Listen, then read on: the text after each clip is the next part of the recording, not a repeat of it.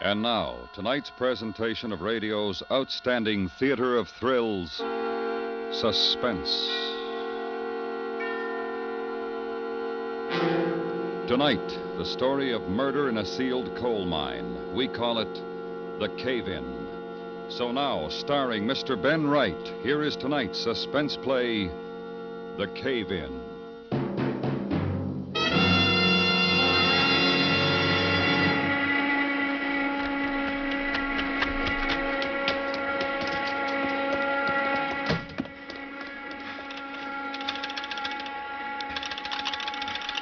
324, please. Hurry. Yes, it's the Clinwood scene. I don't know. Put in the call, will you? Mr. Garth, this is Mr. Flowers. It's a bad fall, Mr. Garth. Most of them got out, but a few are still down there.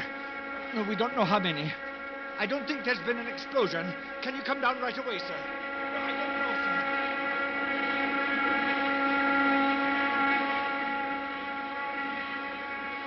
How is it down there, Will? I didn't turn around to look, Mr. Flowers.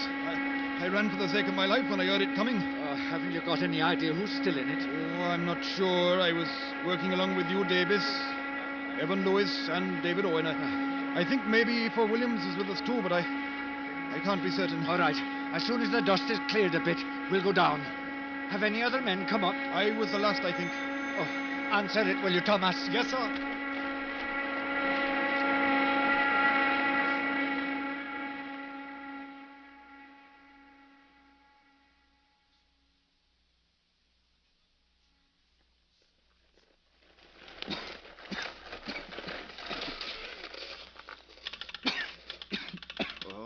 What's the matter with the thing? Why don't they answer up there? The fall probably knocked it out. You're wasting your time. Oh, well, no hard trying, eh? Hello. Wait a bit. Hello. You got through? Emlyn, can you hear me? It's David Owen. Yes. Tell him what's happened. Tell him. Sure. Emlyn, there's 4 of us in here. End of the shaft. You, Davis, Evan Lewis, and me. There's Ivor Williams, too, yeah. No. Ivor Williams. But he's dead. And you better have a policeman ready if you ever get us out, because he's been murdered.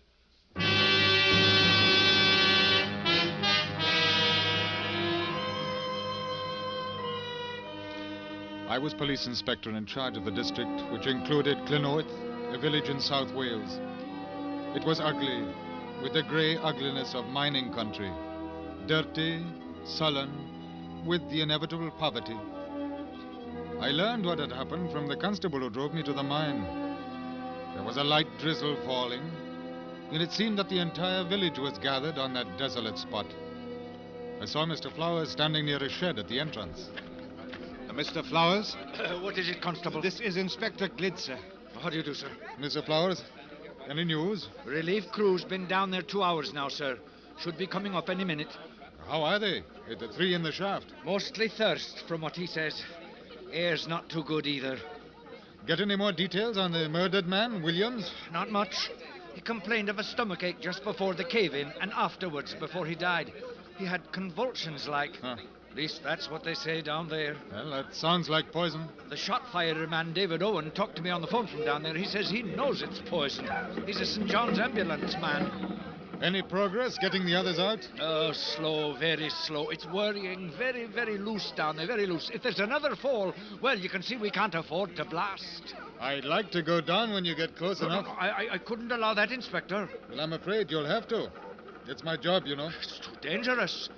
When those men are reached, I want to be on the spot. I'm not interested in policemen. I've got work to do. Something that might not interest you, mister. Saving lives, not hunting them.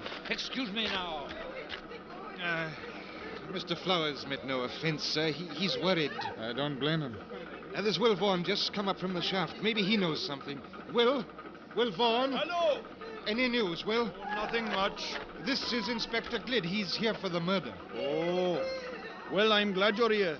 The chaps and me were talking while we were digging. We thought somebody better know No. about Ivor Williams. About him? He was no good. No good at all, that Eva Williams. It's better you know the truth than find out lies. That's what the chaps and me decided. Ah. What is the truth? Eva Williams was a lad with the girls. It was more than one fight he had over it. Oh. So it's a great many men in Clynoweth who are not sorry to see him gone. Well, is that all? Yes, I'm grieved for his wife, poor woman. She was a fool to marry him, but it was for love. Since you've gone so far, will you name some names? Oh, it would take a dozen men or more. There's those three still in the shaft. David Owen, for instance. It is his daughter, Glynis, that's the latest trouble. There she is, standing by Mr. Flowers, over there, the dark girl. Oh? Eva Williams was interested in her? Interested? From the talk of the women, it is more than that. David Owen swore he'd give Williams a terrible beating if he didn't stay away from his daughter. I see. Then Hugh Davis, that is Glynis's man. They are to be married. Hugh knows about the talk. He had a proper rage about it. Oh, poor chap, it does him little good now. You know that you've given those two men a motive for murder? Now, that's only two. What about Evan Lewis? They fought for 2 days before the fall. And I can go on with more. And you may have to, when the time comes. It'll be the whole village you can arrest before you are done. It is a great waste of time. Make your report that he died in the fall. It will save you the trouble.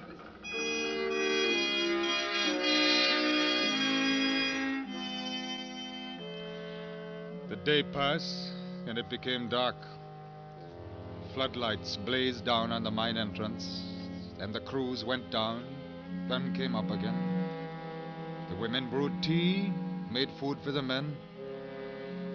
Another day came, and the voices of those who were trapped behind tons of coal and dirt were suddenly gone. The telephone line had failed. At 3 o'clock in the afternoon, the superintendent sent word to me that the next crew expected to break into the shaft. I was given clothing and a helmet. Then a few minutes later, a coal truck was rolling down the lines deep into the mine. Mr. Flowers and Will Vaughan were among those with me. All right, boys. Mind your head, sir. I will. We're shoring up with timbers as we go. That's the job of the shifters over there. All right, easy now. We shouldn't have more than a dozen feet to go, but slow. Slow's the word. You two start with the picks. We'll take turns. Oh, if you must be here, you must, Inspector, but stand out of the way. Give me a shovel. I can help. Policeman in the pits. All right, there's one on the truck.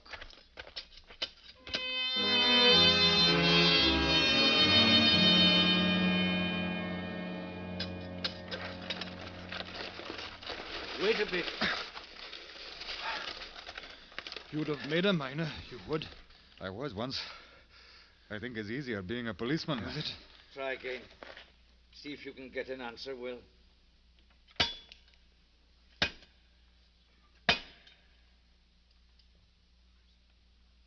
Do you hear anything? No.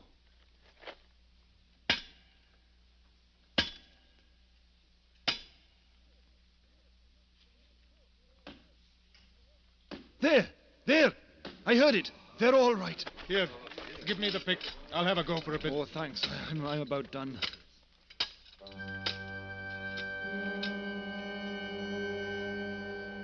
We were working in a tunnel now big enough for only 2 men at a time. One working with pick, one carrying the dislodged dirt and rock to the entrance. It was a shaft within a shaft. The men could only work a few minutes at a time, and it was our turn, Will Vaughan and myself. We measured our progress by inches, lying on our stomachs, hacking at the unyielding earth, ducking as a miniature landslide fell about, coughing in the dust it raised. Will Vaughan had crawled to the tunnel entrance when my pick lodged in a seam. I tugged at it and then... I'm through! I'm through! Are you all right in there? Yes, can we get out? I hope you brought some water with you. We did. Bring some water in. Yes, we're bringing it. Can you walk? All of us except Ivor Williams. Come on, I don't want to look at him anymore. I'll drink outside. What's that? Come on, it's another fall. Come on!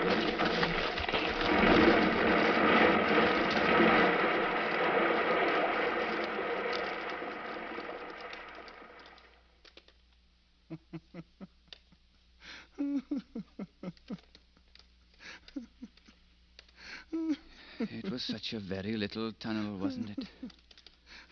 And it took you so long to make.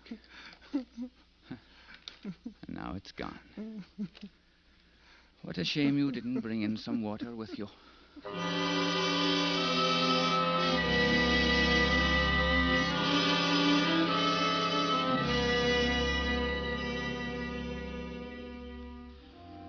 We stood there, heads bent a little, looking at what had once been the way to safety.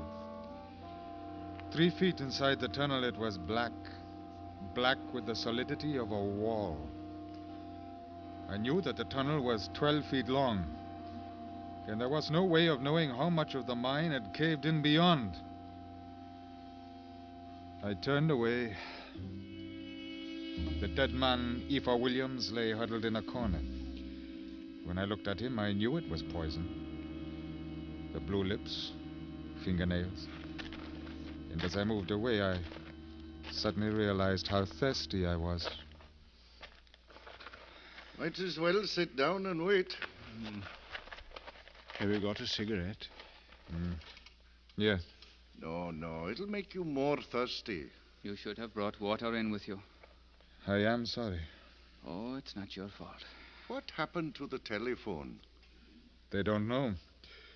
They were trying to find out when I came down. Oh, well, it's not too bad. The air's better now. They'll get through again. What's your name? There. Glid. Harry Glid.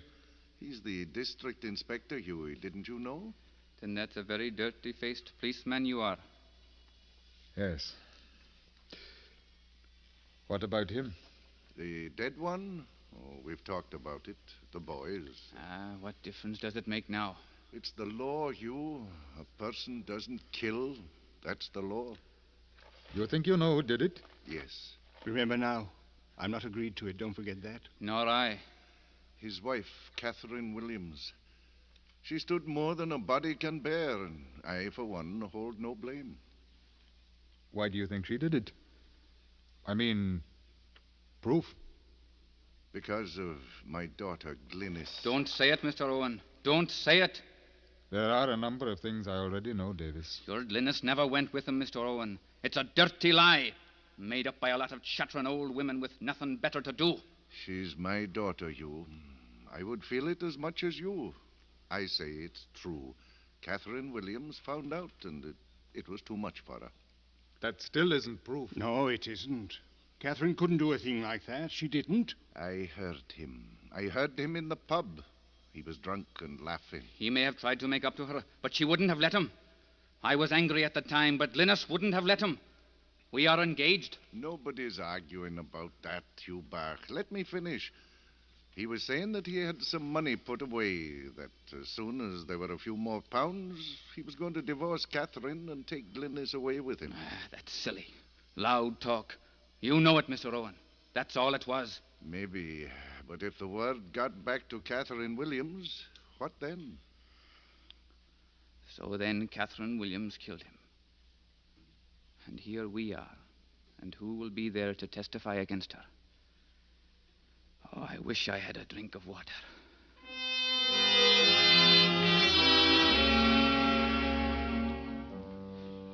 Now and again we tried the phone, but there was no sound. We sat in darkness a good deal, conserving the batteries in our lamps. And there was always the dead man in the mine. None of us wore a watch, and after a little while, time became something that was only counted in the remembrance of what seemed an age ago. They had been without water for nearly 2 days, and I knew what a torture it was becoming. My own mouth was dry and bitter. It may have been hours, it may have been another day. We took turns at the little tunnel, tearing at the loose dirt and rocks with our hands. And we became tired very quickly. It's funny. What? I remember last week, I went to the tap and drank a glass of water. And then I filled the glass again because I thought I was still thirsty. But I wasn't anymore, and so I threw it away. I threw away the lovely water. Oh, it made a cool sound. That's enough. If I want to talk about water, Evan Lewis, I shall talk about water. It is a great comfort for me. Well, not for me.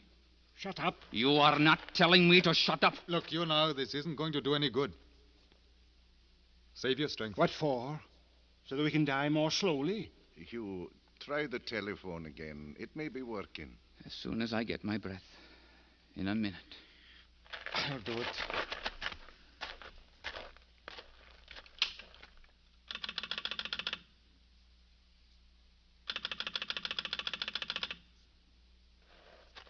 No.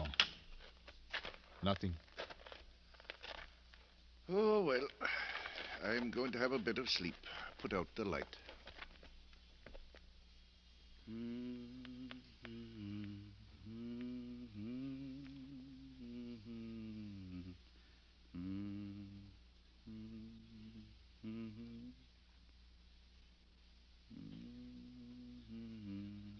Why doesn't he stop staring at me? Easy, man, easy. He's not staring. We've covered his face. No, he's staring. Look at him. Make him stop. Oh, you can't even see him, Evan. There's no light. The dead can do you no harm. Oh, now, try to sleep. It will make the time pass sooner. I'm going to dig again. I'm not going to sit here to die. Give me a hand, Mr. Lid. Our hands were bleeding, and every handful of rock and coal and dirt was an agony to pull away. The darkness was never ending. And as our batteries began to fail, it became a terrifying, alive thing. It was Hugh Davis who found the tea can. It glinted dully in the orange glow of his lamp. Look! Oh, look at this, boys. Listen to it. It's a tea can. Wet. Oh, it's wet. Did you ever hear a lovely sound like it? We can measure it out. There's enough there. You chaps first. I'll miss this round. You've been here longer. Share and share. Be careful, Hugh. Don't spill it. The lid's jammed. There. No, you can't have it. Give it back, Evan. Give it to me. Don't be an idiot. There's enough for all. You'll have your share. No, stay back. Stand where you are, or I'll pour it out. Evan! No. You drink one drop of that, Evan Lewis, and I'm going to kill you. Come along now. You can have the first drink. That's all right. It's all right. It's his. It's his. It's Ivor's. He's dead. He doesn't need it anymore. And he's left enough for us all. Thank you, Ivor. Thank you. He's gone mad. I'm going to sit here with my tea. And you'll all watch me, but you can't have any. No, don't come near. Don't come near. All right. We can't let him. Hush, you back. Have a sip and then pass it, eh, Louis, man? Oh, no. I'm keeping it. Go on, then. But don't forget, Evan. When we are outside, I am going to kill you. You remember what I say? You'll not be fit to live. What's the matter with him? Why doesn't he drink then and have done? I wonder. Stay there. Don't come near. Why don't you drink it? If you're not going to, give it to us. No, it's mine. Stay away. I'll pour it out. Go on, then. Pour it out. I will. Stay away. Why don't you drink it? Shall I tell you why? Because I think you know what's in it. You can't drink it, can you? Yes. If I want to, I will, too. Ivor Williams drank some of that tea, didn't he? Before he died. I don't know. Don't you come closer to me. Drink it, then. Go on. I will. But if you come closer, I'll pour it out. Then no one will have it. Don't. He means it, Mr. Lid. What did you put in that tea before you came down? Nothing. Then why are you afraid? I'm not. There isn't much choice, is there? You're dying of thirst, but if you drink, you'll die of poison. Is that it? No. You know, if we want to get it, we can. Not enough will spill out. Why don't you give it to me now? I can't. You killed him. didn't you? Give it to me. No, you're not going to hang me. I'll drink it, see? Don't, Mr. Gled. Come back here. Don't do it, Evan. Don't. We'll stand by you. Get away from me. Oh, why, Evan, why did you do it? He was wicked, Owen. Ungodly. He deserved to die. He was cruel. He made my life a misery. I was engaged to Catherine 10 years ago, and he stole her from me. He deserved to die. Oh, the way he treated her. Oh, I'm sorry, Evan. I am sorry. It doesn't matter anymore. We'll not get out anyway. It's better to go quickly by drinking this. No, don't, Evan. The telephone. Hello? Hello? Hello, Mr. Glade. Yes. Are you all right? Yes, we all are. We'll be to you soon. It wasn't a bad fall, only a few feet. The men are clearing away now. Hold on. Thank you. Thank you very much.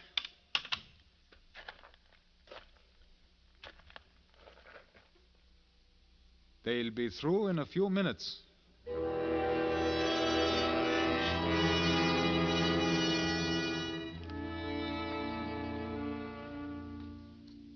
We waited, watching, listening. Van Lewis crouched away from us, the spout of the tea can raised to his lips. Look, it's breaking through. They'll not hang me. They'll not. Stop it. Stop! No. Let him do it. It's better that way. Go, me. No! Hugh, help me! I've got him. It's poison. He's drinking the poison. You're letting him die. You're killing him. Yeah, it's the better this way.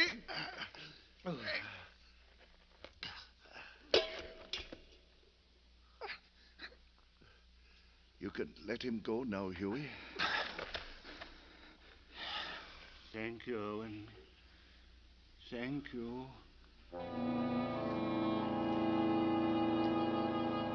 We were brought to the surface, but it was useless for Evan Lewis. The doctor worked over him, and for the second time, his life was saved.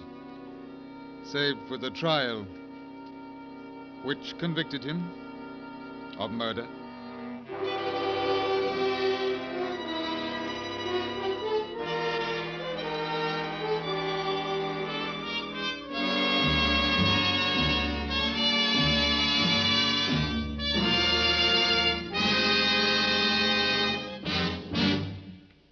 Suspense, in which Mr. Ben Wright starred in tonight's presentation of The Cave-In. Next week, another terrifying and provocative story by Mr. Ray Bradbury. We call it Kaleidoscope. That's next week on Suspense.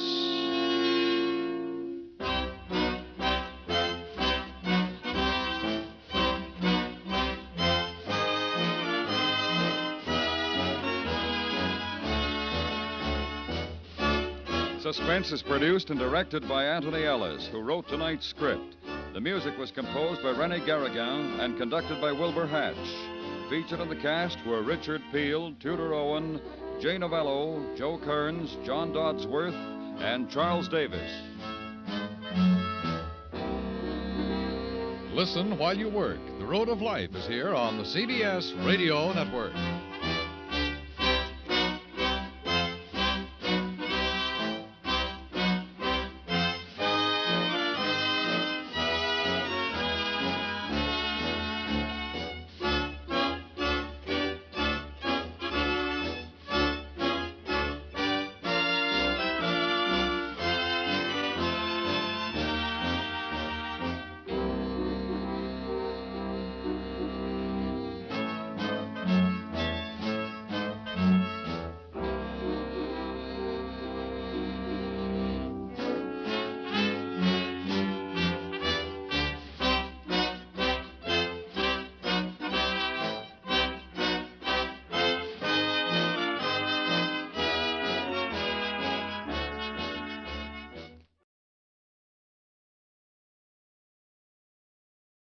Tired of the everyday routine? Ever dream of a life of romantic adventure? Want to get away from it all? We offer you Escape. Escape, designed to free you from the four walls of today for a half hour of high adventure. Escape, brought to you by your Richfield gasoline dealer and the Richfield Oil Corporation of New York. Marketers of Richfield gasolines with Xylene, Rich Lube, all-weather motor oil, and other famous petroleum products. Look for the Richfield Eagle on the cream and blue pumps.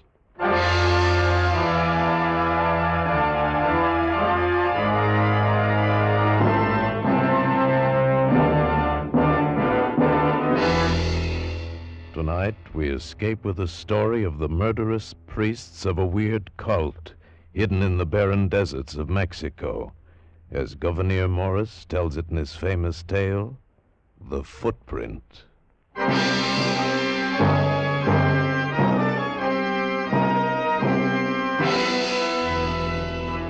Here it is. Now, you see me, Buckles. Here's the Gulf of California. Yeah. And up here, near the Barra de San Jorge, on the coast of Sonora, we find two bays divided by a high spit of sand with a granite pillar marking the bay to the north. It's a massive thing, that pillar. Easy to find. You can't miss it.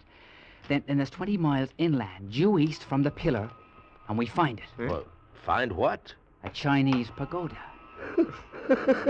A Chinese pagoda. You sure it isn't a Japanese wigwam? Now, boys, I know it sounds strange, but it's the truth I'm telling you. How did you get this map, Mr. Morgridge? From a Chinese, God rest his heathen soul. I did him a sort of a favor once. You did him a sort of a favor, and he tells you where to find a fortune and rubies? How come there's a Chinese pagoda full of rubies in Mexico? If you know the facts, me Buckles, it wasn't the Spanish who first set foot in these shores. Huh? It was the Chinese. Come on, you guys. Thanks, Mr. Morgridge. We're sorry to take up your time. Oh, now, wait a minute. It's a nice trip on a good, sound schooner. And if you like sailing, what have you got to lose?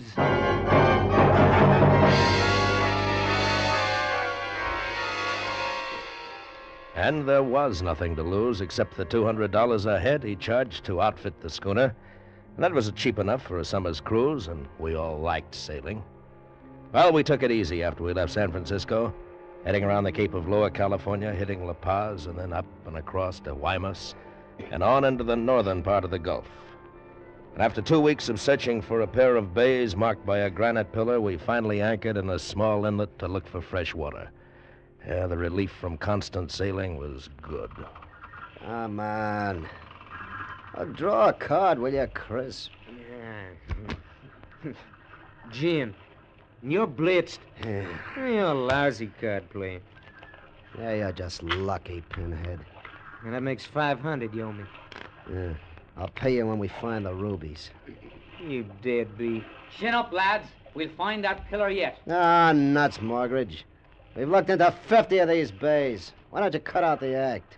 What are you talking about, lad? Just come right out and say it. You cooked up this whole deal as a meal ticket. You can't see anything through those binoculars except what we've already seen 100 times. There isn't a hunk of granite in 500 miles. You know it. Well, to think the thought could enter your mind. Why, I'm as put out as any of you. But now's the time to persevere, and we'll find it. Skip it. Come on, deal. Hey, wait a minute. Now, there's something for you. What? There's a boat heading into the bay. We scrambled up to Morgridge at the bow. Boats were rare this far up the Gulf. She was just rounding into the bay a quarter mile off. She looked like one of the fishermen we'd seen down by Guaymas, but not quite. Better one of you get the guns out of the locker. There's no use taking any chances. I'll get it. By the time Meph came back with the guns on deck, the stranger was close inshore. And as she came about, we saw him through the binoculars, seated on the open stern, holding a yellow umbrella to keep off the sun. A Chinese dressed in gleaming white. He was mountainous with fat, and his big, round, smiling face glistened with sweat. Another Chinese, stripped to the waist, came out of the big cabin, lowered a dinghy, and hopped in. The big Chinese swung his rolling fat over the rail. We watched the fat man being rowed into shore and continued watching as the dinghy skipped back to the boat which headed out to sea. Until it rounded the horn of the bay, the Chinese just stood there. And then he picked up his yellow umbrella, turned, and waddled across the beach, lumbered over a dune, and was gone. Oh, what do you make of that? I don't know, but now's the time to find out. Let's go ashore.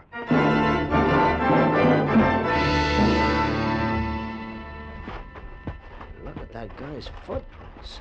He must weigh a ton. You said it, man. Come on, boys, this way. Up the dune. Yeah, I can't run that fast in this stuff. Hey, boys! Boys! Huh? What's got into him? Well, get up the dune and we'll find out. Come on. Call me a liar, will you? What? Call me a cheat. Call the map a phony, will you? Look. What? Why, it's the pillar. The granite pillar. No wonder we couldn't find it. It's almost buried in the sand. Will you look at the size of it? The rubies, boys, we've as good as got 'em. What about our fat friend? Looks like he has the same thing on his mind. We follow him, me buckos. It's 4 with guns against a yellow umbrella. Come on, lads.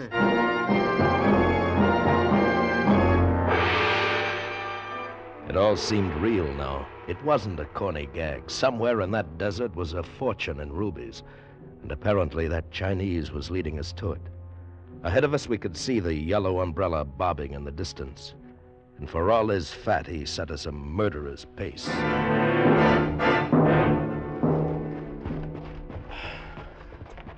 Hey, why doesn't he stop? This is killing me. He will, but we got to pull closer to him. Save your breath. But he didn't stop. He kept it up the rest of the day.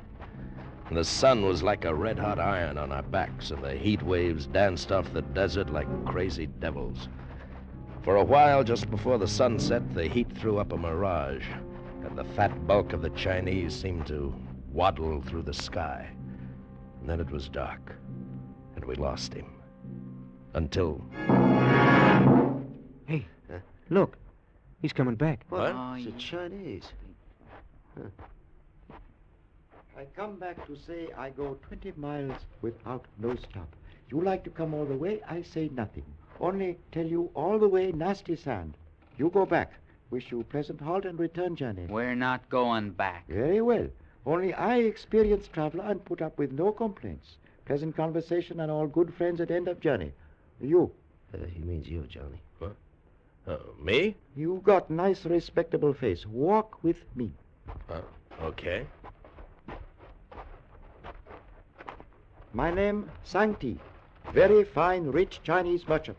Well, where do you come from? No matter. Where I go is important.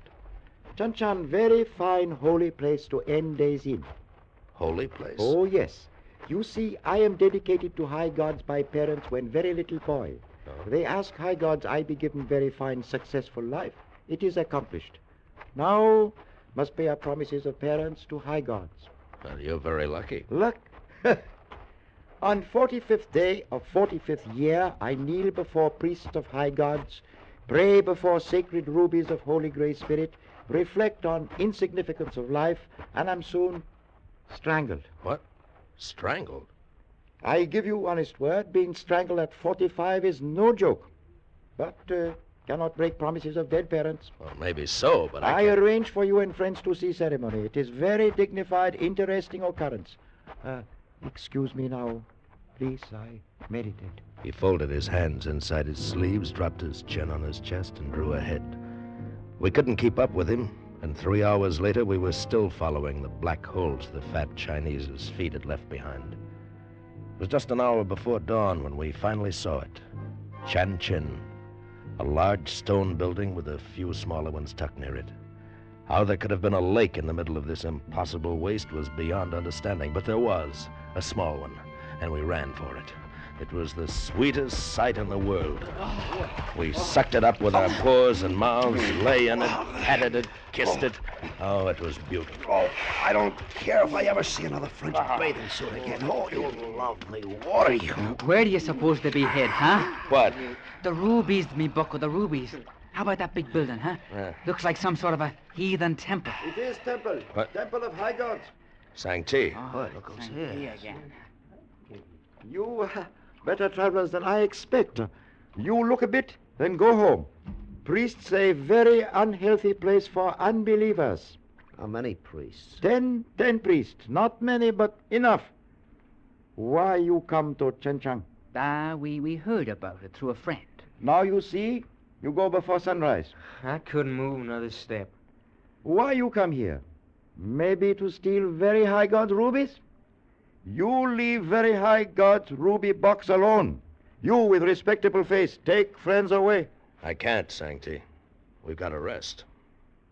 You wait till after interesting occurrence of strangulation, then you go. For a man about to meet the high gods, you're pretty calm. Oh, very miserable business. But parents make promise. What can do?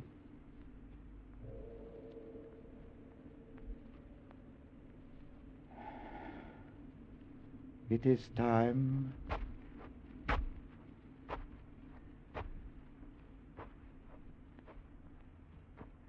Well, me buckos, as the fat heathen says, it is time. Yeah, this I gotta see.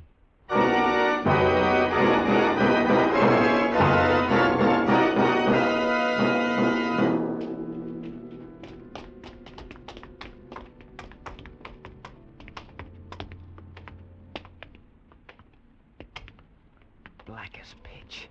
You see anything? No. Hey, wait. You hear it? Easy. Sounds like it's coming from somewhere in front. Hey, look at that up there ahead. You see? Looks like it's suspended in midair. Holy... It's the rubies, me buckos. Gold casket studded with them. Look at them glow. Where's the light coming from? From that hole in the roof there. See? Sun's rising. Hey, now look. It's a heathen idol. And it's got the ruby box held in one of its hands. And in the other hand, a snake. A little gray enamel snake. Hey, watch it. Somebody's coming. A row of green-robed priests, eyes closed in silent prayer, began filing into the circle of light. One of them stepped in front of the idol, held up a long gray cord as if for the idol to see. The circle of light widened, and we saw the kneeling form of Sancti. He wasn't smiling now. He looked sad and frightened. Hey, you don't think he's really gonna get strangled? You got me.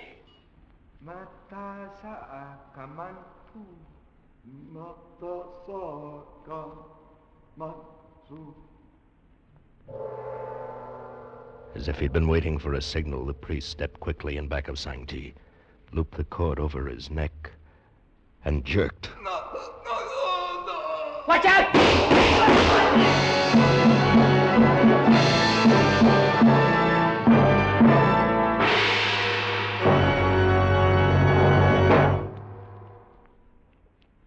C6H4 add CH3 taken twice. No, that's not Pig Latin, and it's not a secret code either. It's the scientific description of xylene.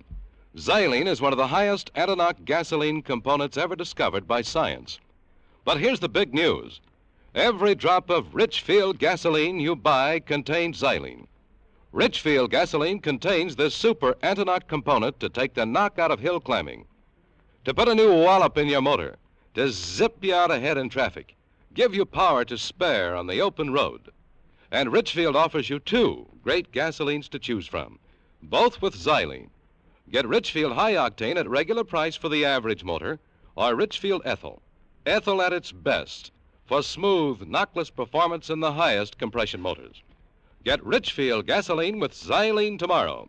Stop where you see the Richfield Eagle under cream and blue pumps. And now we return you to Escape. You got him, Mortgage. You got the priest. The murdering hyena. Come on. Come on. Hey, careful. Them other priests in here somewhere. Sancti. Is he all right? No, his neck's broken. He's dead. Skip the fat heathen. One of you reach for the ruby casket. I'll get him. Holy Moses, that must be worth a fortune. Look out, Meph. The snake. The snake's not part of the idol. It's alive. Get away! Get away! The little gray snake struck at his hand like lightning. As Meph fell, it was already on the floor racing at Morgridge, who had grabbed their ruby casket. He smashed at it with his rifle butt, breaking the tail, and it slithered away under the idol. We looked at Meph. He was horrible, purple, like he'd been dead a week. We ran out into the desert.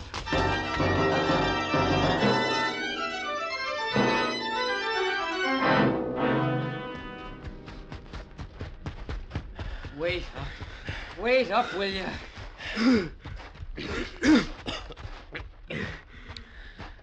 Oh, I can't keep this up, me buckles.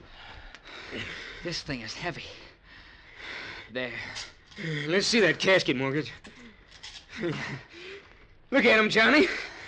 We're rich, you know that? We're rich. Doesn't it mean anything to you that Meph is dead? He's dead. Yeah, sure it means something, Johnny. It means only split it 3 ways. Is that all you can think about? What do you want to do? Send him his share? Forget I said anything. Let's get out of here. Now, lads, calm down. There's 20 miles of Devil's Playground between us and the schooner, and we gotta start using our heads. Well... Yeah, settle down, Johnny. It's gonna be a hot day.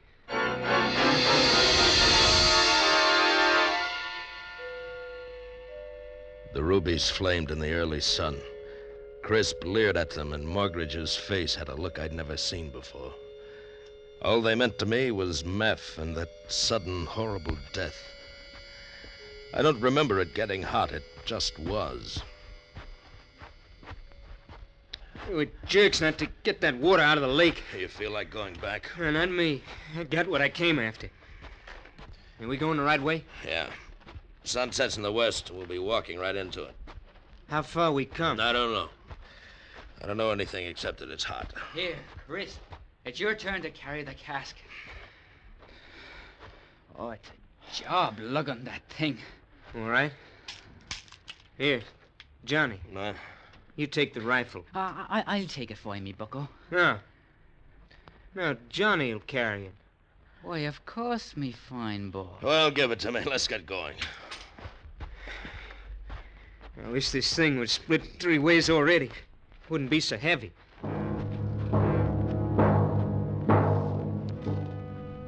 Seemed like the day was endless. The casket passed from Crisp to me and back to Morgridge. I got heavier each time. I didn't think of Meph anymore. The sun burned all thought of him out of my brain. As it headed down for the horizon with maddening slowness. How much longer is it gonna hang there? It's enough to drive a man crazy. Hey, let's stop. I gotta stop. We can't stop. We'll never be able to get up. I'm no fat Chinese. I can't walk 20 miles without a stop. If only one of them lake mirages was real. Look. Look, do you see it? Over there on the left. Yeah. Looks like somebody walking in the sky just over them dunes. Looks like one of them priests. Don't you see what it means? We saw the same thing when we were following Sang-Ti. I mean, one of them priests is following us? Yes, it's the casket. He wants the casket. Now, don't get all excited. Remember, we got the gun. There's only one of the devils. Just let him show. He knows we've got a gun. He won't show while there's still sunlight. He'll wait for the darkest time. Just before the moon. Well, what could he do? I don't know what he could do, and I don't want to find out either. Johnny's right. That's when he'd try. Yeah. You know, I'm not as tired as I thought. We best be moving along, me buckos. Yeah. There goes the sun.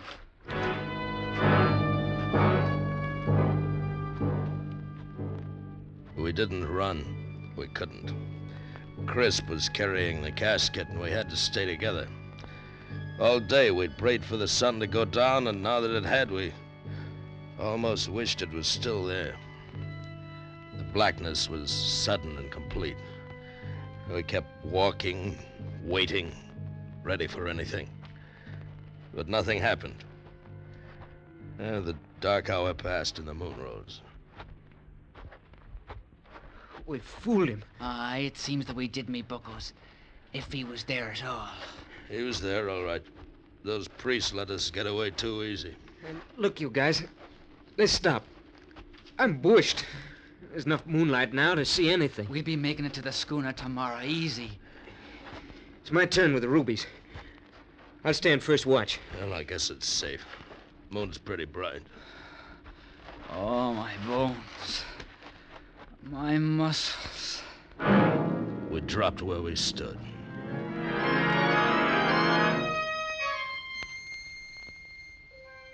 I think what woke me was the moonlight creeping under the brim of my hat. I felt cold. I sat up and saw Crisp was asleep. His hat had slipped down over his face, but his fingers were still wrapped tight around the casket.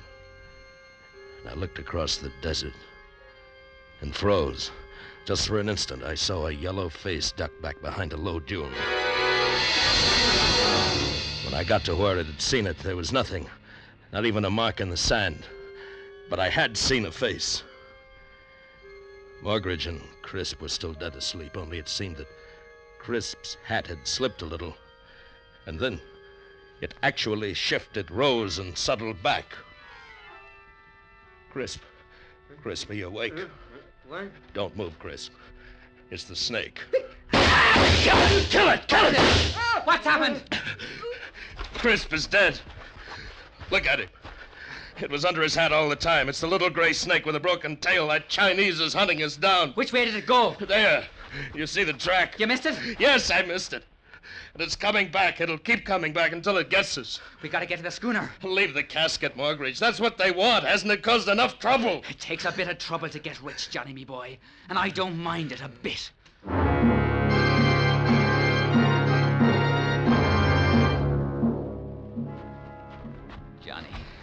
Johnny, me bucko. I gotta have water.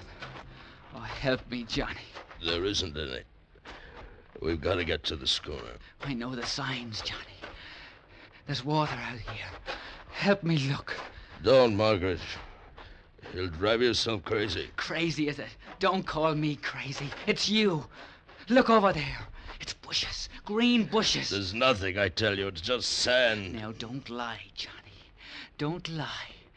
I'll go fetch you a drop. It'll make you feel better. You watch after the rubies, and I'll fetch you. No, come back, Margaret. We've got to go on. Stay with the rubies, Johnny.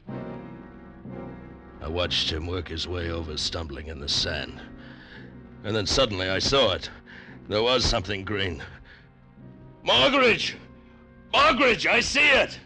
I see it too! It's water! It's water! No, Margaret! It's silk!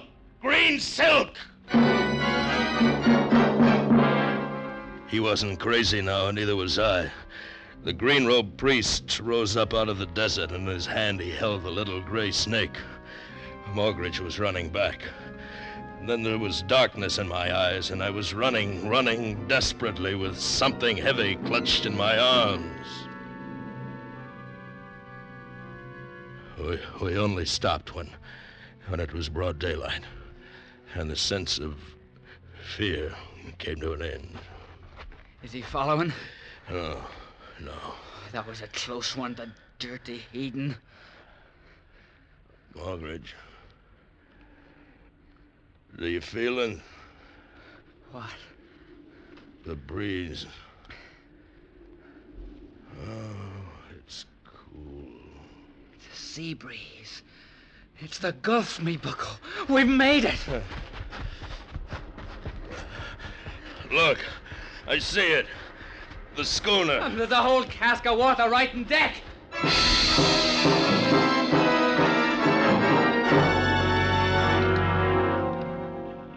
The tide's up. Let's get out of here. The two of us can handle the schooner, can't we? Even one. I done it many times. Johnny. Step away from the rubies, Johnny. What? Johnny, lad, you see the gun. Now step away from the rubies. Morgridge, you're kidding. You don't think I'd cut you in on a fortune in rubies for $200, do you now? Put down the gun. I didn't plan on you getting this far. I needed the three of you to carry the box. But now the box is here aboard the schooner. So step back to the rail, Johnny. Morgridge. Step back, Johnny. That's a fine boy. I realized everything now. Morgridge knew that Sang-Ti would come.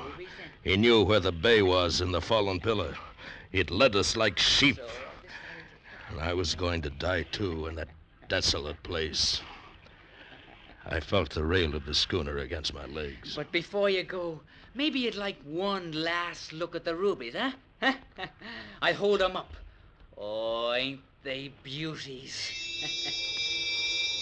Then I saw it. The little gray snake slithering across the deck behind Morgridge. But he didn't see it. Ain't they beauties, Johnny? Look at the colors. Red like blood and worth a fortune that won't be divided. Won't be divided at all. And then the snake struck.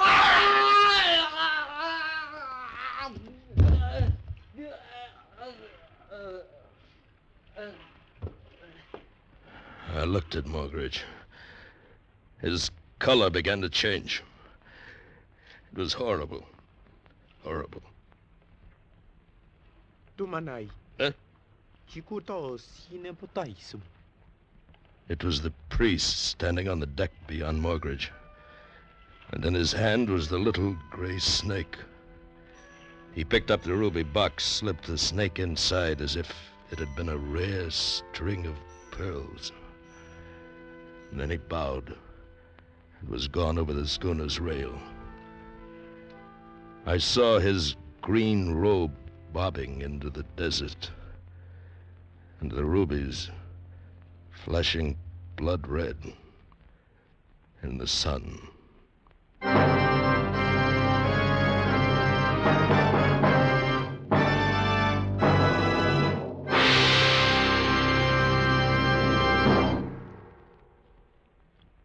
You don't need a fortune teller to tell you this. From now on, you'll probably have to wait longer for a new car. So don't neglect the car you've got. See to it that all points have the protection they need to save wear and breakdown in hot summer weather. And to give you that needed protection, Richfield All Point Safety Service is made to order. Richfield All Point Service gives your car the sturdy protection of Rich Lube lithium lubricant, the premium lubricant that's better all ways. You'll get expert protection for your motor, chassis, transmission, differential, and wheel bearings. Lubrication that stands up under the toughest summer driving. If you have automatic transmission, you'll get top-rated Richfield automatic transmission fluid. And finally, as an extra precaution, you'll get a safety check on your battery, tires, spark plugs, and radiator. So tomorrow, stop where you see the Richfield Eagle on the cream and blue pumps. Get Richfield All Point Safety Service. Escape is produced and directed by Norman MacDonald, and tonight has presented The Footprint by Gouverneur Morris, adapted for radio by Richard Chandley. Featured in tonight's cast were Bill Conrad, Charles Davis, Luke Krugman, Tom Holland, and Ramsey Hill. Special music arranged and played by Ivan Ditmars. Next week. You are creeping through the dark streets of Paris in the middle of the night. Ahead of you, the Gestapo is lying in wait, and relentlessly tracking you down from behind is a murderous madman from whom there is no escape.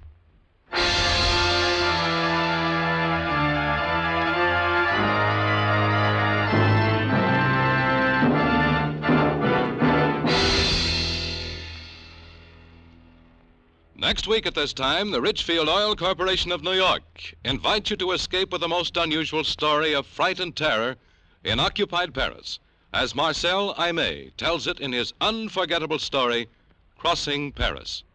Be listening. Goodbye then until this same time next week, when once again we offer you Escape. Tom Hanlon speaking over CBS, the Columbia Broadcasting System.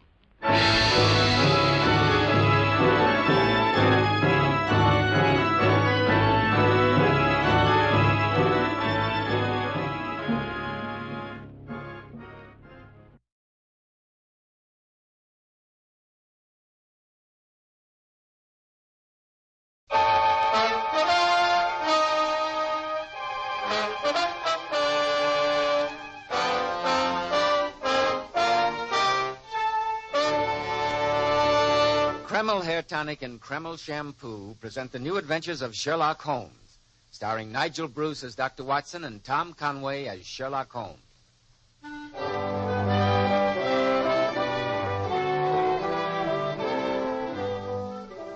Bell. Once again, it's time to keep that weekly appointment with our good friend and host, Dr. Watson. Good evening, Mr. Bell. Draw up your chair and settle down. Thank you. That's it.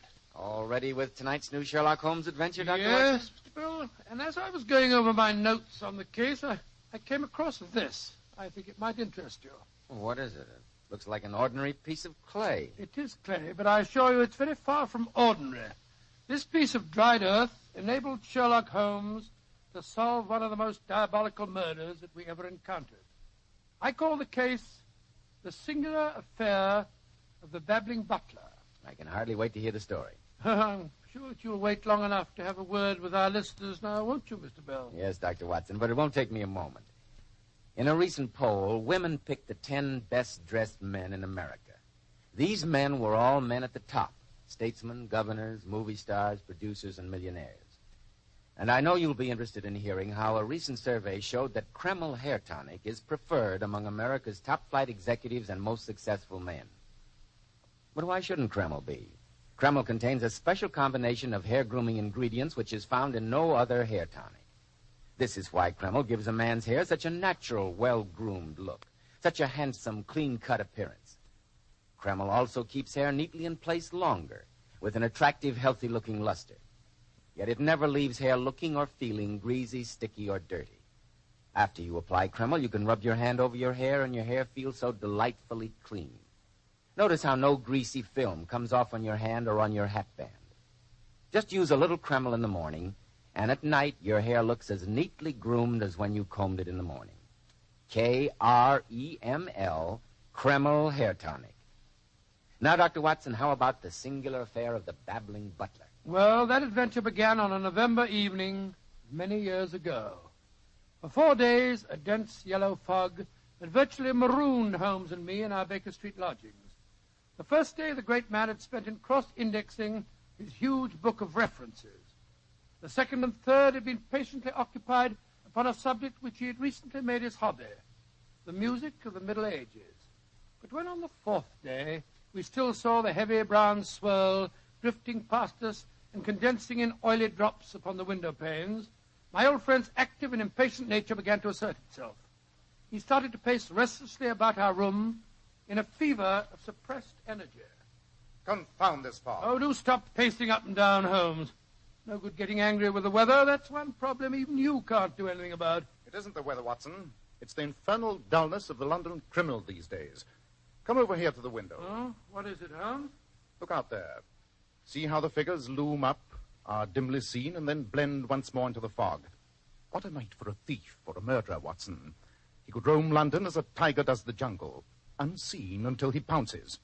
It's fortunate for this community that I'm not a criminal. Yes, it is indeed. Suppose that I were Brooks, or Woodhouse, or any of the 50 men who have good reason for taking my life. How long could I survive against my own pursuit? A summons, a bogus appointment, and all would be over. What a depressing thought. The only thing that depresses me is inactivity. Why doesn't something happen? Why doesn't someone come to me with a problem? It sounds as if your prayer's been answered. I hope so. See who it is, Watson, will you? It'll save Mrs. Hudson a trip. Yes, of course. It's all right, Mrs. Hudson. Ask the gentleman to come up, please. This way up, sir. You wish to see Mr. Sherlock Holmes? Yes, sir, I do. Then come along in. My name's Watson, Dr. Watson, and this is Mr. Sherlock Holmes. Oh, how do you do, Mr. Holmes? Dr. Watson. My name is Jenkins. I'm butler to Sir Roderick Martin. Sir Roderick Martin? Indeed. Sit down, Jenkins. Oh, thank you, sir. Sir Thank Roderick Martin, isn't he the theatrical producer? Yes, Watson. And he's quite famous in his own circle for his cynicism and a certain mordant wit. Your master needs my services, I presume, Jenkins? Yes, Mr. Holmes, he does. He's in desperate trouble, and he'd like you to come over to his house at once, Well, sir. what kind of trouble is he in? Oh, please don't ask any questions, sir. Just come to the house and see for yourselves. I've long wanted to meet Sir Roderick. I believe it was he who gave currency to that pun. Though he might be more humble, there's no police like Holmes. That's rather funny. No police like Holmes. I'm glad it amuses you, Watson. Oh, sorry. Oh, I implore you to come with. Please, gentlemen, come with me. Whatever your master's problems may be, I think I would enjoy a discussion with him. Perhaps on the topic of humility. Yes, Jenkins, we'll accompany you. at once.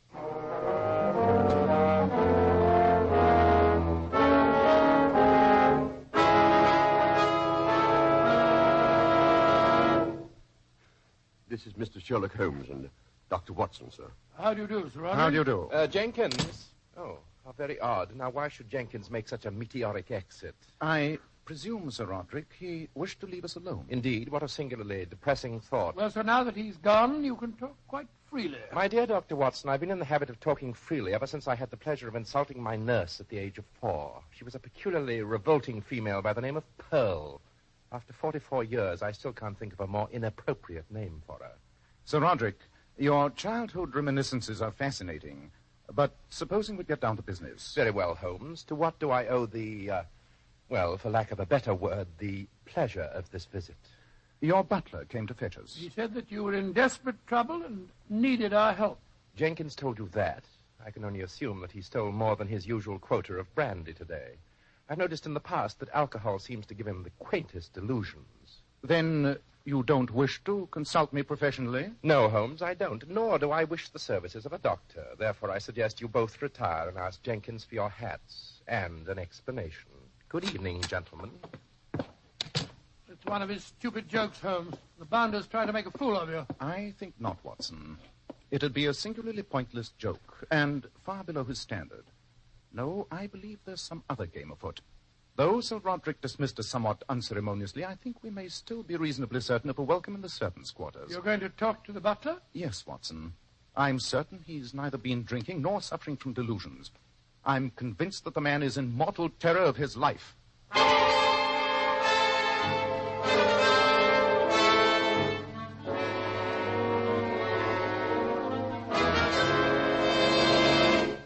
Thank heavens you came to see me, Mr. Holmes. Well, how could we resist it when Sir Roderick told us that your entire story was a lie? Oh, you must forgive me, gentlemen. I was desperate with fear, and I had to attract your attention. But why? You've accomplished your purpose now. You've thoroughly roused my curiosity. But I repeat, why? Because I'm in terror of my life, sir. Someone's trying to murder me, Well, what reason have you for saying that, Jenkins? Last night an attempt was made to kill me. Oh? Please describe the circumstances. Well, sir, I was carrying a keg of wine down into the cellar. It slipped from my arms and hit the stairs, and then the stairs collapsed. When I examined them, I found that they'd been sawed almost through. I assume that you're the only member of the household who ever visits the wine cellar? Yes, sir. Yes, sir. That was a deliberate trap to break my neck. Oh, if I'd stepped down, it would have been the end of me. Oh, Mr. Holmes, I'm only a servant. I couldn't pay you much, Now, but... my dear Jenkins, I assure you that Mr. Holmes is as interested in preventing the murder of a servant as he is in saving the life of a prime minister. Jenkins, have you any idea who might want to kill you? There's only one person on earth with a motive for killing me, sir, and that's my master. Sir Roderick Martin. Oh, come, my dear man. You're surely mistaken. What reason do you have for suspecting him? Oh, it's this way, Mr. Holmes. A year ago, a certain lady killed herself when Sir Roderick jilted her. Well, the affair was all hushed up, and nobody knew Sir Roderick was even involved. But her brother swore to avenge her death. That brother is a very close friend of Sir Roderick's, but has never suspected him. Complicated situation, eh, Holmes? Yes, Watson. I take it, Jenkins, you are the only person who knows that your master was guilty? Yes, sir. Yes, sir. And if I were dead, his secret would be safe. Oh, Mr. Holmes, please, what can I do? I know he's planning my death. You've got to save me, sir. Jenkins, my advice is this. Write a full statement of the circumstances in this case. Sign and seal it and hand it over to me for safekeeping. Inform your master that if anything happens to you, I shall make public the contents of the statement. That's a very good idea, Holmes. I'll do that, sir. I'll do that. I'll bring it to you in the morning. Splendid. Come on, Watson. Oh, by the way, Jenkins, what's the name of your doctor? My doctor, sir? I never said... You never said what? Oh, yeah, doctor, yes, sir, yes, sir. Dr. David Stanley in Wimpole Street. Dr. David Stanley. I see. Well, good night, Jenkins. We shall expect you in the morning.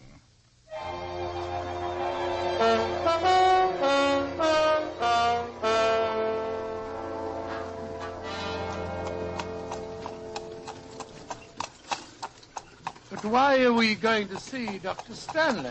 Firstly, because I want his physician's opinion as to whether Jenkins might be suffering from hysterical delusions. Well, as a doctor myself, I say that's more than likely.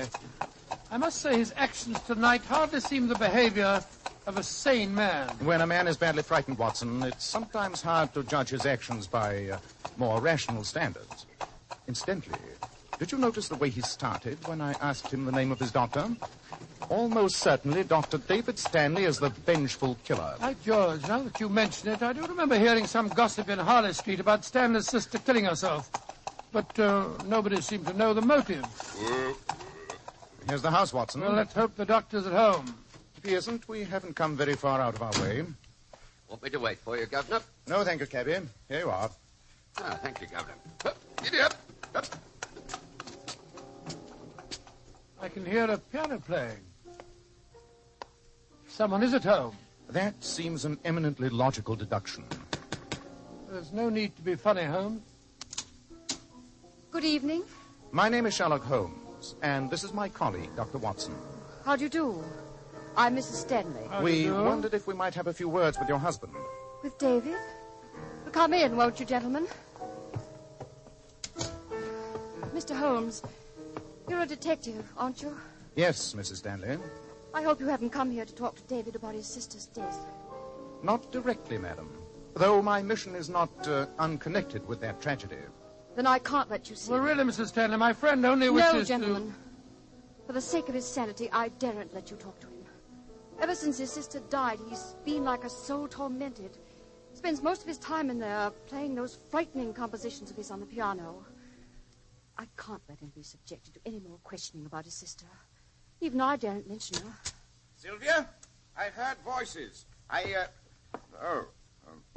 Who are these gentlemen? It's Mr. Sherlock Holmes and Dr. Watson, dear. How do you do, Dr. Stanley? I hope we're not intruding, sir. The great Sherlock Holmes and his friend Dr. Watson intruding? Well, of course not. I'm flattered. Come in, gentlemen.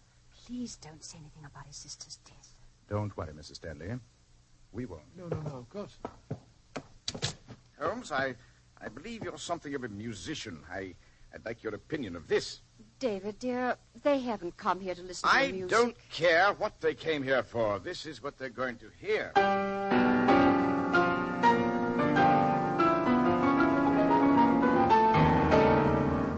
Well, how'd you like it? A strange, savage melody, Dr. Stanley. Yes, indeed, sir. Rather depressing, if you don't mind my saying so. No, why shouldn't it be? When it's finished, I call it Threnody for a Dead Sister. That's what you've come to see me about, isn't it, Mr. Sherlock Holmes? No, David, dear, you mustn't... Sylvia, I should prefer that you leave us alone. But, David... I said alone, Sylvia. Very well. Sylvia's a girl who can't face up to facts.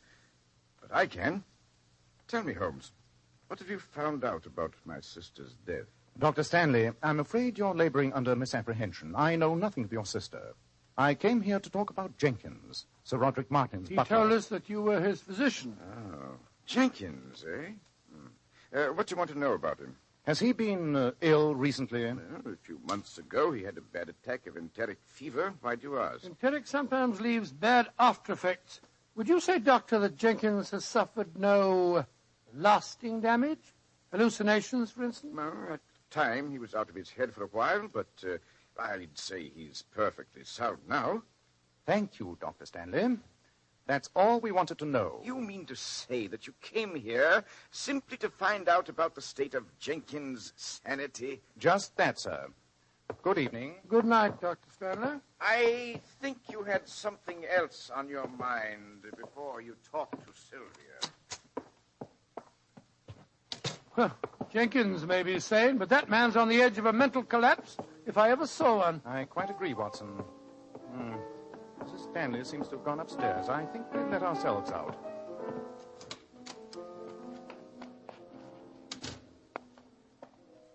Well, Holmes, that was rather a fruitless trip. We didn't learn much there, except that Jenkins is compos mentis. I disagree, old chap. We learned a great deal more than that. Tomorrow morning I shall lose no time in calling on Sir Roderick again. That horrible fellow? For heaven's sake, why? Because he's the focal point in a grim tragedy. Inevitably, either he will kill Jenkins, or Dr. Stanley will kill him.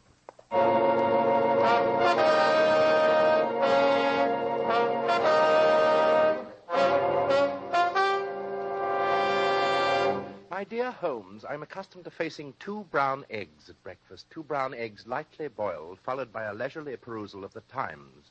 I see no reason why this day should commence any differently. Sir Roderick, I've explained to you You've that... explained nothing, including your own presumption, Holmes.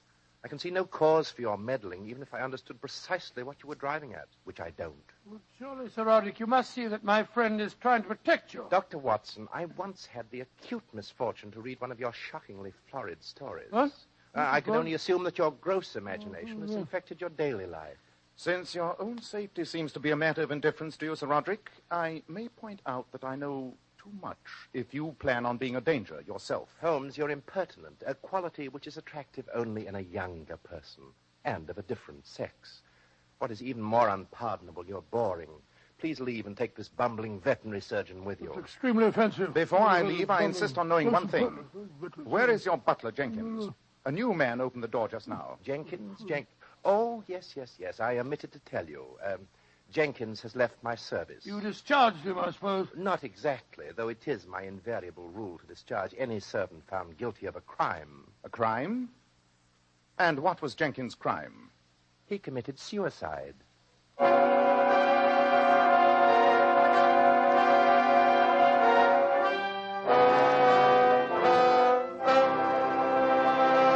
In just a moment, we shall hear more about this ironic crime of suicide. But first, men, nice-looking, attractive hair means so much to a man's appearance. And one of the first requisites of handsome, healthy-looking hair is a hygienic scalp. So start at once. Take better care of the hair you've got. Change to Kreml Hair Tonic. No other hair tonic keeps the hair more neatly in place without looking or feeling greasy. But men, Kreml does lots more than keep hair looking handsome. Its light oils have a fine lubricating effect on a dry scalp. At the same time, it removes itchy, loose dandruff. Notice how alive, how invigorated your scalp feels. And men, you like to massage Kreml on your scalp because it's such a clean hair tonic. Never feels greasy or sticky. And if your hair is so dry that it breaks and falls when you comb it, Kreml actually helps condition the hair in that it makes it feel softer, more pliable, and look as if it had some body to it. So men, for handsome groomed hair and a more hygienic scalp, use Kreml daily. Buy a bottle of Kreml at any drugstore. Ask for an application at your barber's. Kreml, Kreml Hair Tonic. That famous modern hair tonic preferred among America's most successful men.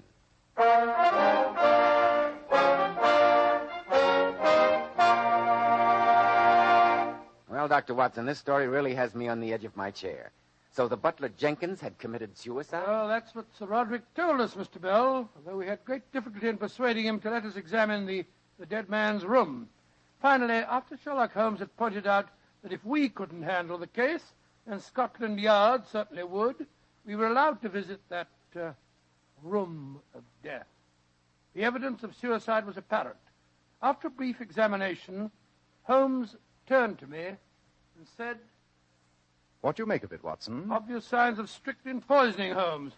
And quite clearly, a suicide. Yes. The other servants told us that they had to break the door down to get in. It was locked and bolted from the inside. And your examination proved that there was no sign of the lock having been tampered with. Precisely. And he drank the poison from this glass here by the bed. Yes, I'd say that there's been nothing in this glass but strychnine and water. Hello. What's this on the carpet? Looks like a piece of clay. It is. And it bears the imprint of a heel. From a man's boot. Look at the size. And observe the color of the clay, Watson. This particular specimen is quite rare. I shall take it back to Baker Street and examine it. I can't see any logic in this case, Holmes. After all, people terrified of murder don't go committing suicide. Patience, old fellow. I'm convinced that this is one case where an hour in the laboratory may aid the solution more than all the logic in the world.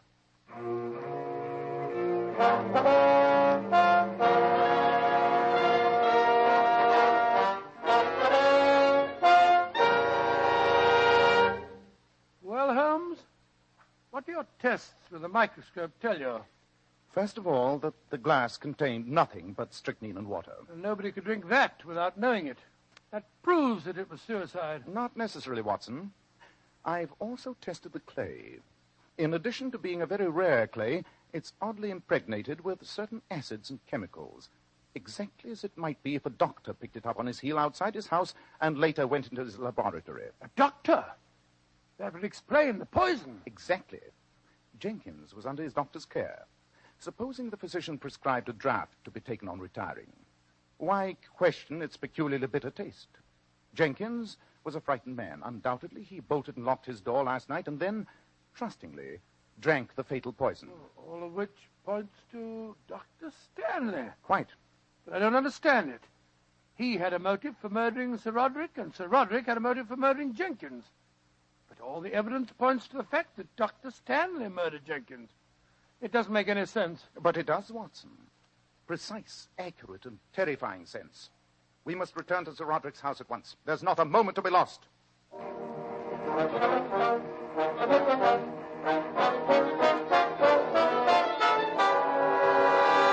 Holmes, you and your friend here are positively pachydermatous. Twice I've told you to mind your own business, and yet you come back for more insults. Am I to assume that you find my personal charm so utterly irresistible? On the contrary, sir, you can assume that your personal charm utterly escapes us. Sir Roderick, the only reason we've returned is because I'm convinced you're in grave danger. As I told you before, Holmes, I'm eminently capable of taking care of myself. In any case, I'm expecting Dr. Stanley, my physician, here in a few minutes. Sir Roderick, by all you hold sacred... I hold nothing sacred, Holmes, save human life, by which, of course, I mean my own. Then, for the sake of your own life, sir, allow us to slip behind that tapestry while your doctor visits you. Behind the arras, eh? The proper place for rats, if I remember my Hamlet correctly. Oh, that's undoubtedly the doctor now. Then please let us hide. You won't regret it, I promise you. Very well, you may hide. Scurry away. Come on, Watson. Right you are, Holmes. Come in. Roderick, I had to see you. Yes, so it would appear. Sylvia, if you have to come making dramatic entrances in my house at an hour that virtually represents the crack of dawn, I do wish you'd take a little more pains with your ensemble. Roderick, Your dress is only suitable for tea and crumpets with the vicar's wife at Tooting Bec. Oh, Roderick, stop trying to be facetious. I came here because I had to talk to you before David got here. Well, I'm expecting him at any moment. Yes, I know that. You're his closest friend, Roderick. You've got to do something for him. He's ill. He's mentally unbalanced. All he thinks about and talks about and dreams about is Angela. He's even composed a horrible piece of music that he calls... Sylvia! David! What are you doing here? Everyone's being extraordinarily melodramatic this morning. It's a pity, David, but you have not caught your wife and me in a compromising situation. Chiefly, I admit, because I find her somewhat colorless. Roderick, how dare you? I suggest that you leave us, my dear. You... I believe the word you're groping for is beast. You beast! Roderick, you put up a convincing caricature of being the inhuman man of the world. But if people only knew how you'd stood by me during the past year... No, David. This has been a most emotional morning. For heaven's sake, don't you become lachrymose. I'm not. I'm just saying that if you hadn't stood by me since Angela's death, I don't know what I'd have done. You'd probably been back on your feet long before this, but you came here this morning in your professional capacity, David. Yes, I know, Roderick. How are you feeling? I don't like your color. I don't like my symptoms. I can't sleep. My nerves have been more than usually on edge for the past 3 weeks, David. You promised me some medicine, you know. I brought it with me. It's in my bag here. You have a glass and some water? Yes, on the sideboard there. Good. This will steady you up quite a bit. Now I'll add a little water. So, here you are, Roderick. Drink this. I wouldn't, Sir Roderick. It won't do much good to the only thing you hold sacred. Sherlock Holmes, what are you doing here? Your opening conversation begins to become somewhat monotonous, Dr. Stanley. I'm here because I don't like to see murder committed, even Sir Roderick's. You mean that Dr. Stanley just tried to poison him? Certainly. Just as he poisoned the butler, Jenkins. Mr. Holmes, he has really, no motive. I tried to protect Jenkins against Sir Roderick. I was stupid enough not to see the other motive at first. Riddles are fascinating, Holmes, but not when they become personal. What are you talking about? It's a simple equation, Sir Roderick. Dr. Stanley attended Jenkins during his bout of enteric. He told us himself that the butler was delirious. It was then that he must have learned Jenkins' secret, that Jenkins was the only human being who knew that Sir Roderick was responsible for Angela's suicide. Logically, he had to die first. But I still don't see that... Dr. Stanley does, despite his silence. Jenkins was the only human being who knew that Dr. Stanley had a motive for killing Sir Roderick. This is very melodramatic, Holmes, but I haven't the faintest idea what you're talking about. Nor have I, except that you seem to be laboring under the delusion that I killed Jenkins. Of course you did. You had to, before you could kill Sir Roderick. Had Jenkins lived, he would have been suspicious of his master's death. But if he were out of the way, no one would have connected Sir Roderick's close friend and physician with his murder. The cellar stairs attempt failed, but last night's poison did not. And now he's trying to repeat the pattern. The glass over there contains strychnine and water. Of course it does. I assure you, this medicine is perfectly harmless. To prove it, I shall drink it myself. Stop him, Watson. Put that down. Put it down, I say. It's too late. That was meant for you, Roderick. It was too good for you. Considering the way you treated my sister Angela.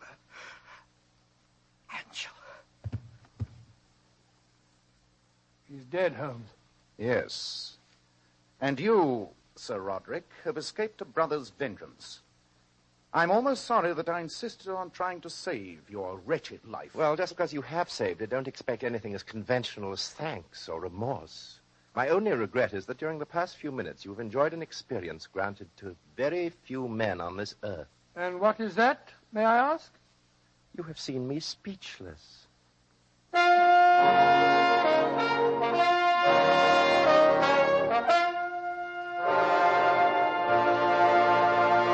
In just a moment, Dr. Watson will be back to tell us about next week's story.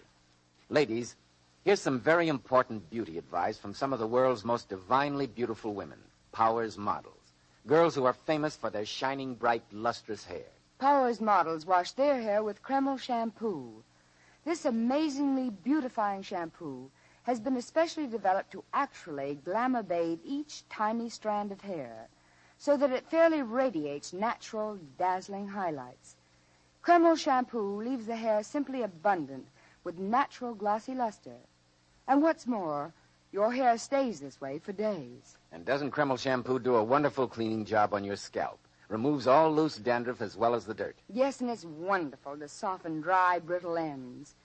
Kreml shampoo leaves your hair so much softer, silkier, with a satin smoothness. Your hair holds a wave better, too. So, ladies, buy a bottle of glamorizing Kreml shampoo at any drug counter and see how easy it is to glamour bathe your hair to a vision of beauty.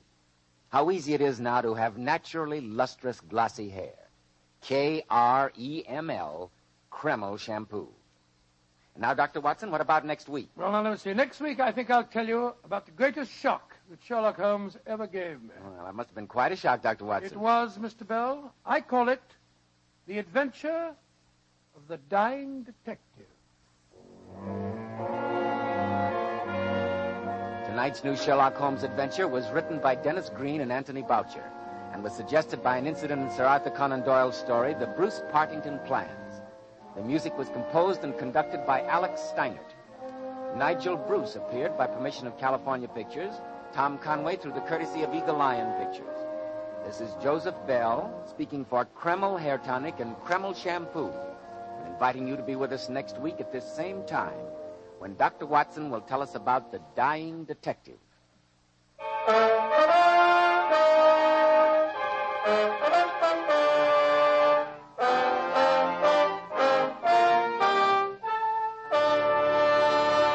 This is ABC, the American Broadcasting Company.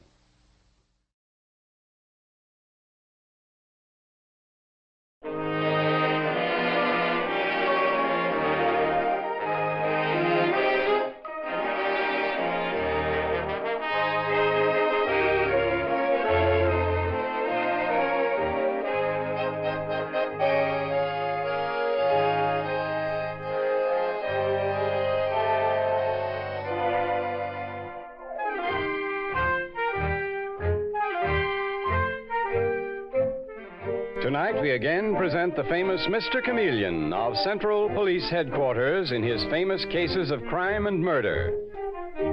Mr. Chameleon, as you know, is the famous and dreaded detective who frequently uses a disguise to track down a killer. A disguise which at all times is recognized by the audience. Tonight, we give you Mr. Chameleon in The Titled Husband Murder Case.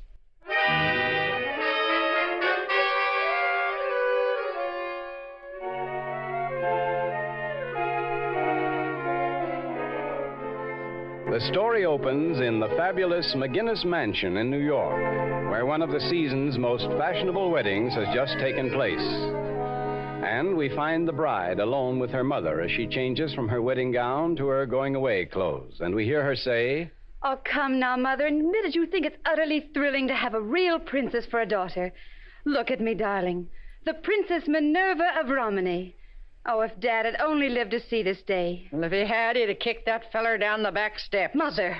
My own daughter, Minnie, marrying a guy that nobody can half understand when he talks, 'cause he can't even talk English good enough. Mother, this is my wedding day. Don't make it unhappy. Well, I'm only telling you what I think. You'll learn to love Ludovic and appreciate him the way I do, Mother. In a pig's eye. Why, you should hear what he says about you. What's he say about me? Oh, Ludovic's simply crazy about you. He'd do anything in the world for you, Mother. Well, then tell him to wash the oil out of his hair and stop soaking himself with perfume. You can't cover a skunk, Minnie. Don't call me Minnie. My name is Minerva. And don't talk that way about Ludovic. He's my husband now.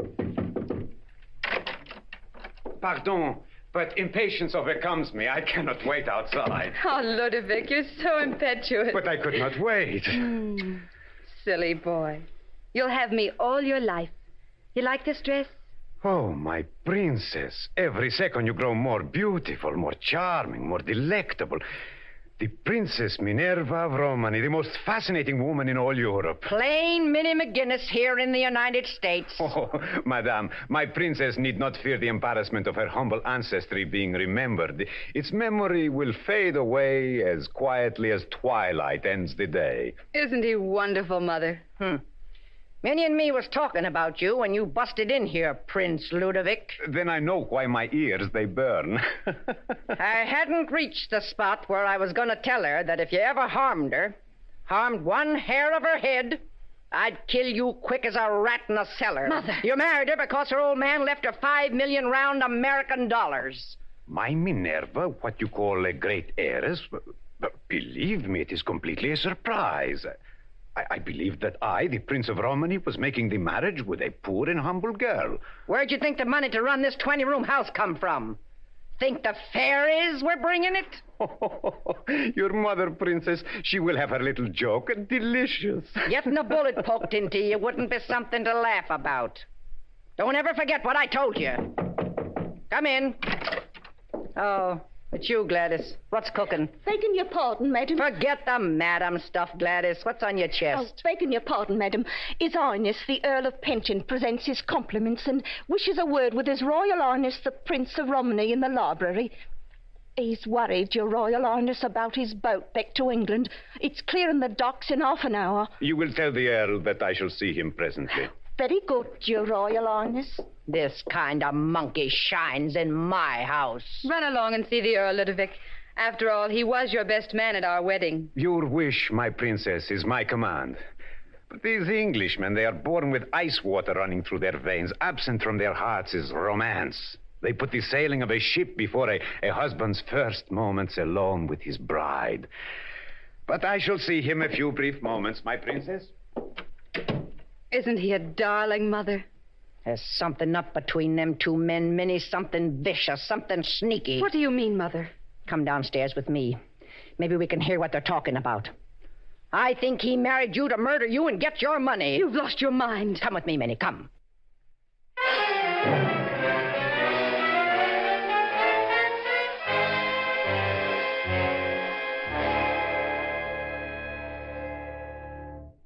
What do you want, Penton? Don't be naive, old boy. You're not taking a ship anywhere. Quite so, Ludovic, quite so.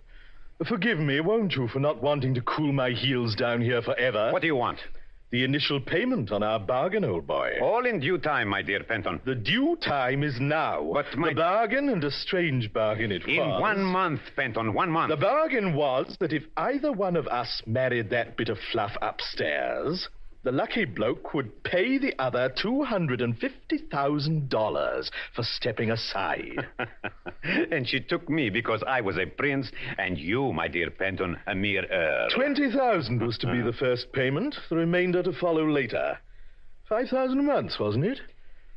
Well, old boy? How can I pay you $20,000 now, Penton? I've been married to her only 1 hour. She's so entranced with the idea of being a princess, Ludovic, she'll give you the money. Toddle up and get it. I don't mind waiting. A few minutes. Her swine of a mother. She's already suspicious of me. Jolly good reason, too, Ludovic. The old trout and I see eye to eye on that one. I'll not endanger 5 millions by making a false step now. Besides, I ask you, Penton, have you a single piece of writing to reveal our arrangement? Show me our agreement in writing. I'd hate like the devil to kill you. What? As best man at your wedding, I'd feel called on to send you a wreath. But after all... Killing. Everybody talks of killing. The old woman, she's already made the threat if I harm her daughter. Oh, that's fruity. You think she means it? Murder. It blazed from her eyes, Penton. That presents a highly practical idea, Ludovic. Idea? Yes, quite.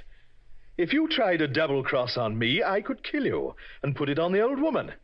When it came out that you had a few other wives, her motivation would be perfect. And if I told what I know about you, Penton? You couldn't, my friend. You'd be dead. Now go up and whisper 20,000 in your bride's ear, and be quick about it.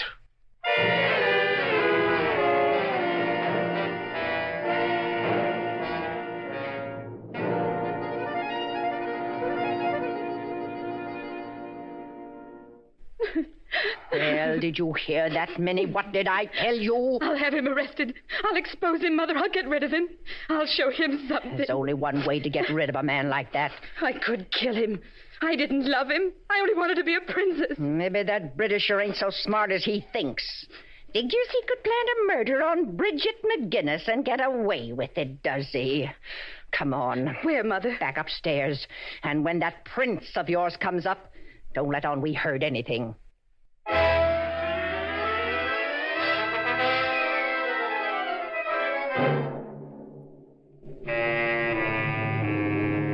And half an hour later, as the astute and dreaded detective, Mr. Chameleon, is riding up Fifth Avenue with Detective Dave Arnold, we hear... Calling Mr. Chameleon. Commissioner of Police calling Mr. Chameleon. Oh, I'll take it, Dave. Hello, Commissioner. Chameleon speaking. Oh, hello, Chameleon. Now, proceed at once to the McGinnis mansion. I've got just your kind of murder waiting there. Who killed whom, Commissioner? Well, how should I know, Chameleon? All the information I have is that the Prince of Romney, who married the McGinnis girl today, was murdered. Report came from the bride's mother. Old Bridget McGinnis, eh? Okay, I'll get over there. Bye. Step on it, Dave.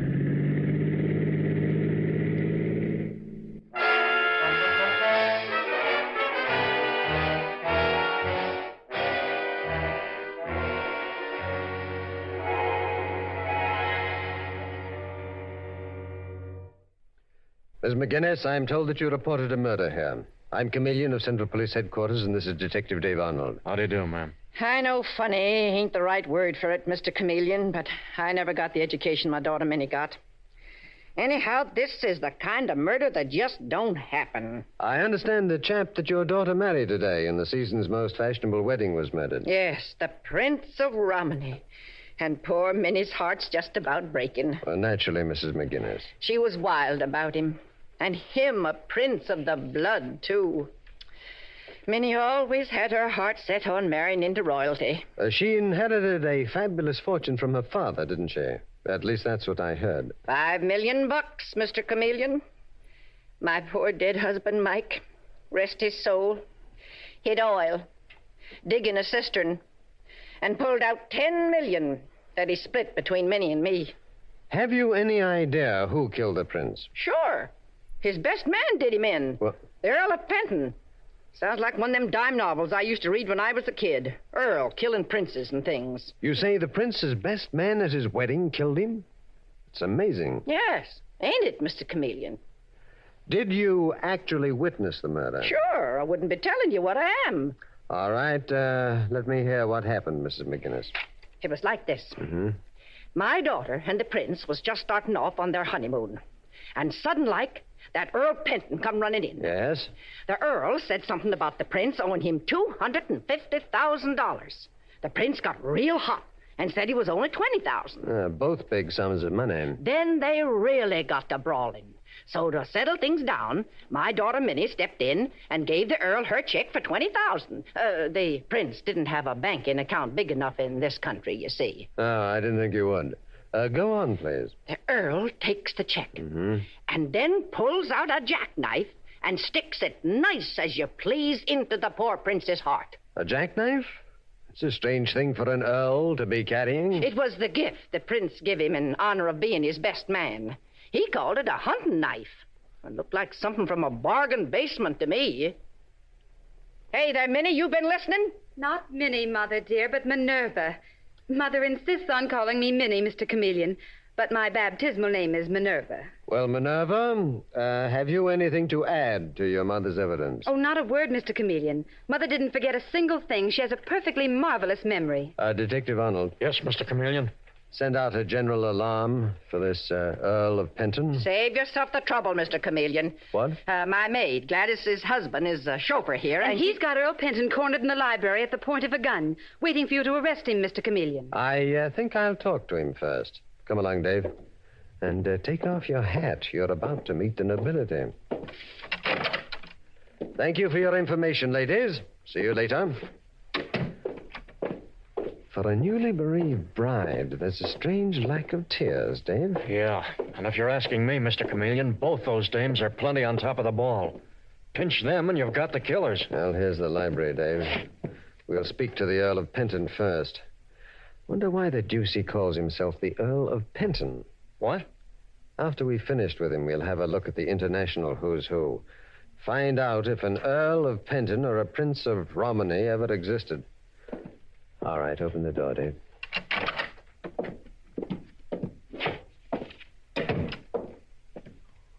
The Earl of Penton? I'm Chameleon of the police. Oh, splendid. Toss this fellow out of the room.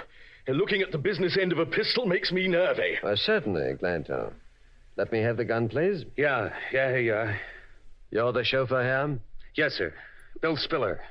And I'm telling you, I got this job chucked down my throat by Mrs. McGinnis. And I got no stomach for it. I see. All right, you may go now, Spiller. When you got a minute, Mr. Chameleon, my wife Gladys the maid, would like a word with you. I'll be finished with the Earl Penton very quickly, Spiller. I'll see Gladys then. I'll have her waiting, Mr. Chameleon. Decent of you, old man. Thank you very much. But I say, have you any idea why those women should have me detained here at Pistol's Point? It's uncivilized. Both Mrs. McGinnis and her daughter Minerva, the newly married and widowed Princess Romney, say that they saw you murder the prince. Look here, Chameleon. They killed Romney. That old trout and her daughter would kill a man and sing hymns at his funeral. They both say that you killed him with a hunting knife that the prince gave you. But that winds up your case, Mr. Chameleon. Oh, really? Quite. The bride came down here and said the prince wished to put a memory card in the holster of the knife and took it upstairs with her. Stupid thing to do. Puts the evidence straight on her. They also say that you came upstairs, had a quarrel about $250,000 you claimed the prince owed you. What? And that the prince said it was only $20,000, and that his wife gave you a check for that amount, and that you blew up and killed him. Oh, utterly stupid, Mr. Chameleon. I never left the room. I was waiting to tell the prince goodbye. Would you prefer having Detective Arnold search you for that check or have me do it? He stashed it under that big lamp on the table, Mr. Chameleon. I saw the end of it sticking out. Here it is, right here. Well, my lord, the Earl of Penton. It's what you call a plant, Chameleon. One of those women planted it on me. I've never seen that check before. All you need do to keep out of the criminal courts, Penton, is prove that. You stay with this bird, please, Dave, while I talk to that maid, Gladys.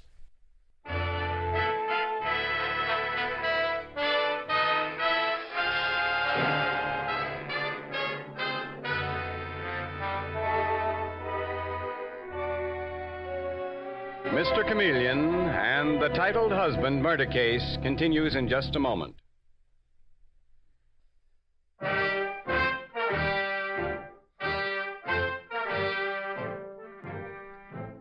And now back to Mr. Chameleon and the titled husband murder case. In the fabulous McGinnis Mansion in New York, a shocking murder has occurred. Only a few hours after the marriage of Mrs. Bridget McGinnis's daughter Minerva to the Prince of Romney, the prince was found stabbed to death. Mrs. McGinnis has accused a man who calls himself the Earl of Penton and reveals that he had tried to extort money from the prince. And now in the McGinnis Mansion, we have just heard Mr. Chameleon say to the Earl of Penton, All you need do to keep out of the criminal courts, Penton, is prove that. Dave, you stay with this bird, please, while I talk to that maid, Gladys. Look here, Chameleon. Are you about to take the evidence of a maid over a peer of the realm? You say that you're the Earl of Penton? The title goes back some 100 years, Chameleon. And Pentonville Jail is one of the oldest jails in England. What's that? Yes, it's the place where so many famous British murderers have been hung, isn't it? Oh! I'll see Gladys now, Dave. You keep your eye on Penton, please. I'm Gladys, sir. You have something to tell me, Gladys? Yes, sir. His Highness, the Earl of Penton, didn't murder His Royal Highness, the Prince of Romney, sir. Well, then who did? Why, Mrs. McGuinness or her daughter, the Princess Minerva, sir.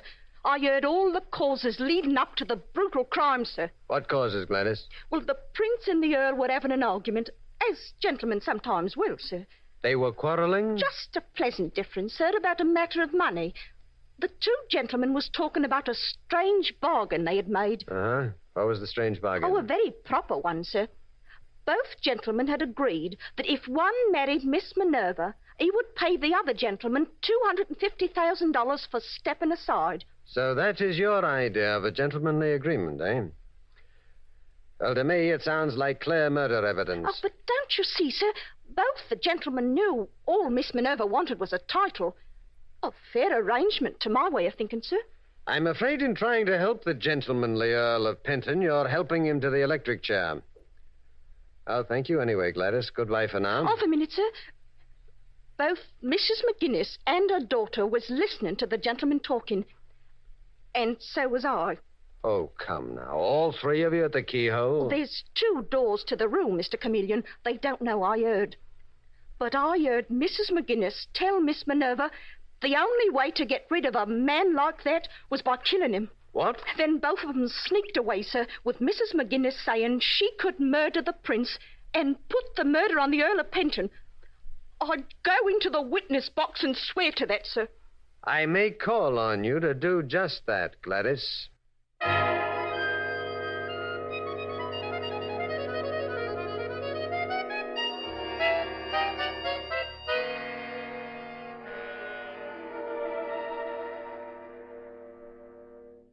Mrs. McGuinness, before I leave, Haven't you arrested that Earl of Penton for the murder yet, Mr. Chameleon? Detective Arnold is holding him downstairs. I stepped in to ask you something first. What, Mr. Chameleon? Was your daughter's marriage to the Prince of Romney a love match or a marriage to get a title so that she could be called princess? Oh, Minerva wanted a title, all right, but the marriage was love on both sides, Mr. Chameleon. Uh-huh. And what was your feeling about it? I wanted Minerva to have what she wanted, Mr. Chameleon. And take it from me, the prince was one swell guy. He wasn't a money hunter like some of them foreigners. Thank you, Mrs. McGuinness. Goodbye. What a liar you are.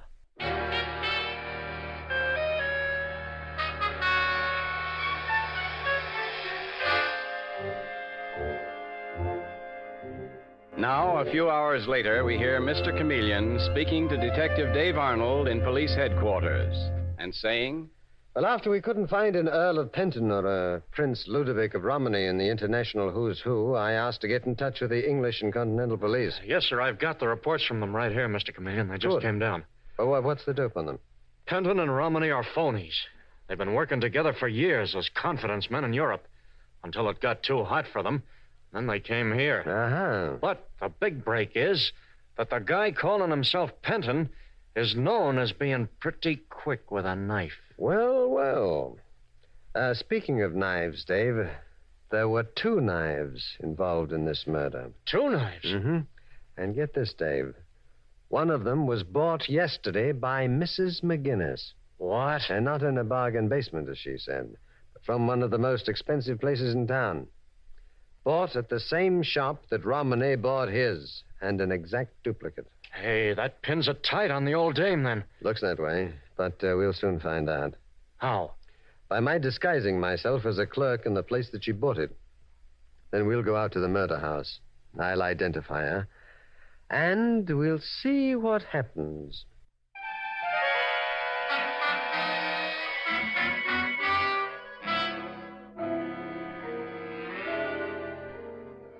And now, inside the palatial living room of the McGinnis mansion, we see Mr. Chameleon in one of his clever disguises, this time as Peter Gates, a mild-mannered clerk at one of New York's most expensive cutlery shops.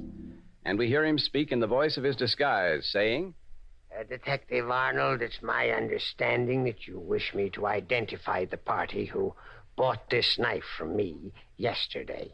Well, that's easy. Don't look at me, whoever you are. Gates, sir. Peter Gates. If you say I bought that knife from you, you're lying. Oh, so you're the Earl of Penton? Yes, I thought so. Well, don't get up your blood pressure, my lord. I didn't say that you did. That lady over there bought the knife. I remember you perfectly, Mrs. McGinnis. Pleasure to serve you. Say that again, you old fossil, and I'll conk you on the head. I never seen this guy, Detective Arnold. And I never been inside Smith & Jones, the dump where he worked. Smith & Jones, eh? Oh. How do you know the knife came from Smith & Jones if you didn't buy it there? It's Mr. Chameleon in disguise. Oh, dear heaven, Mother. I warned you. I warned you not to kill Prince Ludovic. I say, Chameleon, I told you that old trout did the prince in. He wasn't a prince any more than you're the Earl of Penton. Your name is Sniffens. The prince's name was Martier, and both of you are crooks. What's that? Both with long police records in Europe. And you phony, are quick with a knife. We've got your record. Save your breath. Then Mother didn't kill the prince. Oh, forgive me, Mother. Please, Mother. Turn off your tears, Minerva. You killed your phony prince yourself. I killed him. I killed him. Tell me why, Mr. Chameleon. I was mad about him. You killed him because you overheard the strange bargain that he made with this man here, this bogus Earl of Penton. You're the murderer, Minerva McGinnis. I killed him when I heard the low-down bargain he made. I married him because Because you thought even with him dead, you'd go through life as the Princess of Romany. Only you won't. You're still Minerva McGinnis, any way you slice it. It's a darn sight better name, Mr. Chameleon, than the Princess Romany. I'm with you there, Mrs. McGinnis, to the limit. My mother planned the murder, Mr. Chameleon. She planned it all. She got me to execute it. That's why I'm arresting her, too, Minerva, as your accomplice. You can't arrest me, Chameleon. Just try it. You're a tough old baby, Bridget McGinnis, but you'll find out. Dave, handcuff them both. Take them in.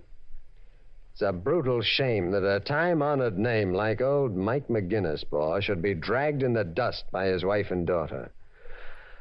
But murder is murder.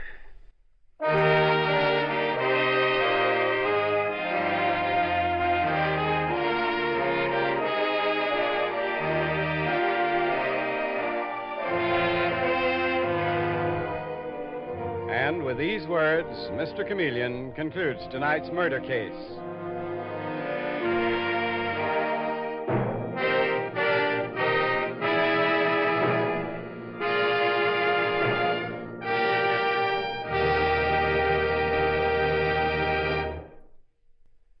Listen next Wednesday night at this same time for Mr. Chameleon, the Man of Many Faces. The part of Mr. Chameleon is played by Carl Swenson, with dialogue by Frank Hummert, from the original story by Frank and Ann Hummert. It is directed by Richard Leonard, with music by Victor Arden. Your announcer is Howard Claney.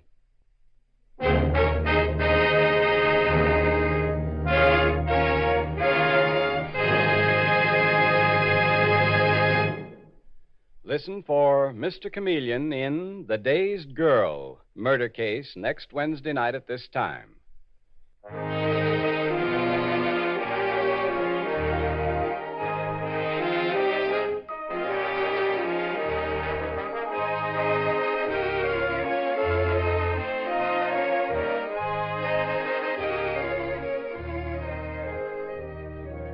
This is CBS, the Columbia Broadcasting System.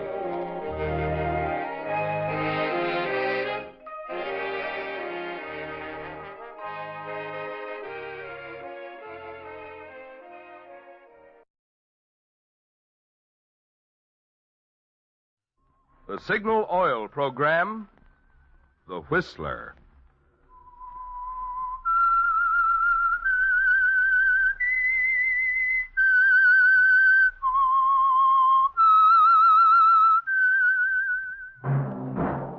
That whistle is your signal for the Signal Oil Program, The Whistler.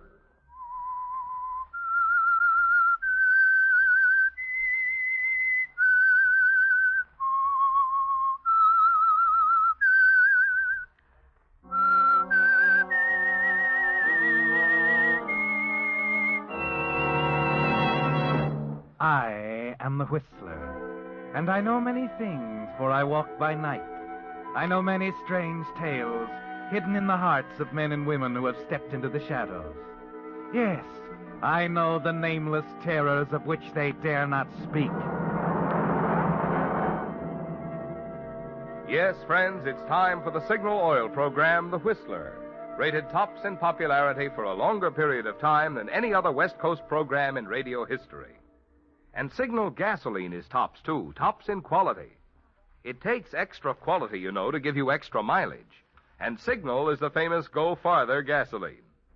So look for the Signal circle sign in yellow and black that identifies friendly dealer-owned Signal stations from Canada to Mexico. And now the Whistler's strange story, The Dark Room.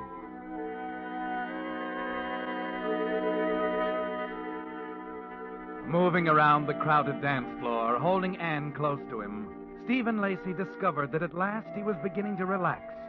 The trial, the war of words waged with the district attorney, the final unexpected victory, and the excitement afterwards had been almost too much for him. He was grateful that it was over now and hoped that with Anne's help he could somehow set things right again. Someday be welcome at parties like this. What is it, Steve? What are you thinking? About your uncle. How he must feel about me. Impressed, I'm sure. Everybody else in that courtroom was. But he was so determined. What of it? A district attorney can't win every case he prosecutes, even if he is my uncle. He was so convinced Sean Fenton was guilty. And you were just as convinced he wasn't. And that's what public defenders are for, and... Oh, please, Counselor. Worry about someone else for a while, will you? I'm sorry, Anne. Now, if he weren't your uncle... Oh, Stevie isn't even thinking about the case. Too many other things on his mind. You know why he's giving this party, don't you? He's running for governor. Governor? I had no idea. Yes, he's announcing his candidacy tonight. Oh, there he is now. Uncle Frank! Uncle Frank! Yes? Oh, Anne, everything all right? I was... Good evening, Mr. Keniston. Lacey? Why, everything's wonderful. We just wanted to wish you luck on your speech tonight, Uncle Frank. Lacey, I'd like to talk to you for a minute. To me? Of course. Excuse us a minute, Anne. Do I? Oh, all right. Please don't be too long. We'll go out on the terrace. Won't be interrupted. Nice night. Yeah. I'm sorry about today, Mr. Keniston. But I argued that case the way I saw it. And very neatly, too. I think you proved to the jury that Sean Fenton was quite innocent. You mean I didn't prove it to you? Yes, you did. Oh. Then that's what you want to tell me, that it's all over. No, Lacey. It's just beginning. I'm far from through with Sean Fenton. What? Lacey, you're new to this business. I don't think you've learned that there's often more to a case than just what's being presented. I don't follow you. Fenton has a past record. Served time twice for embezzlement and I know forgery. all about that, but it's a past record. You proved he was clean on this last count. But I know the man's a menace to society, and I'm going to put him behind bars. I see. Matter of fact, I got an anonymous call tonight. Somebody who suggested that we look up a man in Seattle. A fellow named Josh Hogue. What about him? Well, Hogue wants to talk for some reason. Tell us some things we ought to know about Sean Fenton. Some things that might prove a lot more important than a forgery charge. Mr. Keniston, are you telling me you'd put any stock in an anonymous telephone call? Well, I'm telling you things I think you ought to know for your own good and my niece's. I happen to believe this tip. I'm sending a man to Seattle first thing in the morning. I'll bet you do. To make yourself look good. And what do you mean by that? You're right, Mr. Keniston. I am new in this business. But not so new that I can't smell cheap publicity for a political campaign. Why, you ungrateful. Must have been a big disappointment. On the night you announced your candidacy, the papers couldn't also say you just won another case. Why, you'll be sorry you said that. Because I upset your apple cart? Well, you're not through. You're going to fight the case in the papers. Scrape up a... Uncle Frank. Go inside, Anne. We're talking. No, you're not. You're quarreling. Steve, I want you to... It's all right, Anne. We can settle this if you'll only go in... No, don't stay, Steve. It won't settle anything. Anne. I want you to go, Steve, right now. Please. But... All right, I'll go. Good night, Anne. I'll call you tomorrow.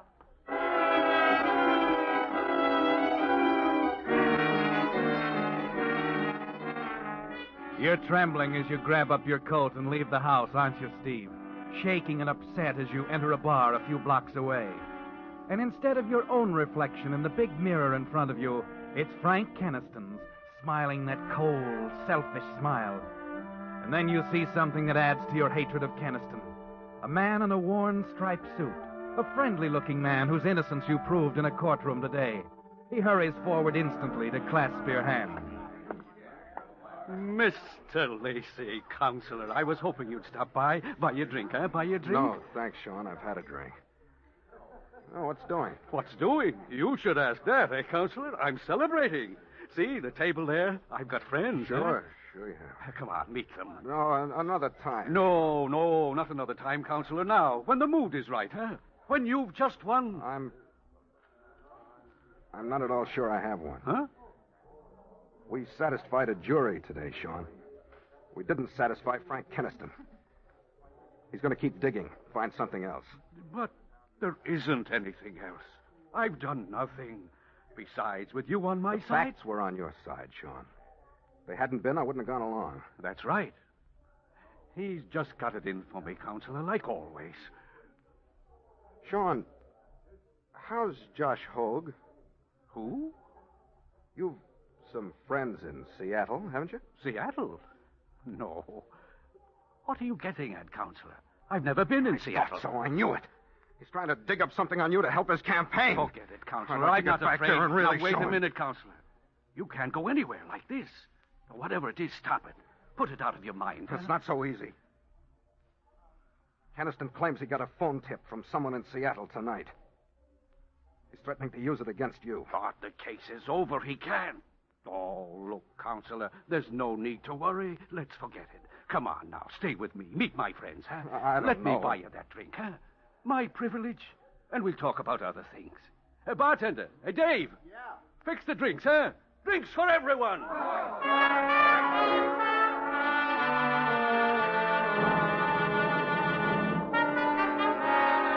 Come on, Counselor, drink up. Drink up. Any friend of Sean's is a friend of mine. I'm buying, Counselor. Around again, bartender. Around again.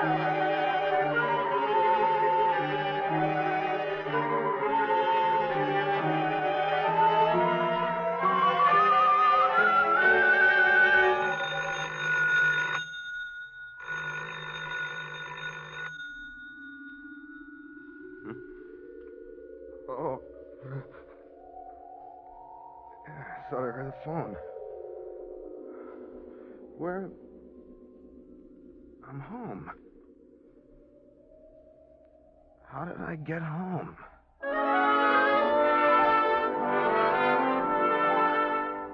Yes, Steve. You sink back, surprised to find yourself lying half-dressed in your own bed. For a few moments, you stare up at the ceiling, unable to remember anything. Then, as you doze off, you have a vague impression of walking into a darkened room, of sharp words, a struggle. Who was it? But before you can remember anything more... Oh,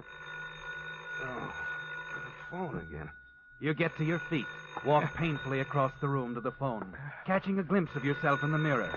There's a cut over one eye and a red welt across the back of one hand. Yes. Steve, it's Anne. I've been trying to get you. Anne? I've got to see you right away. Steve, they found Uncle Frank. Found him? In his study this morning.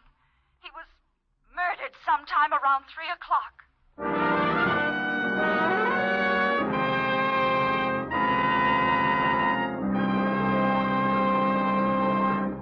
With the prologue of The Dark Room, the Signal Oil Company is bringing you another strange story by The Whistler.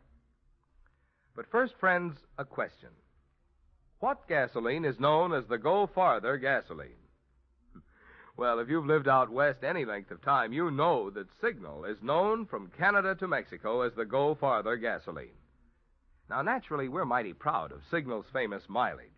But even more so, we're proud of the extra efficiency Signal gasoline gets from your motor, which makes such mileage possible. For when your motor runs more efficiently, you also enjoy quicker starting, faster pickup, and smoother knock-free power, the things which make driving more fun.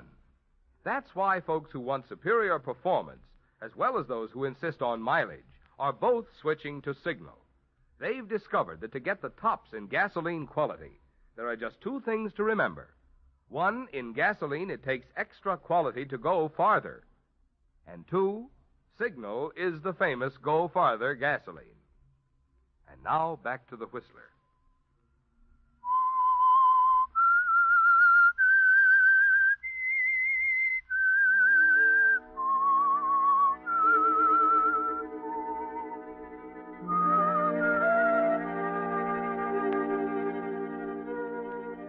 It's coming back to you, isn't it, Steve? As you stand at the telephone there, listening to Anne.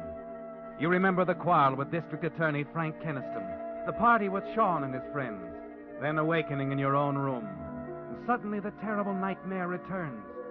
Again you recall walking into that darkened room, and now it seems to be Frank Keniston's study and the man with whom you struggled. Steve! Steve, what's wrong, Steve? You hang up on Anne, abruptly, afraid to talk to her, to see her until you find out for sure. You do your best, taking care of your cut face, the bruised hand, then dress and go downstairs to talk with Mrs. Everett, the apartment house manager. There are a few things you must know, Steve, answers you might have to have for the police. Why, yes, I heard you come in, Mr. Lacey, a little after midnight. Midnight? You're sure of the time? Oh, quite sure. You see, I'd been to a bar. Oh, I knew that, Mr. Lacey. You were not exactly quiet coming in. Well, I'm sorry. There was a little celebration after the Oh, trial. you don't have to apologize, Mr. Lacey. Nice to know you're human. You're so quiet and reserved. You're certain it was me that you heard, Mrs. Everett? Oh, yes. You woke me up. My apartment being right under the stairs here. Yes, I'm sorry. And then when you came down, I opened the door to see if you were all right. I came back down? Yes, and went out again. No. I didn't hear you come in the second time. You must have been feeling a little better. Mrs. Everett, did you actually see me going out? Oh, absolutely. You were wearing that checked overcoat of yours. Just going through the front door as I glanced out. My coat. Where is... I must have left it someplace.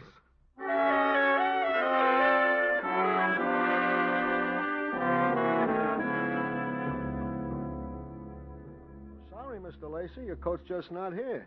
Like I said, I'm pretty sure you were wearing it when you left. And I didn't come back. No, I was on duty right up till closing time. Look, Dave, you remember I was with some people, Mr. Fenton and some friends of his. Yeah, I remember. They had quite a party. I wanted you to go with them, but you left. Said there was something you had to attend to. Did I mention what it was, Dave, or where I had to go? What's on your mind, Mr. Lacey? Oh, nothing, really. I had a few too many. Just wondered if I got out of line or anything. Why don't you forget it, Mr. Lacey? Forget it? You know, I've been in this business a long time. Sometimes when I'm standing back here polishing glasses and filling them, I see and hear quite a few things I shouldn't. Oh? I always make it a habit to forget them. Okay, Dave. Well, sure is a nice day today, Mr. Lacey. Dave. Yes, Mr. Lacey? Did you know either one of those guys we were drinking with? Remember the big guy? Vaguely. Runs a pool hall over on 17th Street. Name's Al something or other. He's always around. Thanks, Dave. Mr. Lacey. Yeah? Leave me out of it. You remembered meeting him. Okay. I remembered meeting him. By the way, what do you want to see him about? As you said, nice day today, isn't it?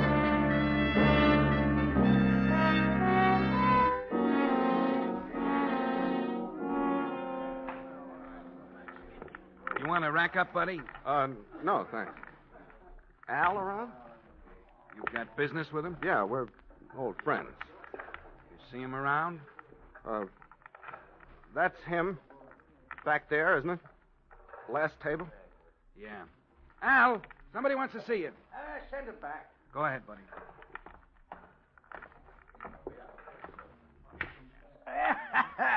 That takes you, Joey. Yeah, what can I do for... Oh. Well, how you feeling this morning? I'm all right, Al. Talk to you a minute? Well, ain't we talking? Oh. Hey, Joey, get lost, huh?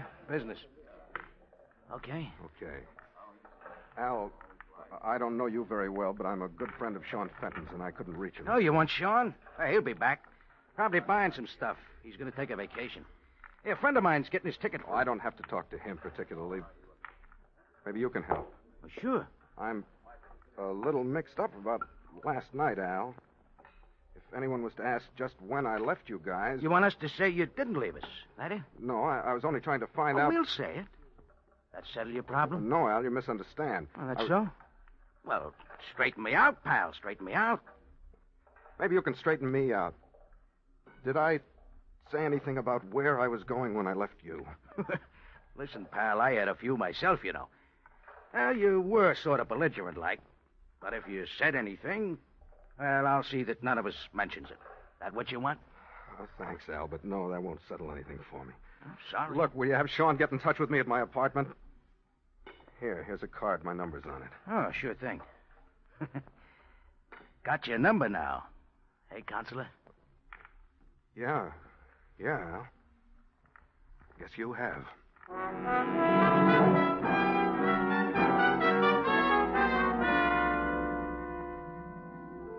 You find your overcoat, Mr. Lacey? No, Mrs. Everett. Sorry to trouble you again, but... Well, now I've misplaced my keys. Or left them in the apartment. Locked out, Mr. Lacey. Well, this is your day. I'll get you another one. Thanks. Anybody around asking for me? Your young lady called. Oh? Seemed awfully upset. There you are. She tried your number, then she rang me. She wanted you to call her back as soon as you got in. Yeah, well, thanks, I will.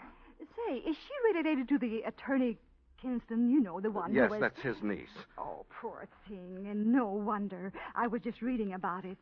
Horrible, the things that happened Yeah, well, to these thanks girls. for the key, Mrs. Everett. I'll return it as soon as I find mine. Oh, and one more thing. I almost forgot. A package came for you. Package? Yes, it's right here. You know, come to think of it, perhaps this is your overcoat. Someone could have found it and held it. It's probably a suit I ordered. Mrs. Everett, do you mind if I use your phone a moment? Oh, not at all. Go right ahead. If you'll excuse me, I left my eye in the Yes, car. of course. Thank you.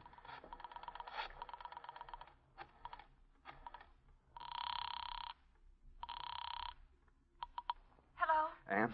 Steve, where have you been? I've been trying to get you. I know. Anne, I got the package. Your coat? Then you did send it. Darling, Let me do the talking. There isn't much time. Somebody might hear. I want to meet you in about an hour. Drive your car out to the 27th Avenue entrance of North Park. When I drive by, follow me. We'll find someplace where we can talk. All right, Steve. I'll leave right away. No, I've got something to do first, and I might want to get in touch with you. Stay there until I call again. Yes. Anne, Yes, Steve? don't talk to anyone until I've seen you. All right, darling. I understand. Bye. Yes.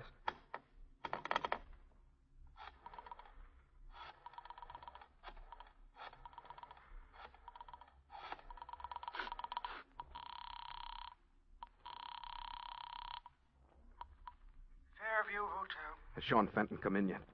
Fenton? Yeah, he's back. Want him? No, I'll be right over.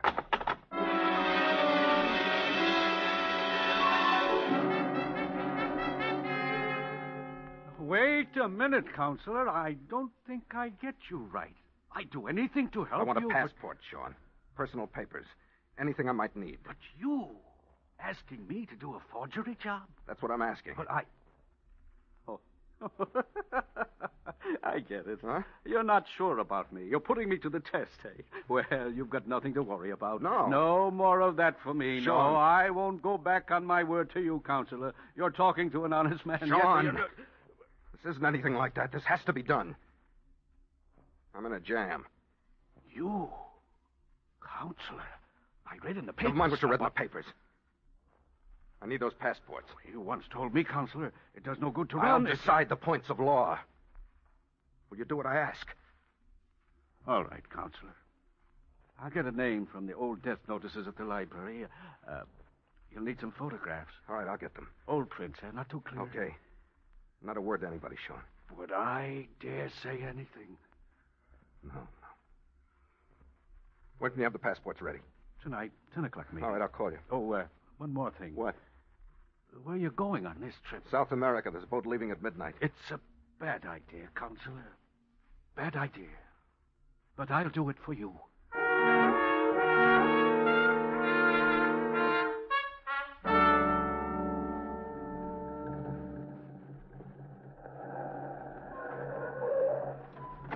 Man, over here. Steve. Oh. Get in. We're driving. Oh, Steve. The coat. What about it? It was in the study, right close to... Did you discover the body? No, one of the servants. They notified me. They hadn't seen the coat. I got it out of the room and hid it. Anne. Steve, I've got to know, did you... I don't remember anything. I did threaten to go back. You found my coat. What other answer is there? Oh, Steve, what are we going to do? We're not going to do anything. I'm going to take you back to your car, and you're going to forget this. Forget me. Forget it ever happened. I can't, Steve. You know that. I can't. It's bad enough that I'm in it. I can't let you... Oh, Steve. Steve, darling.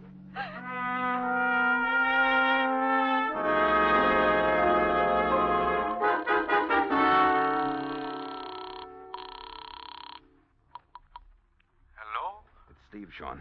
Oh, yes, Counselor. The passports. You got them ready? Yes, everything you need. Can you bring them over? Counselor, are you sure about this?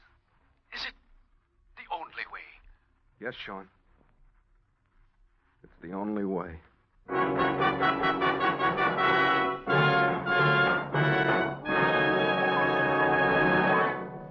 The Whistler will return in just a moment with a strange ending to tonight's story. Meantime, here's another reminder about the free safety service which signal dealers are featuring this month. I'm referring to the checkup without charge of your fan belt and radiator hose. You know, of course, the importance of a sound, properly adjusted fan belt. It keeps your cooling system operating efficiently and helps keep your battery up. Also, I don't have to warn you of the hazards of a leaky or weakened radiator hose. Yet it's a fact most people never give a thought to these two little items until they fail completely and more serious trouble develops. That's why signal service stations are offering this free checkup. As independent businessmen with a personal interest in keeping your goodwill, you'll find that signal dealers make a habit of going out of their way to give you little extra services like this.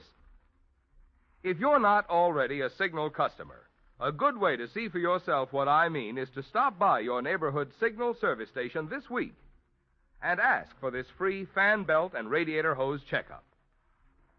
And now, back to the Whistler.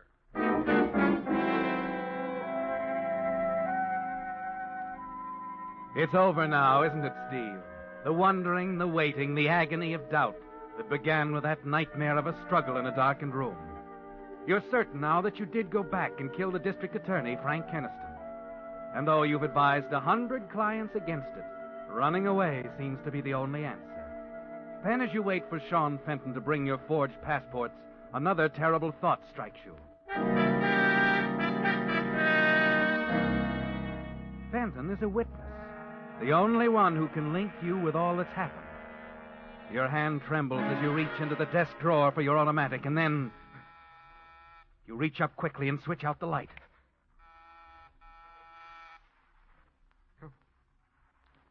Come in.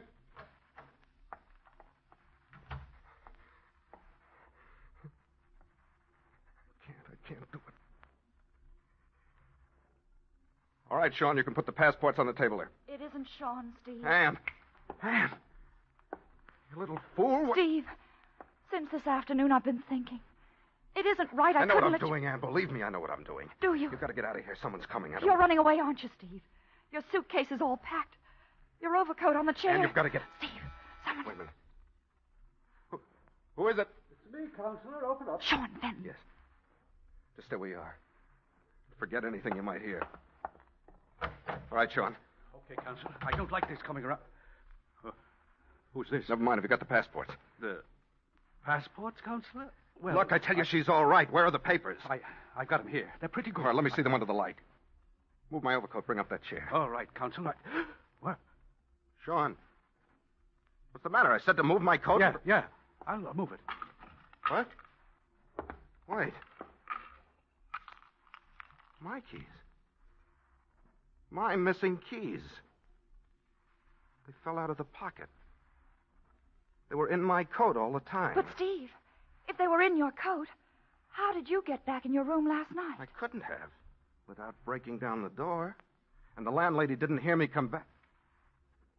Maybe I didn't go out again at all. Counsel, it's late. Wait. Wait a minute, Sean. Yes, Counselor? Where did you go after I left you last night? Why, I was with I mean, Al. after you left Al. Steve, do you think... You came here, Sean. Followed me home. You knocked me out and took my overcoat. It was you the landlady saw going out the door, not me. But would I steal your coat? Yes, you would. If you wanted to frame me. You knew I'd argued with Keniston. It was a perfect setup for a frame, wasn't it? You purposely left my coat in Keniston's study when you went back there to kill him. Steve! No, Counsel, you got me wrong. You won my case for me. I had no reason. You had every reason. That phone call from Seattle about Josh Hogue. It meant something, didn't it? You silenced Keniston before he could start an investigation, and after you had me out of the way, you were probably going after Hogue. What was it up there in Seattle, Sean? Another murder? No, I don't know anything about this Hogue. You're turning on me, Counselor, just like Kenneth. Steve, shall I get... No, I'll get it. Yes. Yes, he's here. No, I'll give him the message. Okay, thanks. Yes, I'll tell him.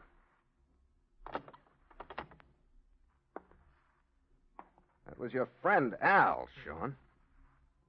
He wanted me to tell you he managed to get those airplane tickets for your vacation in Seattle. No, don't move. Keniston was right about you from the beginning. He said you belonged behind bars, and that's where you're going. Except that when your murder trial is over, it won't be for long, Sean. Not for very long.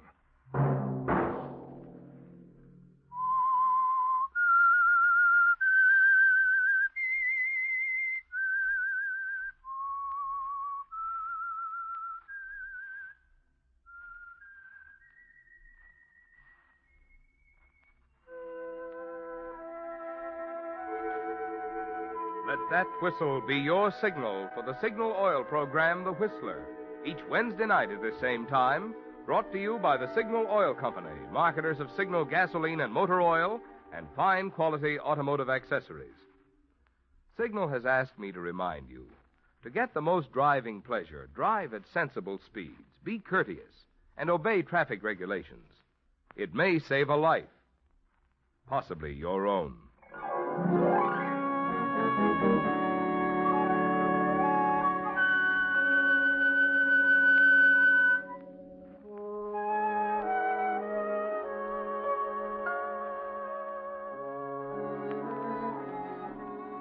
Featured in tonight's story were Elliot Lewis and Francis Robinson. The Whistler was produced by George W. Allen with story by Joel Malone and music by Wilbur Hatch, and was transmitted to our troops overseas by the Armed Forces Radio Service. Next Wednesday, for a full hour of mystery over most of these stations, tune in a half hour earlier. Enjoy The Saint as well as The Whistler. This is Marvin Miller speaking.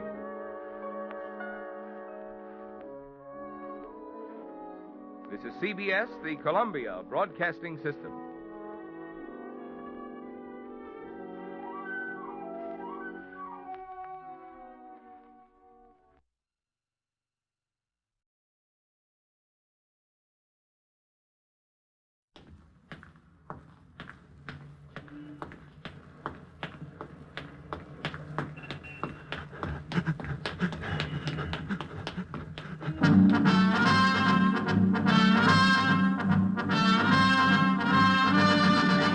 The National Broadcasting Company invites you by transcription to join The Chase. There's always the hunter and the hunted, the pursuer and the pursued. It may be the voice of authority or a race with death and destruction, the most relentless of the hunters.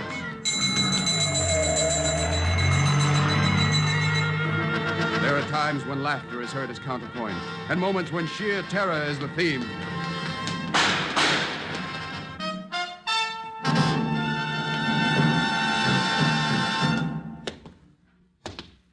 But always, there is the chase.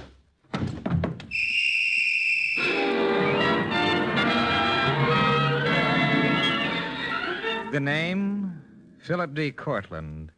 You've probably seen it in the society columns. The D stands for Dexter. Mathilda Dexter, my maternal great-great-grandmother, a good friend of Betsy Ross. The background? Eliot Prep School for Young Gentlemen. Harvard, the Sorbonne. Age 36, deportment acceptable. Proficiencies, polo, tennis, dancing, and spending money. A pleasant occupation for a man who lives on the income derived from a $20 million inheritance he never earned and believed would remain with him forever. Am I intruding, Carver? Oh, not at all, Philip. I've been waiting for you. Please sit down. Well, I don't have much time. Got a date to go shopping with Irene. She's selecting a wedding dress today. We're taking the plunge in less than a month. Yes, I know. Well, I must say you look like an honorary pallbearer this morning. Why so gloomy, Carver? Or don't lawyers ever smile? I have bad news for you, Philip. Oh? What's up? My creditor's misbehaving again? I meant to tell you that I overdrew this month, Carver, and I'll need an extra $20,000 to tide me over. I'm afraid I can't give it to you. Well, then there's the wedding, of course. What did you say? I said I can't give it to you, Phil. Well, why not? Because I don't have it. Well, I'm not asking for a loan, old man. Just $20,000 of my own hard cash. I should have said you don't have it. Cigarette? No, thanks. What's the joke? There is no joke. I'm worth $20 million, and you tell me I can't get $20,000. I'm waiting for the point. The point is, Phil, you're broke. And you're crazy. Here, read this. I received it this morning just before I called you. Oh? Oh, it's from Malaya. Yes. What's all this about communists and rubber? You've always been unconcerned about your business affairs, Philip. But surely you must know where your income came from. Well, naturally. We own half the rubber on the Malay Peninsula. There's a $20 million investment. Hey, what is this? Now, stop stalling, Carver. Give it to me straight. There was a battle in the jungle. The communist guerrillas couldn't win it, but they managed to set fire to thousands of acres. It was an inferno, Philip, and there's nothing left. You mean it was our property? Mostly. Well, what about the land? They can still grow rubber, can't they? The land was flooded. A dam was opened to stop the fire from spreading. There's nothing there now but charred tree trunks and slime. And it would take millions in money and years of labor to even partially restore it. In other words, I've been wiped out just like that. I'm afraid so. Here's an inventory of the salvageable equipment, worth about $7,000 in the open market. $7,000? I owe my creditors $70,000. What'll you do, Phil? Get myself a tin cup and a box of pencils. Phil. What do you expect me to do? Never worked a day in my life. I've lived like a Maharaja's favorite son ever since I can remember. Get a job? Sure. But doing what? I can't even type. And how long do you suppose it'll take me to pay back $70,000 on, say, $40 a week? Why, you're young. And useless. It's a great combination. You've still got Irene. Yes. Yes, I've still got Irene. And that's just about all.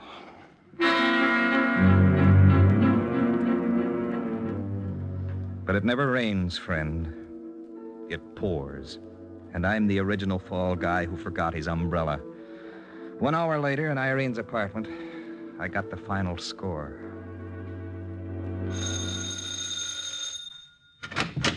Oh, good afternoon, Mr. Cortlandt. Afternoon, Hazel. You tell Miss Osborne I'm here? Miss Osborne's gone. Well, when will she be back? I don't know. You don't... Well, where'd she go? Europe. She what? She left this morning, Mr. Cortlandt, and told me to give you this note. And her best regards. The note was short and to the point. The wedding was off. She couldn't marry a man with no ambition, no matter how much he was worth. She didn't say it, but what she meant was, once a bum, always a bum. Cafe society wasn't her idea of an intelligent marriage, no matter how much he was worth. That was the biggest laugh of all.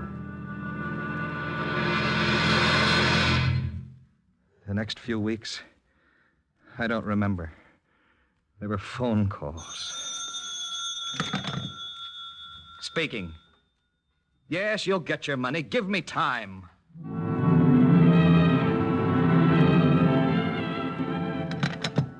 I know how much I owe you, but I'll pay off. Just give me more time.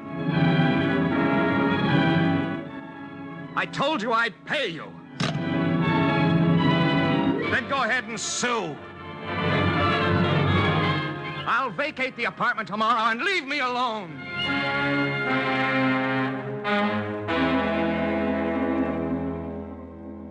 How far do you go before you reach the breaking point? How high is up? What do you do when you're too old to begin all over again, too inept to hold a job, and too scared to put an end to it? Where do you travel when your ticket's all punched out? I don't recall exactly how I got his name. There was a conversation somewhere in a gin-scented bar. The name was dropped, and someone swore in a whiskey bass. Then I overheard an address and ended up at 1 o'clock in the morning in the back room of a pool room where a scar-faced hoodlum sat at a pockmarked table, fooling with a pack of greasy cards. Are you Mr. Monks? Why? I'm looking for service. Who sent you? Well, I can't mention the name, but he recommended you highly. What's the story? Well, I'm not sure yet whether it's tragedy or farce. Huh? But I want to hire you. For what?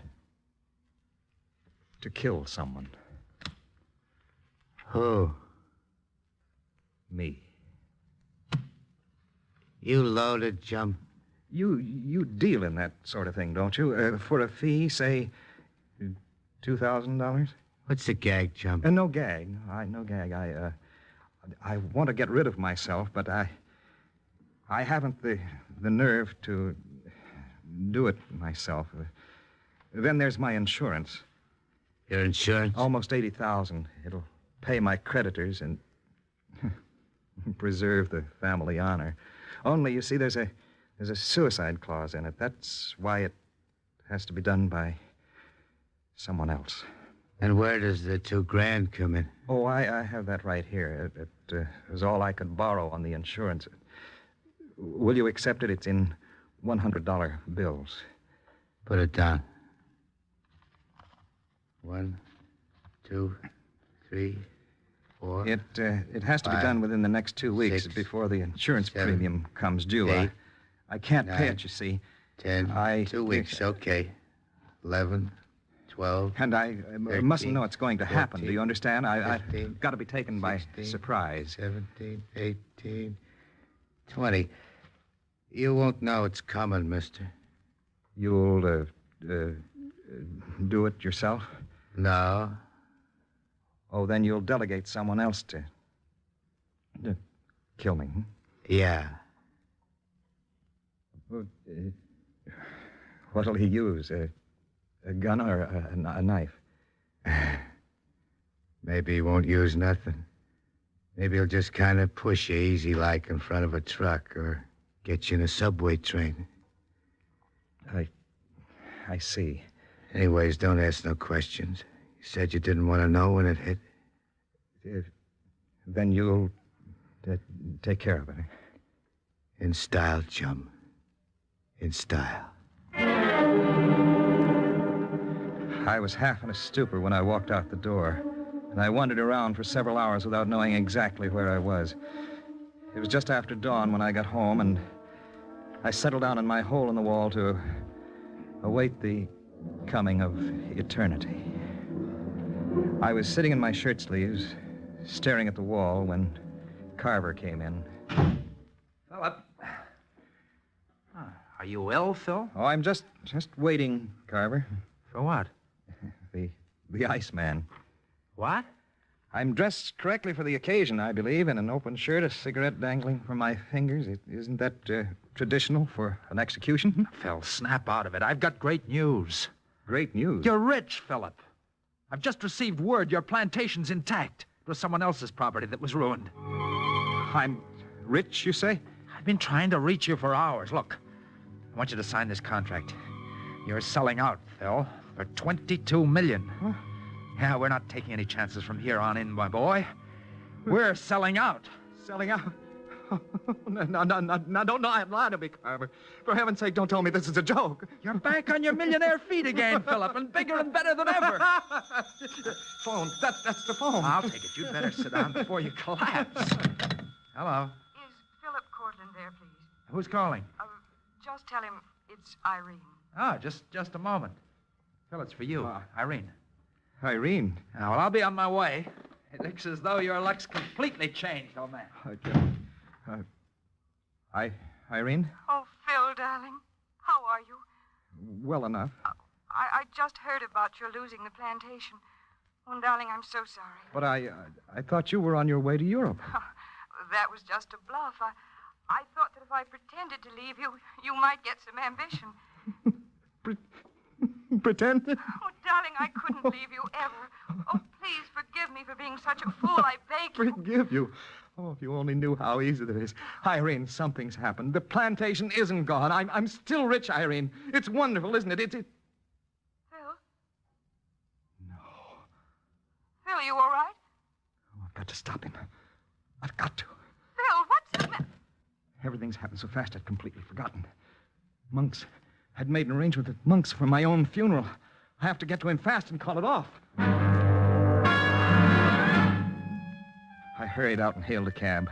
I gave him the address of the pool room and settled back in my seat, confident that Monks would be happy to keep the money and forget about the crazy arrangement I'd made. Oh, I must have been insane.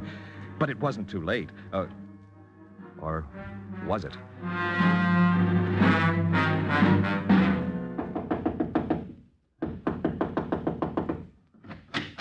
Well? I'm looking for Mr. Monks. Who? Monks. He has a small office in the back of this pool room.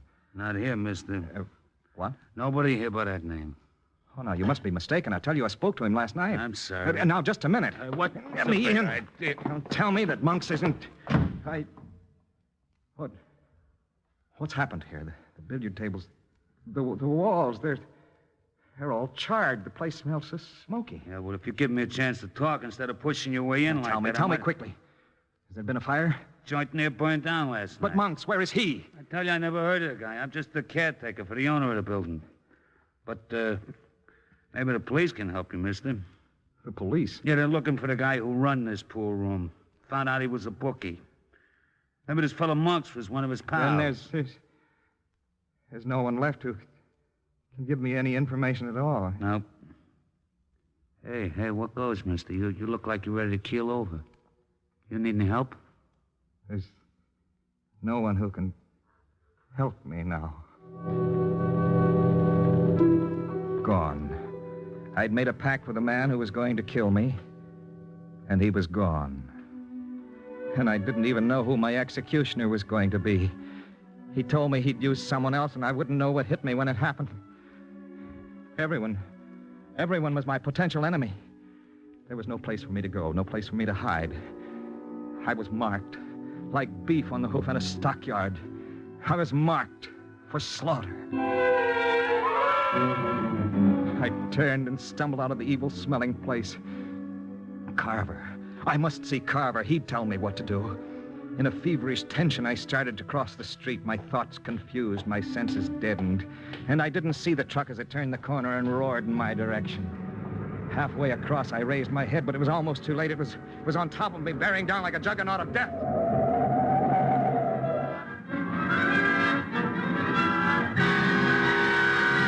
By inches. It missed me by inches. Was it an accident?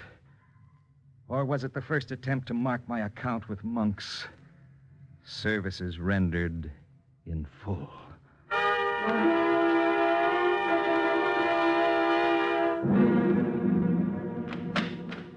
Philip, I need a drink, Carver. Hey, what's the matter with you? You look... A drink, quickly. Yeah, or right behind you in the sideboard.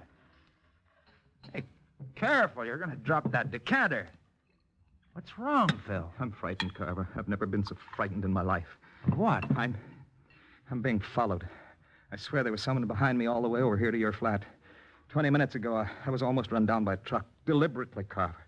He tried to run me down deliberately. But who, Phil? Who? Yes. I don't know. You don't know? They never told me what he'd look like when I made the deal. What deal? Carver, you've known me for 20 years. I'm completely sane, am I not? Oh, of course. Well, if I go to the police, they may not think so. It's so fantastic, I can hardly believe it now myself. I'm caught in a chase, Carver, a chase with death. Oh, for the love of heaven, what's happened? I paid a professional murderer to kill me. You what? I struck a bargain. I've got 10 days to live at the most. Sit down, Philip. Just try to relax. Well, you act as though it's unimportant. Don't you understand, Carver? I've paid for my own execution. Why are you looking in that phone book? Just take it easy, Phil. There's a doctor I know, a psychiatrist. You think I'm crazy, don't you? Well, the loss of your money, your fiancée, well, those things can come as a shock.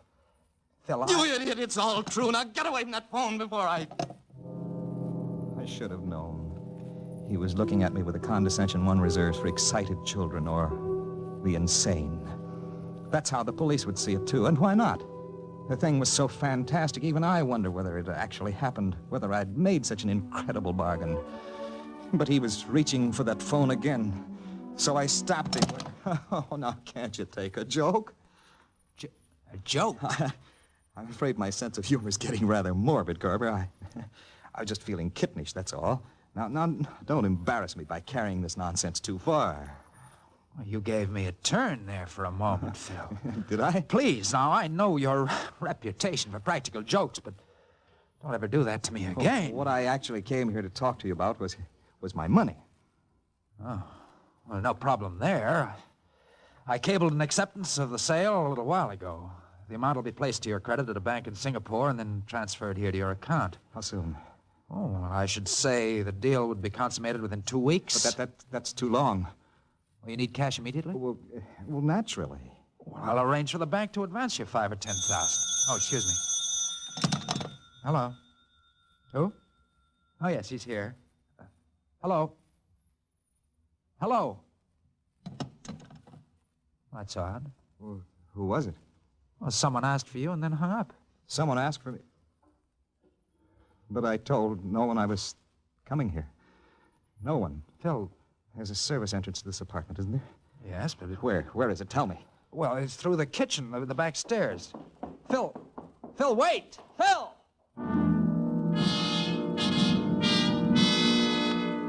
The stairs led down to an alleyway that led in turn to the street. I stopped at the entrance, then looked left and right before pulling up my coat collar and hurrying towards the corner. Suddenly, I glanced behind me and saw a shadow near the entrance to the house. The shadow moved, and so did I. There was no time to look for a cab, but I saw a subway kiosk.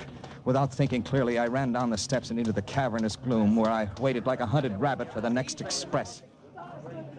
I pushed in with the crowd and found myself wedged inside the vegetable as the subway started to leave. The car was stifling. I was jammed in so tightly with the rest I could barely move. At that point, I heard a heavy breathing right behind me, virtually on top of my neck. I twisted my head a bit and saw I was squeezed in next to a heavy-set thug who seemed to be pressing something hard against my spine. He wouldn't dare. Not in that crowd. And then I remembered. Maybe he won't use nothing. Maybe he'll just kind of push you easy like in front of a truck. Or get you in a subway train. I started to sweat. My lungs were burning and I couldn't draw my breath. Was it coming? Was I going to get it here, surrounded by dozens of people who couldn't raise a finger to save me? And then the train reached the station, the door sprang open, and with my last ounce of strength, I lunged. Let me out of here! Let me out!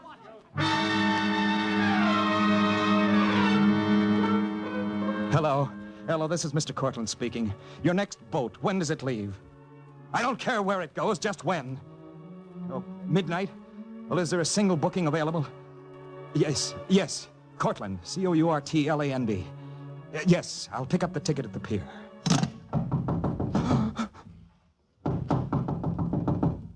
Who's there?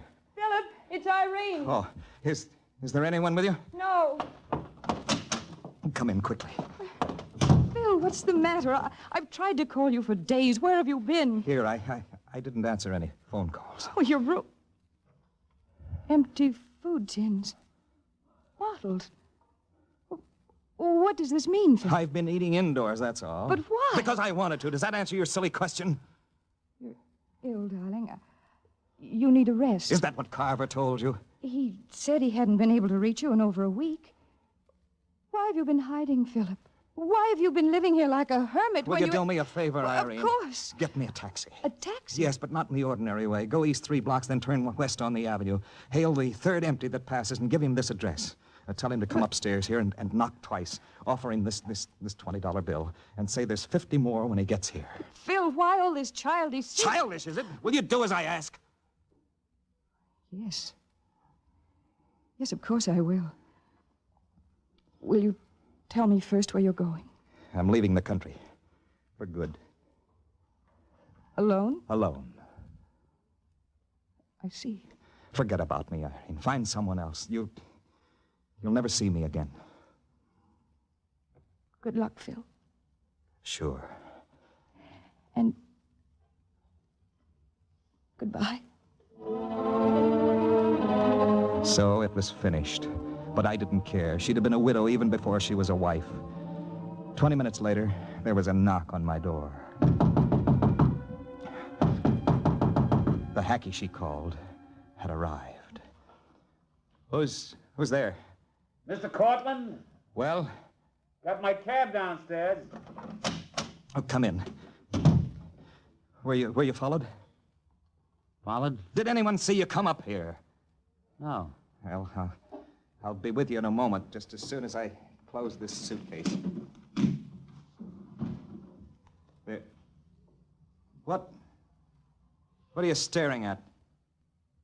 Nothing. You were staring at me just now. Why? Look, I ain't got all day, mister. You coming or ain't you? Take my suitcase down. I'll follow you. I was suspicious of everyone, but I had to trust him at least until I reached the pier. Oh, the cabbie was safe. Of course he was. He had to be after all the instructions I gave Irene. I tried to get hold of myself. Just 20 minutes and I'd be on my way to freedom.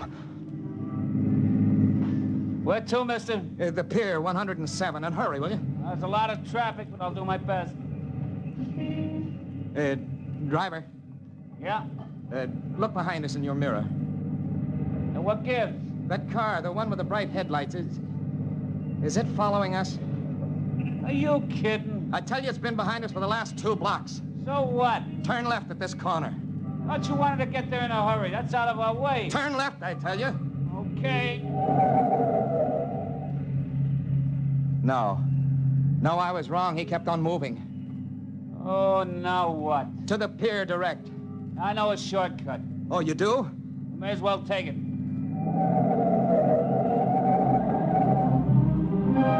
He turned off the avenue and cut through a warehouse district I didn't know. The streets were dark and empty, and the unlighted windows in the deserted buildings looked down with vacant, brooding eyes.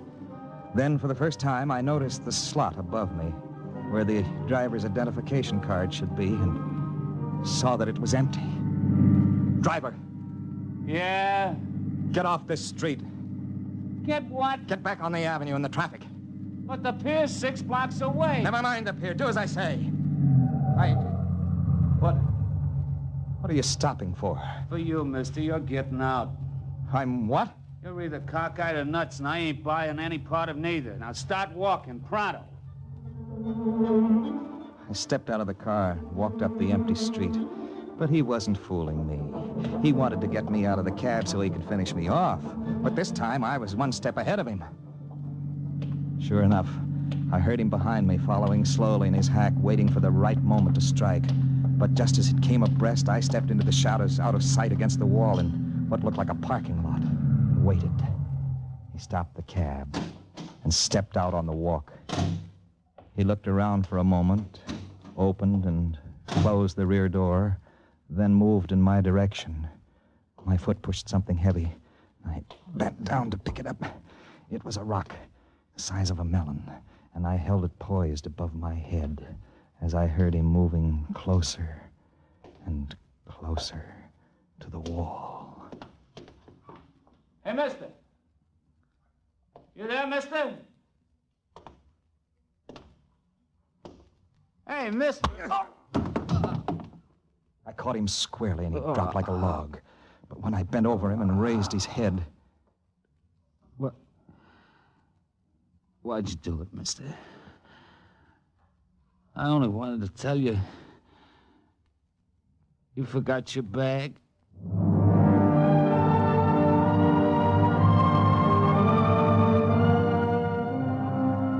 The trial was held inside a week, and I didn't bother to tell my story because I knew they wouldn't believe me.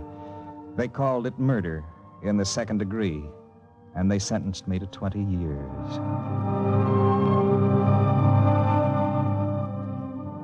A few days later, I was on board the train, handcuffed to a detective, headed for the state penitentiary 50 miles away. But at least it was over. And as I stepped inside the prison yard for the first time, I felt a sense of relief. It was late afternoon, and the inmates were all in the yard, the free period, they called it, when I heard a voice behind me, a familiar voice, a voice I never hoped to hear again. Ain't your name Cortland, mister? Monks. I thought I recognized your pan. How you doing? Monks, you're here in prison, too? Been here since the day we made that deal. But you tried to go through with the bargain, didn't you? You sent that cab driver? What cab driver? You mean it wasn't? You ain't getting that 2 G's back because I'm in here for a long, long stretch. Yeah, they grabbed me half an hour after you left the pool room, mister. I never had the chance to put the finger on you at all.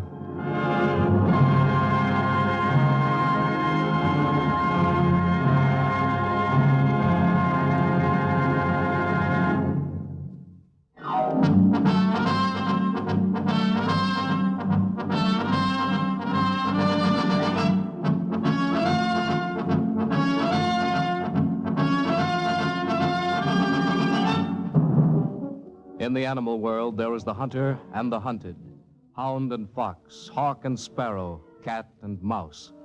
We in the topmost species have also joined the hunt. But who is to judge precisely which of us are hounds or foxes as we enter the chase? The Chase was created and written for the National Broadcasting Company by Lawrence Klee. Featured in tonight's cast were Benton Hayworth, Kenneth Lynch, Rita Allen, Richard Newton, and Bill Quinn. The Chase is directed and transcribed by Ed King.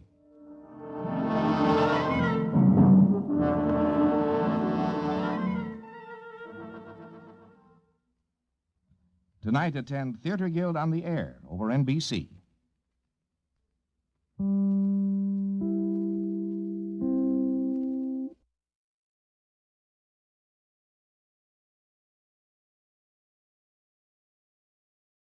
From Hollywood, it's time now for...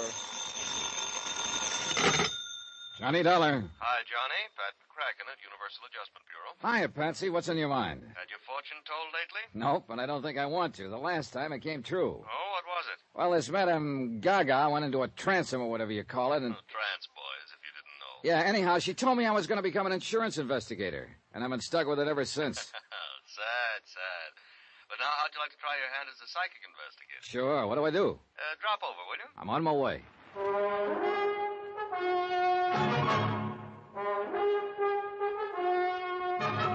Tonight, and every weekday night, Bob Bailey in the transcribed adventures of the man with the action-packed expense account, America's fabulous freelance insurance investigator. Yours truly, Johnny Dollar.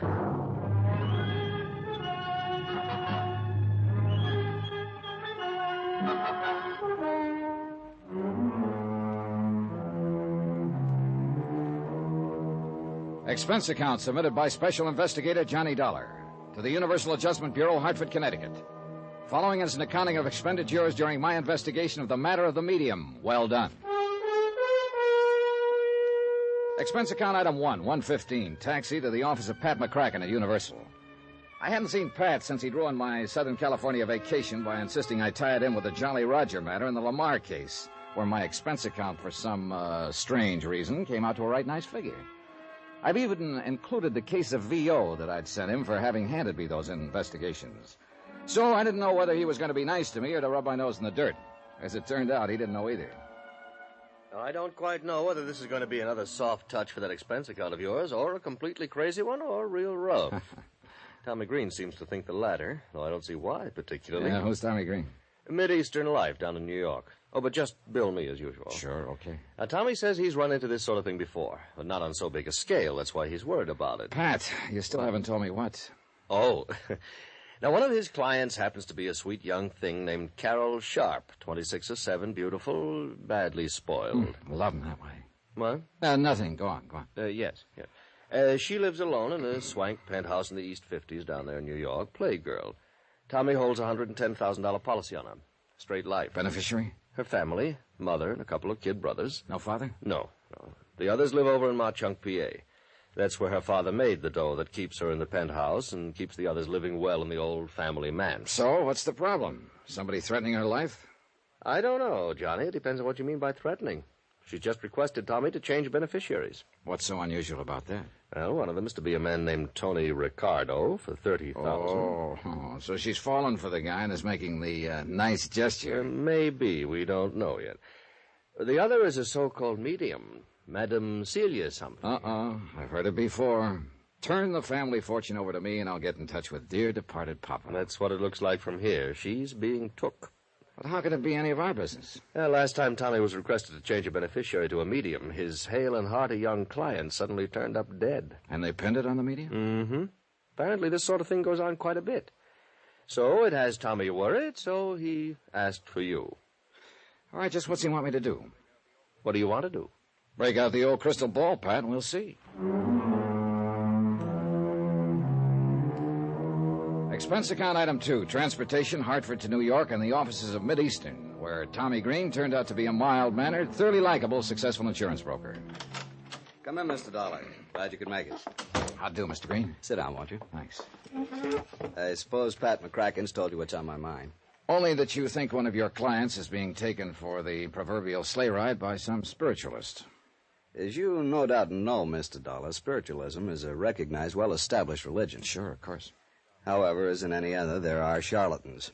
And some of these mediums, as they call themselves, take literally millions of dollars every year from people by trickery, by producing weird manifestations that appear to be genuinely supernatural. Tommy, I know what you mean. My own mother took a beating from one of those phonies when I was just a kid. You know, promised messages from father after he died, and at $25 a try. Wow. No wonder you're suspicious of them. And especially of one Madame Celia Morgana. Have you seen this, madam? No, but I believe you'd better. Mm-hmm. Have you changed, what's her name, Carol Sharp's policy yet? No, but I'm afraid I can't stall her much longer. And you're afraid that once you do change it, Carol ain't going to be long for this world, huh? It's happened before, Dollar. Yeah. Well, I can't just barge in on this Madame Morgana, announce that I'm an insurance investigator, and then another... Hey, wait a minute. What's the name of this other beneficiary? Tony Ricardo. Yeah, who is he? All I know is what Carol's told me. Love affair? Yeah. He sounds like a playboy. They do a lot of nightclubbing together. Money? I don't know. Family? I don't know that either. But he's in for 30 of the 110,000 if anything happens to her. If we change the policy. How are you going to start? Well, if this Carol Sharp is all Pat McCracken says she is, this case could have a very pleasant beginning. I stuck around with Tommy Green long enough to listen to him verify what Pat had said about Carol's family, wealth, etc. Take a look at a snapshot of her and get her address. Item 3180, taxi to the Bell Towers at 614 East 52nd Street. A magnificent modern apartment hotel at the edge of the East River. Real swank. The place even had its own private docks with several well-kept cruisers tied up and even a small seaplane. Pat, I warn you, this expense account ain't going to be small. Yes, may I help you, sir? Yes, you can. I'd like a small apartment for a few days. Are you alone, sir? Yes. Well, we still have a small 5-room penthouse suite for $1,500 a month. Huh?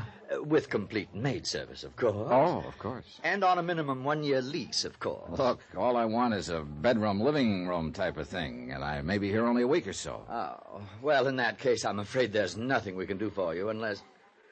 Tell me, sir, do you have any recommendations from any of our tenants? Look, I'm an insurance investigator. Here, my card. Oh. And I want something as close as possible to Miss Carol Sharp's apartment. but I don't want to have to rob Fort Private Knox. investigator, did you say? Yeah, that'll do. Oh, dear. Surely Miss Sharp can't be in any kind of... Well, I mean, think what it would mean to our reputation, Mr. Dollar. Stop worrying, will you? She isn't in any kind of trouble, yet. But for reasons that, they don't particularly concern you, I need to be as close to her as I can. Ah, what a pleasant thought. And for the same reason, I don't want her to know what my business here is. Of course. Believe me, Mr. Dollar, I'm the very soul of discretion. Good. See that you stay that way. Now, have you got a room or two for me? Oh, let me see. Now, she's in penthouse A on floor 12. There is a 2-room on 10, very nice, at $3.25 a week. With complete service, of course. Okay, I'll take it. Very well. Just sign this card, please. And, oh, dear, I'm afraid I must have a week in advance. Oh, sure. What's a measly $325? When the 2 bellboys who carried up my 2 bags at $1 apiece settled me in 1013, I must admit the place looked almost worth a tab. Tastefully furnished, spit and polished clean, and with a plate glass panorama view of the bustling East River. Yeah, I wish for a moment that I could afford this sort of lodging. First thing I did was telephone to an old pal. Detective Division, Sergeant Singer. Hey, look, Sarge, I need a rundown on a dirty crook. Who's speaking, please? He's going around acting like an insurance stick, but he's a crook. Oh, what's his name? Dollar, Johnny Dollar. And I tell you, that punk is as crooked as they Don't go come. any further. We know all about him. We got word here in New York that we'll put a stake out on him the minute we spot his hideout. That copper I can give you. Good, Johnny. Just where you staying? Hi, you old reprobate. I'm at the Towers, East 52nd. The tower? Expense account, huh? How'd you guess? I want to see you. In exactly 21 minutes, I'll punch the time clock and be over. Room 1013. Right. Oh, and be sure it's with soda. Easy, boy. Give you any encouragement, you'll want to name the brand of scotch. Item 4, 1220. 1 bottle of scotch and setups for 2. Sure, Johnny. Knew her from when I was doing a nightclub beat. And she's lived in town for quite a while, huh? Yeah, a couple of years at least. How much do you know about her, Randy? Not much. She's loaded. Throws her money around like it's confetti. Yeah, I figured that when I found her staying here. Father left it to her. Coal miner, wasn't he? Owned a big colliery in Frankville, Pennsylvania, somewhere near Mauchunk. Well, it must have paid off good in the old days. But tell me, what's... you want to give me a refill? Yeah, sure. Ever hear of a Madame Celia Morgana? Ha! I've chased that blousy old phony from one end of the island to the other. I look into the crystal ball, and I see into the past, the present, the future, and into your pocketbook. Yeah, and man, she could. I think she's operating somewhere over on the Jersey side now. Oh, yeah. Thanks. But she's still operating. Operating with real class. Last time we picked her up and kicked her out. How do you mean? Nice apartment over here on the east side. Classy clientele. Say, is Carol Sharp hooked by her? Appears so. Just how does she work? Well, the usual way the phonies do. Goes into a trance, writhes around like a seasick rattlesnake, then gives with the voices. Voices? You know, speaks with the tongues of the departed. Hey, look, where's the money angle in this thing? Well, she makes like the trances cause her great agony of body and mind. Starts with the pitch about doctor bills. And the more clients can afford, the more they pay. And they don't get wise? Yeah, she's smart. Works it like a serial story. You know, continued next week? No, I don't know. Brief me. Well, at each seance, she tells them just enough to whet their appetite for more. Leads right up to the next hot bit of information, has them hanging on every word, then bingo, the trance is over. Ah. However, if you come back next week when I recover my strength, so they pay her off and they're back a week later to play games with her again. I don't know. Seems pretty obvious to me. Well, that's because you've never attended a seance run by an artist at it. Hey, why don't you? I think I will. I'll see what I can dig up for you. You mean there are still some going on around town? Some. Dozens, hundreds probably. Kick them out of one place, they move to another, unless you can tie a serious rap on them. Which reminds me, Tommy Green told me... Yeah, handled that one myself, a Madame Gabor Chernarsky. Got a sweet old man to sign over his fortune, then had him knocked off. Oh, that's a dirty racket. Yeah, religion, science, the professions, they all leave an open door to the racketeers, I guess. Okay, set up a seance for me, Randy. And meantime... Yeah? Run me a make on Tony Ricardo, will you? Ricardo? Yeah, he's the other one Carol Sharp wants to name as a beneficiary. Besides the medium? Yeah. Beneficiary of a whopping big life policy. Okay, good, Johnny. I'll call you later.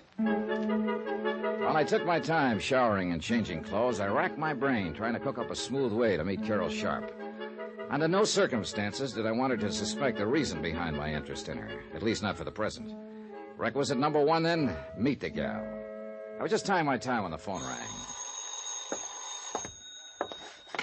Johnny Dollar. Randy, Johnny. Oh, hi, Rand. Set up a date with a medium? Yeah, for tonight, but that's not what I'm calling about. Johnny, I could write a book for you. Huh? On Tony Ricardo, and I don't think you'd like it. You seen him yet? No, but I will as soon as I can locate him. Well, if he finds out what you're working on, he'll locate you. Fine. Yeah, just be sure you see him first, and that you're carrying a gun. Thanks, Randy.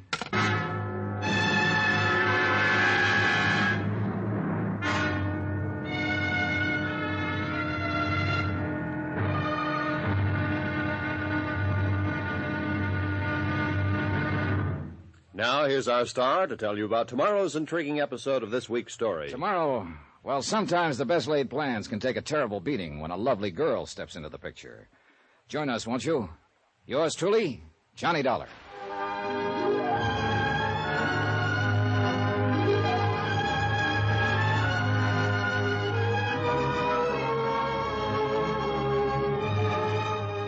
Yours truly, Johnny Dollar, starring Bob Bailey, is transcribed in Hollywood.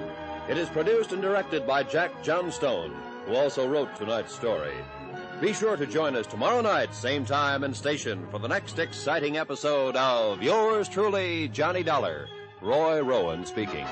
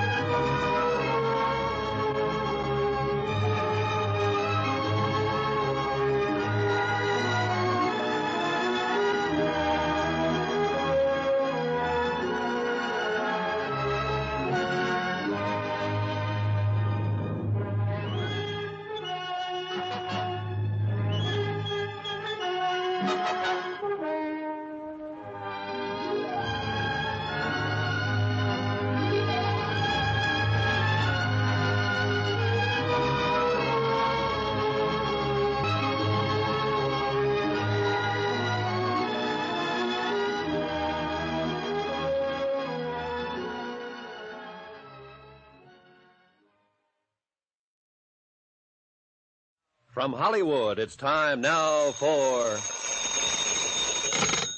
Johnny Dollar. Randy Singer at headquarters, Johnny. Oh, hi. More information on Tony Ricardo? Only what I told you before. Look out for him. Randy, that doesn't sound like anybody that a gal like Carol Sharp would be associated with. Who knows? For a cut of her money, most anybody'd be willing to act like a nice old coot. Till he got his hands on it. Yeah, I know what you mean. But now I thought you were going to set up a seance for me. Or couldn't you find a crystal ball? I'm working on it. I'll call you. Yeah, do that.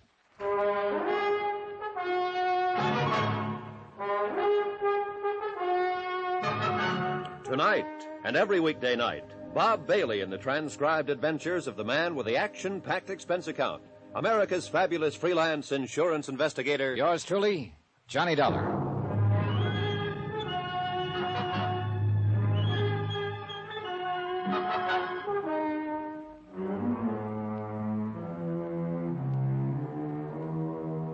Expense account submitted by Special Investigator Johnny Dollar, location New York City, to the Universal Adjustment Bureau, Hartford, Connecticut. Following is an accounting of expenditures during my investigation of the matter of the medium. Well done.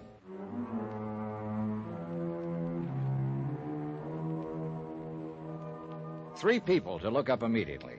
First, Carol Sharp, wealthy heiress who insisted on a funny change in the beneficiaries of a whopping big life insurance policy. Second, a questionable character named Tony Ricardo, who was scheduled to be one of those beneficiaries. Third, in the same category as Tony, one Madame Celia Morgana, a self-styled psychic medium. Instead, I huddled with Tommy Green, the broker who handled Carol Sharp's policy. But you haven't even seen Carol yet? Nope.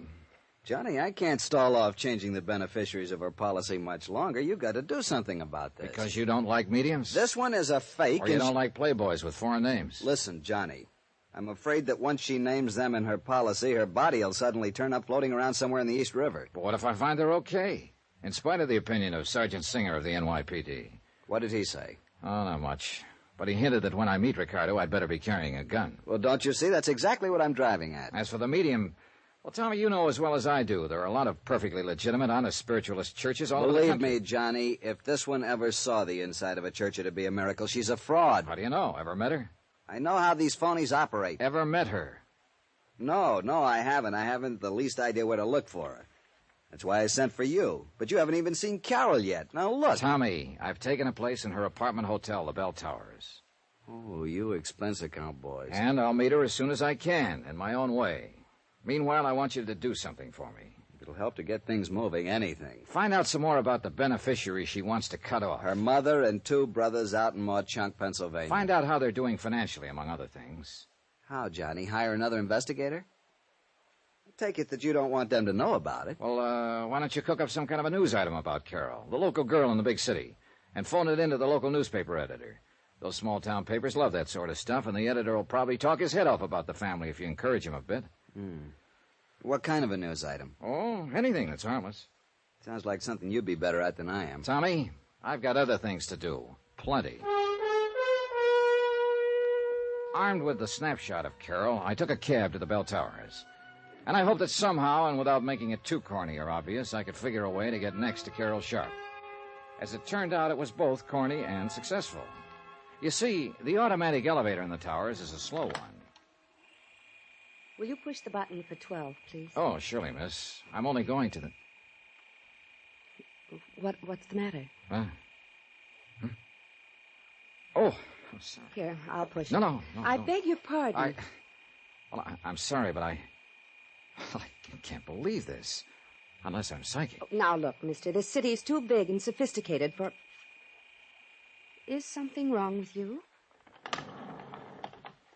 You did want to get off on the 10th floor, didn't you? Yes, I did. Well, we're here. Floor 10, so... Mister, did somebody hypnotize you? Yes. No. Oh, please, miss, excuse me. It's just that I can't believe... Oh, I'm terribly sorry. Well, when I was a kid, I used to have a dream over and over again about a beautiful girl, and her name was Carol. What? The same dream over and over, and it startled me just now because you look just like she did. Oh, but it's all nonsense, and I know it, and I apologize. Carol, did you say? Yes, but it was just a dream, and probably I just imagined that you resemble her, and I'm terribly sorry. I know what this must look like to you. Yes. Like a veridical dream. What? A truth dream. It's a psychic phenomenon. Oh, that. Well, I'm sorry, but I don't believe in that sort of stuff. Oh?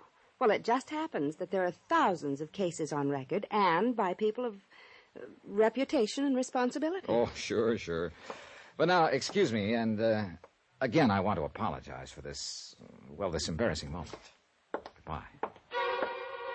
I could see over my shoulder that she left the elevator door open until I'd gone into my suite across the hall.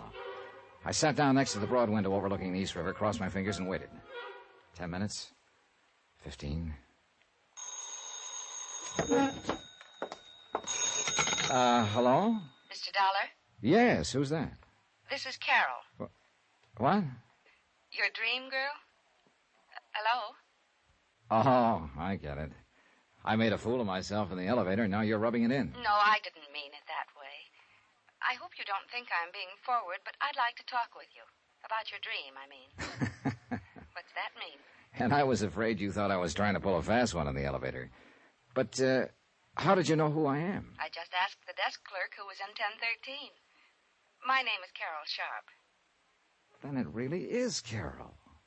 Well, that's amazing. That's why I want to talk to you. Well, there's a nice cocktail lounge downstairs. In half an hour? In half an hour. Bye. Oh, Dollar, you are a fast one. Now, let me see. Johnny Dollar. Randy Singer. Yeah, I want to know. Why, what's the matter? After what I've been talking to, this is a come down. Now, what are you... Oh, you met Carol Sharp, Sure huh? did. Oh, look, I've set up the seance I promised you. Still want it now that you've met the girl? Sure. I want to find out what this stuff is all about, how those people operate and so on. Want to pick me up here at the towers? Why don't you meet me here at headquarters, and you can look over the file on Tony Ricardo. Good idea. I'll be clear any time after 6. Better make it around 7. I've got a date for cocktails. Are you in town on a case, or... With Carol Sharp. Lucky dog. See you later.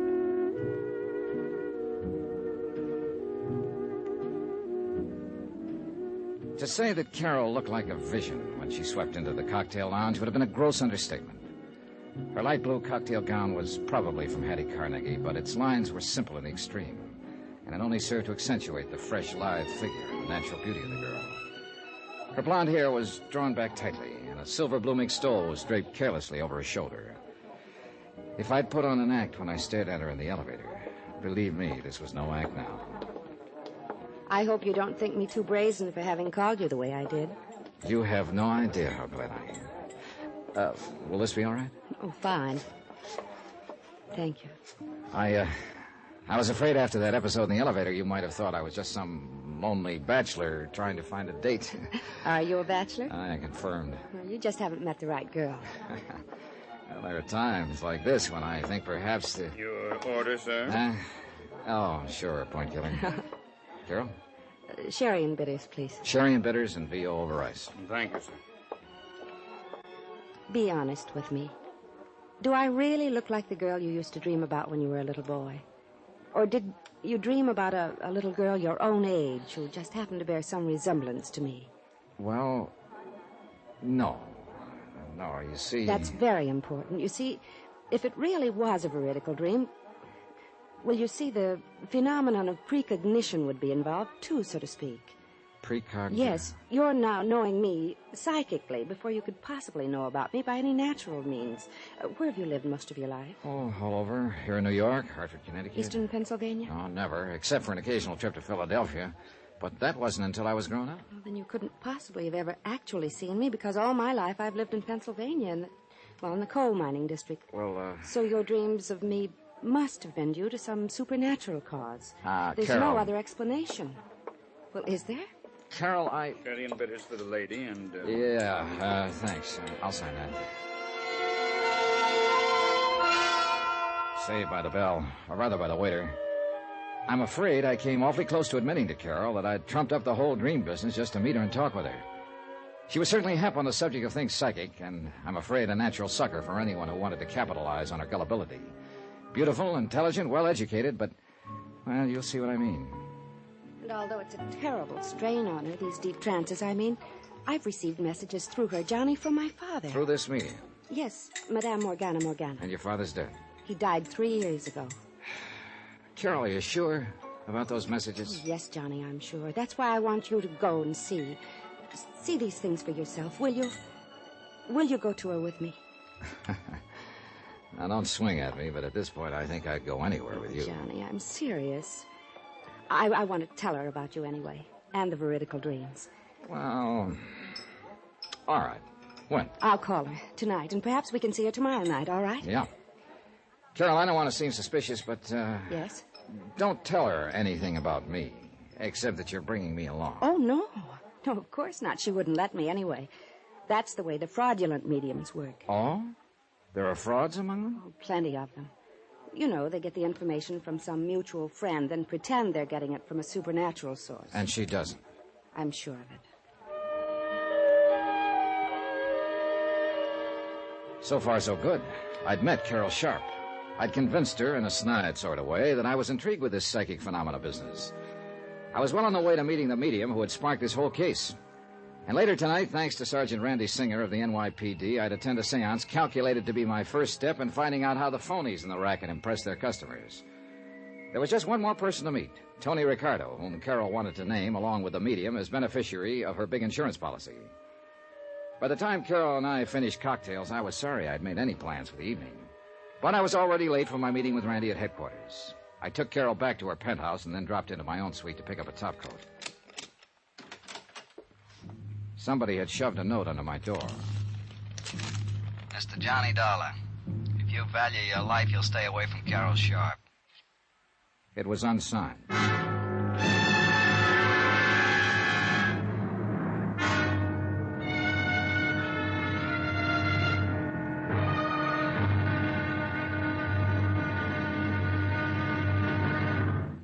Now, here's our star to tell you about tomorrow's intriguing episode of this week's story. Tomorrow, I find out a thing or two about a killer and about a medium not so well done. Join us, won't you? Yours truly, Johnny Dollar.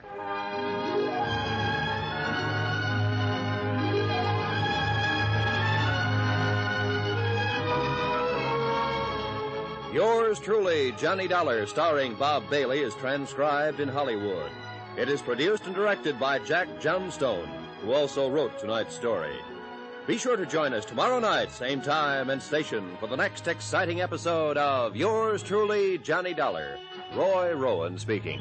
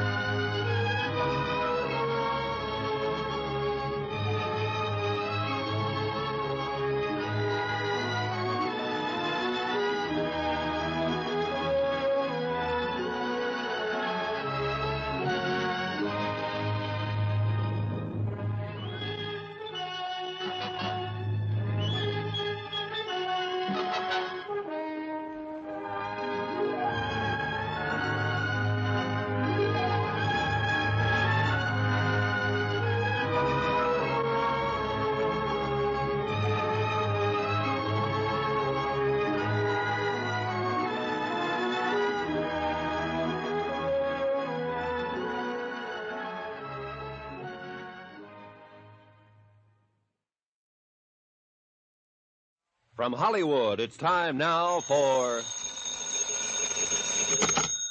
Johnny Dollar. This is Tony Ricardo. Oh, I've been hoping to get in touch with you. Did you receive my note? Was that your polite threat to kill me if I don't leave Carol Sharp alone? Yeah, I received it. And I have a sneaking suspicion the police department might be interested in it. No. Oh, please, I guess I acted a bit hastily. Perhaps you let me talk to you. You want to take the threat back? That still stands. Then you don't leave me much choice. Talk to me first. Believe me, you won't be sorry. But I might be dead. Is that it? I want to see you. Can't do it now, but where can I reach you?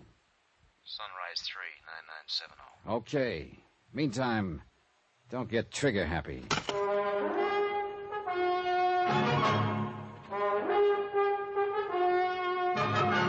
Tonight, and every weekday night, Bob Bailey in the transcribed adventures of the man with the action-packed expense account, America's fabulous freelance insurance investigator. Yours truly, Johnny Dollar.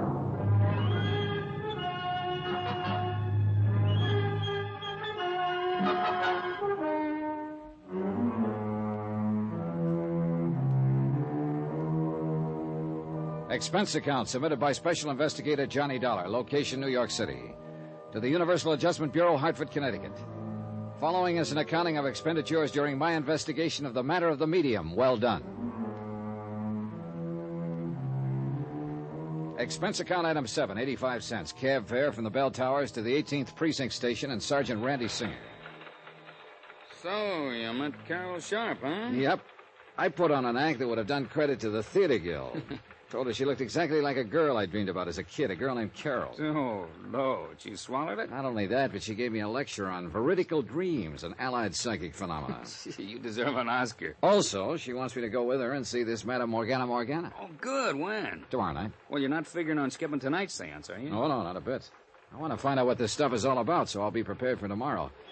This dame you have lined up pretty good? She's got a big following. You ready to go? Oh, wait a minute. You said you had the file on Tony Ricardo. Oh, yeah, here it is, waiting for you. There. Anthony Ricardo, alias Ricky Marino, alias Tony the Tip. Here's his picture. Height 5'9", weight 172, eyes brown, hair sparse gray, suspected member of the Dutchy Sperling outfit, 12 arrests, no convictions, started as a rum runner back. Hey, this Tony Ricardo? It's the guy. I would have sworn the man I talked to over the phone was in his 20s. Late 20s at most. You talked to him? After leaving an unpleasant little note under my door at the Towers, he called me on the phone. What kind of note? Oh, nothing particular. Just a gentle suggestion I lay off Carol Sharp. Threat, huh? Still got it? But I'm sure that voice couldn't have come from this old geezer. Yeah, well, frankly, I kind of wondered about the Sharp girl being interested in him, even though the file does show he's always surrounded himself with a bunch of young ones. He's probably handed out more mink coats. Oh, Johnny, wait a minute. Old Tony's got a couple of kids. Here, Angela goes under the name of Angela Richards. At least she used that name at Bryn Mawr. Bryn Mawr? Yeah, and Sarah Lawrence College at Bronxville. Yeah, the old boy tried to keep the stigma of his past away from her, I guess. Yeah, you see, married to a doctor over in Hackensack. Respectable housewife. Mm-hmm. What about the other? Anthony Jr., age 26. That was last year. Let's see, that makes him 27 now. Rutgers University, class... Not much on him. Unless I miss my guess, he's a chip off the old block. Now, you know where I can find him? All I have is his phone number. What is it? Wait till I see and talk to him.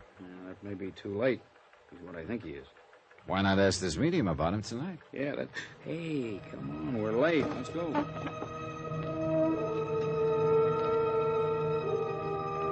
Item 8, $1.20, cab to an old brownstone house somewhere over in the West 40s, way west, in a district that had seen better days. We were greeted at the door by a tall, gray-haired old gentleman dressed in black, except for his white gloves, that somehow reminded me of a pallbearer. Come in, Mr. Singer and Mr. Dollar. Clarabelle is about to begin. Psychometry is the mood this evening. Follow, please. How do you know our names? Oh, I had to give them to him when I made the appointment. Now, what's this psychometry business? You'll see. Oh, wow. The music gives me the creeps. Yeah, Into the temple, please. And be seated. The temple turned out to be an old dining room. Bare wooden floor, heavy drapes over the windows. And as nearly as I could see, a bunch of chairs around in a circle filled with people. The sockets in the ancient chandelier that hung from the ceiling had red bulbs in them that barely glowed. We could hardly see a thing, although I'm sure the light went up very slightly when we made our entrance and then down again, as though somebody was controlling it with a rheostat. Our eyes were almost used to the semi-darkness by the time we seated ourselves in the circle. Nobody spoke, and the weird music from that scratchy record was beginning to get on my nerves or put me to sleep or something. I'm not quite sure what. Then, suddenly, there was a flash of light and a puff of smoke, and so helping... What the... Randy! Shh, quiet. This is all part of the act. Shh. Greetings. Greetings.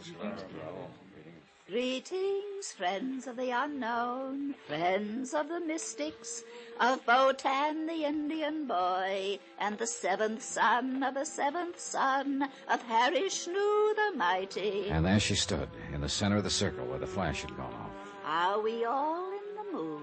She stood there draped in what looked, even in the dim light, what looked like a slightly soiled bedsheet, pulled in around her ample middle with a hunk of coarse rope. She wore a sort of turban, or maybe it was just an old dish towel wrapped around her head. A faint odor of gin pervaded the room. I guess her feet were bare, for she made no noise as she walked slowly around the circle, holding on a shallow metal tray. Taking a collection so soon, I wondered? Each of you place upon the tray some object very close to you, something you have had a long, long time that has become a part of you. Huh? Shh, you'll get it back. And if the spirits are with us, and there are no dissenting minds among us, if Botan, the Indian boy from the world beyond, is willing to act as our control, we shall learn many strange things this night. Place something close to you upon the tray. Will this watch be on? Shh, you must not speak, but keep the mood. Keep the mood.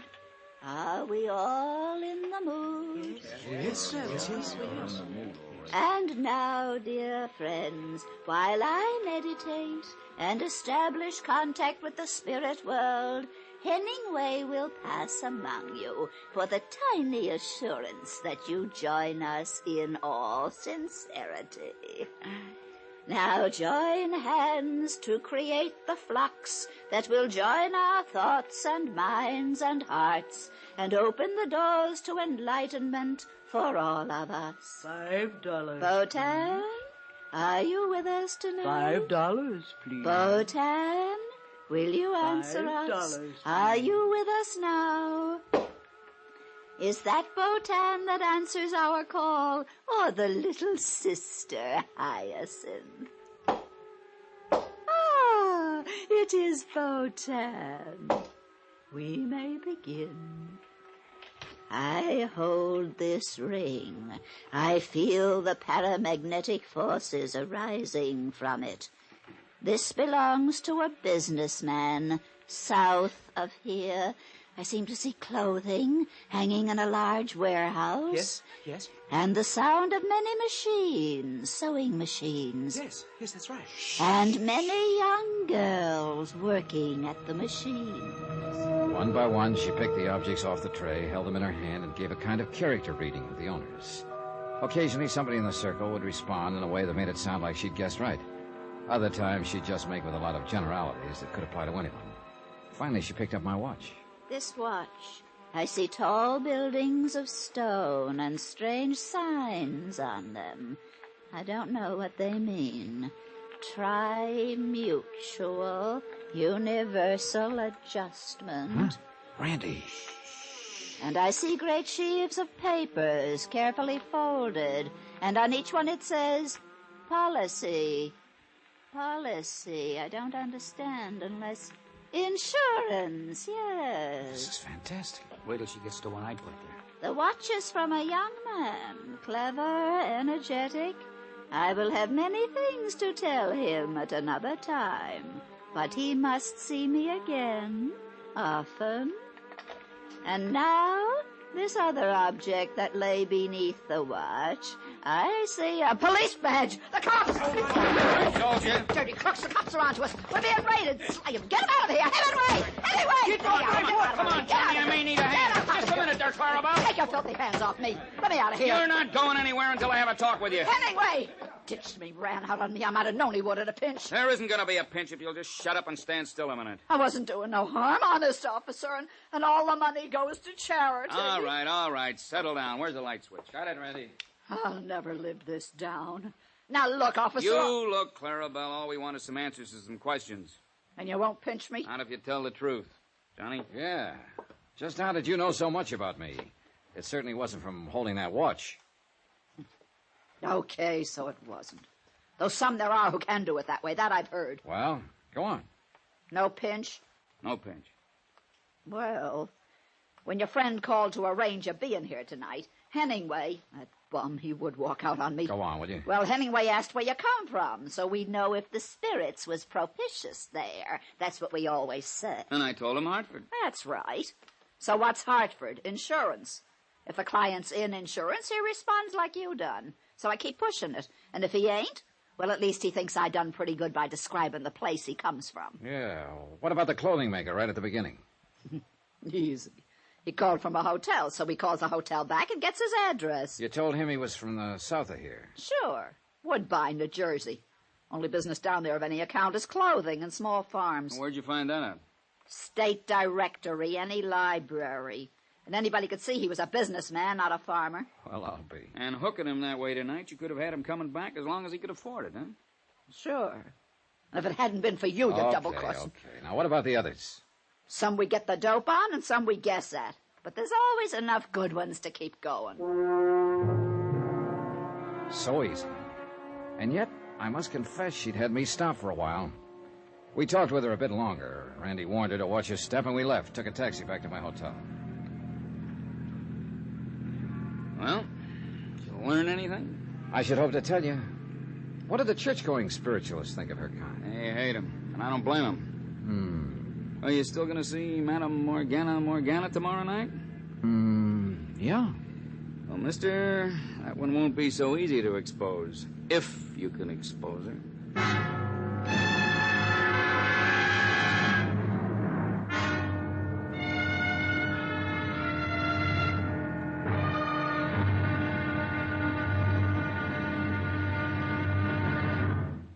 Now, here's our star to tell you about tomorrow's intriguing episode of this week's story. Tomorrow, the medium Well Done appears.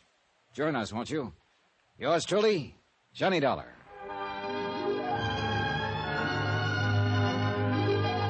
Yours truly, Johnny Dollar, starring Bob Bailey, is transcribed in Hollywood.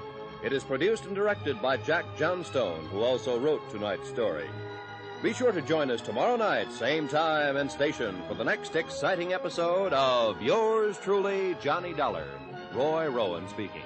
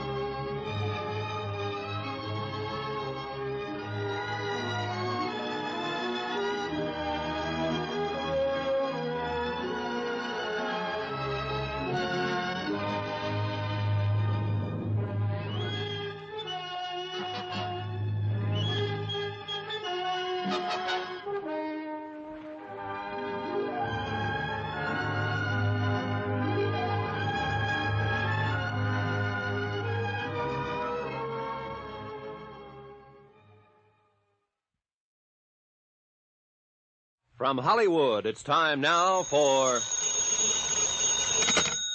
Johnny Dollar. This is Carol, Johnny. Oh, hello, Carol. I've made the arrangements for us to go to the seance tonight with Madame Morgana. Good. What time? 8 o'clock. Only it's across the river in New Jersey. Will you have dinner with me? I'd love to. But we'd better make it pretty early. Pick you up in your penthouse at 6? I'll be waiting, Johnny.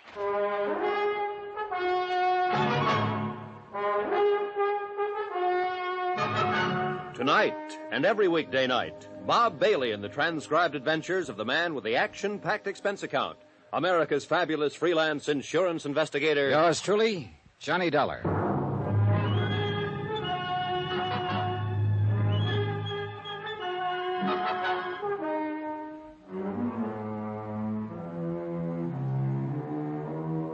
Expense account submitted by Special Investigator Johnny Dollar, location New York City. To the Universal Adjustment Bureau, Hartford, Connecticut. Following is an accounting of expenditures during my investigation of the matter of the medium. Well done. Some pretty strong pressure was being put on Carol Sharp to change the beneficiaries of her $110,000 life policy. And she was very much under the influence of a psychic medium who insisted that she be named as one of the 2 new beneficiaries. The other was to be a Tony Ricardo, whose father made quite a record for himself in the bootlegging gangster days of the Roaring Twenties. I met him at Susan Palmer's Oyster Bar over in Radio City. I must admit I was surprised at the sort of fellow he turned out to be. I guess it was a little, extreme to threaten you that way, Mr. Dollar. That's putting it mildly. But this whole spiritualism business and the hold it has on Carol, it has me terribly concerned. You don't like spiritualism? I didn't say that. You know just as well as I do, there are a great many fine, honest spiritualists in the city. But as in any other field, there are frauds, racketeers. So I've heard. It's not only true of religions, but businesses, professions, anything, you know. Sure. But now look here, Tony. Dollar, I will not have you or anyone else leading Carol on. This medium who's already has such a hold on her. Do you understand? Pardon me, Tony. Your background is showing. What? I say come off it. This kind of act won't work. What are you talking about? Do you think I don't know you're one of the 2 Carol wants to name as beneficiaries of her policy? You and that medium? That's not my doing. Whose doing is it? That medium, Morgana. She's been taking Carol's money by the hundreds week after week. Now you've come along to encourage her, and Dollar, I tell you to stop it. Tony. Maybe that story you gave her about dreaming of her over and over when you were a kid and couldn't even have known about it was true, but I don't believe it. Tony, that was made up out of whole cloth. I still... What? This funny decision to switch your policy around is the case I'm assigned to. Wait a minute, you mean that... Yes. I had to meet her somehow, so I used that device, knowing she might fall for it because of her implicit belief in such things. Yes, but now you're encouraging this whole thing. You're even going to see this Morgana with her tonight. Because if she is a phony, it's the only way I can show this to Carol. Well? I hope and pray that you can, Mr. Dollar. Some of the best psychic investigators in the country have been stumped by her. How are you going to go about it? I won't know until I've seen her operate. Even then I may not know. Or maybe this medium isn't a fraud. Oh, come on, of course she is. But you can't prove it. But you or somebody must. Carol will change her policy and... And then turn up dead. Won't be easy, Mr. Dollar. I've attended these seances with Carol, many of them. There have been times when I've almost been convinced myself. Waiter, some more coffee, please. No more for me, thanks. You're going to need it, Tony, because I'm going to keep you here until you've told me every detail you can remember of this Madame Morgana seance procedure. All right, I'll help you all I can. You'd better. I'm still not forgetting that if I fall down on this job, you'll cut into Carol's insurance for a neat $30,000, in spite of your sweet talk. I'll say this for Tony Ricardo. He was thorough, and I began to believe that he was serious in his concern for Carol. Item 12, 10 cents, one fold call to Tommy Green. No, Johnny, no trouble at all in getting the rundown on Carol's family that you asked for. Keep talking. Apparently they're doing all right there in Mauchunk, PA. Neither the mother or two brothers will ever have to really get out and dig for a living. They're all man left and well set up, huh? Yeah. One of the boys, Harold's, turned out pretty well.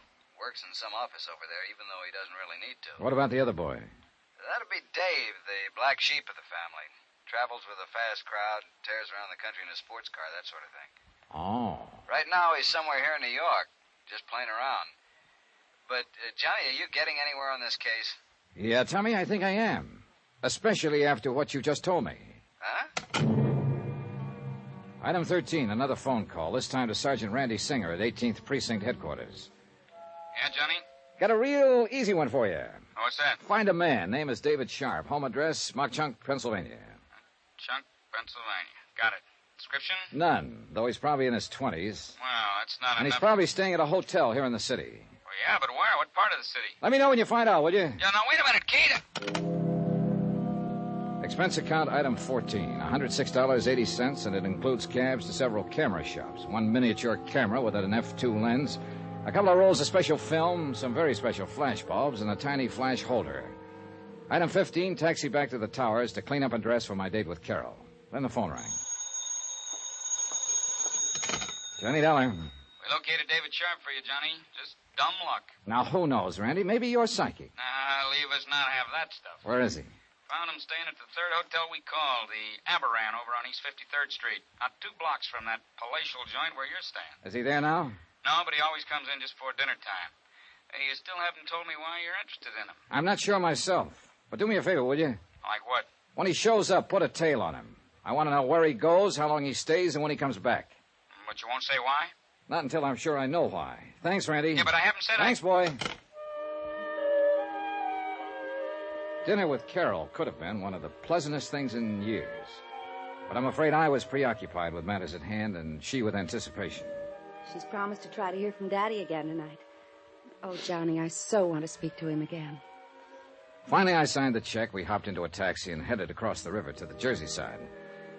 We ended up at a rather plain but nice home somewhere on the outskirts of, I guess it's Union City. We were met at the door by a matron of about 45, I should say, who looked like an ordinary, respectable housewife, except perhaps for her quick, discerning eyes. Good evening, Carol, my dear. Oh, and you must be Mr. Johnny Dollar. Yes, Madame Morgana? Yes. Do come in and meet the others who are here to form the circle tonight. Thank you. Carol? Thank you. Carol told me nothing about you except your veridical dreams of her. An amazing experience, isn't it? Perhaps you're really psychic. Oh, I doubt that. But all our friends thought my kid brother Richard was, before he died a couple of years ago. Richard. Richard. That name has been haunting me ever since Carol telephoned. You don't suppose... What, Madame? Oh, no, of course not. Now, here in the parlor are the others who will be with us tonight. May I present Mr. Johnny Dollar, Mrs. Dorothy Jessup, How do you do? Mr. John Price, Hello. Mr. Samuel Froelich. All right. And, of course, you all know Carol Sharp. Good evening. I see no reason why we shouldn't start. The atmosphere has seemed almost electric tonight. Very conducive to good contact with the, shall we say, the netherworld. And, oh, yes, you may smoke if you like, Mr. Dollar. We're very informal. Oh, I'm sorry. Just sort of a nervous habit, I guess, flicking this lighter. Oh, incidentally, I hope you tell these people of your dreams after we're finished. Oh, dear. The atmosphere is tense. We should begin right away. Well, yes, I'll turn on some low music. The six of us sat down in a small circle. On the floor were three long, slender metal trumpets, like Halloween horns, but made of thin metal, spaced about the center of the circle. In the subdued conversation of the next few minutes, I learned it was through these that the spirit voices would come to us, that they would rise in the air and the voices would issue from them. From time to time, there in the pitch-black room, I snapped the cap of my lighter as a reminder of what it was. You mustn't light it, Johnny, you know. No danger. This one hasn't even got a flint in it. I do hope we get some messages tonight. I think we will, Mr. Froelich. I have a feeling that we will. I have that feeling, too, very strongly. From what Madame told us, you must have definite psychic powers, Mr. Dollar. That should be helpful. Wait. The power's here. I feel it. Almost as though she were suffering Come physical to us. pain. We are ready. The medium sighed and gasped, and we waited and waited. It's hard to describe the tension that comes of waiting that way in a completely darkened room. And it's easy to see how well the imagination can work, the powers of suggestion. There was a slight sound. One of the trumpets. I heard it move. Yes, so did I. That means that they are with us. It seemed to move toward you, Carol. I hope so. Yes, I can feel it in the air near me. Father? Carol. Oh, Father, can you speak to me? There's so many things I wish to ask you. Yes, dear. Yes. It may not sound like much to tell, but believe me, this was impressive. The death-like silence broken only by the faint voice from the trumpet, the whispered questions by Carol, an occasional sigh from the medium, and the shudder of my special little camera, which I hope sounded enough like my lighter had sounded. Yes, Carol. Always do the things I tell you to. You are a good girl, my darling. And you give me great happiness in this lonely, Father? Goodbye, goodbye. Oh, Johnny, do you see? Because only he and I know the things we talked about. Wait. I feel the trumpet is still near us, and perhaps... John. Mr. Dollar, it's for you. Yes? Richard? Yes, John. Dick. I've waited so long to speak to you. Dick. My brother. The brief conversation I carried on with my dead brother Richard was amazing. Of things in my childhood that I thought nobody else even knew about. Personal, intimate things that can only be known to a brother or someone equally close. It was fantastic, amazing, awe-inspiring. Except for one thing. I never had a brother. I didn't tell this to anyone. I played it straight and even stayed around and discussed my trumped-up dreams after the seance. But I needed proof, and I couldn't wait to get back to New York to the police lab where I could develop the infrared film in my little camera.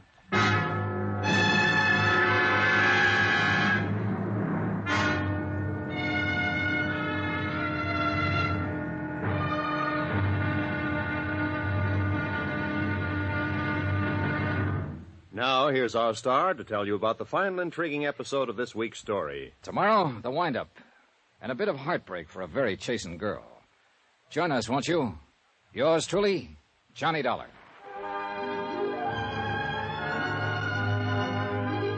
Yours truly, Johnny Dollar, starring Bob Bailey, is transcribed in Hollywood. It is produced and directed by Jack Johnstone, who also wrote tonight's story. Be sure to join us tomorrow night, same time and station, for the next exciting episode of Yours truly, Johnny Dollar. Roy Rowan speaking.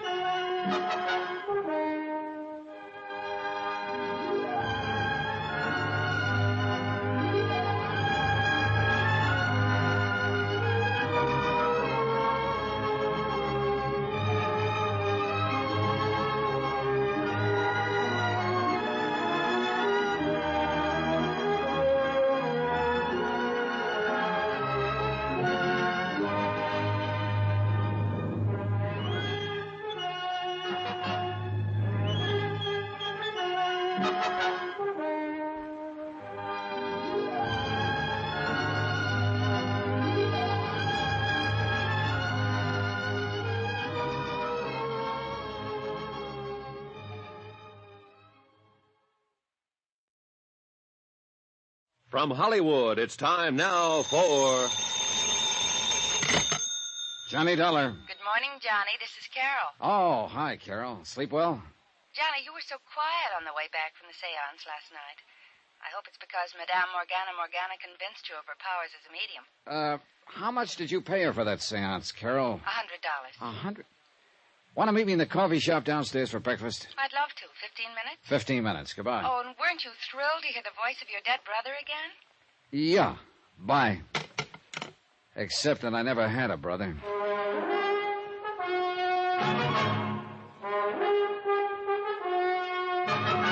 Tonight, and every weekday night, Bob Bailey in the transcribed adventures of the man with the action-packed expense account, America's fabulous freelance insurance investigator. Yours truly, Johnny Dollar.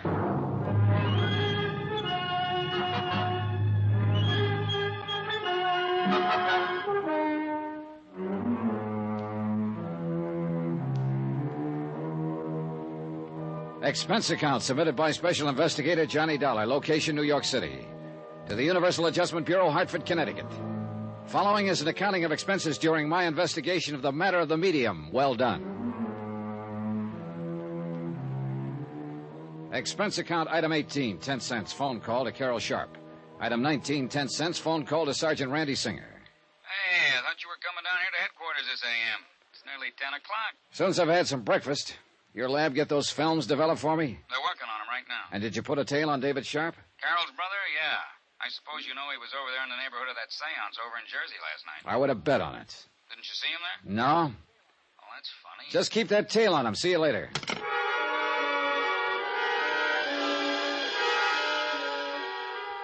Item 20, 1070, long-distance call to the city editor of the Mock-Chunk, Pennsylvania Herald Express. For a full half hour, I asked him questions about the Sharp family, about one member of the family in particular.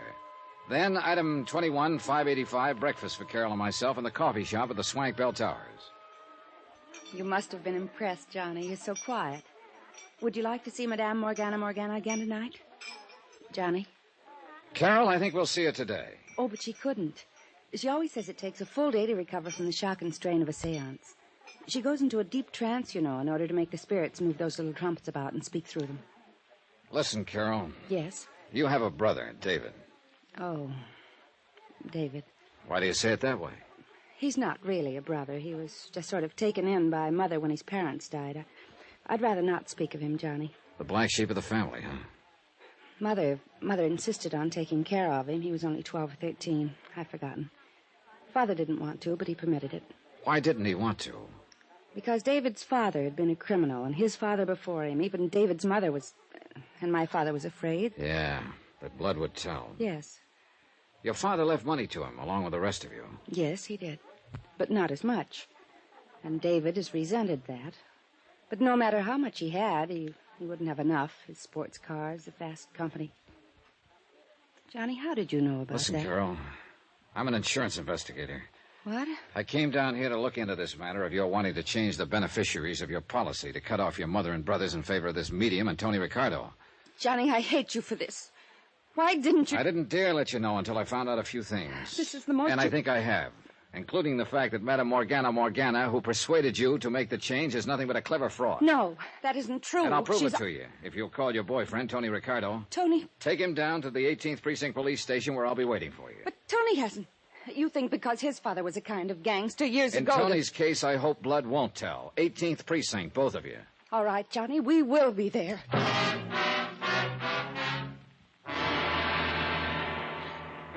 Johnny, the picture took last night. Oh, thanks, Randy.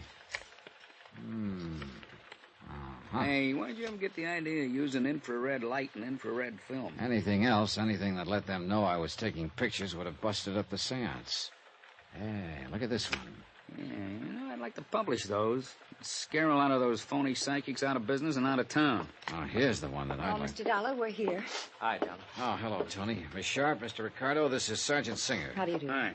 And now will you please show us this proof you were talking about? Yes, Dollar. How did you make out, huh? Made out very well, Tony, thanks to a miniature flash camera I had tucked into my pocket last night. I guess you wondered, too, how Madame Morgana worked her racket. He did not. Tony knows as well as I do that she's completely honest. Like any normal person, he may have questioned the almost miraculous powers of this woman in the beginning, but no trumped-up tricks that you... Where did you get this picture? And look at this one. She's moving that trumpet herself with the long, kind of extended handles. Extension grip, they call it. She probably hid it in the front of her dress. Oh, no. But these pictures in that dark room, Infrared photography. Maybe she did use one trick. But the voices came from trumpets floating about in the air above our heads. Then look at this one. Taken when your father was supposed to be speaking to you. Oh, no. That little trumpet has a long tube on it. Yep. Extending into that curtained doorway at the end of the room where somebody could whisper through it. Oh, this is terrible. And the hundreds, the thousands of dollars I gave her, believing in her. Yep. I'm afraid you were really took. Here's where my dead brother, Richard, spoke to me. The hanging trumpet is over your head. Yep. But how could she know? I didn't tell her. Oh, yes, you mentioned your brother. A completely non-existent brother, Carol. Oh. Made up. Like the dream of you I told you about. And I believed you, too. But how could she find out all those things about me? Miss Sharp, a couple of nights ago, I took Mr. Dollar to a medium that was a bum compared to this one. She told him all about himself. Have you forgotten what I found out about you and your brothers just in the last 24 hours? Oh, I don't know what to say. Don't try. We've still got to pin this whole thing down. I'm sure this Madame Morgana wasn't working alone. But who could be... How about it, Tony? No. No, not Tony. Just because his father was... Oh, no, please. Oh, thanks, darling. I got a report here, Johnny. Apparently he's moved again.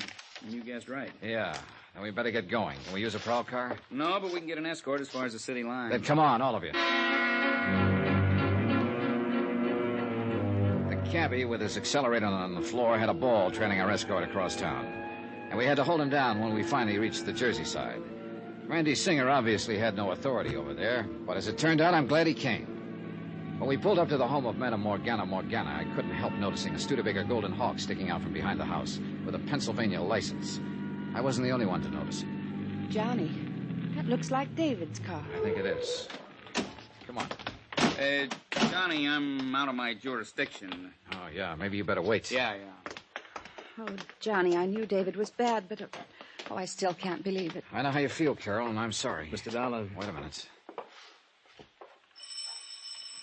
Johnny, if you do a thing like this... I'm ready for anything, Carol. Look, Mr. Dollar, Why don't just you and I go in? If anything happened to Carol, I'd never...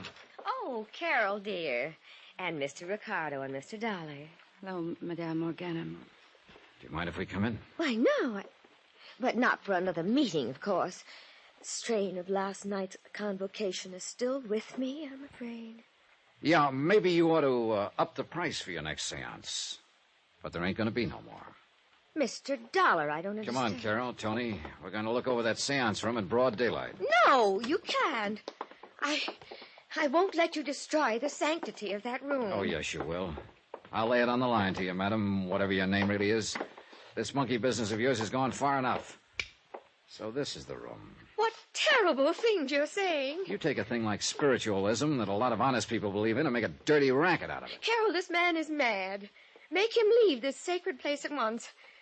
Carol, what right have you to make such horrible implications? Implications? Those were accusations.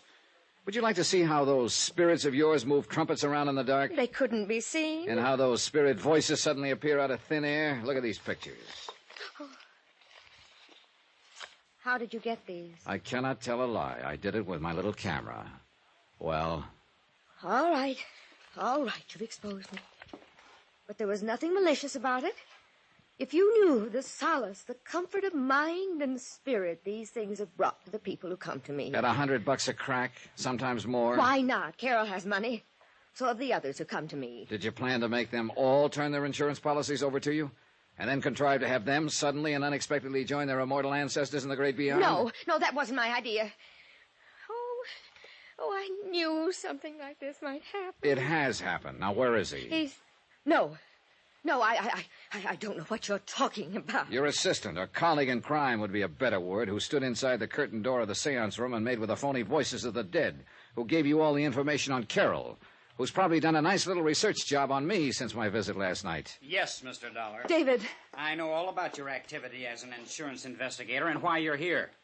But it's not going to do you any good. Oh, put that thing down and give yourself up, David. So you're the one who arranged for me to be a beneficiary of Carol's policy, huh? Stand back. So that suspicion would fall on me when something happened to her? Of course. And give us a chance to clear out. But now it's too late. And now that you've found us out. Well? David, no. The light, somebody turned on. Look out, Della! Look out!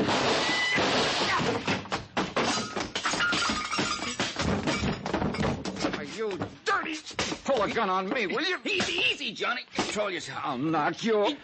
Randy. If you'll just get up off my chair. Here, the lights. But, David... When I flicked off the lights, Tony here made a dive for him. Here he is, wrapped up in the corner there. Yeah, I've got his gun. Ooh, you got a mean left there, Johnny. Oh, I'm sorry, Randy, but... See, I thought this was out of your jurisdiction. I get curious about comparing your lousy photography with the room itself, Johnny, so I sneaked in the back door. When I saw what was going on, I lost my head, I guess. All right, Dave, up on your feet. Oh, Johnny. Easy, Carol. Better get her out of here, Tony. Yeah, sure. And remember that crack about blood will tell? Well, I think you can prove to her that in your case, at least, whoever said it was all wet. Well, what happens to David Sharp and Madame Morgana will be up to the courts. It's a cinch she's out of the ghost racket for a while. A long while. And, of course, Carol did make a change in her policy to cut off David. Expense account, item 20-something, cab back to New York, hotel bill, and fare back to Hartford, $417.35. Expense account total, $892.90.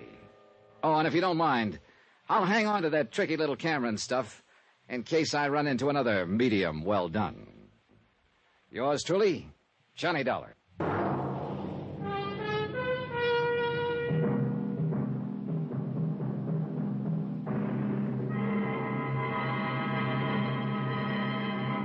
Now, here's our star to tell you about next week's intriguing story. Next week, The Tears of Night Matter. A fabulous necklace and a fabulous girl. Join us, won't you? Yours truly, Johnny Dollar.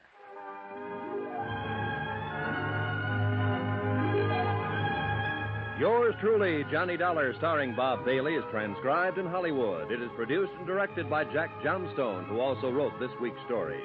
Heard in our cast were Virginia Gregg, Lawrence Dobkin, Lorene Tuttle, Harry Bartell, Eleanor Audley, Joseph Kearns, Herb Vigran, Junius Matthews, Tony Barrett, and Sam Edwards. Musical supervision by Amerigo Marino. Be sure to join us on Monday night, same time and station, for another exciting story of yours truly, Johnny Dollar. Roy Rowan speaking.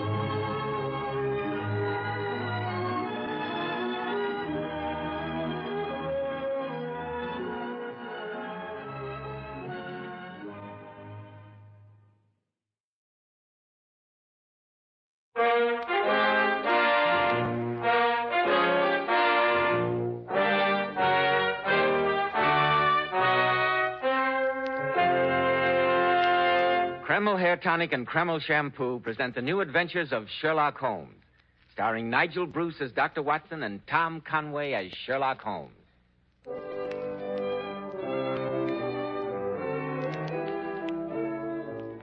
Now suppose we begin by calling on Mr. Holmes' biographer and friend, the genial Dr. Watson. We find him in his comfortable firelit study, leaning back in his easy chair, ready to begin his story.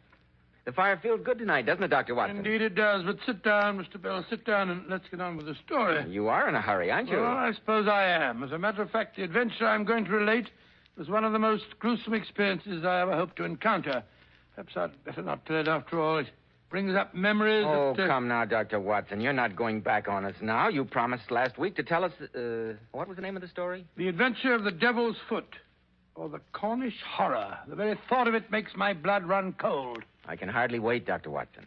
But first, men, I'd like to remind you about this famous modern trend in hair grooming, which is preferred among top-flight executives and America's most successful men. It's called Kreml Hair Tonic. One of the many reasons Kreml has become such a nationwide favorite is that it never plasters the hair down with sticky goo, which makes your hair and scalp feel so dirty.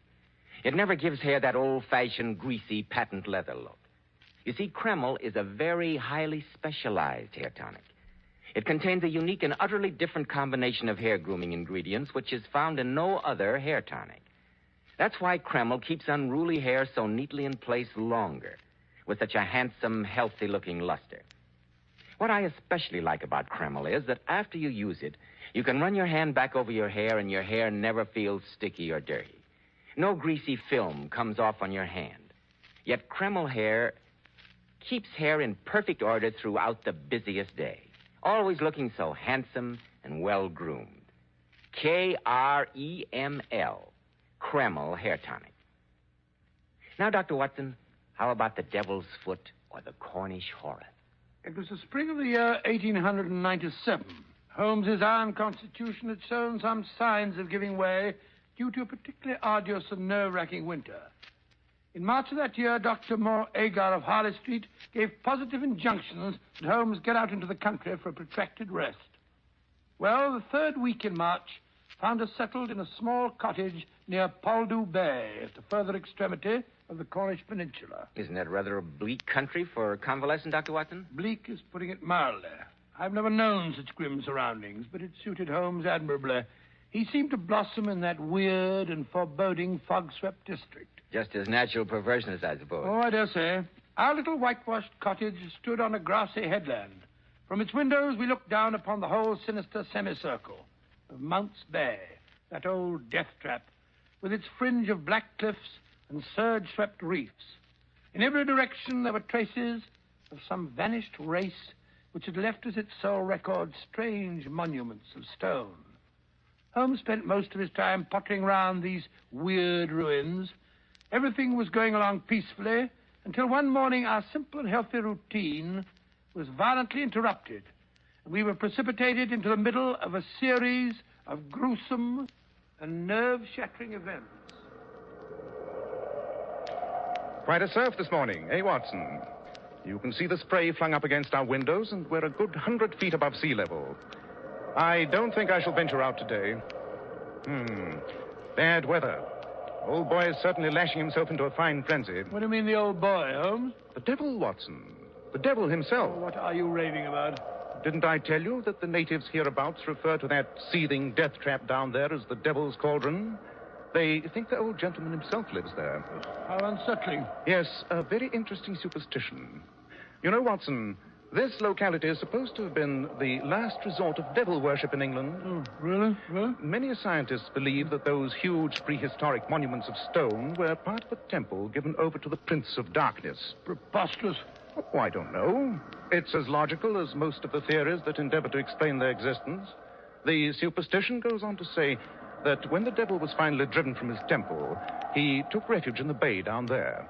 Yes, they claim that on stormy nights you can hear his hoofbeats as he races up and down the rocks. Holmes, what are you trying to do? Give me a case of nerves? Hello, what's this? What's this? Someone is running up our path, his cloak flapping about like a giant bat. Why, it's that Tregennis fellow, the one who boards with the vicar. Mortimer Tregennis, eh? I wonder what's happened. Face as white as a sheet. Couldn't look more upset if he'd seen Beelzebub himself. Open the door, Watson. Mr. Holmes, thank heaven I find you at home. The most terrible thing has happened. I can scarcely believe it. Oh, sit down, my dear fellow, sit down. That's better. Now, perhaps you can tell us what has happened. My family, my sister, we were playing cards. Oh, slowly now. Take your time. My family, my sister and my two brothers. It's too terrible. Why, just last night I was with them at the house. Tridanic Warfare, it's called. All well and happy. We played cards, and now, without warning, I can't believe... Easy, Tregennis, easy. There's a good fellow. I left them last night. My sister Brenda, my two brothers, Owen and George. What time was that? The clock in the church steeple over at Polo was chiming 10 o'clock as I closed the front door behind me. I'd left them all in the card room, laughing and in good spirits.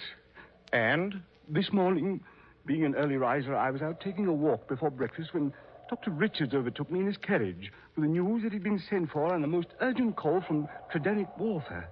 Something terrible had happened to my family. I jumped in beside him and he whipped up the horses. And what did you find? Oh, Mr. Holmes, it was terrible, ghastly. My two brothers and my sister, there in the card room just as I'd left them. But what a change. What a ghastly change. Yes?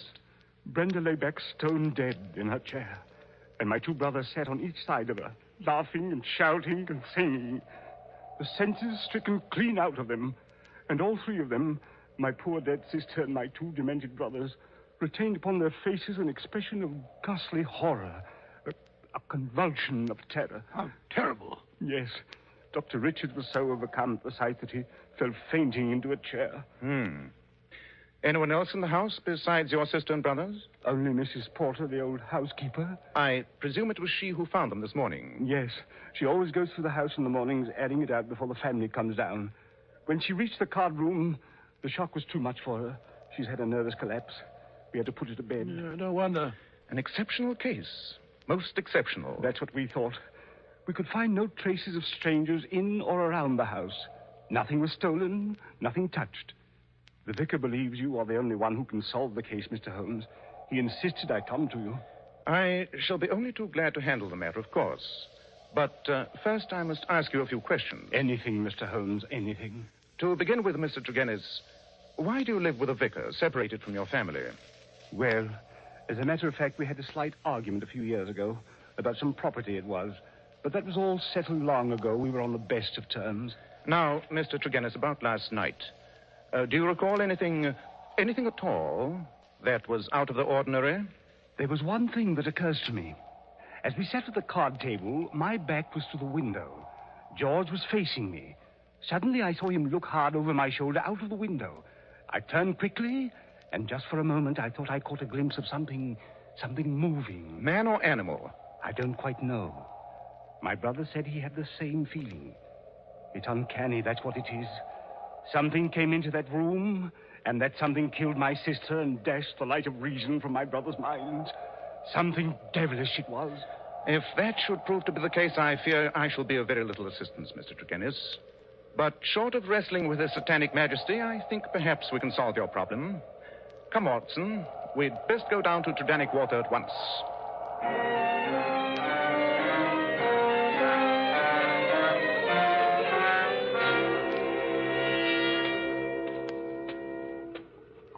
This is the house, Mr. Holmes. Whose carriage is this coming down the drive with the blinds down? There's somebody in it. Listen.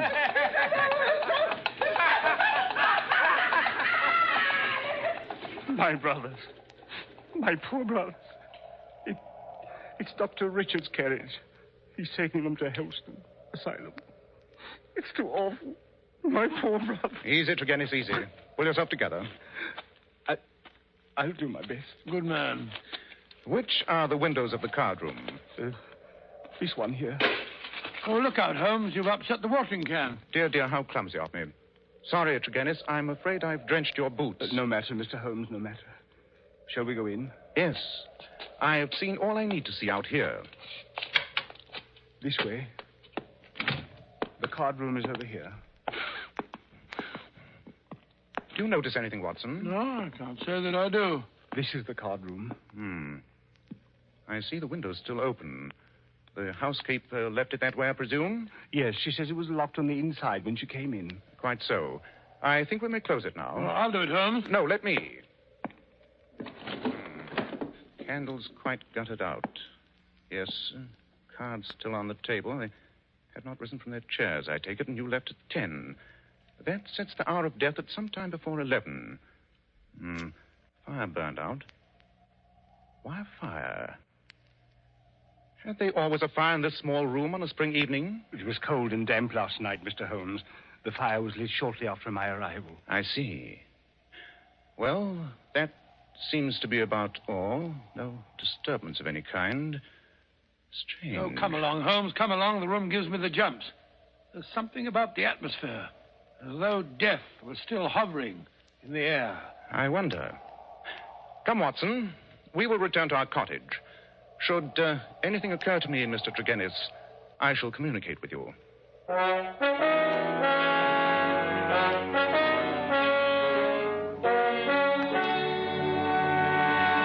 It won't do, Watson. It won't do.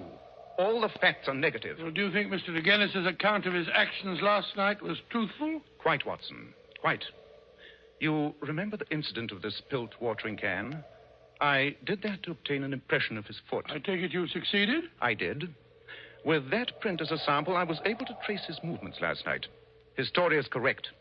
He left the house at about 10, went straight back to the vicarage, and did not return. Nor did anyone else enter or leave that house. Then it must have been the man or animal they thought they saw in the bushes.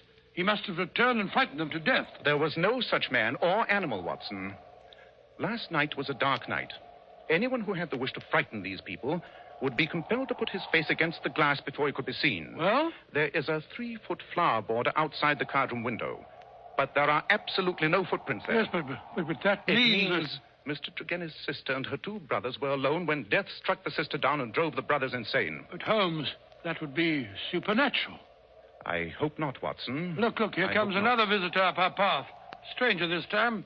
Big, savage-looking fella. That, my dear Watson, is none other than the famous Dr. Leon Sterndale. Sterndale, the lion hunter and explorer? Exactly. Oh, what's he doing in this neighborhood? Oh, I've heard he owns a little cottage about 5 miles down the coast. They tell me he lives there absolutely by himself when he isn't off on one of his expeditions. Never mind, Watson. I'll do the honors myself. Come in, Dr. Sterndale. Come in. Mr. Holmes? Yes. And this is my friend, Dr. Watson. How do you do? How do you do? Mr. Holmes, I've come to you about the tragedy at Dannywater. The police are utterly at a loss. You have a keener brain. Pardon me, Dr. Sterndale, but why are you so concerned in this affair? Well, you see, during my many residences in this locality, I've come to know the family of Tregennis very well. I see. Their horrible fate has been a great shock to me, Mr. Holmes. I'm so sorry. As a matter of fact, I was on my way to Africa. I got as far as Plymouth when the news reached me this morning. I came straight back to help in the inquiry. But that would make you lose your ship. One sailed for Africa this afternoon, if I'm not mistaken. I can take the next. When did you last see the Tregennis family, Dr. Sterndale? I saw Brenda, Miss Tregennis, 3 days ago, just as I was leaving for Plymouth. Oh. So you have been in Plymouth for the last 3 days? Yes, in Plymouth. But how did you get the news so quickly? Surely the Plymouth papers didn't carry an account of the matter in this morning's edition? I received a telegram. Telegram? Might I ask from whom? You're very inquisitive, Mr. Holmes. It is my business, Dr. Sterndale. Very well. The telegram was sent by the vicar, Mr. Roundcay. I see. And now, Mr. Holmes, have you reached any conclusions? Conclusions? No. That would be a trifle premature. But I have every hope of bringing this matter to a satisfactory termination. Satisfactory to me, that is. Would you mind telling me if your suspicions point in any particular direction? I do not feel that this is the moment to answer that question, Dr. Sterndale. Oh, and I see that I've been wasting my time. I need not prolong this visit. Good afternoon, gentlemen.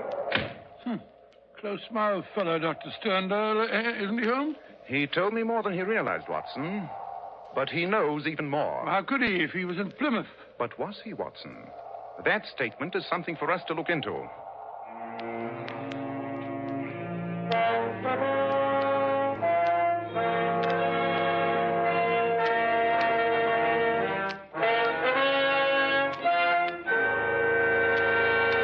In just a moment, we'll rejoin Sherlock Holmes as he endeavors to solve the strange mystery of Dannywater. But first, men, remember, if you want to keep your hair handsome and healthy looking, one of the first requisites is a hygienic scalp. So why settle for just any hairdressing when you can enjoy the extra advantages of a highly specialized hair tonic like Kreml? Kreml contains a special combination of hair grooming ingredients which is found in no other hair tonic. This is why it keeps unruly hair neatly in place longer with a rich, healthy-looking luster. Yet Kreml never gives hair that cheap, greasy patent leather look. It never leaves hair feeling sticky, gummy, or dirty. Your hair and scalp always look and feel so clean with Kreml. And if your hair is so dry it breaks and falls when you comb it, start using Kreml at once. Let it make your hair feel softer, more pliable, and look as if it had some body to it. Kreml is also fine to lubricate a dry scalp. At the same time, it removes dandruff flakes. A quick massage with Kreml helps stimulate the cutaneous circulation of the scalp. Notice how alive, how invigorated your scalp feels. So for better groomed hair, a more hygienic scalp, change to Kreml at once. Buy a bottle of Kreml at any drug counter. Ask for an application at your barber shop. Kreml, Kreml Hair Tonic.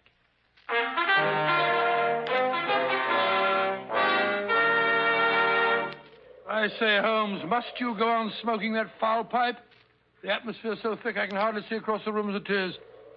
Oh, dear, I feel depressed. Who knows what evil thing is talking abroad in this neighborhood? Light the lamp, Watson. It's the gathering twilight that makes it gloomy. Rubbish. Look here, Holmes, what about that Dr. Sterndale? Do you think he did it? No, Watson. I've been in communication with his Plymouth hotel. His story was correct. He had been there for the past 3 days, and he did receive a telegram from the vicar this morning. Oh, and he couldn't possibly have had anything to do with the Tregennis tragedy last night. Quite. I didn't think he had a connection with the tragedy. But there is a connection with... Now what? Mr. Holmes! Oh, Mr. Holmes! Open the door, Watson. Ah, my dear vicar, come in, come in. Dear me, You look as though you'd seen a ghost. It's tracked him down. The curse of the family. He's dead. Dead with that same look of terror on his face. Who's dead? Mortimer Tregennis. In his study at the vicarage. Great Scott. My servant found him there, sitting beside his table, his face turned toward the window, and distorted with that same convulsion of fear that marked the features of his sister. Oh, my poor parish. Satan himself is loose among us. We are devil-ridden, Mr. Holmes. Devil-ridden.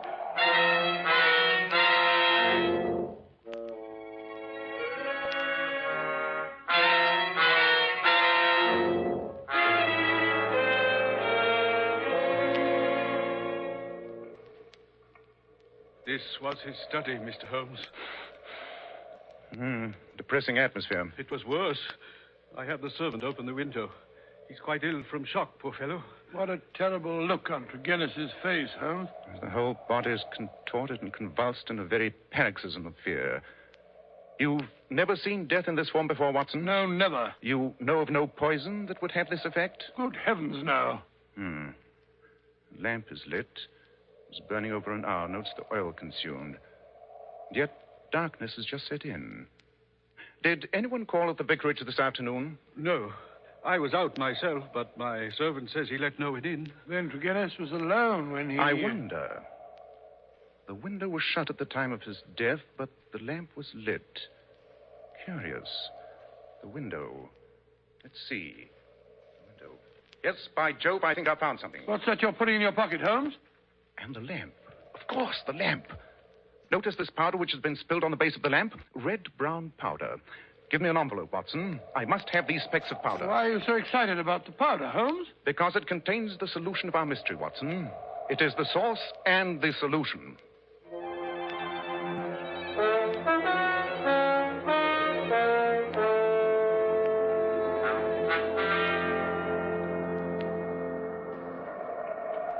Holmes, you haven't touched your supper. What a foul night. The wind's rising again. Oh, have another cup of tea and be quiet, Watson. I don't want to be quiet. I want to talk. I'm tired of waiting here listening to that blasted wind and the roar of the water down there below. Why did you send for Dr. Sterndale? Because he is an authority on obscure African poisons. Poisons? Why are you interested in poisons? Watson, there are two striking points in common in both cases under observation. Yes? In both cases, the atmosphere of the room had a curious effect on the persons who first entered it. The housekeeper and the vicar's servant were both overcome, as was the doctor who was called in. That's right. I hadn't thought of that. The room was still stuffy when we entered it. Right. And in each case, there was combustion going on in the room. The fire in the first case, the lamp in the second, and the lamp was not necessary. It was still daylight when it was lit. Yes, but I still don't see what... Something was burned in each case which produced an atmosphere causing strange toxic effects.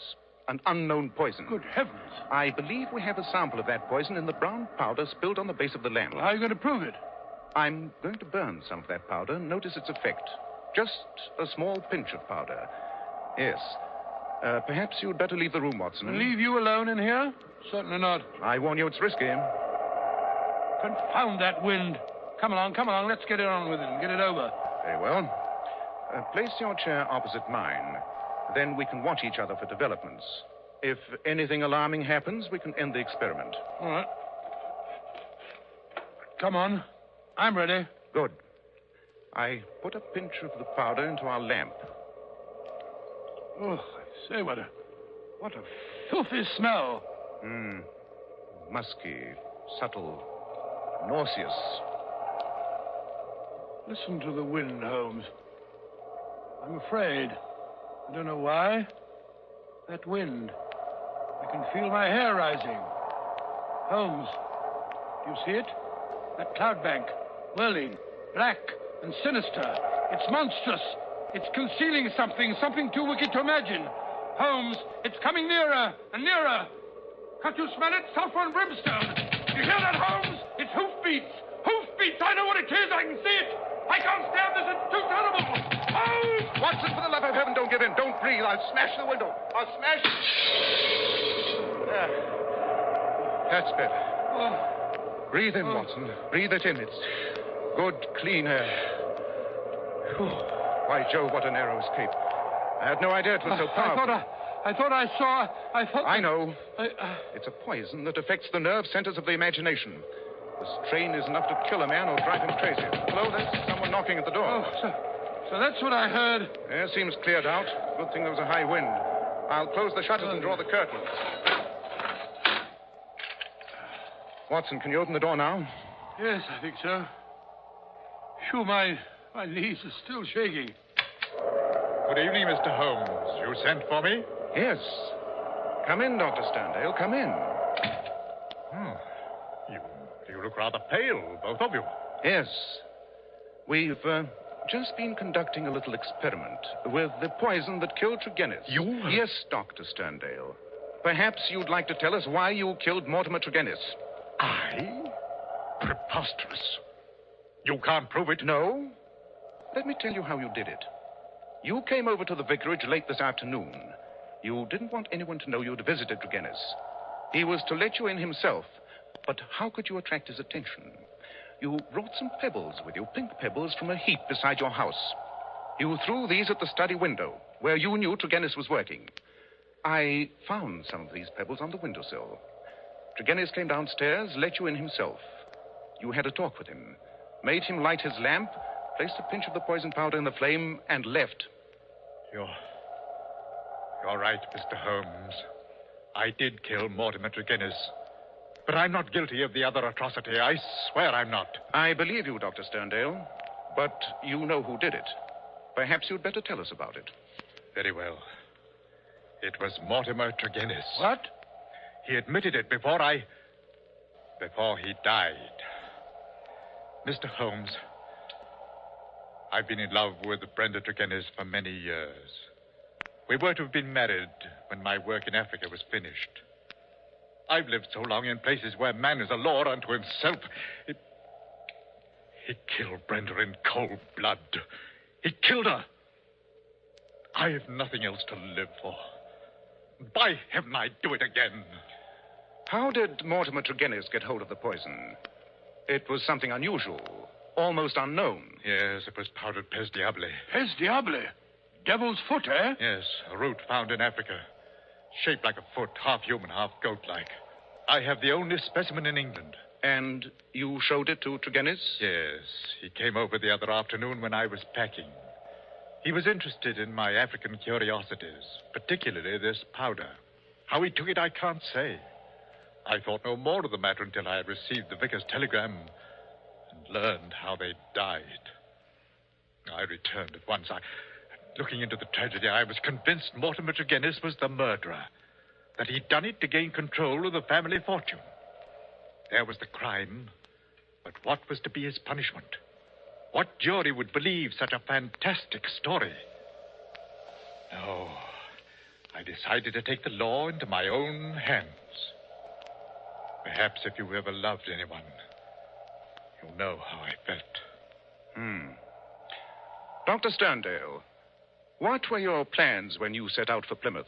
I had intended to bury myself in Central Africa. My work is only half finished. Go and finish the other half, Dr. Sterndale. I do not feel called upon to prevent you.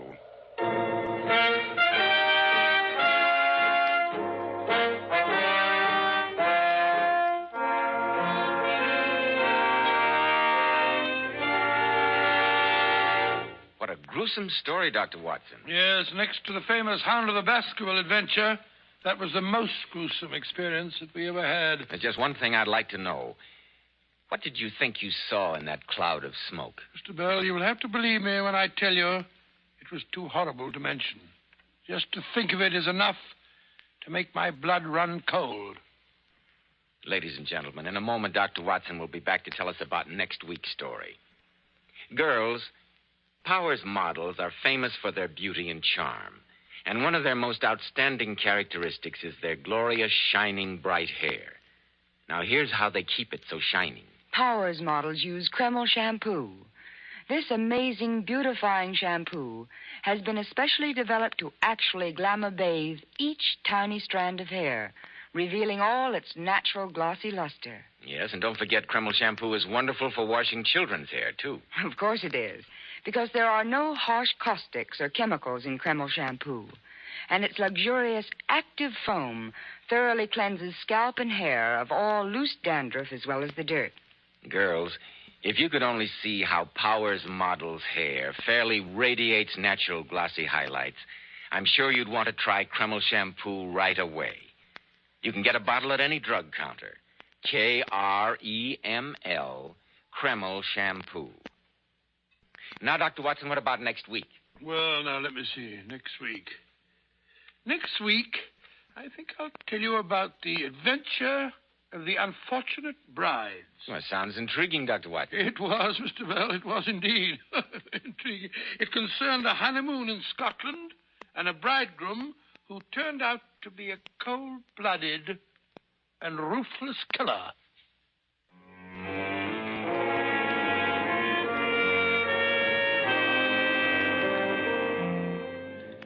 Tonight's Sherlock Holmes adventure was adapted by Edith Meiser from Sir Arthur Conan Doyle's story, The Devil's Foot.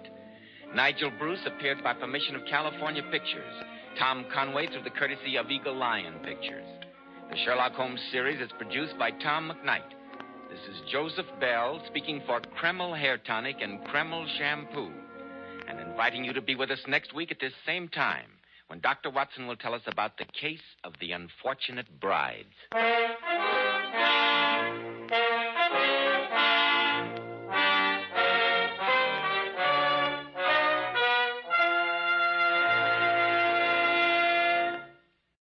This is ABC, the American Broadcasting Company.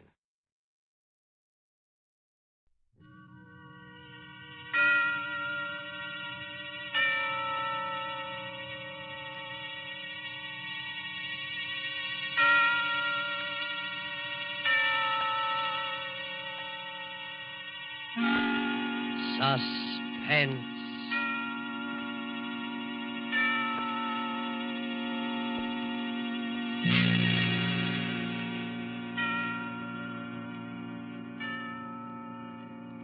This is the Man in Black. Here again to introduce Columbia's program, Suspense. Our star tonight is Bela Lugosi, playing the part of Professor Antonio Basile, psychologist. The story is by J. Donald Wilson, who calls it The Doctor Prescribed Death. If you have been with us on these Tuesday nights, you will know that suspense is compounded of mystery and suspicion and dangerous adventure. This series of tales is calculated to intrigue you, stir your nerves, to offer you a precarious situation, and then withhold the solution until the last possible moment. And so it is with the Doctor Prescribed Death and Bela Lugosi's performance. We again hope to keep you in suspense. Professor Antonio Basile has a theory, but let him tell you about it. As a psychologist, I have worked out a theory I know to be sound. I contend that a person who has decided to kill himself can very easily be turned from this desire to the desire of taking the life of another.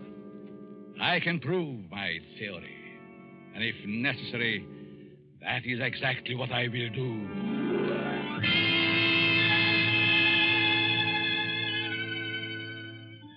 Yes, Professor Antonio Basile has a theory, but only a theory.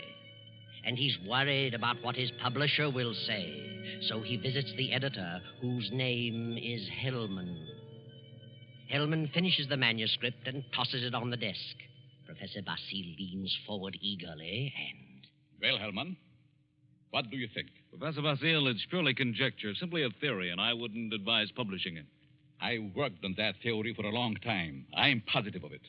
I know it'll work. Suppose it will. What good is it? What good have you accomplished if you can prove it'll work? Are you laughing at me, Hellman? It's so silly. An ordinary human being has suffered reverses, is sick of it all. He wants to leave it all behind. And you say he can be changed to want to kill someone else. I do. Self-destruction and the destruction of other life are closely related in the mind. The dividing line is very thin. It's ridiculous. And you won't publish it? Granger would fire me. Why? He told me that, in his opinion, you should be in the asylum. Mr. Granger said that. Does he think I'm insane? How do I know? Hellman, Mr. Granger didn't say that. It's you who thinks I'm crazy. You've never liked me. For some reason, you are trying to tear me down. Well, we'll see, Mr. Hellman. We'll see. Now, wait a minute. I'll show you whether my works are illogical.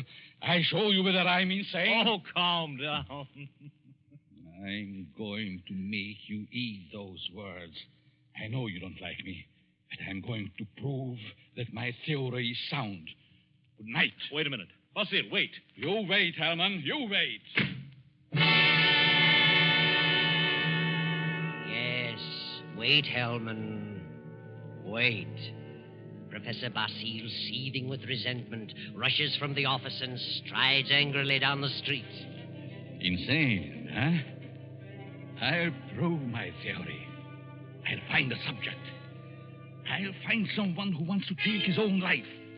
And so Basile goes home, late for dinner. He finds a note from his wife, Myra, saying she's decided to attend the opera and will be home around 11:30. Then Professor Basile gets an inspiration. He goes to the bridge over the deep canyon, the bridge called Suicide. And strangely enough, he hasn't long to wait.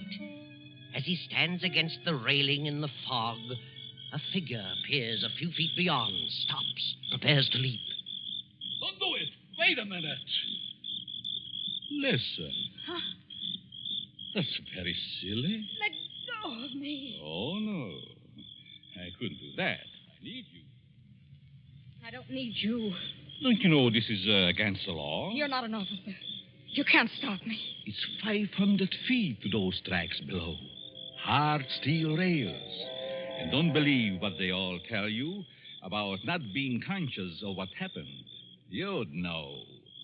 People don't die instantly. Let loose. They lie in agony for minutes and sometimes for an hour. It's a horrible death, I know. How do you know? I'm a doctor. Doctor? Yes. I can tell you much simpler ways, much less painful ways, and quicker. You're a nice young girl, an intelligent girl. You wouldn't want it to happen this way. Maybe after I talk to you a while, you wouldn't want to do this at all. No? No. But come on. Let's talk it over. Maybe a few minutes' talk will change the entire picture for you. What could you do to help me? If you'll come, I'll tell you. There's a motive back of your wanting to do this, and I'd like to know what it is. Nothing doing. Haven't you any relatives? Any loved ones you'd like to do something for? Yes? Then if you'll talk with me for a while, maybe I can find my way clear to help those people. You sound crazy to me. Oh, no. All right, I'll... Where? My apartment. Let's go.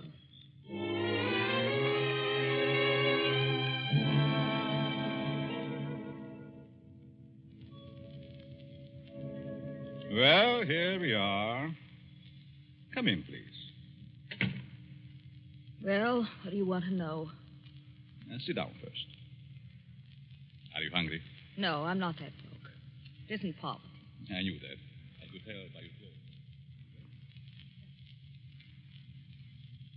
Now, first, why did you come here? Why? Why, because you talked me into it. I see. You're not afraid of me? Afraid? In my frame of mind. What can I lose? Suppose I told you that I really brought you here to kill you. Kill me? You know, you're a very pretty girl, don't you? Yeah? That doesn't always mean so much. The right man, it might. That's what I thought. But I found out it didn't mean a thing. Ah, then it was because of a man. I knew it. Really? How did you guess? I'm a student of psychology. I'm Professor Antonio Basile. I see. And you want to know what makes me tick. You want to know the reason behind my action tonight. That's right. I would like to know what happened to make you want to kill yourself. Suicide is a mental aberration. Yeah? I'd like to know what preceded the decision to destroy yourself. And what you thought about until the moment I stopped you on the bridge. What good will that do me? You said you weren't broke, but you also said you had some loved ones you'd like to do something for. I meant I wasn't broke to the point of being hungry. I have a few dollars. But you suggested help for someone in larger terms. Yes, I did. Who is the loved one? My mother? You are her only means of support? Yes. And you intend to kill yourself? Yes. That's being selfish, isn't it? Selfish? Yes. You are concentrating solely on self. You think so? What else? The first law of human nature is self-preservation, right? I suppose so. The second law is the preservation of family. Yeah? So you decide to deny the first law and destroy yourself. And as a consequence, deny the second and leave your mother alone and in need. You indicate a form of insanity. What would be normal? To destroy the other person, the one who has done you wrong. Have you hurt him? No. Then the one who has done wrong should be the one to suffer. You have no legal recourse? Legal recourse? No, I haven't, I'm sorry to say. And you would kill yourself to let your poor mother suffer because of the wrong of another. Why shouldn't he be the one to suffer? I suppose you're right. Why shouldn't he? What happened after all? Why not tell me about it? Were you married? No. He never seemed to find time to get around to marriage. What's your name? Gladys. Gladys Tanner. How long had you known him? Almost 4 years. And you always thought he meant to marry you? Yes. Until 3 weeks ago. Yes? On July 1st, he had to leave town for a week on business. Said he was going to Kansas City. When he came back, he seemed to be too busy to see me. Then a week ago, I found a snapshot along with several others in his desk in his home. May I see it? Certainly. It's a picture of him and another woman. But the picture was not taken in Kansas City. It wasn't? No. It was taken on the beach at Atlantic City. And it's dated by the finisher, July 3rd. Since he returned, he's refused to see me. Yesterday, he finally said he didn't care to see me anymore. That I'd better forget him. But it isn't so easy as that, is it? No. I figured I'd done something. And blame myself. Do you know this blonde woman in this snapshot? No. Then it must be a woman he has met recently. You've known him for 4 years. I don't think you are to blame. He's the one in the wrong. And he should be made to suffer. How? You were going to kill yourself. Why should you? Kill him instead. He double-crossed you. He deserves it. Now, let me go a little deeper into the situation. Whenever a person has reached the conclusion to take his life...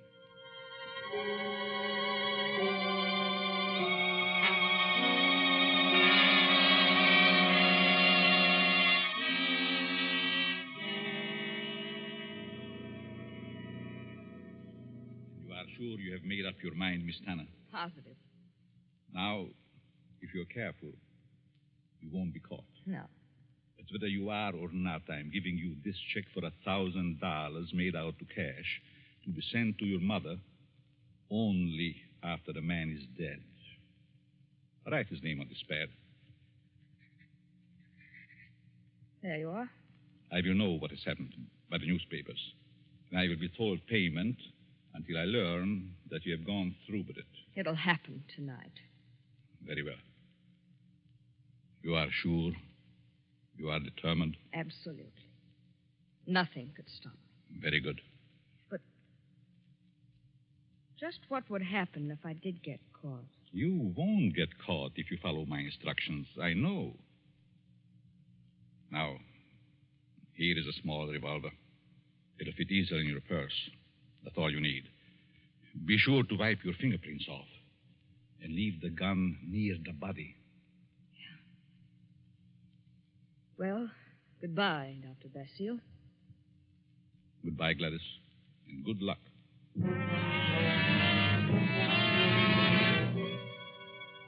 Professor Basile watches Gladys as she crosses the street to the dimly lighted bus stop. Then he rushes to his car and drives away. A few minutes later, he comes to a stop at Hellman's house. Hellman, the editor who ridiculed his theory. Just a minute. Oh. Hello, Basile. Good evening, Herman. Thought I'd drop out to have a little chat with you. Well, why this time of night? It's kind of late, isn't it? 11. Didn't think that was late for you. No? Come in. Thanks. Sit down. What's on your mind? I want to talk to you about my theory you ridicule so definitely. My theory about suicide. Oh. Well, I just don't believe it, that's all. And I said I'd prove it, didn't I? Yes, but what are you getting at? It's going to be proved. My theory is going to be proved tonight. Well, that's fine. Go right ahead and prove it. I don't like you, Hellman. I never liked you. And I know you don't like me. I can't help that, Basile. What are you staring at? Is there someone here with you? Certainly not. Why? That's a woman's purse on the Davenport. Oh, my secretary dropped by earlier this evening with the manuscript. She must have forgotten it. She's not here now? Of course not. Then I'll continue. I found a subject. A girl who was ready to commit suicide because a man jilted her. In a few hours, I was successful in changing her thoughts from suicide to homicide, and she is going to kill the man tonight. What do you think of that? There may be a dozen murders tonight. Ah, but you'll know which one I mean. You'll know about this murder. What do you mean?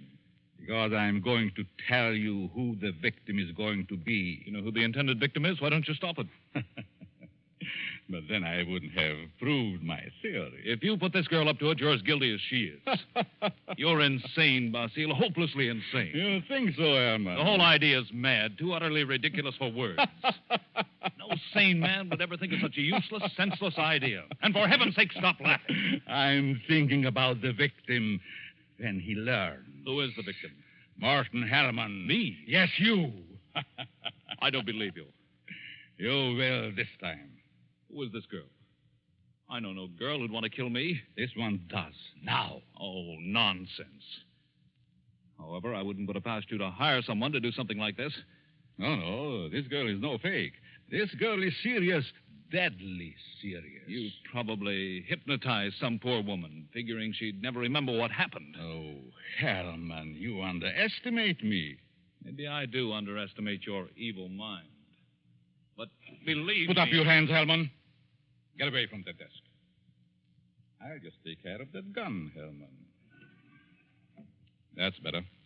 Well, since when did you start carrying a gun, Basile? A gun? Don't be silly. This isn't a gun in my pocket. It's just my pipe. See? Well, what do you hear, Herman? Nothing. Oh, yes, you do. I heard it, too. The sound on the porch. I leave now. The back way. I put your gun in the kitchen. And I'll be very careful to remove all my fingerprints. You insane fool. Oh, fancy you. You, Hellman, you are going to help prove my theory. Good night, Hellman. Crazy devil. I'll have him locked up before he gets across town. Good evening, Mr. Hellman. Huh? How did you get in here? Through the patio door. What do you want? I wanted to talk to you. Very strangely. You're just imagining things. And what are you doing here? I wanted to tell you something. Yeah? What? When you first indicated to me that you were through with me, I was terribly hurt. I thought all along that we were to be married. I couldn't understand. I tried and tried to think of something I'd done to cause our breakup. Then I happened to find this snapshot in your desk. Snapshot? Take a look at it. Kansas City. No, Atlantic City, New Jersey. You and a blonde. And the date is stamped on the back. A business trip. Ha! Well, what about it? I just wanted you to know that you weren't so slick. I wanted you to know that I knew about the blonde. But I knew you'd lied. Now that you've told me, what good does it do you? A lot of good. First, I thought you came here for money. How could you think such a thing? Well, I think you'd better go now. I'm going. Goodbye, Morton. And good luck in your new venture. What venture? This one. Gladys. Gladys! And wish me luck in mine.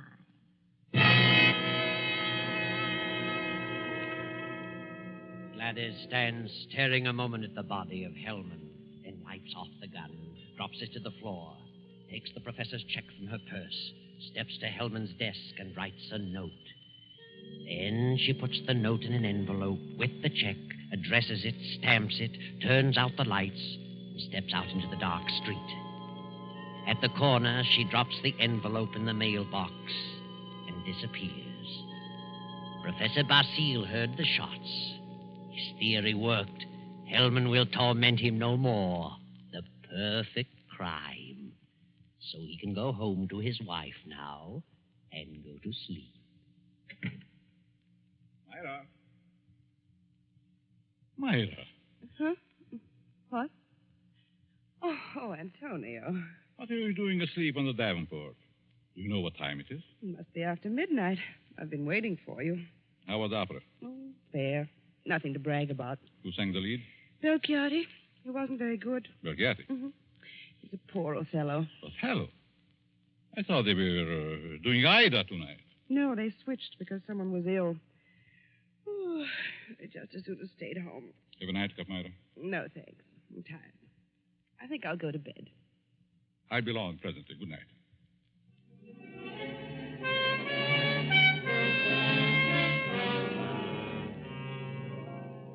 Then the night passes and the morning comes. The professor rises cheerfully and prepares for breakfast. Then... I get it, Myra. Yes? Are you Professor Basile? Yes. May we come in? We'd like to talk with you. Of course. What is it you want? Is your wife in? Yes. We'd like to see her, too. What? Oh, I'm Lieutenant Davis. Detective headquarters. Well, what do you want? Will you call your wife? Why, certainly. Myra. But what's this all about? What is it, Antonio? These men are from detective headquarters. They want to talk to us. Really? What about? May I ask where you were last night, Mrs. Basile? Certainly. I went to the opera. What time did you get home? Oh, I imagine it was around 11 or shortly after. Mm-hmm. Were you at home last evening, Professor? Well, I was at the club and got home about 12:30. By the way, do you know a Morton Hellman? Certainly. What about him? He's been murdered. Murdered? Good Lord. When? Around midnight last night. I found him this morning. How terrible. Why, I've known him for years. He was editor-in-chief of the company publishing my writings. I'm a psychologist, you know. Yes, we know. But what do you want to know from us? We weren't connected socially with Hellman, just in business. Did you know him, Mrs. Basile? Yes, I knew him very slightly. Do either of you know of anyone who'd have reason to kill him? Certainly not. Everyone thought highly of him. Did you ever hear of a girl named Gladys Tanner? Gladys Tanner? No. Did you know of a Gladys Tanner, Mrs. Basile? No. Is this your purse, Mrs. Basile? Why, of course it is. That's the one I gave you last Christmas, Myra. Oh, yes. I must have lost it downtown. Where did you find it, Lieutenant? At Hellman's home. Hellman's home? Well, how in the world? Good heavens, but We found it on the sofa. Well, I can't imagine how it could get there. And this is the revolver that killed Hellman, found on the floor beside him. What? No fingerprints on it, however. What? May I see it? Why, Myra, this is your gun. I bought this for you 2 years ago when I went on the lecture tour. Yes, I think it's mine, but it just doesn't make sense. Did you have the gun in your purse when you lost it last night? Well, perhaps I did. I'm so confused now I can't remember. Think, Myra. Think, it is terrible. Oh, I know. Oh, dear, I feel ill. Did you ever fire this gun? Yes, once last year up in the mountains. I wanted to see how it worked. Ever reload it? No, I've never reloaded it. I just didn't think about it. Maybe I did put it in my purse. Why, I don't know. And whoever found the purse may have used the gun to... Oh, I just can't seem to think. This gun misfired on the first 2 shots. The other 3 killed Hellman. This is the most amazing piece of coincidence I ever heard of. Why would my wife want to do such a thing? Why should she get to Hellman? She hardly knew him. Are you sure about that, Professor? Of course. Well, sorry to say that I don't believe her. What? This is ridiculous. This is going to be a shock to you, Professor, but here's a snapshot we found on Hellman's desk. Taken in Atlantic City last July. Good heavens. Why? This is you, Myra. You and Hellman. You were at your mother's in Florida in July. Myra, look at me. What does this mean? I can't. And I can't believe such a thing. May I have the purse, the gun, and the photo? Thank you. I'm sorry, but I'll have to take her down to headquarters. But I didn't kill him. I didn't. I wouldn't. I loved him. Myra. You better pull yourself together. You'll have to go back. They'll want photos and fingerprints. Yes. Better get it ready, Myra. Certainly looks bad for her. Afraid it does. Looks like an open and shut case. Oh, will you come along too, Professor? Certainly. And so it all worked out beautifully. Not quite as the professor had planned. But then he changed his plan from the moment when Gladys Tanner showed him the snapshot taken in Atlantic City. And he realized that the girl's fiancé was Hellman, and the blonde was Myra, his wife. He had no intention of allowing Gladys Tanner to kill Hellman until he saw that snapshot. And when he recognized Myra's purse in Hellman's home, he decided to let Gladys kill him and the blame be placed on Myra. The perfect crime. But several hours later, after fingerprints and many questions, the professor is just about to be dismissed when Sergeant Rankin steps into the room and speaks quietly to Lieutenant Davis. What is it, Rankin? I stayed at Basile's place, as you said. Well? A few minutes ago, a special delivery letter came for the professor. This'll knock your eye out. Read it. Hmm? Wow. This fits perfectly with the writing we were trying to make out on Helm's desk blotter. Professor, here's a letter sent special delivery to you a few minutes ago, postmarked last night. Read it. Dear Professor Basile, your theory worked a certain degree. You convinced me I should kill him. But when that gun you gave me misfired twice, I almost quit. Go ahead, Professor. Read on. Then as I looked at him on the floor, the feeling of self-destruction came back. I'm going ahead with my plan. Here's your check. I won't need it. Besides, I lied to you. I lost my mother long ago. Better luck next time. Gladys Tanner. And a half hour ago, they found her body beneath Suicide Bridge. Well, Professor, your perfect crime has failed. Failed? Yes, failed. Wonderful setup on paper, but your theory backfired and you're up for murder. But I didn't kill him. But you planned it, and you're as guilty as Gladys. She's paid her penalty. Now it's your turn. No. I won't be hanged. Never! Rankin, grab him!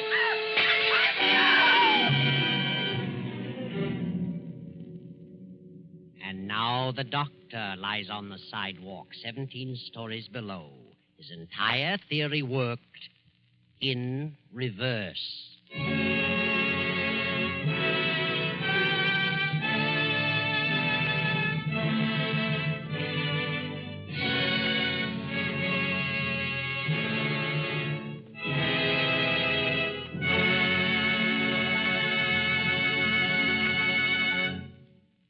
And so closes the doctor-prescribed death, starring Bela Lugosi.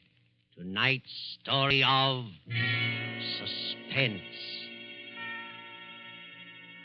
It came to you from Columbia Square in Hollywood.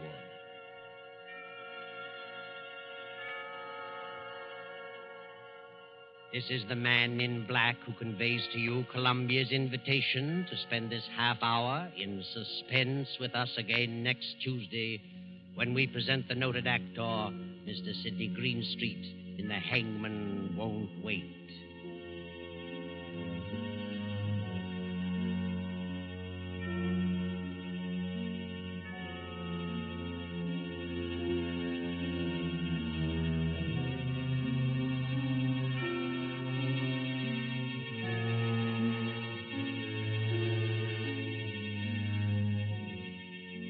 William Spear, the producer, Ted Bliss, the director, Lud Gluskin, the musical director, Lucian Mahowick, the composer, and J. Donald Wilson, the author, collaborated on tonight's Suspense.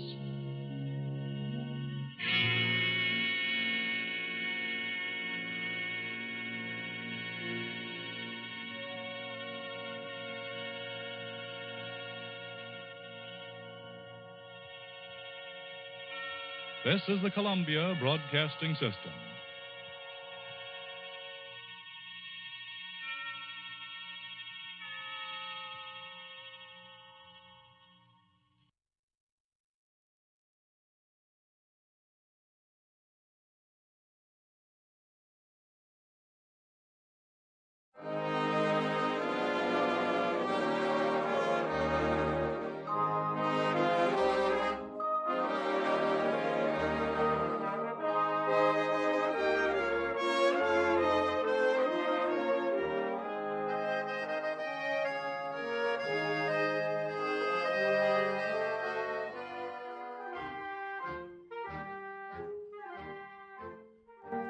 Tonight, we again present the famous Mr. Chameleon of Central Headquarters in his most famous cases of crime and murder.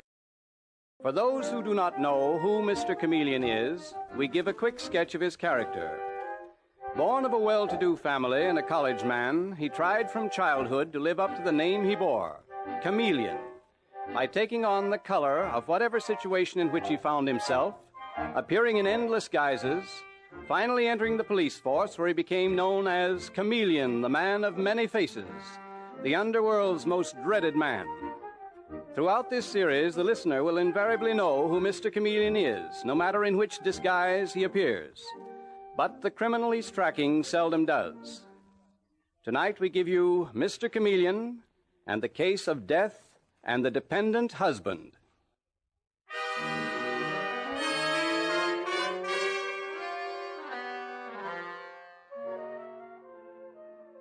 It is late afternoon, and in the modernistic bedroom of her East 50s apartment, Andrea Shepard is packing and trying to give her sympathetic attention to her husband, John, who is stretched out on the bed. And she says to him gently, "Oh, darling, please, why must you torment yourself with all these doubts? You know I love you. I hate to leave you like this, but after all... After all, you have to bring home the bacon. You're Andrea Shepard, the successful fashion designer, and aren't I lucky that you are so successful? John. According to your friends, I'm the luckiest man in the world. They don't even believe I'm sick. They say I like having you support me. Well, I know better. John, dear, I should be back Friday morning. Cliff, that charming half-brother of mine, even accuses me of being in love with your secretary. Oh, certainly by Friday noon at the latest. The fashion show takes place on Thursday night, and if I can catch a sleeper back to New York, I will. Otherwise, I'll fly. Andrea, are you listening to me? Oh, John, you forget I've heard all this a million times before. But they all say... I don't care what my friends say.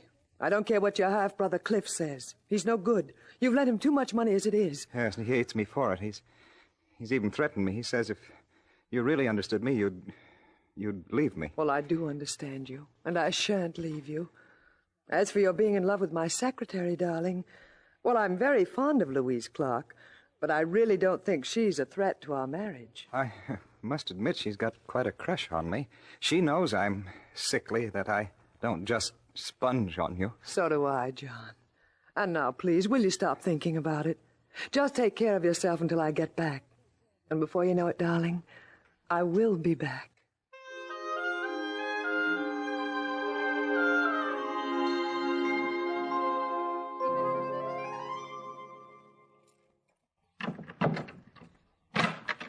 John, I'm home.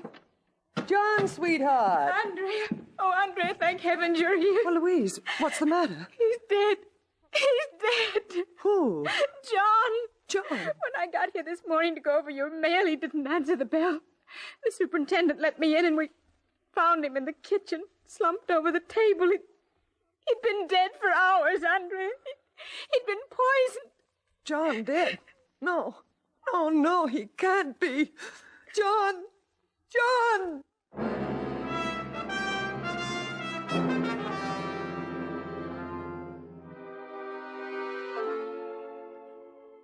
And now, at Central Headquarters in the office of the Commissioner of Police, we find the Commissioner restlessly pacing the floor.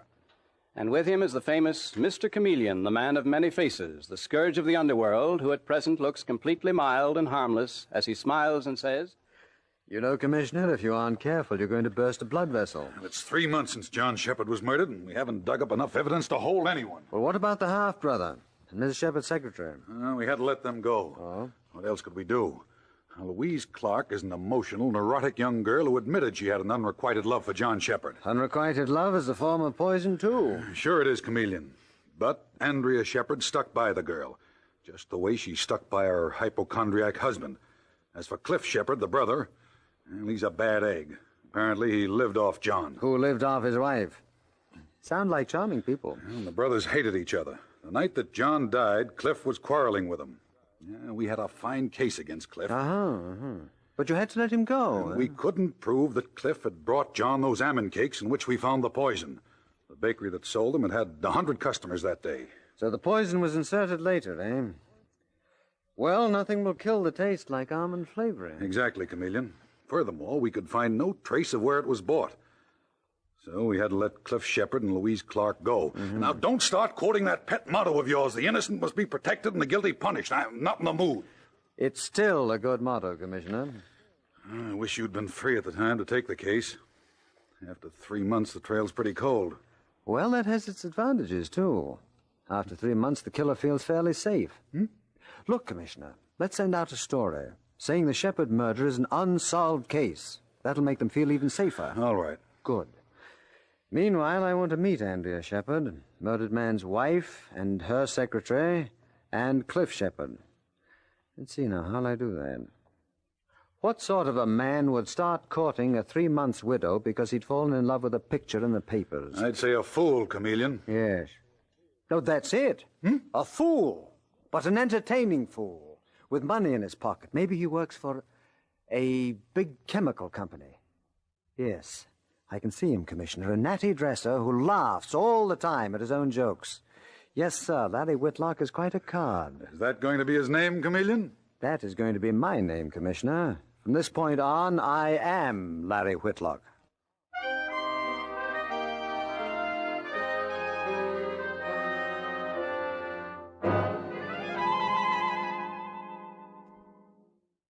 Darling, can hardly wait till tonight. Your witless friend, Whitlock. How's that, Dave? That's not bad, eh? You know, Mr. Chameleon, if you have to keep this up much longer, you're honestly going to start thinking those jokes are funny. Well, never mind, Dave. I'm making headway. Tonight, for the first time, I'm having dinner with Andrea Shepard. Took weeks of flowers and telegrams to do it, but at last I'm having dinner with her at the Coronet Restaurant. Alone? Dave, for a detective sergeant of police, you asked more questions. Alone? No. Philip Hawley will be with us. He's the dress manufacturer for whom she does most of her designing. Nevertheless, I expect to escort her home. And finally, meet that little secretary of hers, Louise Clark. Mr. Chameleon, tell me something. Aren't you working awfully slow? In this case, it's necessary. You see, we're up against a killer who's exceptionally clever. One false move will never get him. Well, now that does it. Yeah, those roses should convince Mrs. Shepard that I'm an ardent admirer. 3 dozen. See, that's Larry Whitlock for you. Always a little too much of everything. Well, good luck tonight. Well, the same to you, Dave. Have a nice trip. And if you get that information, call me immediately. Oh, yes, I will, Mr. Chameleon. Dave, please. The name is Larry. Good old Larry Whitlock, who doesn't have the sense he was born with, but he's going to be the life of the party if it kills him.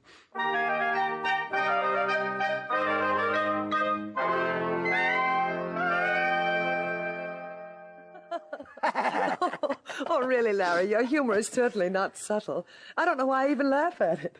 Do you, Philip? Well, he doesn't. I haven't heard Mr. Hawley laugh once. I don't have to, Mr. Whitlock. You make up for it.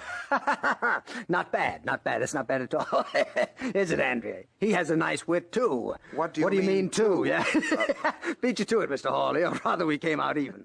Mr. Whitlock, do you mind if I ask you a question? If you really work for that big chemical company... Well, don't you believe I do? Well, it's simply amazing to me that you ever stopped laughing long enough to hold such a job. Philip, really, you're being very rude. Larry's my friend, and he's done me a lot of good. I, for one, can use a little laughter. I'm sorry, Andrea. You're absolutely right. Mr. Whitlock, I apologize. Your apologies accepted, Mr. Hawley. No. Seriously, you've been extremely good for Andrea. And as her friend and employer, I appreciate that. I'm only sorry that I have to leave the two of you so early. But you'll see that she gets home all right, won't you, Mr. Whitlock? Oh, don't worry. Though I warn you, I'll make love to her all evening. Well, that's all right, just as long as she keeps on laughing. Oh. Andrea, I don't think he takes me seriously, but he will someday. He will. Now, let's see. What do I want for dessert? Oh, yes, we'd better order it if Philip has to leave soon. Yes. I know. That cake with almond filling that they make a specialty of here. I'm simply crazy about anything with an almond filling. Well, what's the matter? Oh, Andrea, darling, I'm so sorry. How stupid of me. I completely forgot about your husband.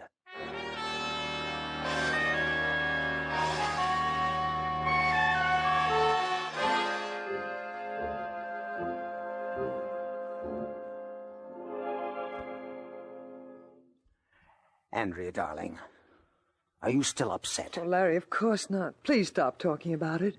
Oh, this is my apartment. You'll come in for a minute, won't you? Well, I'll come in for several minutes. But I know that you've been upset. You've hardly heard what I said during the past hour. Well, Larry, I was a little upset. I loved John very much. He was both my husband and my child. Well, who do you think killed him? Surely not your secretary. Now, you said you have her living here with you. Surely if you thought she'd killed him... Larry, Louise is a very tragic girl. But lately she's frightened me. She's even talked of suicide. No. In fact... No, I won't do it. You had no business to come here and threaten me this way. What's that? What's Louise? And someone must be with her. I'll come here as often as I please. And you won't make trouble for me. Not after tonight. It's Cliff, John's half-brother. What's he doing here? How dare he come here this way? How dare he? Cliff! Well, Andrea, what a pleasant surprise. We didn't expect you home for hours. Louise, how did he get in here? He was here when I got back from the movies, Andrea. He let himself in with a skeleton key. What? Sure I did. I thought I'd take a look around. I'm trying to find out who killed poor John. You mean you were after money? He asked me for money, Andrea. And then he started saying terrible things about John and me again. All of them true. John himself told me you were so crazy in love with him, you scared him to death. Be quiet and get out. Oh, I know. You're so loyal, Andrea. Just the way you were loyal to your chiseler of a husband. I said get out. I'm fully convinced it was you who killed John. It was just too bad the police couldn't hold you. Well, let me tell you something. I heard from certain friends of mine that a man named Chameleon has been put on the job. The smartest detective in the business.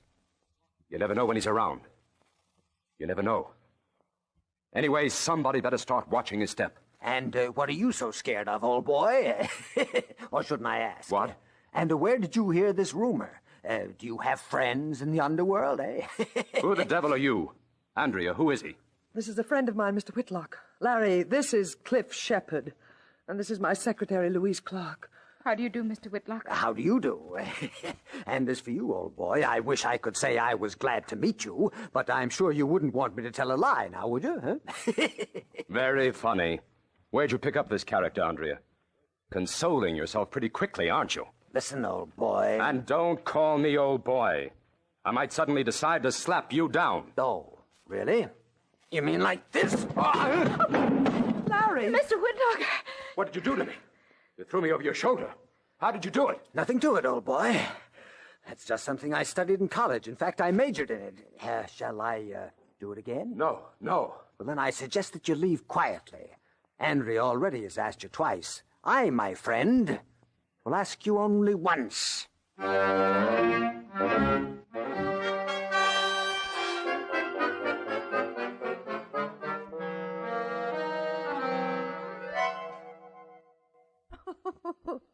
Oh, Larry, really, it was just too funny.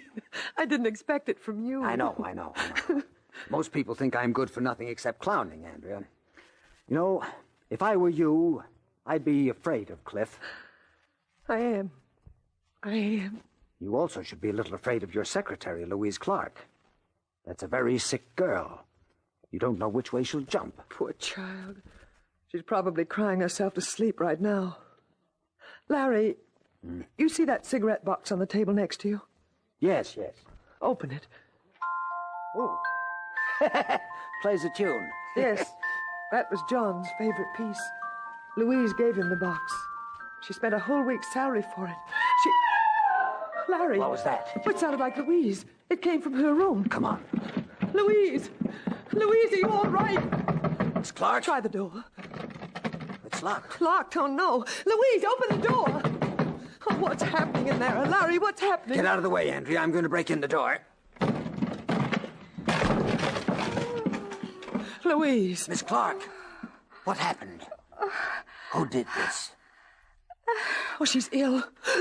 Look, Larry, they're on the dresser. Some of the almond cakes, just like the ones that killed John.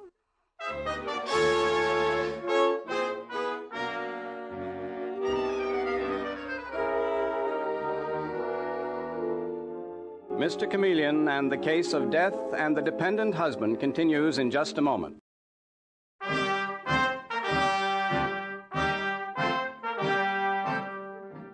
And now back to Mr. Chameleon and the case of death and the dependent husband.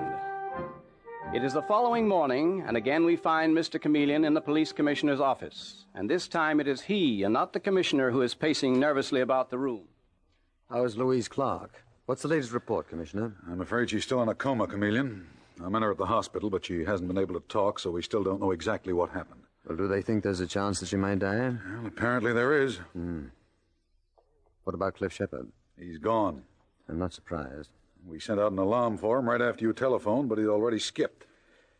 Did they check on the almond cakes? Miss Clark herself had bought them. The baker was able to swear to that. He remembered her this time. She and Shepard certainly had a fatal taste for almond cakes. Well, Chameleon, you know as well as I do, it's the one thing that'll make that poison palatable. Quite right, Commissioner. Well, that's one way of killing yourself. You think that's what it was? Attempted suicide? Possible. Almost anything is possible now. Lord knows Cliff Shepard had plenty of time to put the poison in those cakes. Been there at the Shepard apartment for some time when Louise Clark got in from the movies last night. Well, Chameleon, does it occur to you that if Cliff murdered John Shepard, he might have hidden the poison right there in the apartment? Oh, of course. Well, Commissioner, I guess it's up to me to locate that poison. I wish you luck. The Shepard apartment was searched this morning. The boys couldn't find any trace of poison anywhere. If only Dave Arnold would get in touch with me. Well, apparently Detective Sergeant Arnold is having his troubles, too. That's the most elusive poison I've ever come up against. I'd better get me a search warrant. Hey, wait a minute, Chameleon. Do you really intend to search Mrs. Shepard's apartment? I do. I have a hunch the poison's still there. And, Commissioner, I want to get my hands on it fast. But how the devil will you work it? Now, you're disguised as Larry Whitlock, a gay young blade who's employed by a chemical company. What reason could you give her for searching the apartment? The very best reason in the world, Commissioner. I'm glad you find it so funny. I'm sorry. As Larry Whitlock, I have acquired the bad habit of finding myself amusing. But it'll pass. And seriously, I'm going to search that apartment. And believe it or not, Andrea Shepard will let me go ahead and do it.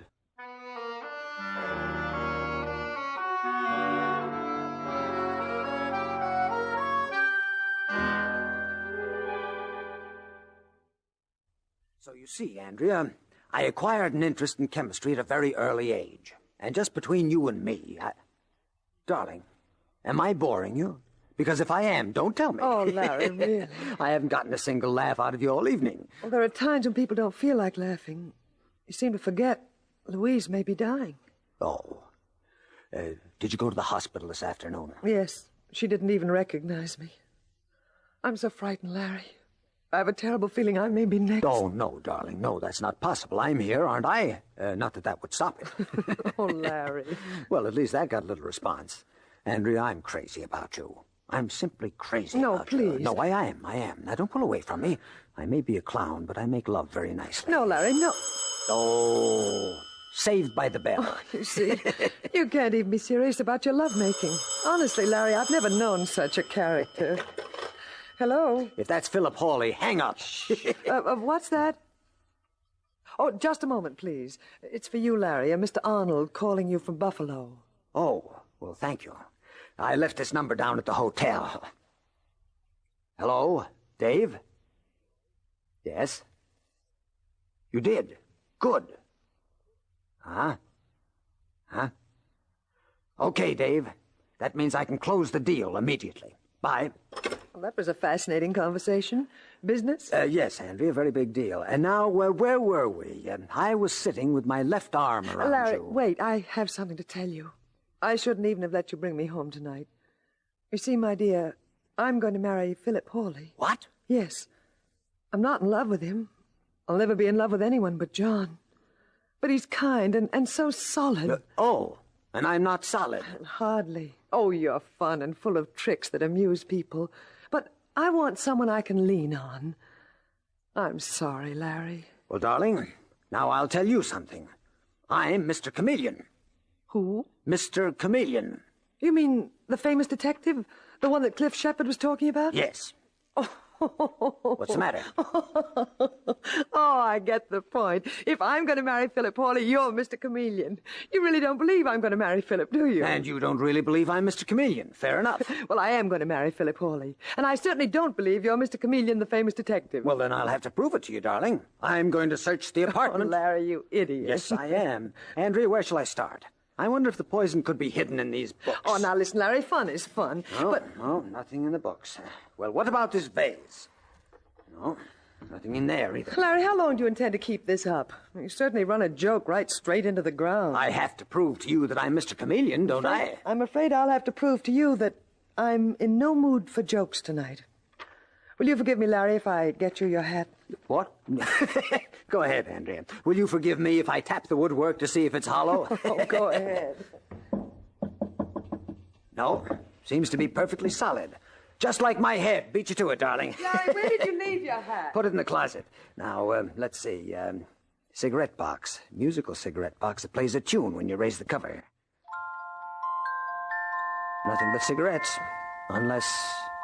What are you doing? What, dear? What are you doing with that box? Well, I'm going to examine it. Thoroughly, I might add. No, put it down. I won't have anyone touching that box. It belonged to John. Put it down. So that's where the poison is hidden. I thought so. Well, I'll have to pry off the top of the lid. Don't you touch it. My. But we're getting excited, aren't we? Let's see, where is my penknife? Here we are. I warn you, if you touch that box, Larry, I will... Chameleon is the name. And I happen to have a search warrant right here with me. You won't need it, Chameleon. Put it away. What? Philip. Well, if it isn't Mr. Philip Hawley, the not-so-solid businessman. My successful rival, or John Shepard's successful rival, I might add. The two of you planned his death together, didn't you? Save your breath, Chameleon. It won't do you any good. And drop that penknife. That's better. Andrea, search him. See if he has a gun. I haven't. Search him, Andrea. But, Philip, you don't think...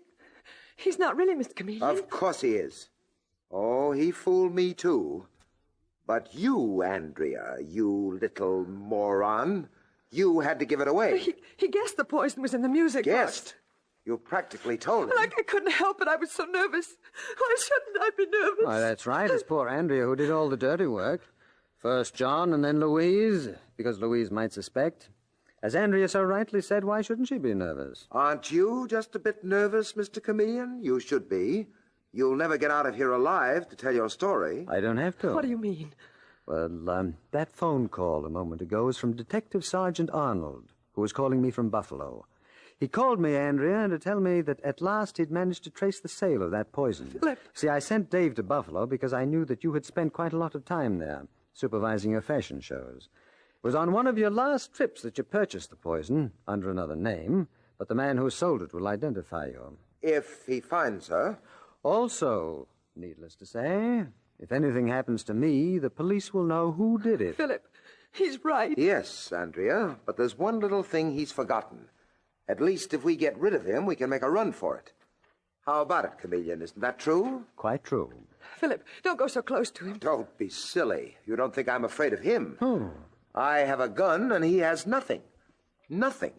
Have you, Chameleon? No. Just the same, don't go too close to him. That's too bad. Andrea never did get a chance to tell you I was an expert at jiu-jitsu. Andrea, when I dropped that gun, why didn't you pick it up? She was too nervous, Mr. Hawley. Anyway, I have it now, and I think the three of us will take a little ride to police headquarters.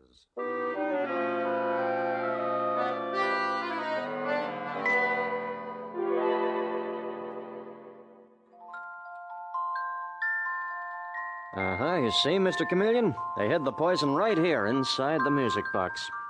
Right under the edge of the lid. Very clever, Dave. Would you like to take a look at it, Miss Clark? No, please, Mr. Chameleon. I never want to see that box again. Okay, Dave, take it away. Yes, sir. Miss Clark, may I say something? You're all right now. The doctors managed to save you from that poison. But there's more than one kind of poison, you know. You must try to forget this. You must forget John Shepherd. I will. I made up my mind I will, Mr. Chameleon. I was afraid I'd be accused of murder. There's only one thing I can't understand. Oh? Why did Andrea kill John? Why didn't she simply divorce him? I suppose that only a psychiatrist could really answer that one. My guess is that Andrea Shepherd had played a part for years, and she loved it.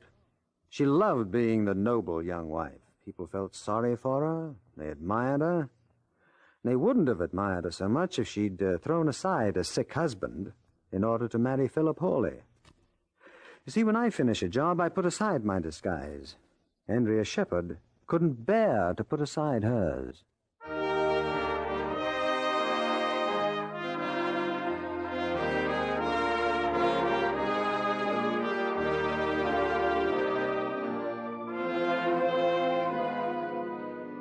And with these words, Mr. Chameleon concludes tonight's murder case.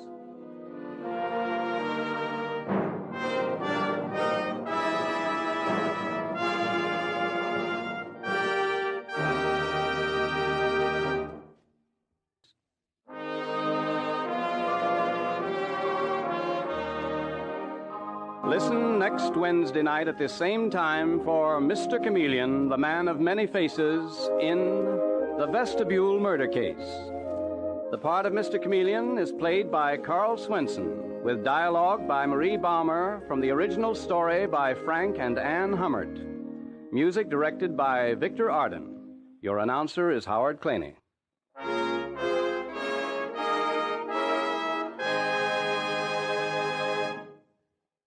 Mr. Chameleon, the new mystery drama, will be heard in another performance next Wednesday night at this time. This is CBS, the Columbia Broadcasting System.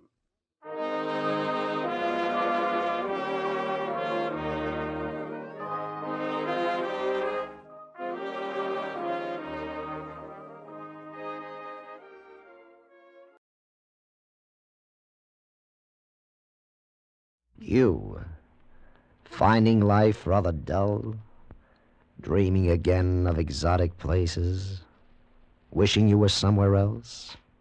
We offer you escape.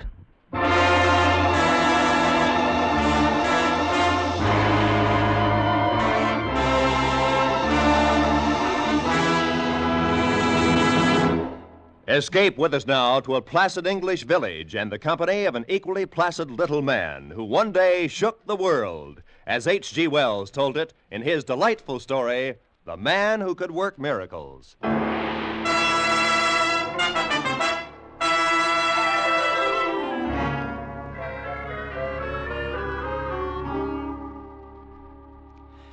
Now, I might say right in the beginning that I ain't the kind of chap who has a naturally argumentative disposition.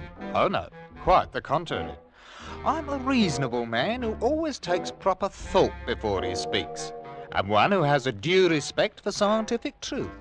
Why, I ain't never opened my mouth to utter a word that wasn't a pure, undiluted fact.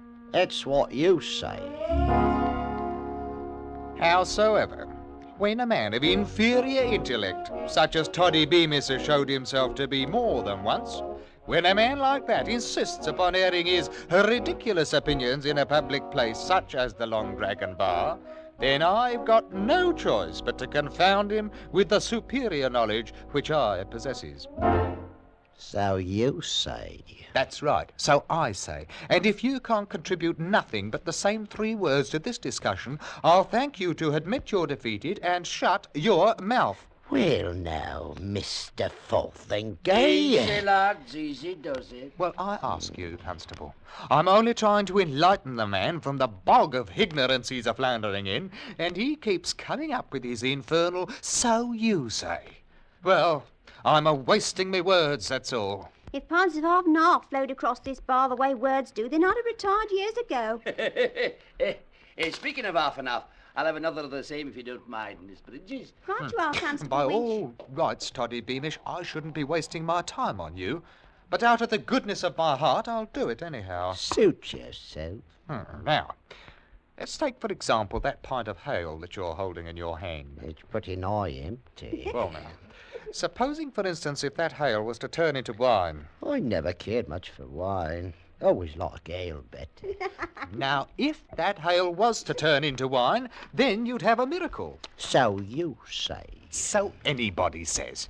Or take that master padlock on Miss Bridges' cash box. Now, if anyone could open that without a proper key, that'd be a ruddy miracle. You leave the Long Dragon out of this. Or perhaps you ain't even aware of the proper definition of what a miracle is, Mr. Beamish. Well, some is one kind and some is another, in a manner of speaking. If anybody left so much as tuppence on the bar as a tip, that'd be a miracle, all right. Well, be that as it may. But a miracle ain't of one kind or another, oh no. A true miracle is something contrariwise to the course of nature, done by the power of will. Something what couldn't happen without being specially willed to happen. And miracles ain't possible. Easy, lad, easy, no. Well, I wouldn't go so far as to say they ain't. It's your ignorance that's talking. Now, look. You see that lamp sitting there on the end of the bar, burning as bright as you please? I see it right enough. Well, now, that lamp, in the natural course of nature, couldn't burn like that if it was turned upside down and hanging in the air. You say it couldn't. Mr. Beamish, do you mean to tell me All right, maybe it couldn't. And if it did, that would be a miracle. Very well. Now, supposing somebody was to come along, take me, for instance, and he pointed his finger at that lamp like this and said, "Turn upside down." Now, if the... Burning and hanging there without no visible means of support. Well, I can't keep it up there much longer. Remarkable, it's highly remarkable. Stop it now, Mr. Fotheringay. Stop it immediately. That's my official order. Well, look out, Constable. Look out. There it goes. Now see what you've done, Mr. Fotheringay. My best lamp chimney, clean no more than an hour ago, smashed to smithereens. But I didn't try to do it. For all you know, you might have caught the place afire. Most irregular. And illegal besides, like as not. No more of it now. Do you understand? But I tell you, I didn't mean for it You and to... your silly conjuring tricks. Well, all I done was to point my finger at it like that, There, and I... stop it now. Don't you dare. Well, that's all I've done. In that case, Mr. Fotheringay, you defeat your own argument right out of your own mouth. And how is that, might I ask? If it weren't caused by some form of trickery, then what happened to that lamp was a miracle. Now, then, I ain't to hold him with no bloomin' miracles. Hold with him or not, as the case may be, Mr. Fotheringay, but you just stood right there and performed a real, true, honest, genuine miracle.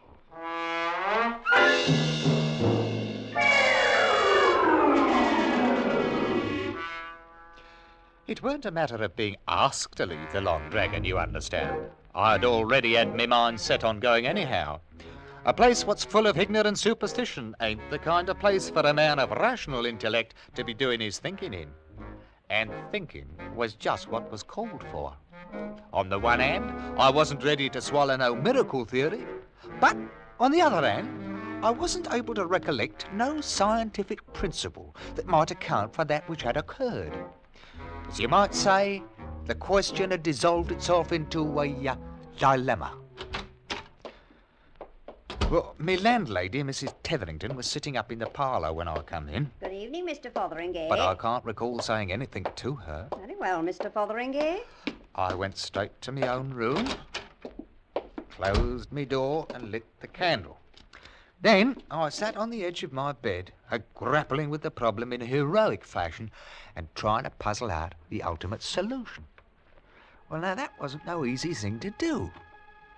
It couldn't have happened, but it had happened. Which ain't logic, no matter how you look at it.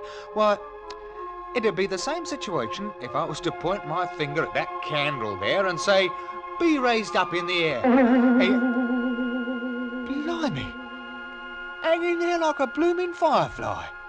But it's contrariwise. Whoop, there it goes. No, now, black as your rat. Oh, dear, now, where in the tarnation did that confounded thing get to? Well, at any rate, there should be some matches around here somewhere. Oh, here. Maybe I could... Yes. Let there be a match in me hand. Well, now, just like that.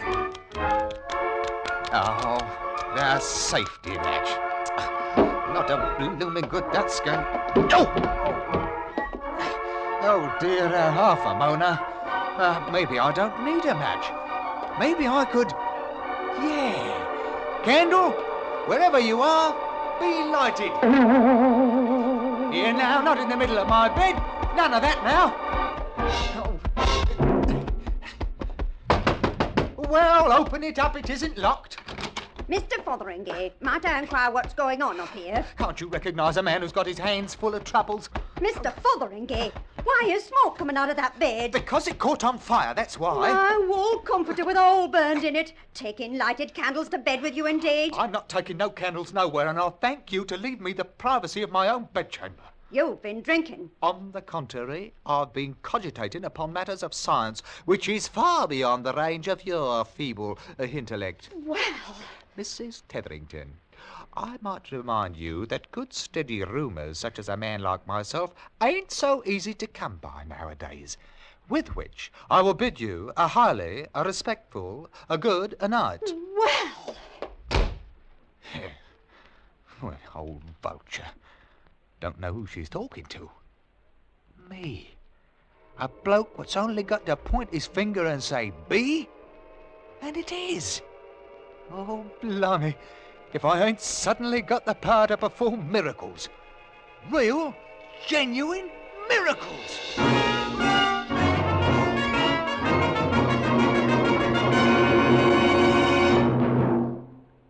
Escape, under the direction of Norman MacDonald, returns in just a moment.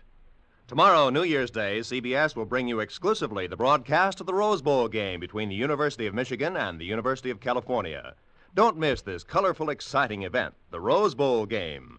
Michigan, the Western Conference champions, against California, fighting for the West Coast's first victory in the present series. It'll be here tomorrow, New Year's Day, on most of these same CBS stations. And now, back to Escape.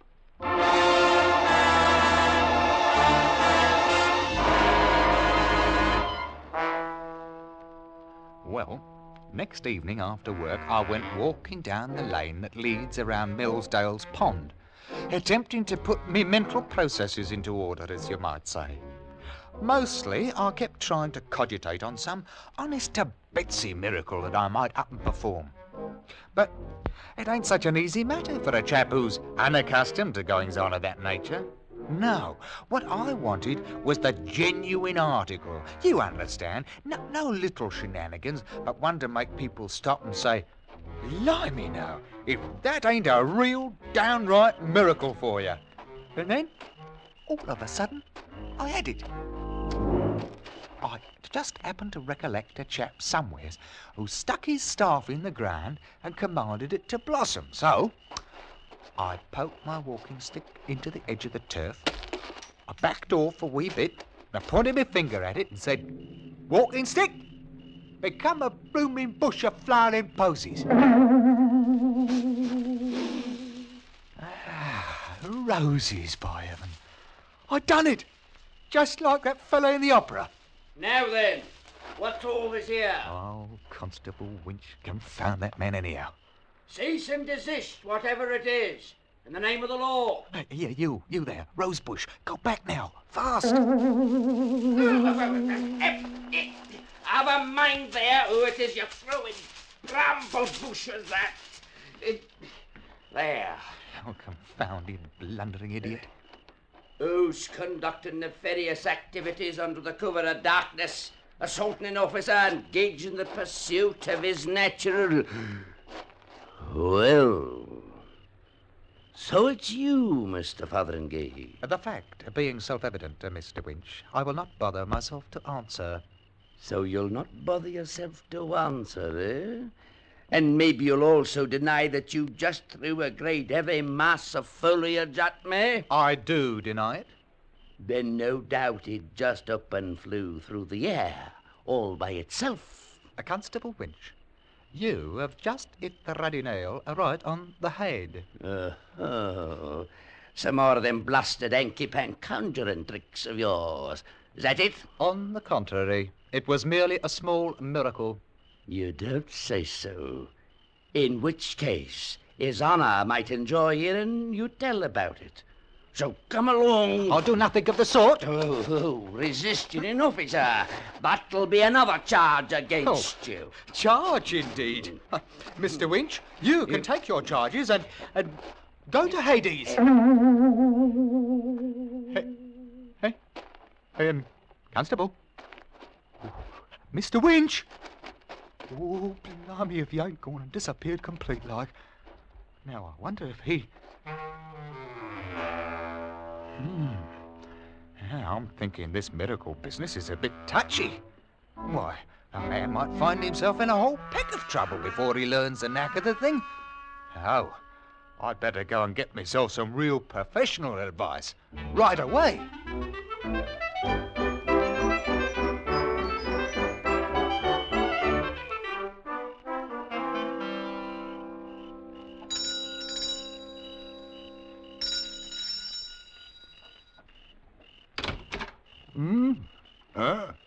Oh, good evening to you, friend. A very pleasant evening to you. And the same to you as many of them, Mr. Maydig. That is, your reverendship. Oh, no formality now. None at all. You just call me Mr. Maydig. Oh, well, now, thank you kindly, your Maydigship. Won't you step inside? I'm much obliged to you, Mr. Reverendship. This way, Mr. I can't say that I caught the name. Fotheringay. George W. Fotheringay. Yes. Not from my parish. Well, yes, I attended services last Christmas. Indeed. So many people did last Christmas. Well, here we are, Mr. Fotheringay. Take a chair. It's a Fotheringay. Oh, no, not that one. I mean, it's we. I've often thought of doing something about it. Sometime. Yes, that one's fine. Well, if you remind me before I leave, Mr. Mayship, and I'll put that little piece of furniture to rights for you. Oh, then you're a carpenter. Well, only in a manner of speaking, as you might say. Well, now, Mr. Motheringay, feel entirely free to lay your burdens upon my shoulders. Well, the fact is, the matter which I come here to talk about might be considered of a somewhat... a delicate nature. Oh, think nothing of it. Please feel free to speak, freely. My housekeeper retires very early. Oh, no, your reverendship. Nothing like that. Well, then, like what? Well, the subject about which I'm inquiring is miracles. Miracles, yes, indeed. Miracles? Any special kind of miracles? Oh, yes. The kind which I performs myself. I see. And what sort of miracles do you perform? Well, for one thing, I've just finished sending Constable Winch to Hades. Hades? Indeed. Of course, when I realized what had happened, I had him transferred to San Francisco, wherever that is. Well, I'm sure he'll like San Francisco much better. I see you don't believe me. I can't say I blame you either. Well, after all, Mr. Fotheringay. Fotheringay? Well, Very well, there's nothing else to do but for me to up and perform a few miracles before we go any further. Well, that's very interesting, I'm sure. Well, now, you take that jar of tobacco there on the table, for instance. Now, suppose I just point my finger at it like this and become a bowl of violets. That's very interesting. See? A bowl of violets. Gobblot. I mean, so it is. Of course, it ain't nothing very spectacular, Your Reverendship, but it's a sort of miracle a man can pass without tangling himself up in a mass of trouble. It's extraordinary. Very, extraordinary. You can see for yourself they're real violets. Indeed. Yes, indeed. Now, you take this for example. Become a bowl of fish. Oh, no, not that kind. Live fish in a goldfish bowl, swimming around. Now. Well, that's better. It's amazing. How did you do it? Just told it to. That's all? That's all. When I tells a thing to do it, it does it. It was incredible. Come on me sudden, like you might say. And, well, I'd like to know if it's real, genuine miracles or if it ain't. Well, seeing as how miracles ought to come under your Reverendship's special province, more or less. Well, yes, indeed. However, usually in a somewhat more academic fashion, these are more astonishing. Well, as far as I can tell, there ain't no limit to it. Like, for instance, a bowl of fish. Turn into a pigeon. Good heavens. Look at the thing, I say. None of that. You stay away from Mr. Maydig now. Perhaps I'd best become that same jar of tobacco again. Well, Reverend, what do you think about it? It's amazing. It's the most extraordinary thing I've ever seen in my life. Ever expected to see. I've got to think about it and consider the possibilities. Well, I might come back in the morning. Oh, no, I wouldn't hear of it. Look here, I was about to dine when you rang. Wonder if you'd join me. Of course, I'm afraid there's only cold mutton. Well, now, perhaps there's something else you might like better. Oh, anything. Frankly, I've grown to hate the sight of that. But you don't mean that... But why not? Just name it. A pheasant. I haven't tasted pheasant in years. Well, then now is the time. Let there be a pheasant on the table. No, not like that. Let it be dead and roasted and ready to eat. Oh, look at it. Oh, it's beautiful. Smells good, too. Perhaps we'd better, yes. Let there be 2 pheasants. And truffles? And truffles.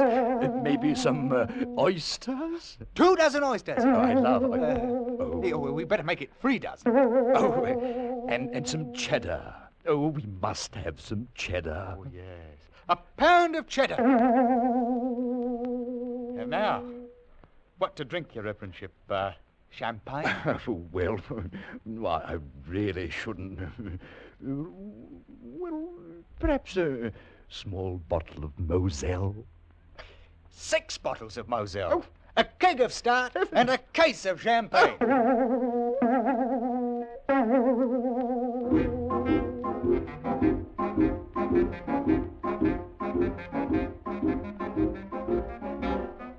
Well, there wasn't no mistake about it. I'd come to the right place for certain. Once Mr. Maydig got over his first astonishment, he turned out full of ideas for brand new miracles. Things I might never have thought of, like as not. Well, we polished off that meal in no time at all. And an hour later, we was out walking in the dark streets of the village, turning out miraculous jobs so fast I fairly wore out my finger a-pointing with it. I couldn't begin to tell you all the things we'd done there in a couple of hours, but, well, we installed a new railway line, we drained Flinders Swamp and turned it into a meadow, we cured the vicar's warts, paved all the roads, eliminated taxation, reformed the Lord Mayor, and made all the girls in the village beautiful. Oh, these weren't any of your 8 miracles. All of these were big. And we went right on turning them out, 1 every 2 minutes, just as regular as clockwork. Well, by midnight we'd passed clean through the village, and we were walking along the lane by Millsdale's Pond, fairly tired out by all of that thinking and pointing and performing of miracles. Mr. Fotheringay, I've just thought of another one. Oh, indeed? And what might it be? The village clock. Listen to it now. Oh, it's terrible. Oh, that's true enough. It hasn't got a very melodious sound to it. Then let's give them a good clock, a great, rich, booming one, shall we? All right, Mr. Maydig. Let that there clock become a genuine London-style cathedral clock.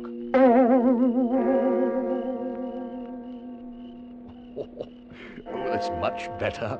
Much better. Oh, the people of this village are going to have a big surprise when they wake up in the morning. After all we've done for them tonight. Well, I might say it, there's one or two things that we've done that I ain't so sure about, like turning every drop of alcoholic beverage into plain water, for instance. Oh, there's nothing to worry about, Mr. Fotheringay.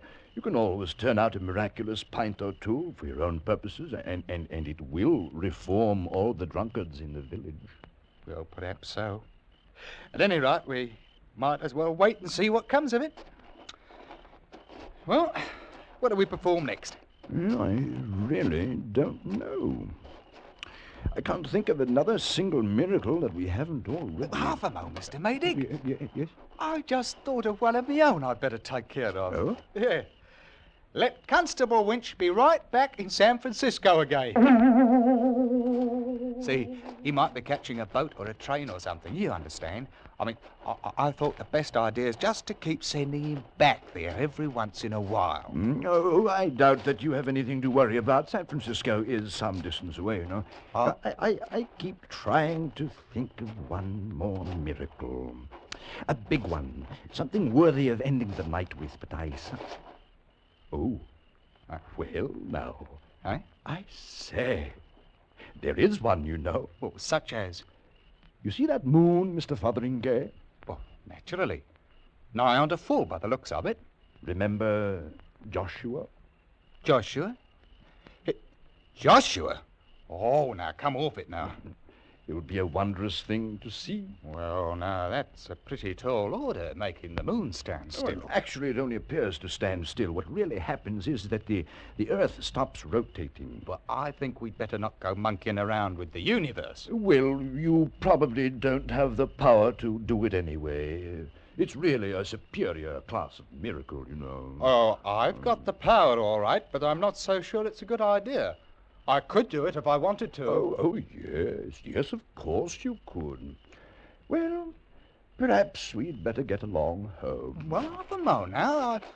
I might just leave it stop for a little while. If you could stop it at all. Oh, well, now, if that's the way you feel, you just take a look at this.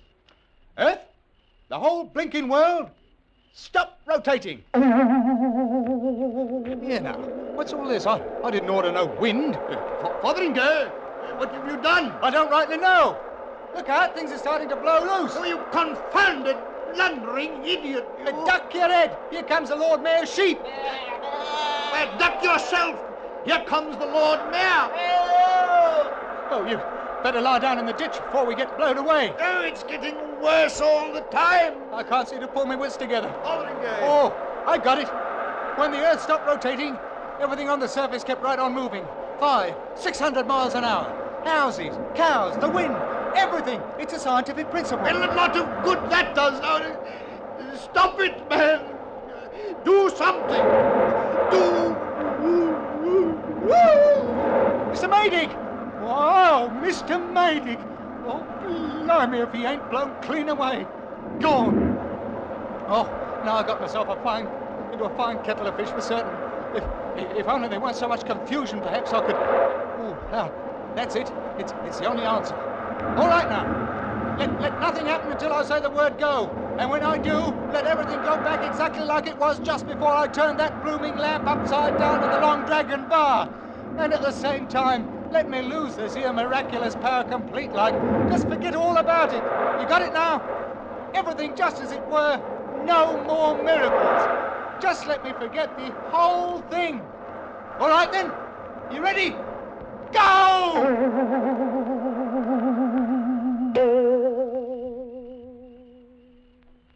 That's only what you say.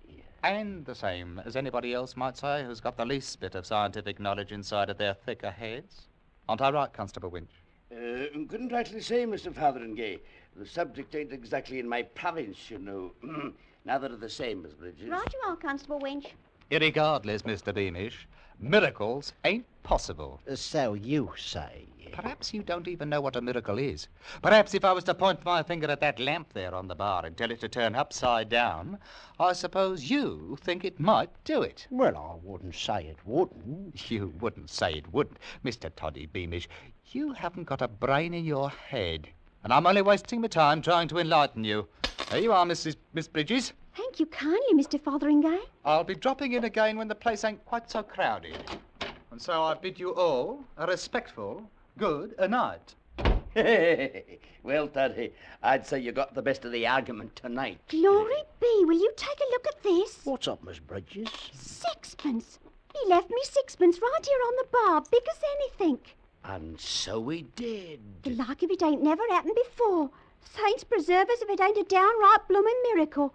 That's what it is, a downright bloomin' miracle.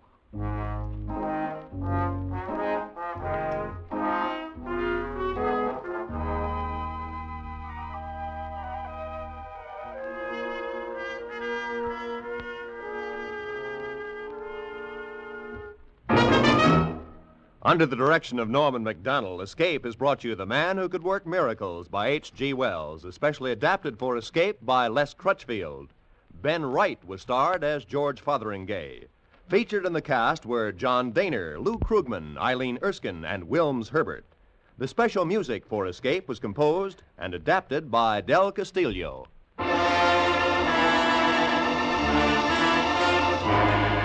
Next week, escape with us to the wind-swept peak of Mount Everest and the story of a man who sacrificed everything to climb it, as Leonard Lee tells it in his gripping story, Conquest.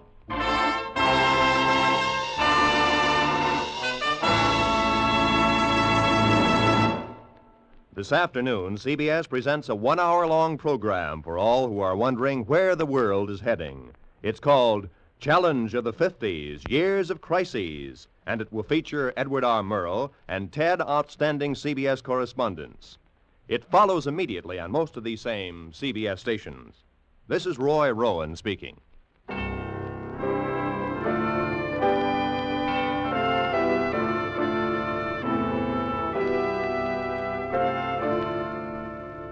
This is CBS, where you spend an hour with Frank Sinatra every Sunday afternoon on the Columbia Broadcasting System.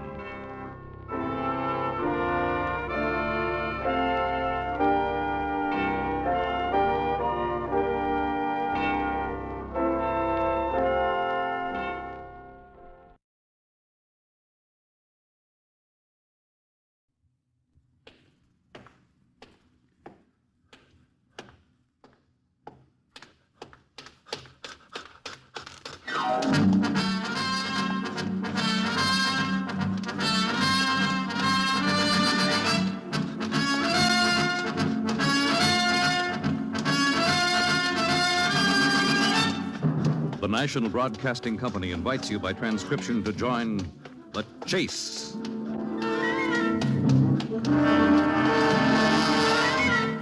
There is always the hunter and the hunted, the pursuer and the pursued. It may be the voice of authority, or a race with death and destruction, the most relentless of the hunters. There are times when laughter is heard as counterpoint, and moments when sheer terror is the theme.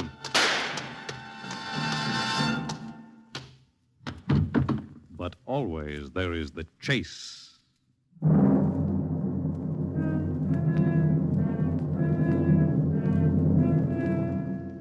What'll you have, chum? A beer? Coming right at you. Well, things is quiet today, chum, but I ain't kicking. I had more excitement lately than I had since I've been tending bar, and that's more than 15 years. What's that, chum? The bottle behind the bar? What bottle? Oh, that one. Oh, well, they call that stuff tiger lily, and don't ask me why. Comes from India. Here, take a good look. I'll tell you a yarn about it that'll curl your eyebrows. You know, tending bar's a funny business, chum. You not only gotta mix drinks, you also gotta have what's known as a sympathetic ear, you know? You gotta listen to everybody's troubles, chum, and make with good advice. And with every sidecar comes philosophy, and you have to have a smile with every beer. Hello, Fletcher's Brewery? This is the Wharf Street Bar, Harry Pop speaking. Yeah, look, I want to add to that order I gave you yesterday. Yeah, make it 50 cases instead of 40, huh? And look, how about delivering on time for a change? Yeah. Okay, that's it. Well, what'll it be, mister? What do you serve? Well, anything you want. Scotch, rye, martini, Manhattan beer, name your poison. I think I'll have a cup of tea. You'll have a what? Tea. With lemon. Well, I'm sorry, mister. This ain't no tea room. Oh, you don't serve tea? We don't serve tea. What about coffee? I'll drink coffee if it's not brewed too strong. Are you sure you can take it? What? Now, forget it, mister. I'll see if I can wrestle you up a cup of Javy. You look like you need it.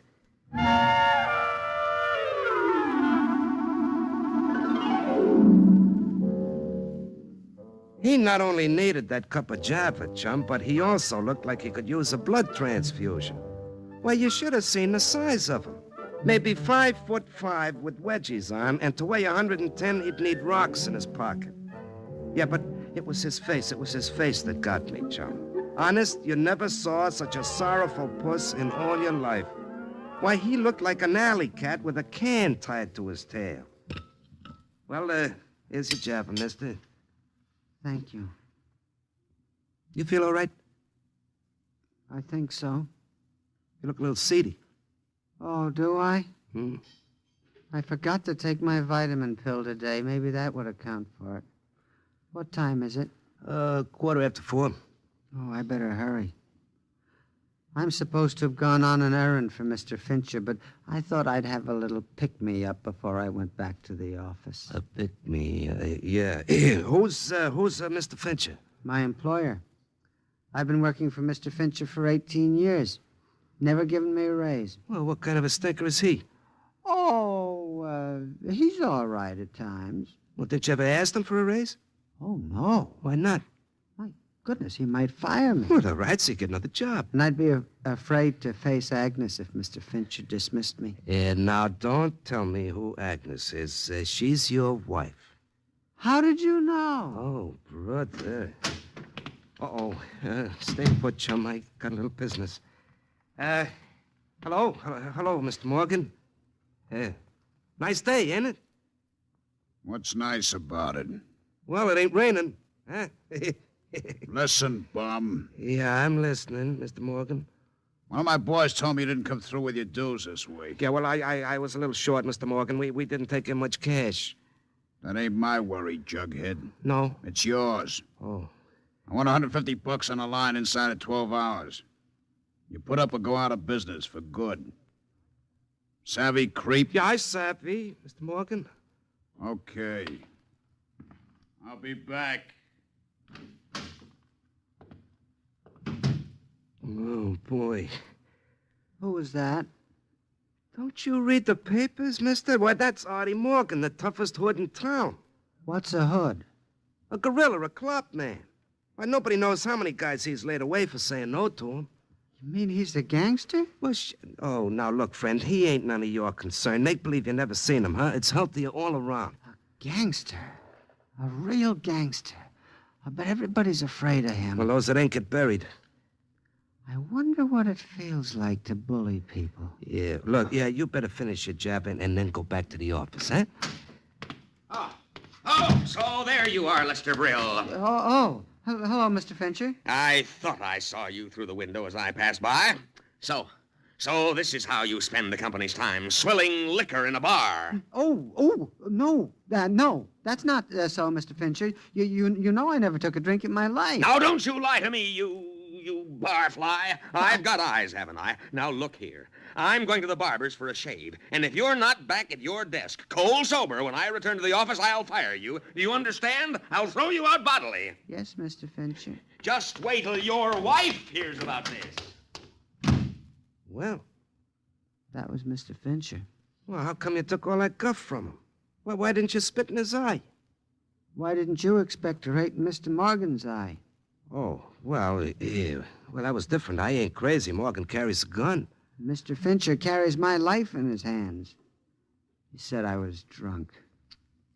He ought to know I never drink. But do you know what? What? I've got half a mind to take a drink right now. No. Yes.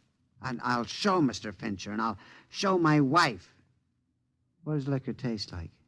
I think you better stick to coffee. No. I want a drink. Give me something from the bottle on the shelf over there. Which bottle? The purple one with the funny shape. What, the Tiger Lily? Oh, is that what you call it? Well, that bottle's just here for show, mister. Some salesman brought it in for a gag. But it's such a lovely color, and the bottle is so pretty. Yeah, now look, mister. I don't even know what that stuff tastes like or what it does to you. I told you it comes from India. It might be dynamite. Well, just one drink won't hurt. Please. Okay. Just one.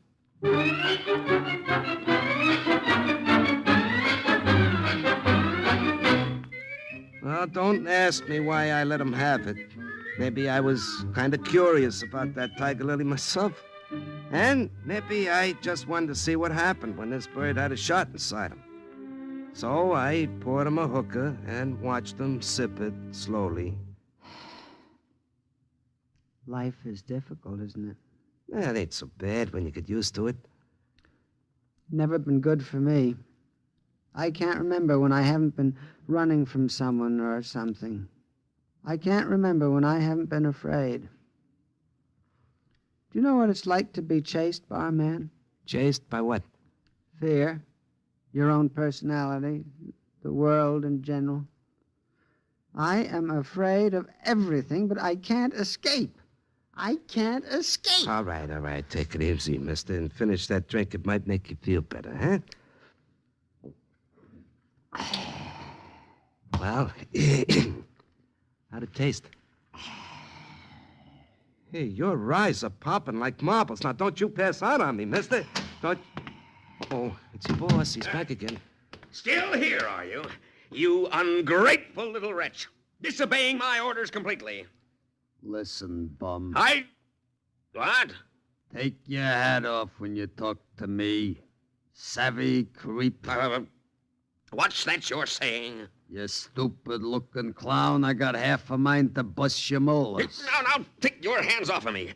Let go of my coat lapels. Now, this man is crazy. Oh, crazy? I'll kick the little... No, don't touch me. You're out of your mind. Wow. What you looking at, Jughead? Give me another hooker. You, want one more?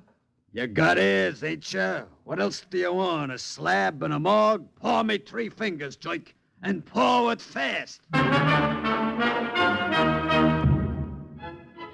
It's hard to believe, ain't it?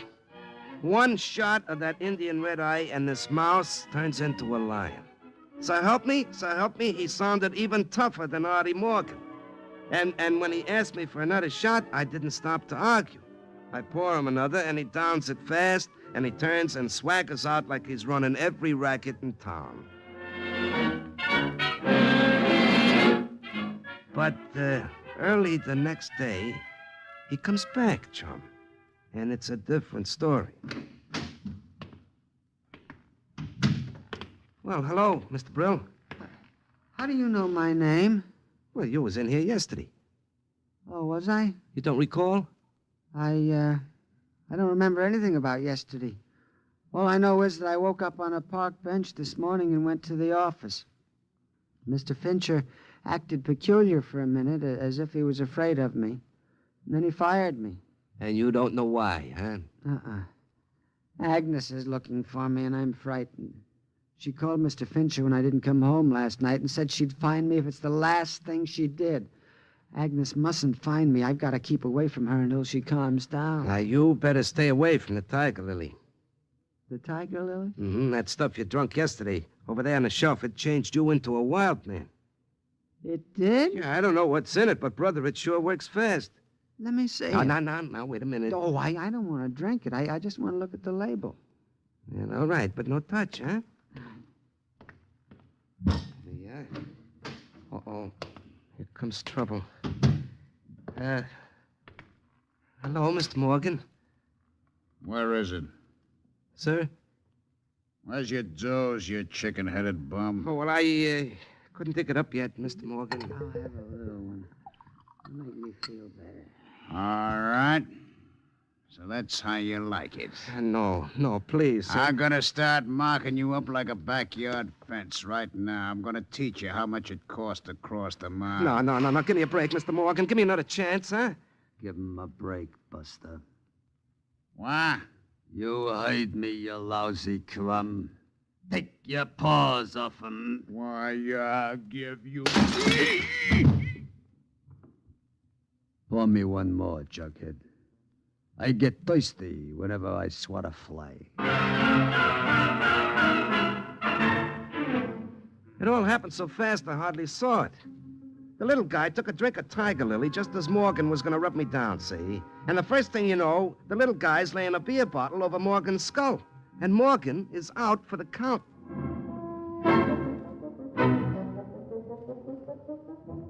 Well, 2 minutes later, Lester is walking out the door like he's got nothing on his mind, and I'm trying to bring Morgan around. And it took me half an hour. And when I finally got him to his feet, his eyes were still smoky like he's walking on his heels.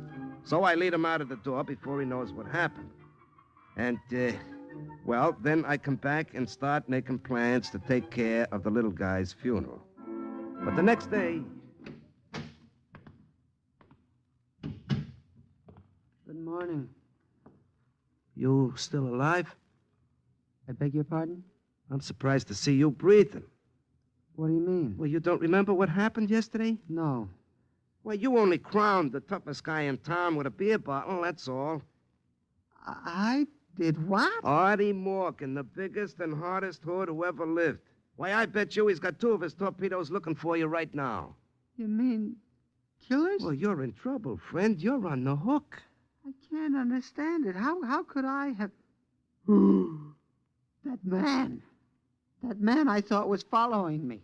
He was following me. You mean somebody was after you? There was one man who walked behind me down the street for over a mile, a terrible-looking fellow with a scar on his face. That was the Gasher. Oh, the Gasher. And then when I thought he turned away, another man started to follow me. He had pock marks all over his skin, and he kept picking his teeth with his knife. That was Jip. Who, the Jip? Morgan's hatchet man. You better get out of town fast, mister. Oh, you think they want to kill me? Well, they don't want to give you no door prizes. Why, they're going... Do not turn around. Why? There's a dame staring in here through the window with blood in her eye. What does she look like? Well, she got a hatchet face and a jaw like a fighter. Ooh, that's Agnes, my wife. For goodness sake, don't let her in. Well, it's too late now. Oh, here you are, you miserable worm.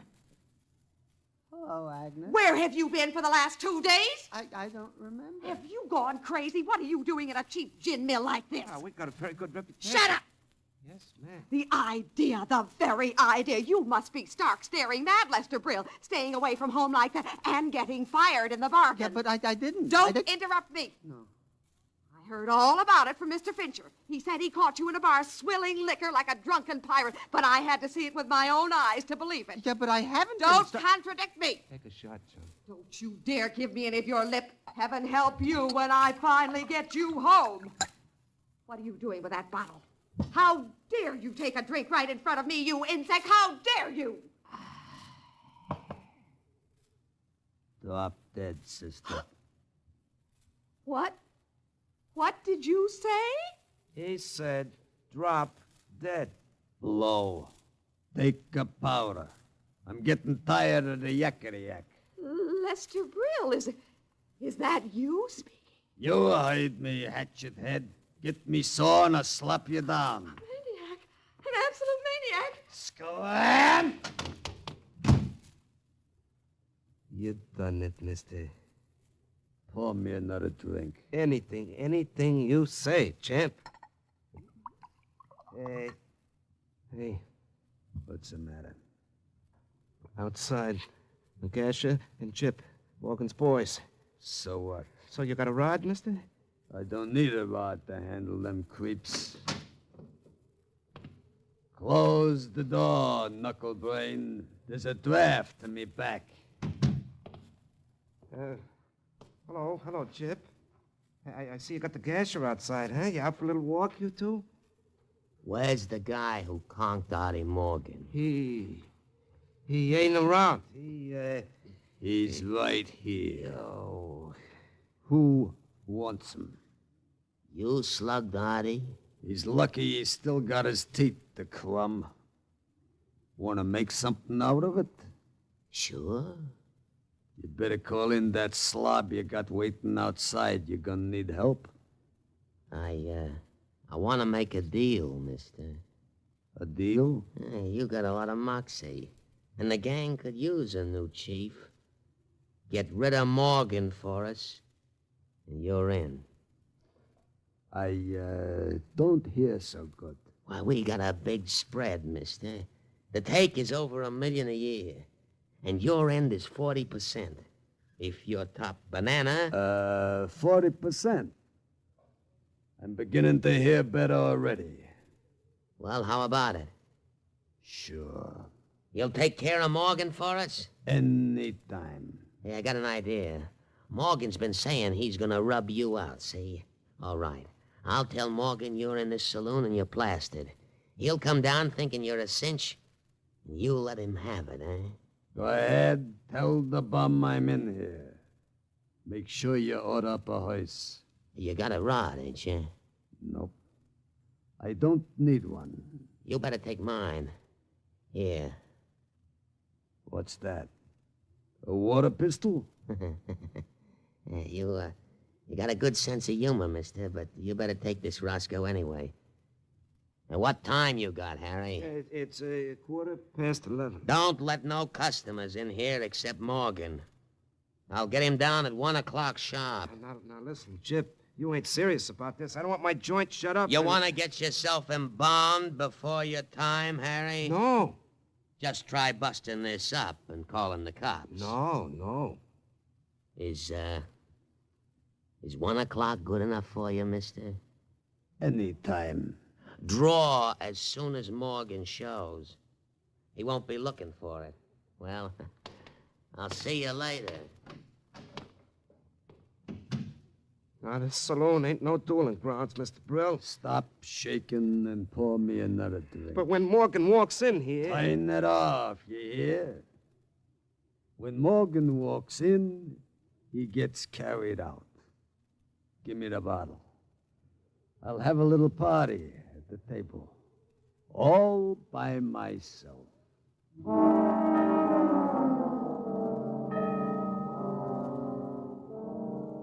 Well, you see how it was, chum? If I called the coppers, the gasher would gash me. So all I can do is wait around until the fireworks start.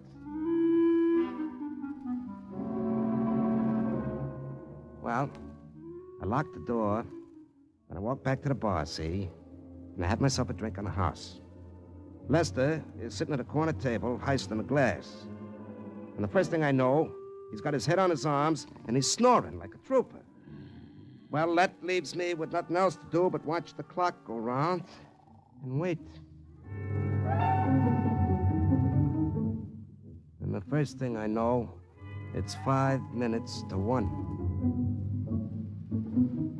Mr. Brill, wake up. Mr. Brill. What? Oh, it's you, barman. Holy smoke, you're back to normal. I had the craziest dream. I dreamt I'd made a date to meet a gangster. It was absolutely terrifying. Yeah, well, that was no dream, mister. What did you say? It happened. Oh, no. Oh, yeah. Oh, where? Right here. You made a deal with one of Morgan's torpedoes to rub Morgan out, and Morgan's on his way over here right now. But that's ridiculous. Is it? Feel in your right-hand pocket. My right hand. What's this? Take it out and see. My goodness, it's a revolver. They frightened me to death. I can't even bear to look at one. Well, you better pick that one up from the floor, mister, because you're gonna need it. When Morgan walks in here, it's either him or you. But I have nothing against this man, Morgan. Well, he's got a lot of complaints about you. You know, you stroked his toupee with a beer bottle yesterday, and he's coming back to return the compliment with a slug. The police. You've got to call the police. Yeah, well... Uh-oh.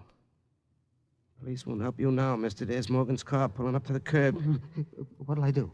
Take a drink, fast. A drink? Yeah, Tiger Lily from that bottle on the table. I don't know what's in it, but it makes you a regular Dr. Jekyll and Mr. Hyde. Now, quick, pour yourself a hookup before Morgan comes in. Well, what are you waiting for? The bottle. What's the matter with the bottle? It's empty. Empty? Here, look for yourself. Holy cow, you must have finished it before when you passed out before. You get me another one, quick. I ain't got another one. Oh, that's Artie Morgan with a heater in his hand. Where can I hide? Come on, let's get out of here. All right, in here. Now, this hall leads to an alley, and I got a jalopy parked there. Maybe we can make a run for it. How did I ever get into this mess? Never mind how you got in. The trick is getting out. Here, through this door. There. All right, there's the car. Now you get in.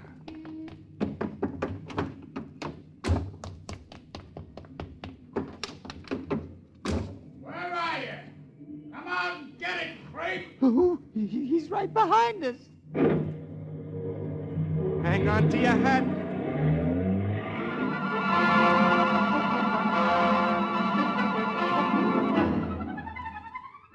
Well, chum, when I drove out of that alley, I turned left on two wheels and hot-footed it right down the avenue. I made two more left turns and then doubled back on my tracks.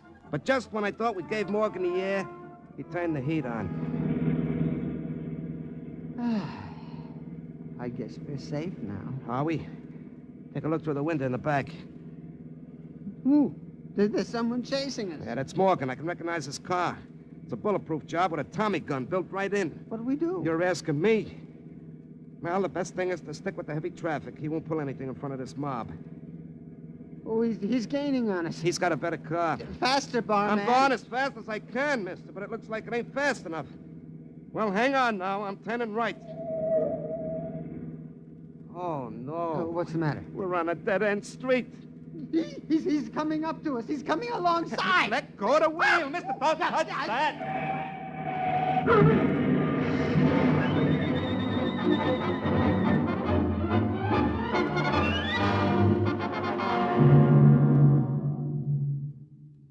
Well, chum, don't ask me exactly what happened, but as far as I know, when Lester got panicky and grabbed the wheel, we rammed Morgan's car, you see? The next minute, the street is crawling with coppers, and I'm pulling Lester Brill out of the overturned jalopy. Well, he didn't come to until he was in the hospital. How you doing, Mr. Brill? You feel well enough to talk? Where am I? In the hospital. What happened? Plenty. I came out of the crack up with a bang on the nose. They called what you got a slight concussion. Oh, what happened to Mr. Morgan? Oh, don't you worry about Morgan. He's cooling off in jail. You know, they told me the DA's been looking for Morgan for the last 6 months. And when they let him out of stir, he'll be tripping over his beard. Oh, well, then it's all over. Well, almost. Almost? Yeah, you got company outside. Who? Your boss, Mr. Fincher, and your wife. My wife? Mm-hmm. Maybe the doctor won't let me see them. No, the doc said it was okay. Now, listen, listen, Mr. Brill. Things have changed a lot for you in the last couple of days. Now, if you play this right, you're going to be a happier guy. Now, you just be quiet, and you let me do most of the talking. Yeah? Oh, come in, folks. He's feeling much stronger. Oh, thank you. Lester, are you all right? Hello, Agnes. Oh, terrible, terrible. What's this town coming to anyway? Great Scott, when I heard about that gangster, I could hardly believe it. But when the newspaper men came around and asked me for an interview, Lester, I gave them the facts. Yes, sir. I told them you'd been a man of iron as long as I've known you. And I was proud to have you as a member of our organization. You were proud to have me? Mr. Brill, you're a hero in this town. You nabbed Morgan, single-handed. I'm a hero. Oh, Lester, darling. I should have known all along what a man you were. I've been so blind. Can you ever forgive me, sweet? But, I have a few apologies to make myself, Lester, and I'm making them now. Oh, by the way, there'll be a surprise for you when you come back to the office. Oh, will there, Mr. Fincher? Yes, indeed. You'll see your name on the door. I've had you promoted, my boy. You're due for your vice president's stripes when you get back. But, Lester, You must promise never to lose your temper again. You frighten me so, darling, and you're so nice when you're your own sweet self. Yeah, yes, I Well, folks, I'll be on my way. I gotta get back to the job, you know. Anything more I can do for you, Mr. Brill? No, thank you, Harry. No, I'll be fine from now on.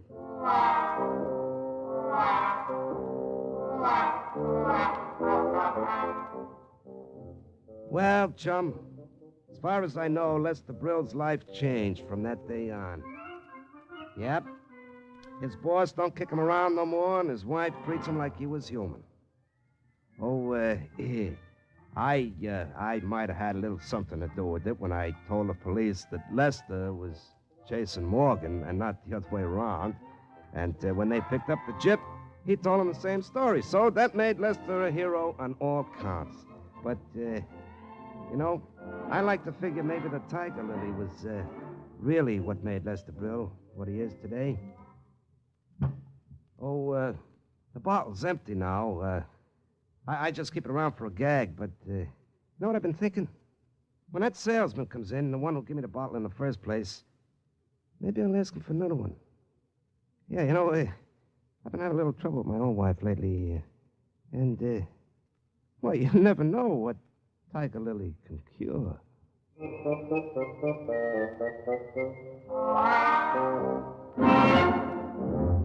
In the animal world, there is the hunter and the hunted, hound and fox, hawk and sparrow, chicken and worm. But who is to judge precisely which is the pursuer or the pursued as we enter the chase?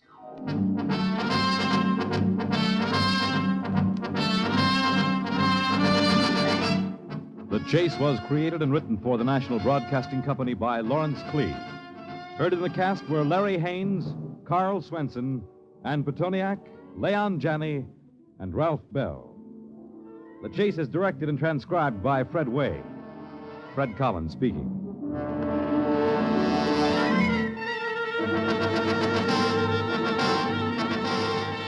Next week, murder is in the offing when a man's personality changes and takes on all the characteristics of an evil puppet on The Chase.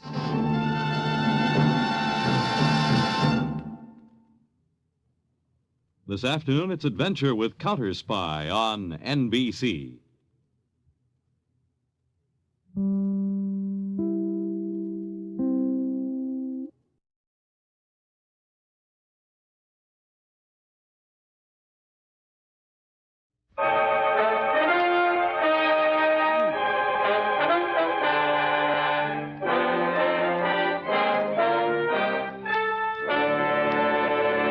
Kreml Hair Tonic and Kreml Shampoo present the new adventures of Sherlock Holmes, starring Nigel Bruce as Dr. Watson and Tom Conway as Sherlock Holmes.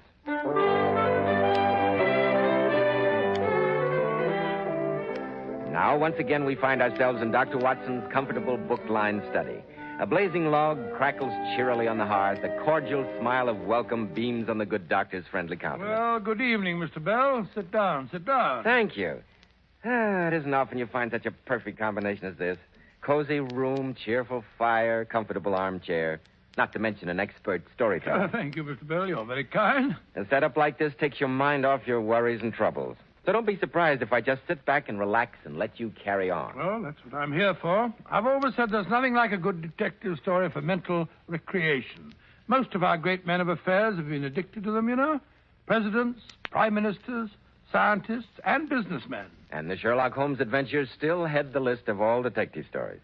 What's it going to be tonight? Well, tonight, as I said last week, I'm going to tell you about the greatest shock that Sherlock Holmes ever gave me. The greatest shock? It must have been some voltage. You'll find that out, Mr. Bell, as soon as you had your little talk with our listeners. Of course. Men, well-groomed hair helps so much in giving a man that prosperous, clean-cut appearance. And I'm sure you'll be interested to hear why Kreml Hair Tonic is preferred among America's top-flight executives by men at the top. Kreml never plasters the hair down with sticky goo, which makes your hair and scalp feel so dirty. It never gives hair that old-fashioned, greasy, patent leather look. You see, Kreml is a very highly specialized hair tonic. It contains a unique and utterly different combination of hair grooming ingredients that's never been duplicated in any other hair tonic. That's why Kreml keeps unruly hair so neatly in place longer, with such a handsome, healthy-looking luster. What I especially like about Kreml is that after you use it, you can run your hand back over your hair and your hair never feels sticky or dirty. No greasy film comes off on your hand or your headband. Yet Kreml keeps hair in perfect order from morning till night, looking so healthy and handsome. Kreml, Kreml Hair Tonic. Now, Dr. Watson, how about the greatest shock Sherlock Holmes ever gave you? Well, it was in the second year of my married life. I hadn't seen Holmes for almost a month due to having successfully resumed my medical practice. When one day I received an urgent note from Mrs. Hudson. Mrs. Hudson, she was Holmes' landlady in Baker Street. She certainly was, and a long-suffering woman she was, too. Why she stood for Holmes, I never could fathom. His habits were calculated to try the patience of a saint. Yes, he was easily the worst tenant in London, and yet Mrs. Hudson adored him. A case of the king can do no wrong. Exactly, and yet she stood in the deepest awe of him and never dared interfere, however dangerous his proceedings might seem. So you can imagine my feelings when our note said that Mr. Holmes was in a dreadful state, and she considered it serious enough to disobey his commands and to send for me. Well, I snatched my hat and medical case and set out for Baker Street post-haste. A terrified Mrs. Hudson greeted me on the doorstep, her face stained with tears. Oh, Dr. Watson, thank God you got my note. Come in, sir, come in. Well, Mrs. Hudson, what's up? What's happened to Mr. Holmes? Oh, Dr. Watson, it's terrible. Just to see him lying there like that. I can't stand it any longer. He's breaking my heart. No, Mrs. Hudson, this won't do. You know, pull yourself together. What's the matter with Mr. Holmes? Oh, he's dying. What? Yes, sir. For 3 days he's been sinking. Hasn't taken a mouthful of food. I doubt if he'll last a day out. Well, why didn't you send for me before? He wouldn't let me. Oh, you know what he's like, Dr. Watson, when he's got his mind set against anything. Yes, indeed I do. But this morning, when I went in and saw him there, his bones sticking out of his face, his great eyes all bright with fever, and his lips with that awful crust on them, and his hands twitching and twitching, I couldn't stand it any longer. I couldn't stand by and watch him die, could I? I thought to myself, orders or no, I'm sending for you. Yes, I should hope so. So I said to him, but Mr. Holmes, this is an extremity. He didn't say anything. I don't think he even heard me, Doctor. He's out of his head most of the time, croaking and moaning to himself. Oh, Dr. Watson, it's a pitiful sight. Poor Mr. Holmes. No. Perhaps it's not as bad as you think. I pray heaven it's not. Well, I'll go up and see what's to be done. Oh, yes, sir. But I'm afraid he's not long for this world. Poor Mr. No, Holmes. Mrs. Hudson, you pull yourself together. He mustn't know how you feel about him. It'd upset him. He hates to be pitied. I'd better go in alone. Yes, sir. Holmes? I say, Holmes. I doubt if he can hear you, sir. You better go right in. Very well. Oh. Good heavens. He is sick. Oh, Dr. Watson, you must save him. Mrs. Hudson, you stay outside. Running round and round in a circle. Faster. He's catching up to us. Holmes, old fellow, it's me. Eh? Holmes, it's me, Watson. Don't you know me? Watson? Oh, yes. I seem to remember. Watson, of course. So she sent for you after all. I wondered how long she could hold out. Holmes. My poor fellow. Yes, we seem to have fallen on evil days. Hey, Watson? Never thought you'd see me in this shape, did you? Oh, I pallbearer at your funeral, and now look at me. It's all right, old chap. We'll fix you up. Have you about again in no time. Just let me take your pulse. Stand back, Watson, stand back. If you're really alive, don't touch me. Don't touch me. But why? Because I wish it. Isn't that enough? Well, I only wanted to help. Then do as I say. I know what's wrong with me. I'm the only man in London who does it. It's a terrible disease and contagious. That's it, Watson. Contagious. By touch. So keep your distance or you'll catch it, too. Great heavens, Holmes, do you suppose that matters to me at a time like this? It wouldn't affect me in the case of a stranger. Do you imagine it prevent me from doing my duty to my best friend? Stand back, Watson. It's out of your power. You can do nothing. You stand where you are. I'll talk. You mustn't excite me. It might be fatal. Very well. I must, but what is this sickness? A colic disease from Sumatra. only a few men understand it. I contracted it down along the docks from the Oriental sailors. I've been doing some recent research down there. It had a medico-criminal aspect. Very interesting, Watson, very interesting. Asiatic diseases, Asiatic cruelty, strange pathological possibilities. But water doesn't run uphill. It's funny, hey, Watson? Water, you can't write in water. I've tried, but you can't. Holmes, you're not yourself. A sick man is like a child. You could be master elsewhere, but when it comes to the sick room, it's time for me to take charge. I'm going to examine your symptoms and treat you. Stop it. If I've got to have a doctor, at least get me one I can trust. Holmes, don't you trust me? As a friend, certainly, but facts are facts. You're just a general practitioner, not very much knowledge or experience, and very often muddled. Yes, decidedly muddled. Holmes, that remark is unworthy of you. It shows the state of your nerves. Very well. What do you know about Tapanuli fever? Or the Black Formosa corruption? Well, I've never heard of either of them. You see? Very well, let me call in Dr. Ainstree. He's the greatest living authority on tropical diseases, and he happens to be in London now. I can get him here inside half an hour if you'll just... No, I won't have him. I won't have him. I'm the one who's sick. I'll be cured my way or not at all. There's only one man who can save me. Oh, dear, I'm exhausted. I wonder how a battery feels when it pours electricity into a non-conductor. Holmes, you're wandering again. Let me at least pour you a glass of water. What a mess this table is in. Don't want water. Give me the moon. Hello? What's this curious little ivory box? I've never seen that before. Don't touch it, Watson. Don't touch it. But, Holmes... It's mine. I won't have it touched. Give it to me. Handle it with tongs. Like this. That's better. It's mine. Yeah. Mine. Holmes, get back into bed this instant. And give me that box. No, you can't have it. It's mine. I'm going to take it to bed with me. It's mine. My own little ivory box. Nobody shall take it from me. Very well. Now, keep covered up. That's better. You'll kill yourself if you aren't careful. Watson. I say, Watson. Yes? Have you any change in your pocket? Yes? Any silver? A good deal. How many half-crowns? Half-crowns, let me see. 1, 2, 3, 5. Not enough, Watson, not enough. However, they'll have to do. Place them in your watch pocket, Watson. Very well. Now, put the rest of your money in your left-hand trousers pocket. Hmm? Thank you. Yes, but why? It will balance you so much better that way. Holmes, this is the end. You're wondering. You're delirious. I'm going to get Ainstree or the man you mentioned. I don't care which. Very well. If you must, let it be Mr. Culverton Smith. Culverton Smith? I never heard of him. Possibly not, Watson. It may surprise you to know that the only man on earth who understands this disease isn't a medical man. He's a planter. A planter? Yes, a millionaire rubber planter. An outbreak of this malady on his plantation in Sumatra caused him to study the disease. He's now in London. Good. What's his address? 13 Lower Burke Street.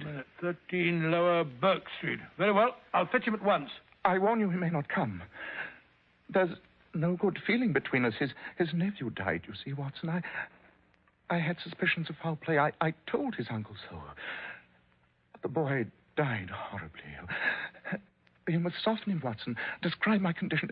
Beg him. Pray him. Get him here by any means. He's the only one who can save me. You will bring him to me, Watson? Don't worry, old fella. I'll bring him here. I'll have to knock him unconscious to do it. No, you must persuade him to come. But be sure to return ahead of him. Not with him, Watson. Ahead of him, you understand? Very well. It's vital, Watson, vital. One thing more. Yes? I'm worried about oysters, Watson. What? They're so Why oysters? They're so prolific.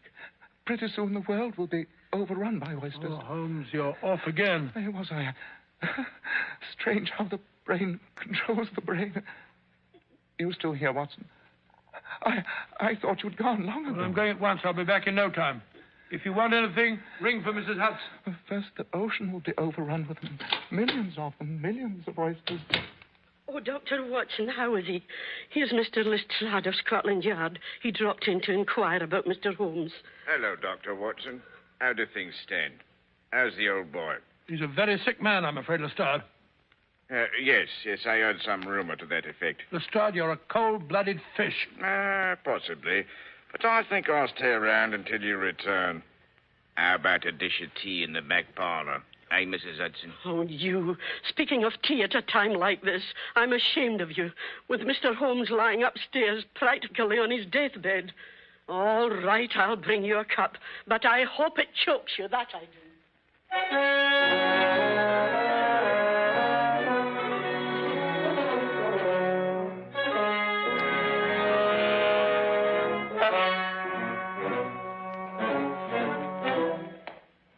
9, 11, 13. Ah, here we are. Suppose he's not at home. He must be. He must be. Yes, sir? Is Mr. Culverton Smith in? Yes, sir. Will you take my card in to him at once and tell him it's urgent? Yes, sir, but he's in his study working. He don't like to be disturbed. But it's a matter of life and death, don't you understand? I must see him. Here. Perhaps this will help. Oh, thank you, sir. I'll do my best. Will you step inside, sir? I won't be a minute.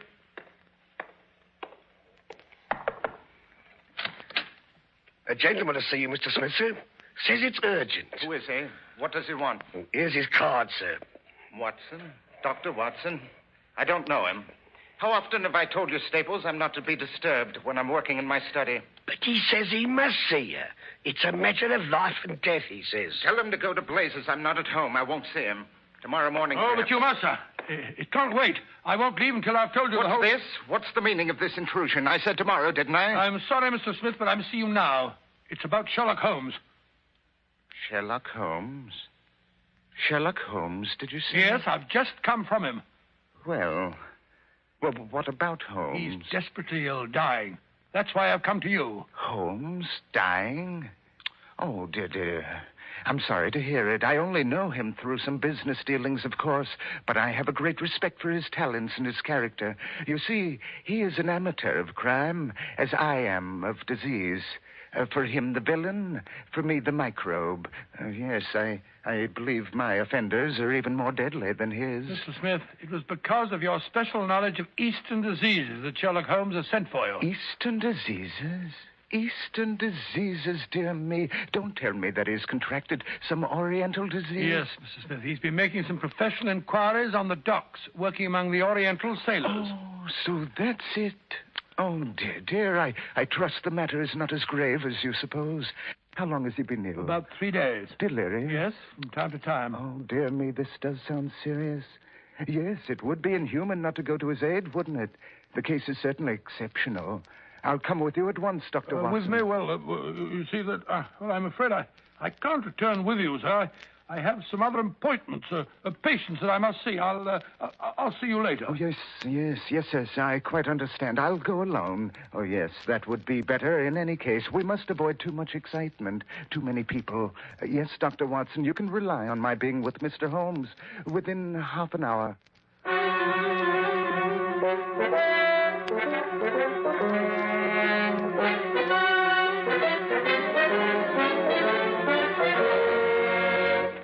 In just a moment, we'll return to Sherlock Holmes and find out if Mr. Culverton Smith is able to cure the detective's strange malady.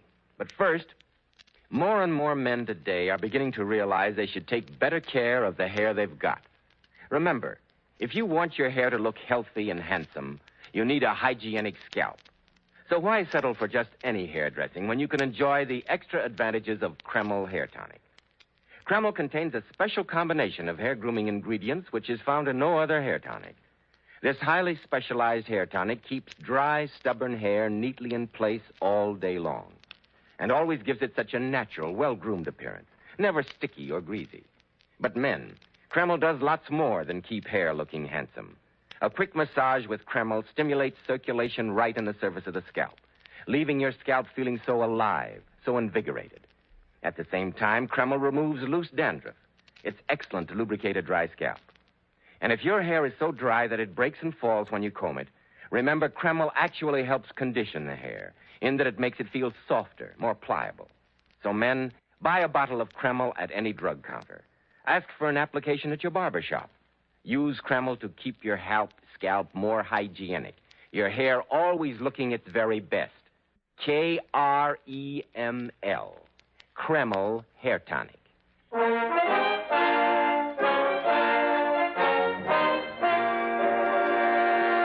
Well, Dr. Watson, I see what you meant by the greatest shock Sherlock Holmes ever gave you. And I can hardly wait to hear the rest of the story. What happened after you'd seen Mr. Culverton? Well, I hurried back to Baker Street as fast as I could, just as Holmes had instructed me to. Mrs. Hudson met me at the door. Any change, Mrs. Hudson? Has anything happened while I was gone? No, Dr. Watson. He called me in to light the gas a few minutes ago. He won't have it up full. He says it hurts his eyes. How did he look? Oh, a little better, I should say. He's awful weak, but he's not delirious anymore. Good. Where's Lestrade? Oh, he's about somewhere. Down in the kitchen, annoying the cook, most likely. I never did see such a man for eating. Heartless brute. Well, I'll go up to Mr. Holmes.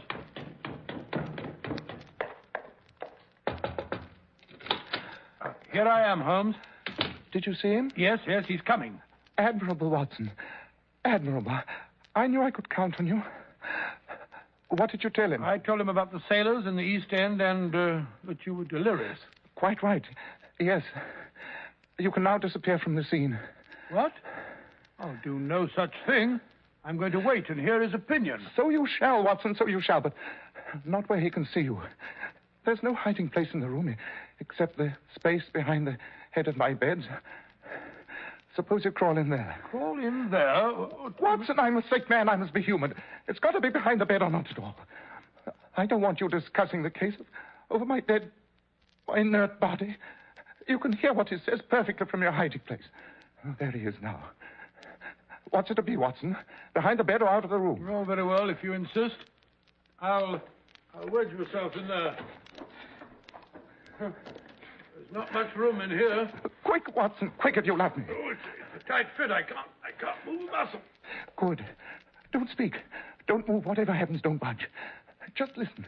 Listen to every word. Don't move. Don't move. It's a gentleman by the name of Smith, Mr. Holmes. He says you sent for him. It's all right. I understand the case. You can leave us. Yes, sir. Oh. So there you are, my fine fellow. Pretty bad fix, eh? Oh. Holmes. Holmes, can you hear me? It's me, Smith. You?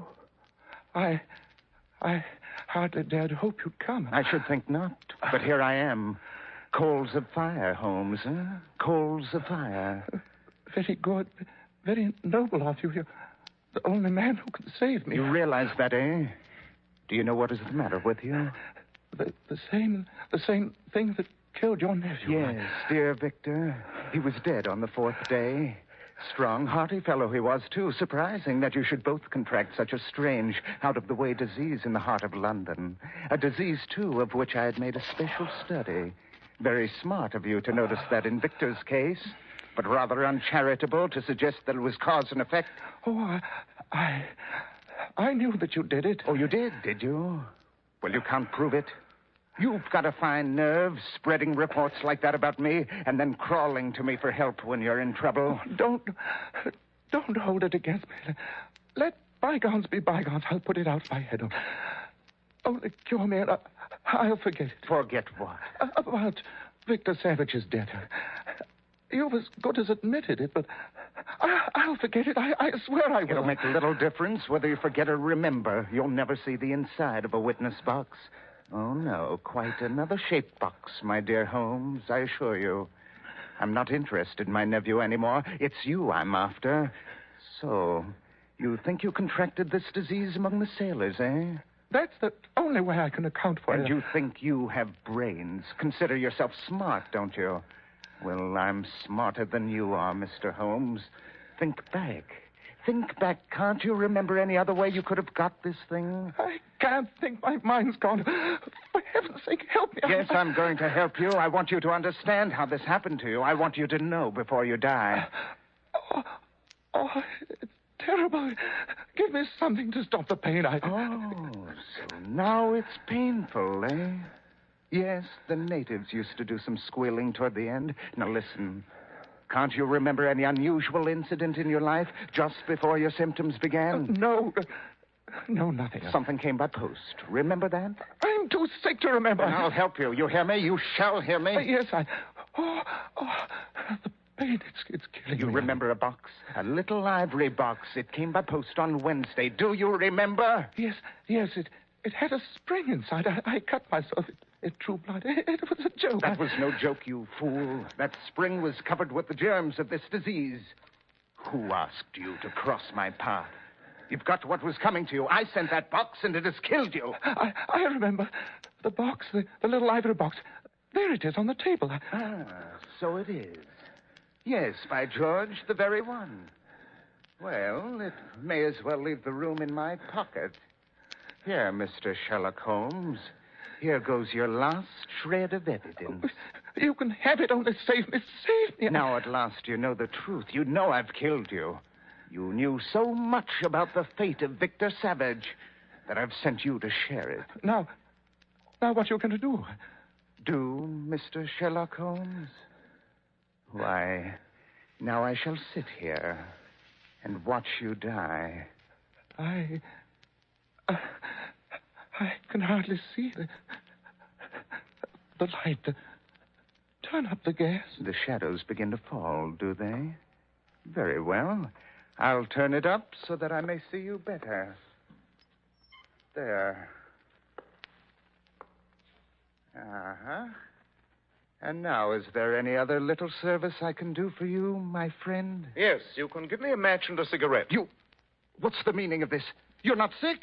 You've been malingering. You're not sick at all. Not sick, just weak. Yes, the best way to act a part is to be it. I give you my word that for 3 days I haven't touched food, drink, nor tobacco. It has been rather irksome. Ah, yes, here are the cigarettes. Ah, that's better. Very much better. I hope it chokes you. I've a mind to do it myself. Not so vindictive, my dear Mr. Smith. I fancy I hear Lestrade's step on the stair. When you turned up the light, that was his signal to come and get you. Why, you... Come in, Lestrade, come in. No, you've trapped him, Mr. Holmes. Yes, here's your man. You can arrest him. On what charge, may I ask? The murder of one Victor Savage. And the attempted murder of one Sherlock Holmes. Take him away, Lestrade. Take him away. Oh, no, you don't. I'll knock your head in. Look out, Lestrade. It's all right, Mr. Holmes. I've got the handcuffs on him. A nice trap this is, Mr. Sherlock Holmes. It'll bring you to the dock, not me. You asked me to come here to cure you. I was sorry for you, so I came, and now you make charges against me. Insane charges for which you have no proof. My word is as good as yours, Holmes. Remember that? Good heavens, I'd totally forgotten. My dear Watson, 1,000 apologies. You can come out now. About time, too. I'm just about numb, crouching behind there all this time. Mr. Smith, allow me to present my witness, Dr. Watson. I'm sure he found your conversation most enlightening. Well, that settles that. Come on, you. Keep moving. Well, you're pulling my leg. The spring didn't really prick you, did it, Holmes? No. Well, you see, my dear Watson, a thing you have to understand is that neither you nor Mrs. Hudson are particularly convincing when it comes to acting. So it was necessary to impress you with the reality of my condition in order to obtain results. And then, you may believe that I pooh-poohed your professional ability, but you can put that down as a part of the delirium. I have the highest regard for your talents, both as a doctor and as an historian. Oh, now you're pulling my leg. Look here. You didn't, as I said, really get pricked with that spring, did you? Oh, certainly not. I always handle strange packages with suspicion. Well, what I want to know is how you managed to assume that ghastly appearance. 3 days of fasting does not improve anyone's beauty, Watson. For the rest, a bit of Vaseline on the forehead, belladonna in the eye, rouge on the cheekbones, and a crust of beeswax on the lips all produce a rather satisfactory effect. Only, I couldn't afford to let you get too good a look at it. Or take your pulse and temperature. Quite. And now, if you will tell Mrs. Hudson that her invalid has recovered sufficiently to desire a large steak with plenty of fried onions. I've been promising it to myself for hours.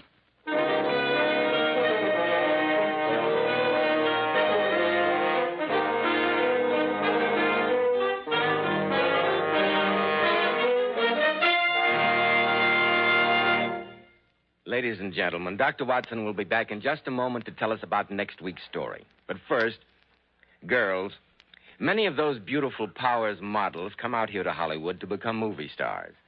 And I must say, one can't help but be impressed with their gorgeous, lustrous hair. Now, here's how they keep it so shining bright. Powers models use Kreml shampoo.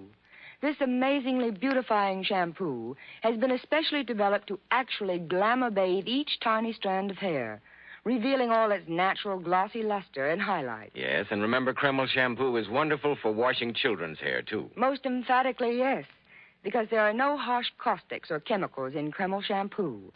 And its luxurious active foam thoroughly cleanses the scalp and hair of all loose dandruff, as well as the dirt. Girls, if you could only see how beautiful Powers model's hair radiates natural glossy highlights, I'm sure you'd want to try Kreml shampoo right away. Remember, no other shampoo leaves the hair more shining bright and sparkling clean. Get a bottle at any drug counter. Kreml, Kreml shampoo. Now, Dr. Watson, what about next week? Well, now, next week I think I'll tell you about the strange case of the persecuted millionaire. Persecuted millionaire? It sounds intriguing, Dr. Watson. It was, Mr. Bell. In fact, I don't believe that Sherlock Holmes and I ever encountered a problem with such a bizarre and such a fantastic solution.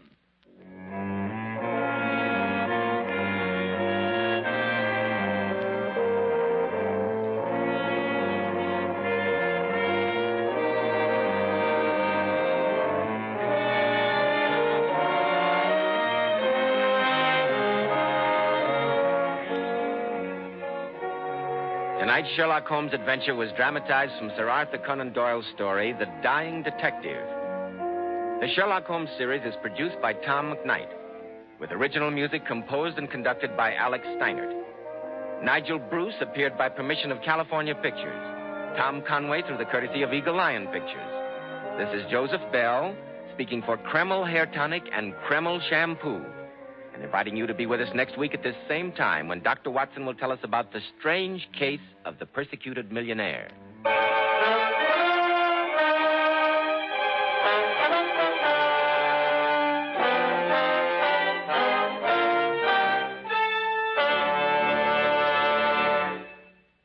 This is ABC, the American Broadcasting Company.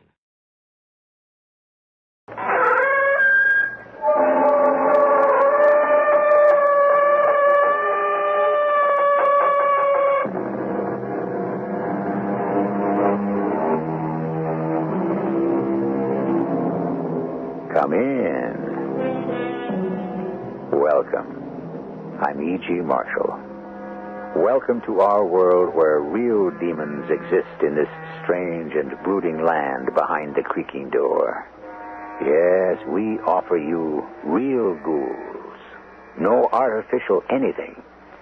Curiously enough, authentic ghouls are not decaying bodies rising from the slimes of time. They are found almost anywhere, cleverly disguised as pleasant and attractive people. In fact, the people you're about to meet live in an attractive and fashionable home in Rose Hill, one of New York City's more affluent suburbs. They are young and attractive, all right, but to hear them talk...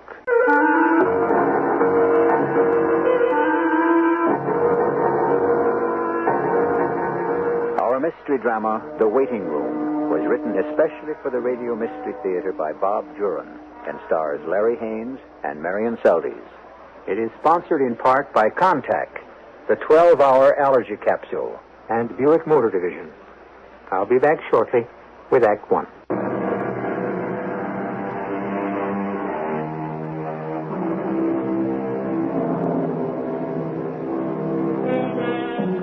The forces of darkness don't always linger in the shadows.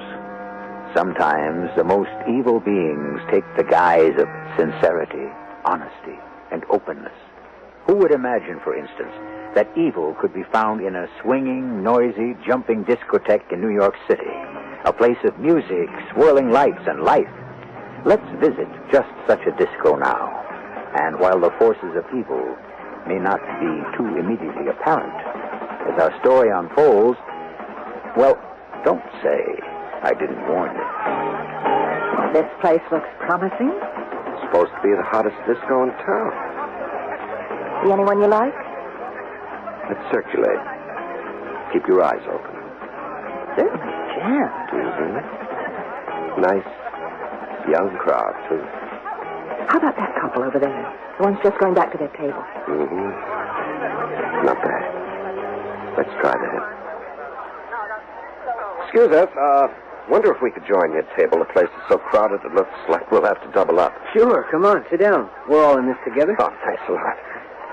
I'm Bob Carson. This is my wife, Rhoda. Oh, Marty Lanning. My wife, Charlotte. Hi, how are You two look as if you're celebrating. Corsage, champagne. Our first wedding anniversary. Oh, congratulations. Thanks. Do you live in the city? The village. You? Suburbanites. We're from Rose Hill. Rose Hill, pretty classy. Oh, we lived in the village ourselves. I love it. What's your line, Marty? I'm a phys ed instructor at Columbia.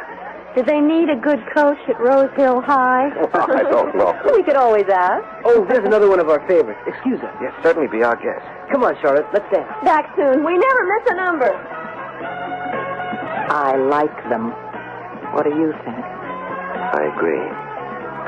They do fine. Maybe, we ought to shop around a little more. Waiting room's getting awfully crowded. Yes, I know. I think they're ideal. Well, we can try. If they don't measure up, we can always let them go.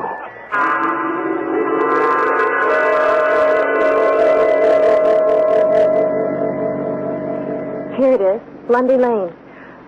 Wow. These homes. They're okay. Imagine being invited to Rose Hill for the weekend. Okay, what do we look for now?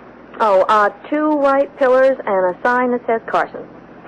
We sure hit it off with Bob and Rhoda Carson. I like them right away. I mean, they're rich and all that, but they make you feel comfortable. Oh, I see 2 pillars up ahead. That must be it. Yes, there's a sign. Some driveway. You can't even see the house. Marty, look at that bird on the left pillar. What? It looks like a crow. It is a crow. It's huge. I didn't think crows got that big. There it goes. Oh, we startled it when we turned in. This really is country. Wow, there's the house. It's just what you'd expect at the end of a drive like this. Sure is quiet. It's so peaceful in the country, so they say. Yeah. Marty, what's the matter? You sound so down all of a sudden. All of a sudden, I don't think I want to go through with this weekend. Why? I don't know. I'm here, and suddenly I want to go back to New York. Oh, for heaven's sakes, we can't do that. Well, I know we can't, but... Charlotte, look. Up there. Where? That window on the left wing of the house. It's the crow. Sitting on a perch on the windowsill. It belongs here? I don't know. I've heard of people training falcons. Maybe the Carsons train crows. Hello, you two. Well, here we go. Oh, cheer up, Marty. We'll have a good time. I saw you drive up. We're delighted you could make it. Hi, Rhoda. It's quite a bungalow you've got here. Now, just leave your things in the car. Robert will get them later. Come on around to the pool. Oh, we have another guest for the weekend. I'd like you to meet him. Say, Rhoda, is that your crow we saw? It was on one of your windowsills. That's Caligula. You'll see him from time to time. He won't bother you. He's a friend of ours. This place is just heaven. Oh, Bert. Meet Charlotte and Marty Lanning. Hi. It's Bert Thompson. Oh, nice to know you. Hi, Bert. Oh, sit down, everyone. I'll get the martinis going. Oh, and there are fresh bathing suits in the bathhouse if you want to take a swim. Quite a layout, isn't it? Fabulous. Rhoda says you're from the village. Yeah, Christopher Street. I'm on West 44th. And I sure appreciate a weekend away from the city. Say, Bert, what does Bob do for a living? There must be stocks or something to keep a place like this. You mean you don't know? No, they never mentioned it. Well, I thought you and the Carsons were friends. No, we only met last Saturday night at the Pearl Fishers on 3rd Avenue. Oh, I thought I was the newcomer. I met them last Sunday at Jones Beach. They had their blanket next to mine. We got to talking, and they invited me here. Oh, for heaven's sakes, we thought you knew them. Not till last Sunday. Well, it seems to be a hobby of theirs, inviting strangers home for the weekend. What do you think of our candidates? So far, so good. We'll know better by dinner time. Yes. You know, that Thomas chap has the physique if his history is right. We'll start tomorrow night. And take the couple on Sunday. We've got to ease the tensions in the waiting room. I'm getting worried. Relax, my dear. It's nothing new. We've been at this for centuries. Come on in, you cowards. The water's fine. But I've had enough for one day. I should think a former Olympic swimmer would live in the water. I'm out of training. Swimming strictly for pleasure now. I wish some of my students were in good a shape as you. Well, you never really lose it. You must have been healthy all your life. Never a sick day in all my 24 years. Oh, that's good. Mm-hmm. Very good. No allergies in your family? No history of cancer? Heart trouble? My great-grandparents are still living. How wonderful. And you're relaxed, too. You're not the nervous type. Robert, I think you ought to get the barbecue fire going. Yes, that's a good idea. Give me a hand, Bert. Oh, glad to. We'll be ready to eat in an hour. So you and Charlotte are practically newlyweds. Yeah, we met in college, but we waited till I got my master's. You both seem to be in good health, too. Oh, fitness is my business. Well, good. Stay that way. You and Bob seem unusually interested in fitness. Oh, we are. It's very important. I mean, our fitness.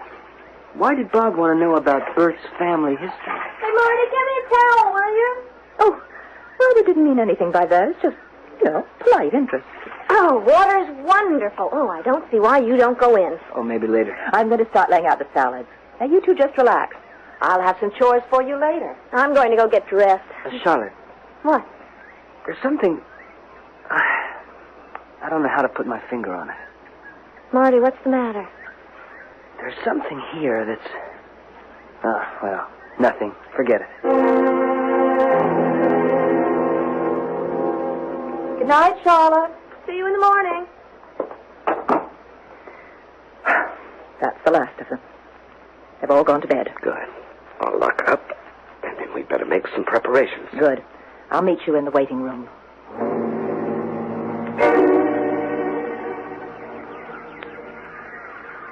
Oh, my lovely creatures, how restless you are tonight. There you are. Fresh water.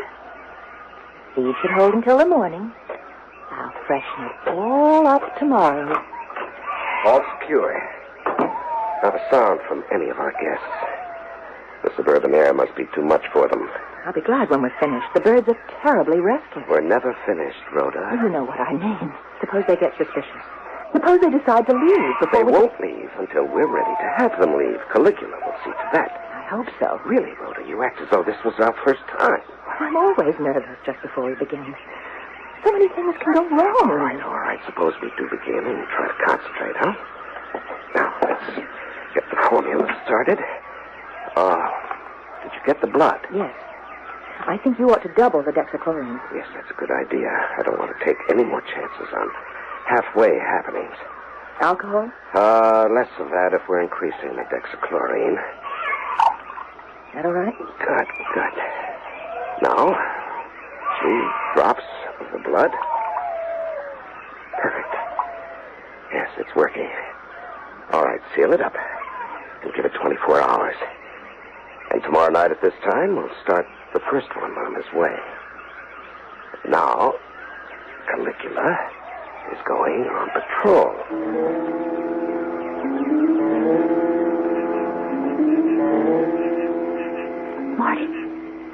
Marty. Oh, what? What's the matter? There's something outside the window. What? What do you mean, something? Listen. I don't hear anything except the crickets.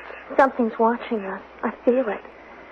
We're on the top floor. You want me to see if someone's clinging to the vine? Don't be sarcastic. Well, you're the one who said I was imagining things. All right. Go back to sleep. No, I'll take a look. But in the morning, I think we'll just tell the Carsons that we... Grief, it's that crow. Oh, get it away! Oh. It was on the windowsill. Keep it out! Keep it out! It's all right. It's gone. Oh, well, where is it now? It flew off into the pine trees. Oh, that was such a shock. That's what was looking at us. Oh, gosh. I guess it has the run of the place. We're the intruders to him. I don't know. Oh. There was something about the way that bird looked at us when we drove in. Do you remember? Sitting on the pillars? Yeah. That's no ordinary bird. Crows don't react this way to people. What do you mean, Marty? That crow didn't land on our windowsill by accident. I told you yesterday when we drove up I didn't want to stay. I couldn't put my finger on it. But there's evil here. Real evil. Marty. And I don't think there's anything we can do to get away from it. It would seem that a pleasant weekend in the suburbs is strictly for the birds. It's certainly turning into an ordeal for a couple of New Yorkers named Charlotte and Marty Lanning. But maybe they're overreacting. So what if a crow happens to land on their windowsill? So what if the Carsons seem unusually interested in their state of health? So what if the house seems pervaded with evil? So what? Well, we'll find out when I return shortly with Act 2.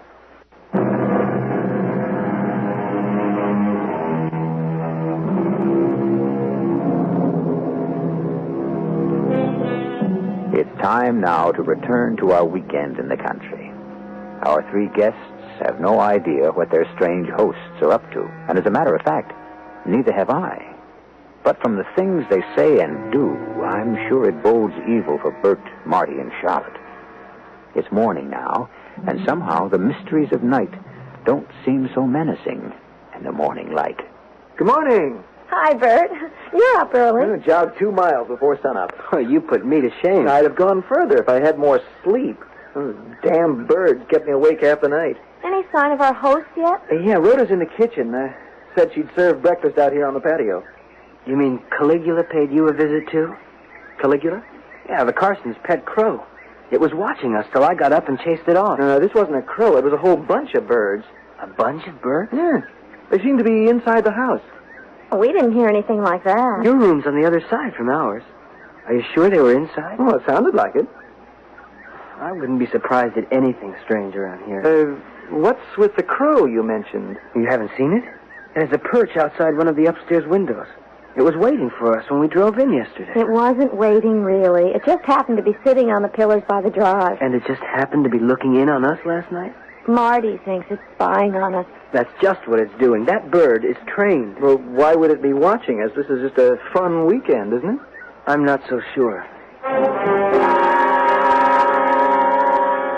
Oh, Caligula's just curious, Marty. I'm so sorry he disturbed you last night. More coffee, anyone? Well, it's just a little disconcerting to wake up and have a huge black bird on your windowsill.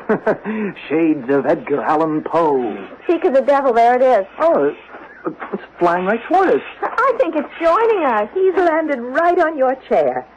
Well, good morning, Caligula, you naughty bird. You kept our guests awake. Oh, that's Caligula. He's big, all right. You have him trained, don't you? Well, in a way, I suppose. But he has an independent spirit, don't you, Caligula? Now that I see it up close, it what? The eyes are so strange.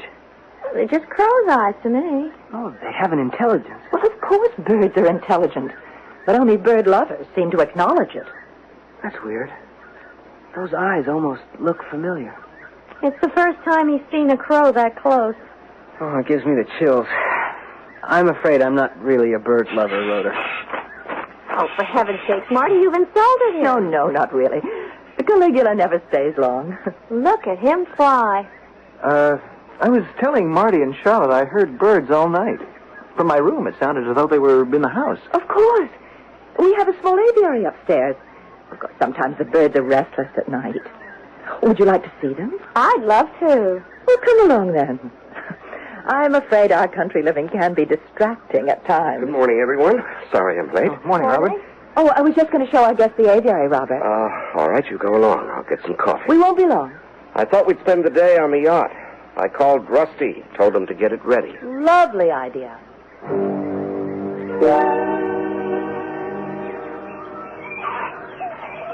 Oh, they're all so beautiful. It seems a shame to keep them cooped up. Oh, they don't mind. They're safe from harm. They certainly know you. Look at the way they all flock to your side of the cage. Yes, you're my lovelies, aren't you? Now this large black one, that's Eva. They all have names? Well, of course. And the blue jay is Napoleon. And this little finch here is Carl. Oh, are you sweet?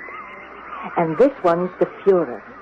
He has a mean streak, but we love him. I don't see how you can keep track of so many. Oh, but they're all special to us. Each one has its own distinct distinctive personality. That one seems to like you, Bert. Look at him. Giving me the eye, all right. Oh, look at that. It's rubbing its head against your finger. Affectionate little thing. Birds give me the creeps. I don't like the way they stare. Oh, you're just a city boy, Marty. Well, shall we go? Robert wants to go on the yacht. I know you'll all enjoy it.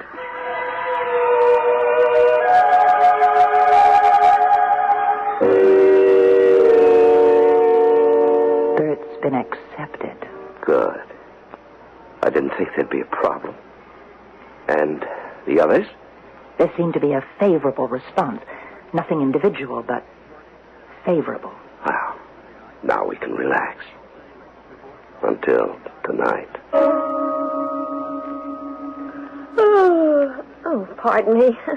All that sun and salt air today. I can't keep my eyes open.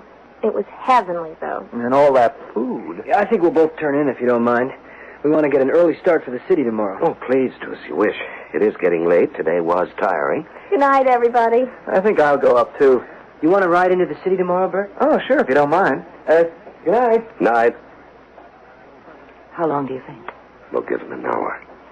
I have some things to attend to down here. I'll meet you in the waiting room.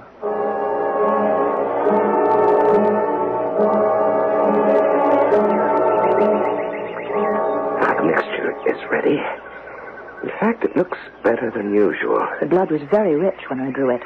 This one's going to be a complete success. It better be, considering who we're dealing with this time. Nothing is going to go wrong. We've had our mistakes, but then who hasn't? Lucifer himself isn't perfect. Robert, don't blaspheme at a time like this. Relax, my dear. This will be one of our biggest successes. I dread facing him if it isn't. I should think after all these centuries you'd realize that we are in control. We may have our orders, but the fact remains that we are in control of the waiting room. Are you going to wait the full hour? No, I don't think so. Caligula is going to check on the landings now, and then we'll get started. Oh, open the window for me, will you, dear? So I can let him out? Of course. Make it quick.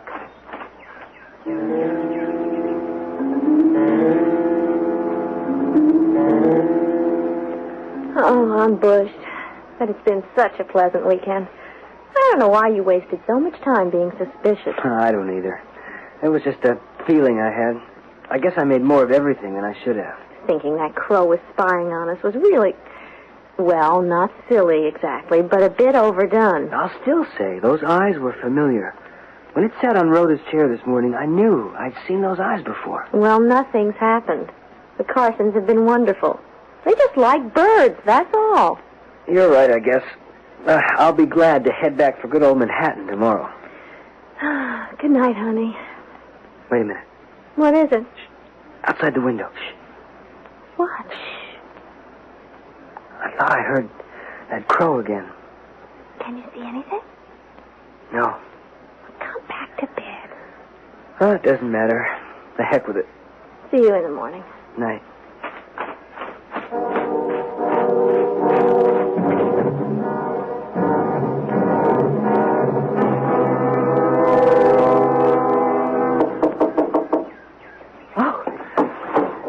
Good, you're back. Thanks. Well? The Lannings are in bed. Marty heard me outside the window, but he didn't seem to care. He's completely unsuspecting. They're planning to leave in the morning. But we both know they won't be. Can't we take them tonight, too? We don't have to. Don't worry about them. We'll get to them tomorrow afternoon. Let's get down to the business at hand.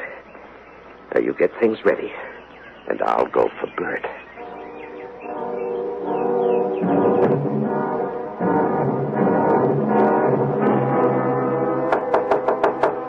Bert? You still awake? Yeah, just a second. I'm sorry to bother you. It's okay. What's up? I need a hand for a minute. Do you mind? Oh, not at all. Follow me.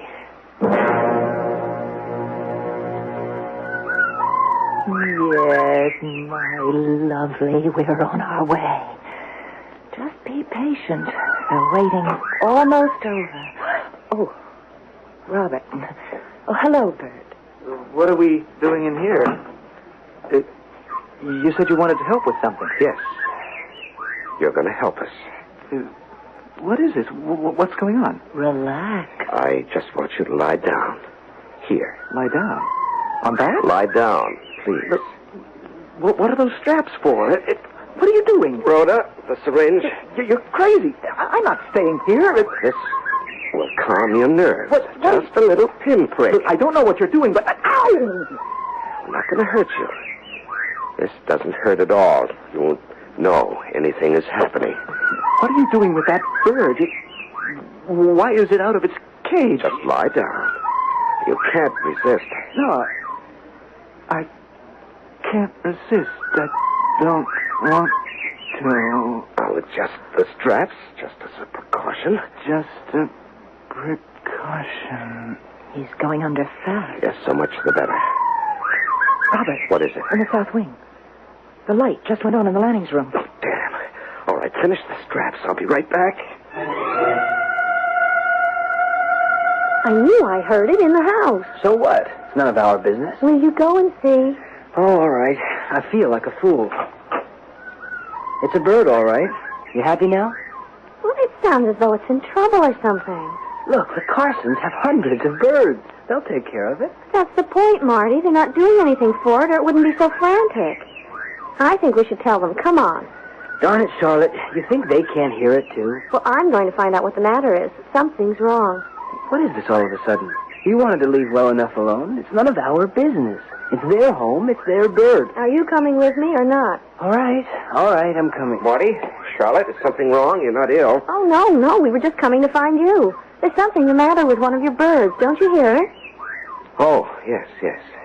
Rhoda's with it now. Oh, it sounds so frantic. What's the matter with it? Just a minor upset. Some species are very susceptible. There. It's quiet now. Please, go back to bed. I'm sorry it disturbed you. Come on, Charlotte. I assure you there's nothing to worry about. All right. I'm sorry I made such a fuss. Good night again. Good night. What did they want? They heard the bird. They were coming to investigate. It's good we caught them in time. The bird and the vessel are both under. Good. We're ready then. The wait is over, my Führer. The wait for you is over at last.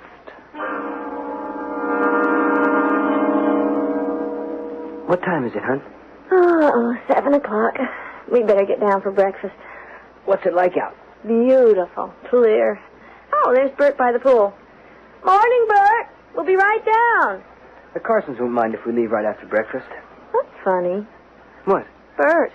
He looked up when I called, but then he turned away and hurried into the house. So? Well, he could have waved and said hello or something. Well, that's true. Well, maybe he hasn't had his coffee yet. I'm dying for mine. Let's go. We'll load the car later. Okay. If you think that's best. I do. Oh, I guess some Carsons must be in the kitchen. I hear voices. It is impossible for me to remain any longer. I agree, my Führer. The sooner the better. And again, I must compliment you on your Bert. choice of a vessel. The German accent. The young man's What's body he doing? is perfect. It was worth the wait. We're happy you're pleased, Führer. We thought we made a good choice. What a relief to be free at last. I'm most anxious to get back to Germany. And I shall use the cover identification of, what's his name? Bert Thomas. Bert Thomas. Splendid American name, too. Makes it much easier. I suggest you take a cab to the station. Arrangements have been made in New York for everything. Good. And you're sending the other? Today, Führer. Splendid. And I'll be on my way. You both do an excellent job. It will take us a while to regain control, but this time we will certainly line up a more dependable group of allies. Marty, is he kidding? Am I dreaming? Maybe we both are. Hitler?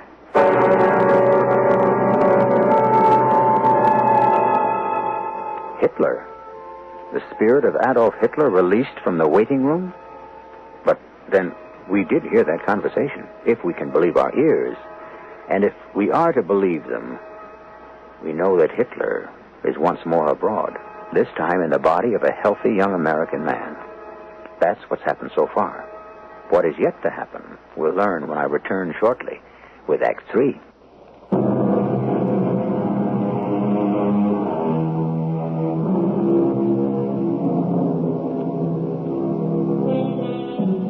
Well, I've returned as I promised with Act 3, but I'm not sure I want to return to that creepy house and that weird Carson couple. I'm afraid we have no choice, though. We simply can't leave Marty and Charlotte alone with such people. And I'm rather curious to learn if that really was Adolf Hitler who walked out in the body of the fellow we knew as Bert Thomas. It was a neat trick. And perhaps we'll learn how it's done. They've gone out the front door. What'll we do? Come on, out to the patio. We've got to act as though we didn't hear anything. And we've got to leave here fast. I don't know what's going on, but we're getting out of it. That was Bert we heard and saw. But they called him Fuhrer. He talked about going back to Germany. It doesn't make sense. It isn't true. It couldn't be. It's a crazy charade they're all playing, and somehow I think we're the ducks. We don't know anything about the Carsons or Bert Thomas. I don't know what they want from us, but they're not going to get it. What do you think they meant by the others? I mean, Bert, whoever he is, said, you're sending the others? I have a hunch it has something to do with us, but we're not waiting around to find out. Oh, I can't help thinking about that bird last night. And Robert showing up in the hall just as we went out. Yes, I know what you're thinking. But none of it adds up. It doesn't explain what happened to Bert. Charlotte, look at this. What? A spot of fresh earth by the house. What are you doing? I'm just poking around with a stick. Fresh dug earth usually means something buried. Artie. A dead bird. I'm sure that's the bird Rhoda said they called the Fuhrer because he had a mean streak. The bird is dead, and Bert's...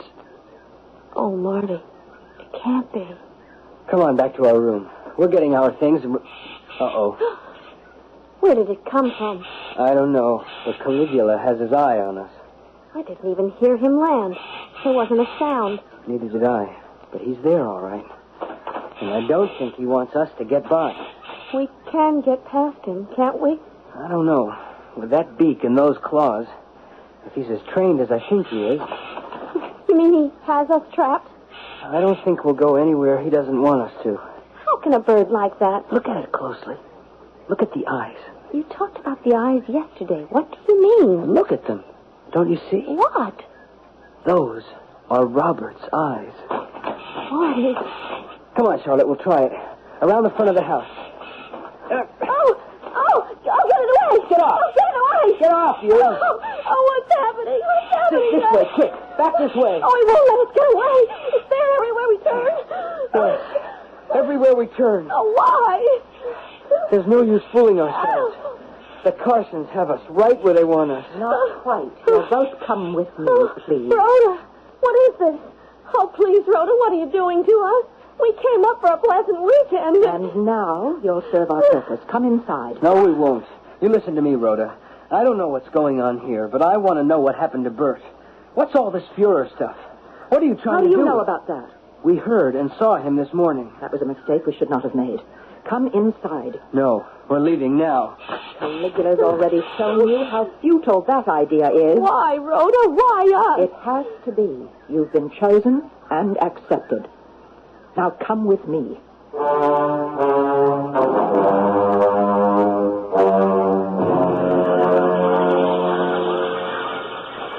First of all, forget about any more resistance or violence, Marty. There's no escape. You have no right to keep us. And arguments are useless, too. What are you going to do to me? What we did with Bert. Exchange a soul for a soul. I'm sorry you have to be strapped down, but it's necessary. What did happen to Bert? Why was he putting on that Hitler act? Oh, that was no act. He now is Hitler. Don't you see now what the waiting room is? I think I'm beginning to. In each of our little feathered friends here is a spirit waiting to be released. A spirit waiting for a new body and another chance to finish what they started in another life. Last night we gave Adolf Hitler his new chance. Adolf Hitler now inhabits Bert Thomas's former body. Only Rhoda and I know the process of transformation. Then there are others? Oh, hundreds. Hundreds, as you can see. But the spirits we care for here tend to be what you and the world would call unsavory. Criminals, murderers, political tyrants. Have you ever thought what might happen in the world if Adolf Hitler and Napoleon Bonaparte were allies? You are crazy. Oh, think what you like. The fact is that soon, very soon, these two giants will combine their genius for destruction. Oh, you're going to turn me into Napoleon? Well, I see you take it lightly, eh? No, it doesn't matter. There are many preparations before the final tyranny envelops the world. But we know what we're doing. We've been practicing for centuries. Robert, stop talking and let's get on with it. Please. This is the start of the grand finale. All the evils of history released on Earth at once. Shut up. You're giving away too much. Now stop it. All right. Give me the syringe. Marty, you are the first person other than Rhoda and me to ever witness a transformation. It's quite miraculous. Stop. Please. Whatever madness you're doing, don't do it to Charlotte. Her appearance won't change at all. Just a short sleep, and then you'll see. Oh, here's Eva. She's ready, but she's very upset. I don't know what's the matter with her. Well, she's excited because she knows she's on her way back to Argentina to prepare the way for Juan. And in such an innocent and beautiful body. You see, Marty, the Perons, of course, are most important. Oh, more restless than usual. I don't like it. Well, put her in the electrolook, Kaiser. She's all right. There's nothing wrong. No, something is definitely wrong. I don't think we should go through with it now. Releasing Hitler first may have been a mistake. What's done cannot be undone. We will continue. Right now. Stop. Stop that. I can't control her. Get it off me. Can't. They're all going wild. Off. They've gone crazy. Robert, it's out of control. Close the cage. It's out of control. I can't. They're all over me. Get back. Get back, Robert. you devils. Get back. Help me, Robert. Help me. I can't. Charlotte, I'll get them straps off. We've got to get out if we can. Marty, what's happening? The birds are attacking. We haven't a second to lose. There. That's one way. Now your feet. Get away. That's it. Get up, Charlotte, quick. They're not after us. They only seem to be after the car. Rhoda, I can't see. My eyes, I can't see anymore, Rhoda. Let's go. Run. I can't anymore. I can't change. Down the stairs and outside, fast.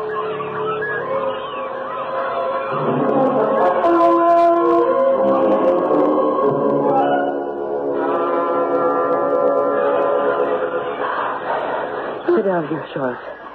We're safe now. Oh, it's not real. It can't be.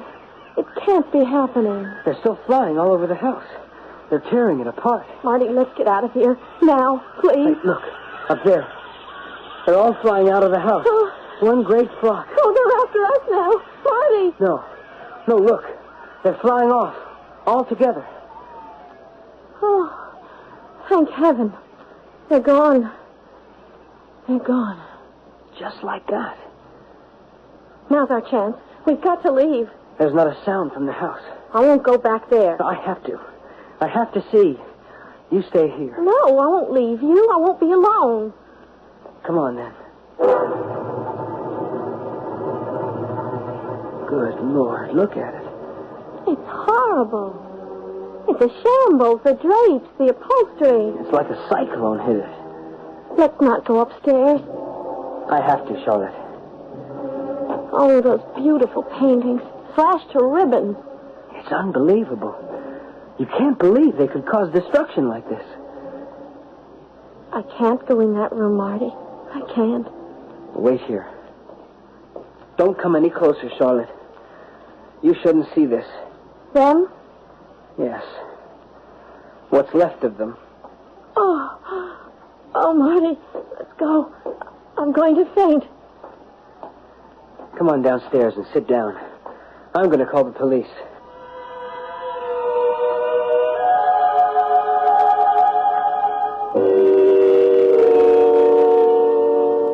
What time is it?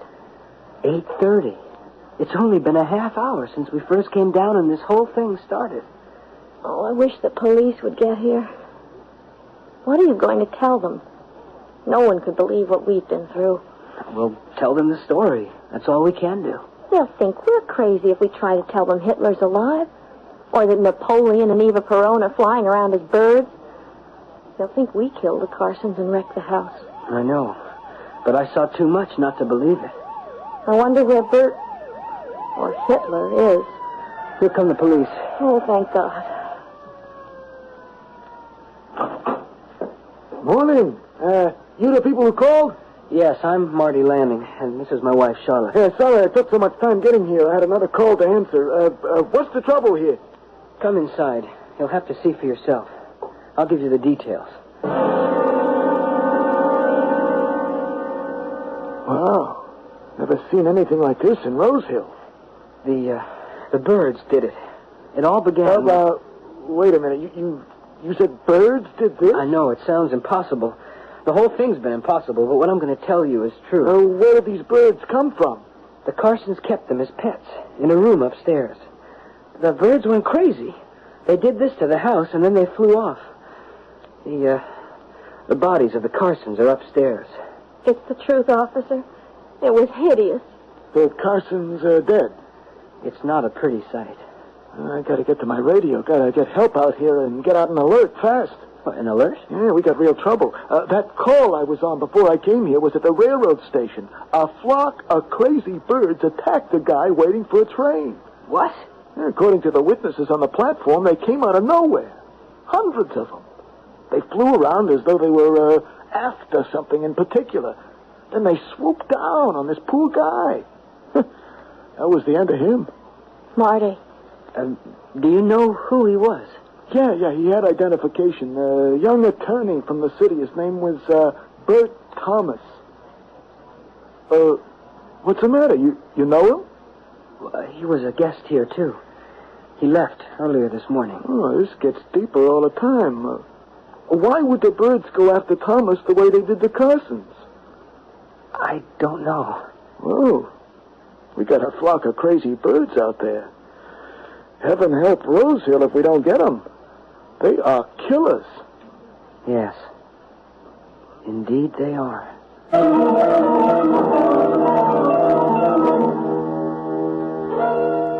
They'll never catch the birds. But don't worry about a flock of killer birds being on the loose. They've already done in their intended victims. The resurrection of Hitler, if you believe it, proved to be too much even for history's most hardened criminals. So the waiting room is empty. And until someone comes along to take the Carsons' place, those birds will just be birds. I'll return with some more thoughts on the subject shortly.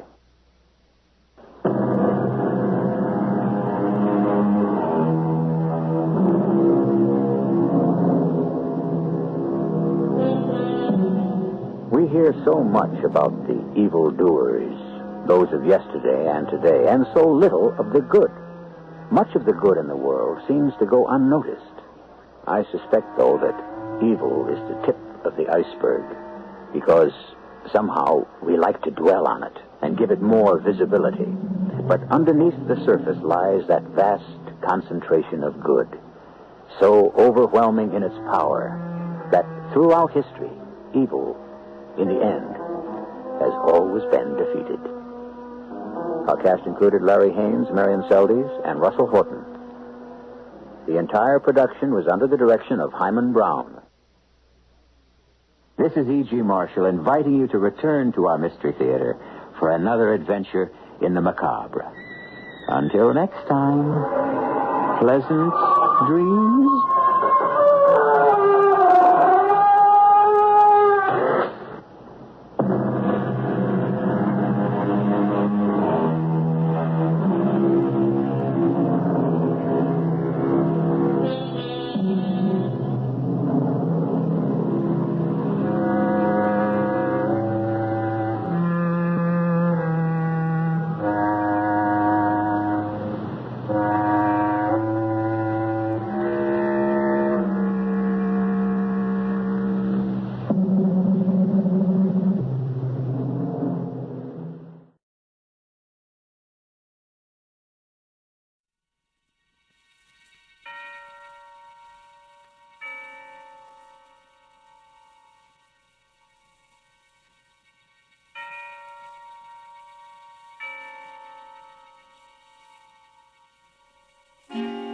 Suspense.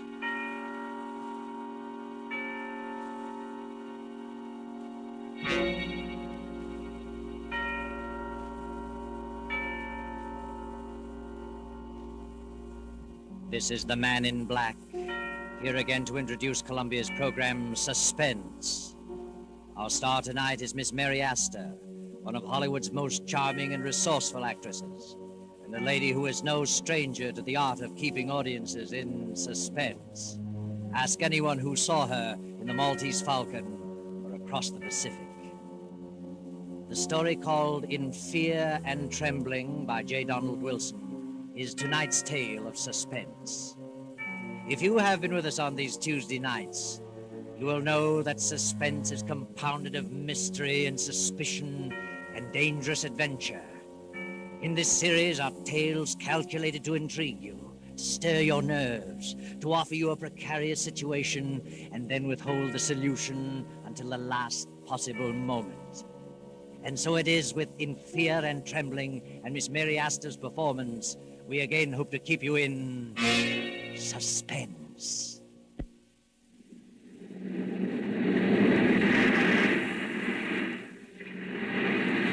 At the edge of the cliff, overlooking the sea, sits a gray stone mansion, weather-beaten by the storms of several decades. To this mansion, Gilbert Durant brought his bride, Lucia. That was 4 years ago. Gilbert and Lucia were quite happy until a year ago, when Lucia's half-sister Beverly came to live with them. Gradually, something began to happen. Lucia felt that some insidious horror was beginning to gnaw at her happiness. She began to know that Gilbert's ardor was beginning to cool. He became more absorbed in his writing. Then she felt the cold clamminess of the great stone structure creeping about her, clutching at her heart. Anyone who saw her could tell that fear was growing in her mind, a fear of something which she could not or would not explain. One evening, Lucia, having excused herself at dinner, tossed on her bed in a fretful sleep. No. Don't. Get away from me! Mrs. Durant! Mrs. Durant, what's wrong? Oh, Benson, come in. Well, what on earth is wrong? Why were you screaming? Oh, Benson, I must have been dreaming. It was horrible. You're white as a ghost and shaking like a leaf. Yes, I know. Oh, Mrs. Benson, I can't stand it. It's driving me mad. That makes the 4th or 5th time I've dreamed the same thing, the same in every detail. I've never heard you scream before. No. Oh, that's probably because... What? Oh, it always comes a little closer to me. Tonight it almost reached me. It? What do you mean? I don't know what it is. It's a figure. A human figure, but I can't tell whether it's a man or a woman.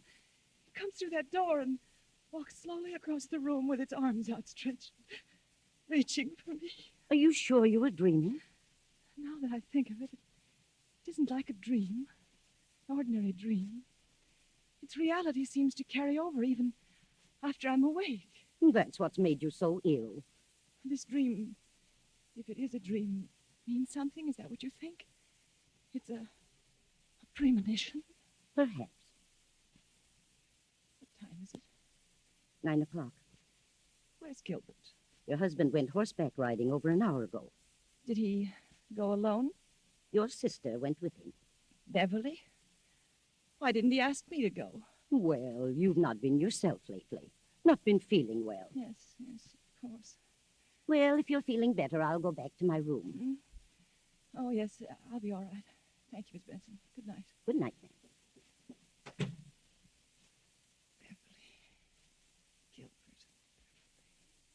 Gilbert. Lucia lay there for a while, staring wild-eyed at the patch of moonlight on the bedroom door, listening, waiting. Then, as the clock struck 10:30, the door opened, and a figure stepped into the room and moved noiselessly through the moonlight to Lucia's bed. Suddenly, Lucia opened her eyes. Gilbert, don't! Lucia, what's wrong with you? What are you doing in my room? I just wanted to know how you felt. How long have you been standing there? Oh, just a few seconds. I was dreaming, I guess. When I woke up, you startled me. Why were you yelling, don't? Don't. I don't know. I haven't the slightest idea. I talked with Dr. Handy about you today. I told him how run down you were, and he suggested that I get a tonic for you. I'll drop in at the drugstore on my way home tomorrow evening. A tonic? Yes. Well, what is it? Oh, I don't remember. Something in strychnine. Strychnine? Yes, he said it would give you an appetite. Where have you been, Gil? Oh, I've been riding. Nice moonlight night. Very pleasant.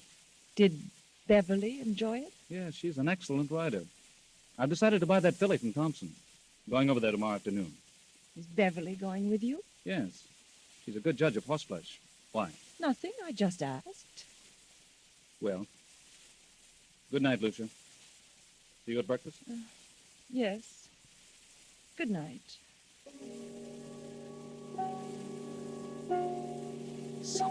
Something and strychnine. Something and strychnine. Lucia jumps from her bed, rushes down to the library, snaps on the light, and steps to the shelf holding the encyclopedia. She runs her fingers down the long line of books, LMNOPR, and then she stops and stares.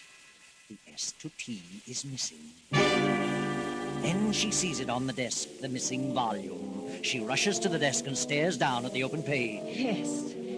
Yes, that's it. Strychnine. I'll tell you what, Beverly, I'll leave the deal entirely up to you. Up to me? Oh, Gil, that's not fair. Why not? Well, suppose she turns out to be a lemon. I don't think she will, because you're going to have the job of training her. Oh, you certainly flatter me. Not in the least. Oh, good morning, Lucia. I just realized what time it was. You'll be leaving in a few minutes. Yes, it's 9 this very minute. Got to step on it. More coffee, Beverly? No, thanks. How do you feel, Lucia? Better. Much better. You better eat something. No, I can't. At least some coffee. Yes, I'll have some coffee. I've got to run. See you later, Lucia. Yes, Gil. And I'll see you this afternoon at 2, Beverly. Yes, I'll meet you in town at 2. Oh, Gil, don't forget Lucia's medicine. No, I won't. Bye, Lucia. Are you meeting Gil in town, Beverly? Yes, he wants me to decide on that filly he's interested in. Where did you learn so much about horses? Oh, seems to be natural. Why don't you get interested in horses, Lucia? Why should I? What are you interested in? Well, I am interested in a few things. My husband in particular. You don't act interested in anything. Really? Well, if you'll take my advice, you'll snap out of this coma and get some pep. Does Gil like women with pep? No man cares about a woman who sits around and mopes. I think you're a hypochondriac. Do you? And you should do something about it. I intend to. I intend to do something about it. I'm glad to hear it. Get out and do things. Play games, golf, tennis, swim, and ride. Maybe this medicine will fix you up. You know all about it, do you?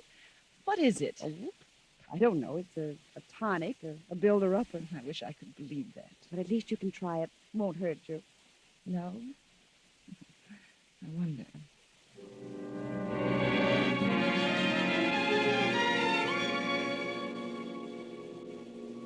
Oh, come in, Dr. Handy. Well, Lucia, why did you call me out here? What's wrong? I just couldn't make it into town. Oh, it can't be as bad as all that. Did Gilbert talk to you about me yesterday? I saw Gil for a few moments at the club during lunch. Said you were run down. Did you give him a prescription for me? Oh, never do that until I've examined the patient. You didn't give him a prescription? Well, no. What did you suggest for me? Oh, I don't know. Mentioned a few tonics he might get for you. Spoke of beef iron and wine and sherry and egg and...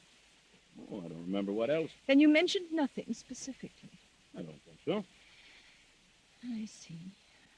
Now, what seems to be wrong with you, Lucia? I don't know exactly, but something has been happening to me that, well, frankly, I'm afraid I'm losing my mind. We all feel that way at times. I'm serious. Things happen to me in the night. What sort of thing? At first I thought they were just nightmares, but when you have a nightmare, you wake up and the fear is gone. You realize the truth. But this vision that comes to me haunts me through the waking hours as well. Vision? Something, I think it's a person, comes through my bedroom door, comes toward my bed with outstretched arms as though it intends to strangle me. Each time it comes a little closer. And my fear is that eventually it will get to me before I wake up. See. You always dream the same dream? If it is a dream, yes. And who is the person? I don't know. You don't think it's really a dream? No. I think it's a premonition. Have you any basis for such a fear in real life? Is there someone or something that you're afraid of? Doctor, I'm convinced they're not dreams, that I'm not asleep. Oh, nonsense. I'm positive they're not mere dreams. Well, I think it's all due to your rundown condition. You probably don't sleep as soundly as you should, so you transfer sounds in the night to dreams and nightmares. That's exactly what I mean. If I'm only half asleep, I may be transferring actual movements and sounds into dreams. In other words, if someone slams a door in the night, I may half hear it and attribute it to a dream. Yeah. All right. But then perhaps I'm not dreaming. Don't you see? I think you'd better come into town and have a thorough physical. You mean a checkup by a psychiatrist? Oh, I may have someone help me. It's the usual thing, you know. Oh, Dr. Henry, I'm so frightened. Now. Everything's going to be all right. I'm afraid. Afraid that I'm going to die. That someone is trying to kill me. Oh, you're not going to die. That's ridiculous. I'll call you and make an appointment. That's better.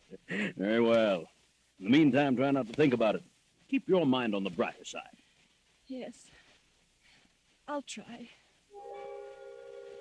All afternoon and on into the evening, that awful gnawing of jealousy and fear occupied every moment. Gil and Beverly. How could they do such a thing? And how far will they go to get you out of the way, Lucia? Will they stop even at murder?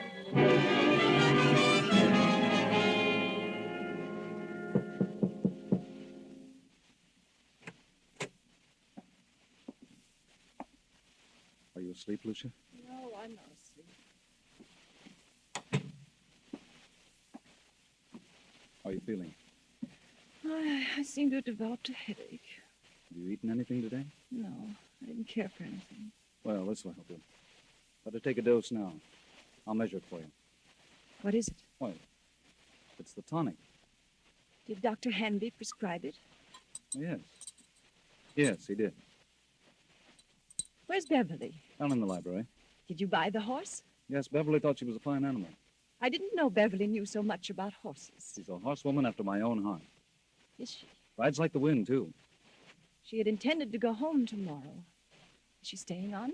She's got to. I wouldn't think of her leaving now. Why not? Well, for one thing, she's going to train the horse. And what else? Why, nothing else. Here, take this. It's a little bitter, but you'll get used to it. Gil! Go ahead, it won't hurt you. I don't want it. And why not? It has poison in it. I suppose it does have a little, yes. But only enough to act as a tonic. I don't want it. I won't take it. Are you going to act like a child? Take it and quit arguing. I won't. Take it, swallow it down. I can't take it. You're impossible, Lucy. I'm afraid. You need this medicine, but you're so confoundedly stubborn you'd rather sit around and mope all day. Very well, there it is. You can take it or not. I'm disgusted trying to help you pull out of this. Good night. No. Wait, Gil. I'll take it. I don't care whether you do or not. There. I've taken it. Terribly bitter. Well, that's more like it. Now take another dose around 11. Gil, where's Mrs. Benson? Why, I told her she could have the night off. Thought she might like to spend the evening in town. You let her off? Yes, she's been sticking pretty close lately. Yes, she has. Good night. Good night, Lucia.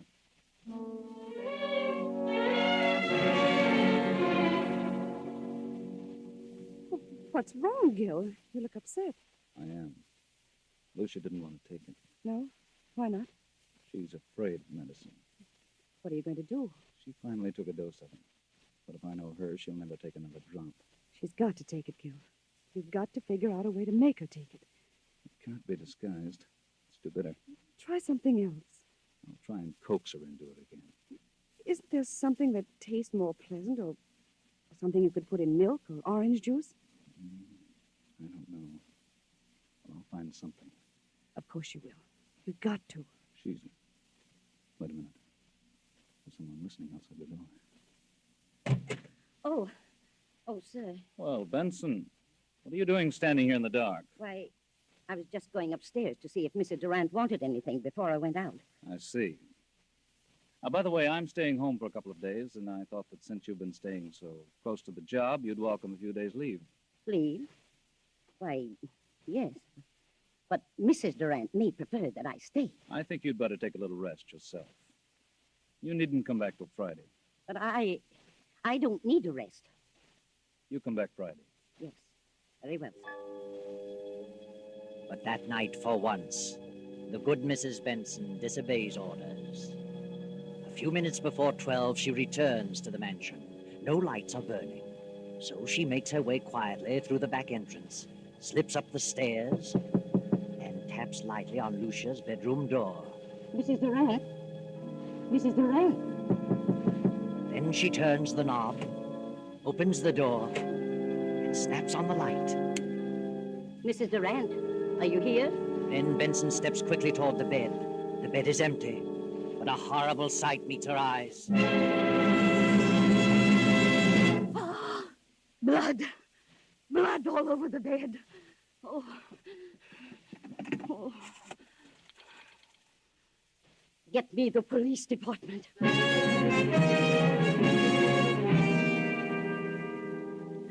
right, Mrs. Benson. Now, just calm down and tell us what happened this evening. Well, earlier in the evening, Mr. Durant told me that I could have the night off since I'd been staying close to Mrs. Durant for some time.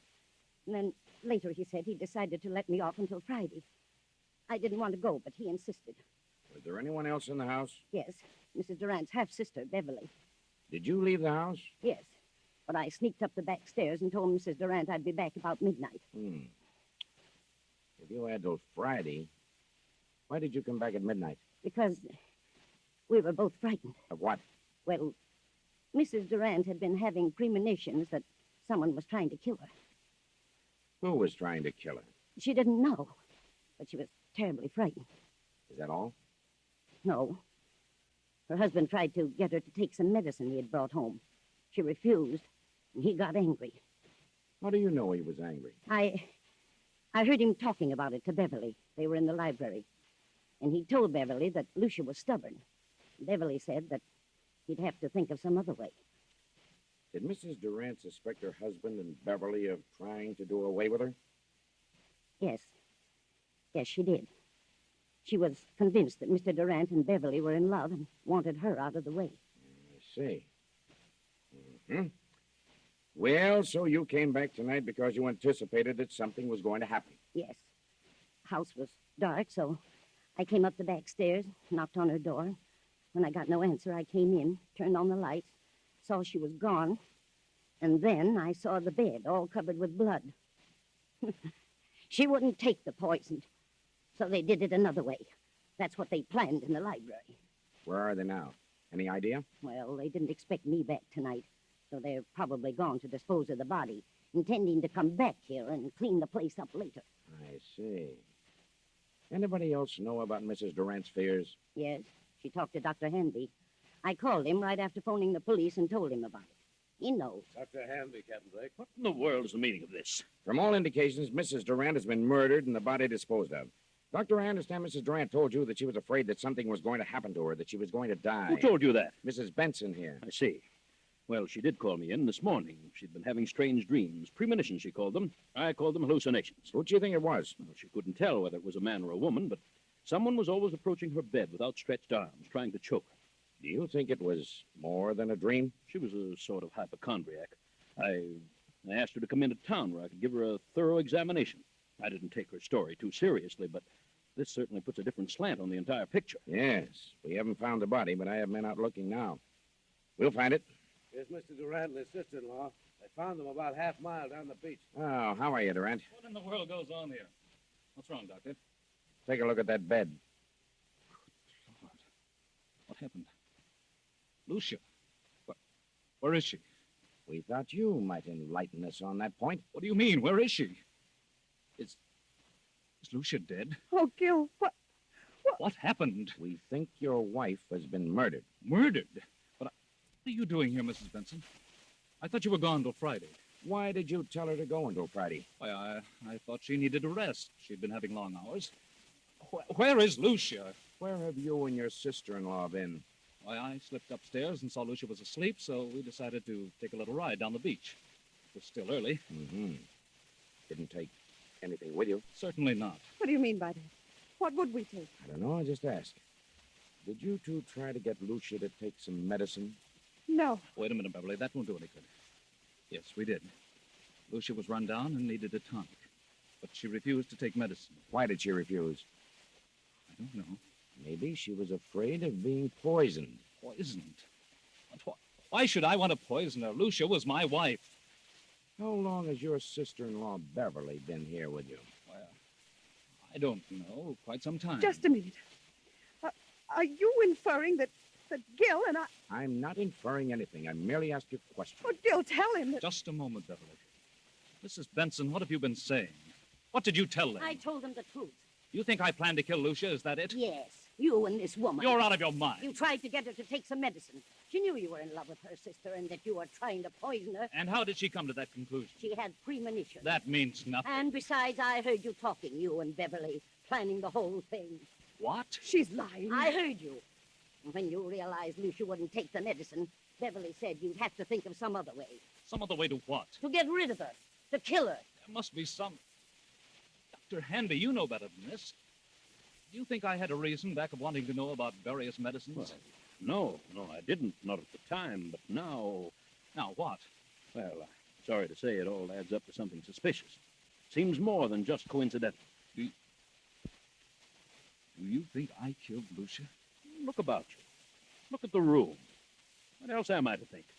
What was the tonic you tried to give your wife? It had strychnine in it. That right, Durant? Oh, yes. It was one of the things Dr. Handy mentioned. It was iron, quinine, and strychnine. Did you mention that, Doctor? Well, suppose I did. It's a commonly known tonic. Did you add anything else to it, Durant? Certainly not. How about it, Sergeant? What's the report? The bottle contained iron, quinine, and strychnine, and a heavy content of arsenic. Arsenic? But that isn't possible. I put nothing in it. Where would I get arsenic? It was in there just the same. Doctor, this isn't true. You know it isn't. I hate to say it, Gil, but the evidence looks bad for you. Benson knows what this is all about. She's lying. She knows Gil wouldn't do such a thing. She's back of it all. Why? I don't know. But believe me, I'll find out if I have... That'll do. Under the circumstances, I think you'd all better come down to headquarters so we can keep you separated. Come on. And no more talking. After 48 hours, hours of relentless grilling, endless questioning, Gil and Beverly are released on a writ of habeas corpus. Weeks go by, and Lucia's body has not been discovered, so the district attorney makes a public announcement that no murder charges can be preferred against them due to lack of corpus delicti, the failure to produce the body, Lucia's body. Then one evening, Beverly and Gil talked in the library. Beverly, I want you to know how wonderful I think you've been. You stuck right beside me, never lost your nerve, and, well, you're one girl in a million. Oh, thanks, Gil, but it isn't over yet. They won't stop their search for Lucia's body, and if they find it, we haven't a chance. I know, but what can we do about it? Well, why couldn't we leave the country? Together? Not necessarily. They'd be sure to follow us. But we could go separately in different ways, and... And meet someplace later on? Is that what you mean? Yes, that's what I mean. It seems a bit mad. It would be equal to an out-and-out confession. Oh, but Gil, if they find Lucia's body, we haven't a chance. It's too strong against us. We could never come back, Beverly. What of it? I don't want to die, Gil. And I don't want anything to happen to you. Beverly, I don't know what to say. I'm frightened, Gil. I can't stay here with such horrible fear hanging over me. I'll go mad. If you don't go, then I will. I'll leave tonight. Please, Beverly, I need you more than ever now. Please don't go. Don't worry, Gilbert. She won't leave you. Good heavens, Lucia. I won't let her leave you. I'll see that you both go together and stay together for a long, long time. Lucia, what? Lucia. We thought you were dead. Disappointed, aren't you? Where have you been? What are you going to do with that gun? You thought I was dead. Well, I'm not. I'm live enough to pull this trigger. I've been hiding for weeks. And I've been behind those curtains for the last 20 minutes. I heard every word. Now I know you're in love with each other. Now I know you wanted to do away with me. In love? Beverly and I... From the day she came here. She took you away from me. I did not. We never thought of such a thing, never. Never entered our mind. Why lie about it? You've let your imagination run away with you, Lucia. You're insane. You think so? Well, if I am, it's your fault. Yours and Beverly's. You've driven me insane, both of you. I had a plan to get even with you, to make you pay for what you've done, but it failed. What plan? You see, I didn't know about the law of corpus delicti, but I do now. And this time there will be a body. 2 bodies. Yours and Beverly's. You're a suspicious-minded devil, Lucia. I planned to trap you on a murder charge. My murder. But it's going to be your murder now. You were convinced that Beverly and I were in love? Of course. I never needed a dream nor a premonition. I cut myself and smeared blood on the bed and disappeared. When I found they couldn't touch you without the corpus delicti, I came back to kill you. Lucia, you fool, you vicious-minded fool. I'm going to tell you something. And go ahead and shoot me if you will. Lucia, not until now, this very moment, has the thought of loving Beverly ever occurred to me. You never loved Beverly? No. But I can tell you this, Lucia. Now that I've seen you as you really are, I could never love you again, never. Gil! Wait, Beverly. But I was sure. I was convinced that you were Beverly. You were sure only because your warped, jealous mind convinced you that there was something between us. You mean You've certainly made a sorry mess of your life, Lucia. Then all I've done is killed your love. Oh, Gil. Yes, Lucia. And you've no one to blame. No one but your own miserable self. Gil! Lucia, don't, Lucia!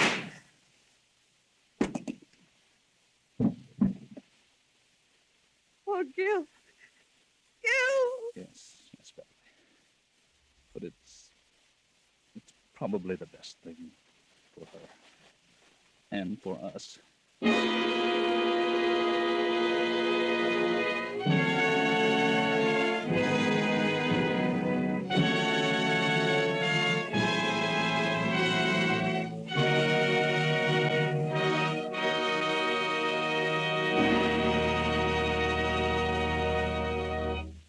And so closes In Fear and Trembling, starring Metro-Goldwyn-Mayer's Mary Astor, tonight's tale of suspense.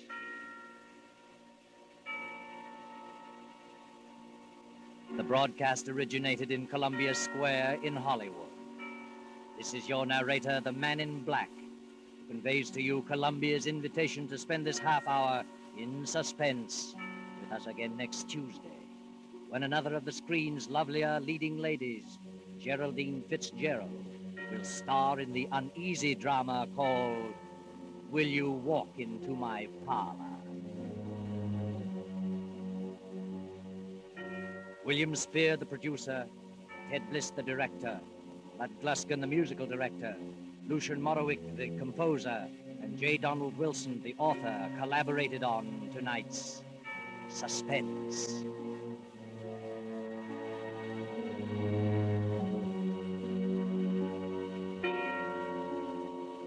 This is the Columbia Broadcasting System.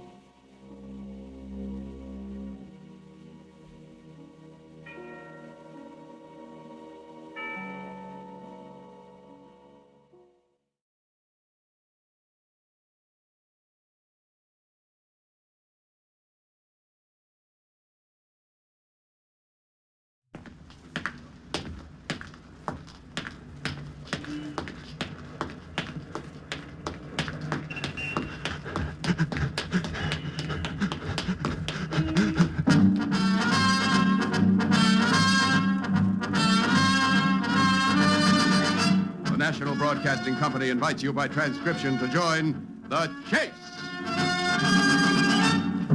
There's always the hunter and the hunted, the pursuer and the pursued. It may be the voice of authority or a race with death and destruction, the most relentless of the hunters.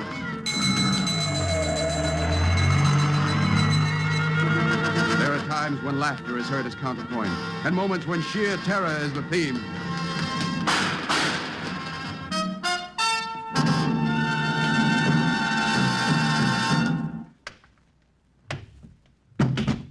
But always there is the chase. And what more strenuous chase could you ask for than one that includes a meal ticket and a wayward cat?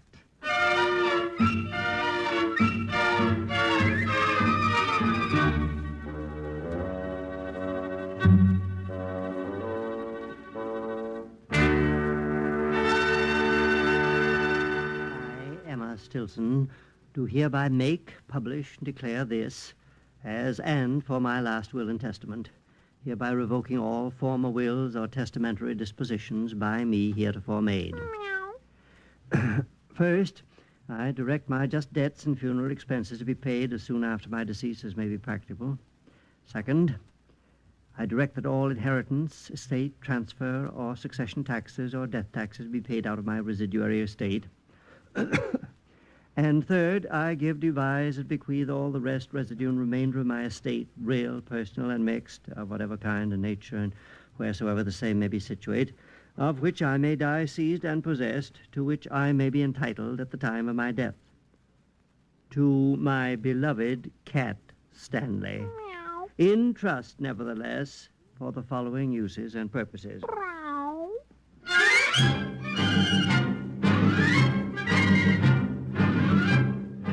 But it's ridiculous.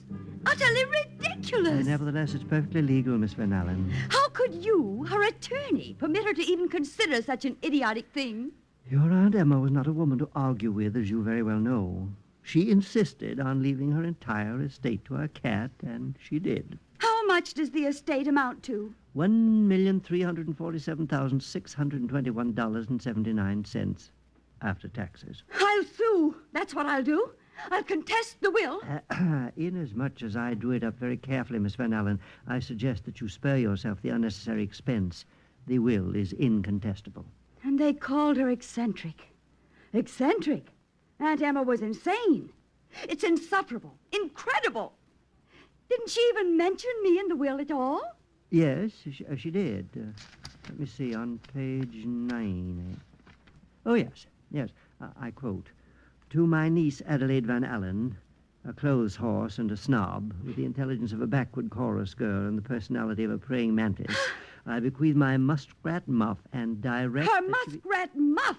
Yes, Miss Allen. The woman was crazy. Stark, raving mad. I tell you, it's outrageous. Yes, Miss Allen. And who'll take care of the cat? Who'll see that her beloved Stanley is happy? If you had been present during the reading of the will, Miss Van Allen, you would have learned the details. Stanley was left in the custody of Mr. and Mrs. Archie Bird, who will receive a weekly stipend. That's the last straw. The Birds. The Brooklyn Birds. She's married to a cab driver. A cab driver, mind you.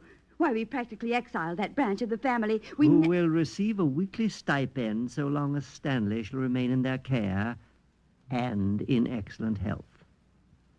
So long as he shall remain in their care, did you say? Yes. And if something should happen to Stanley, Mr. Whitby? If Stanley dies, the estate goes to charity.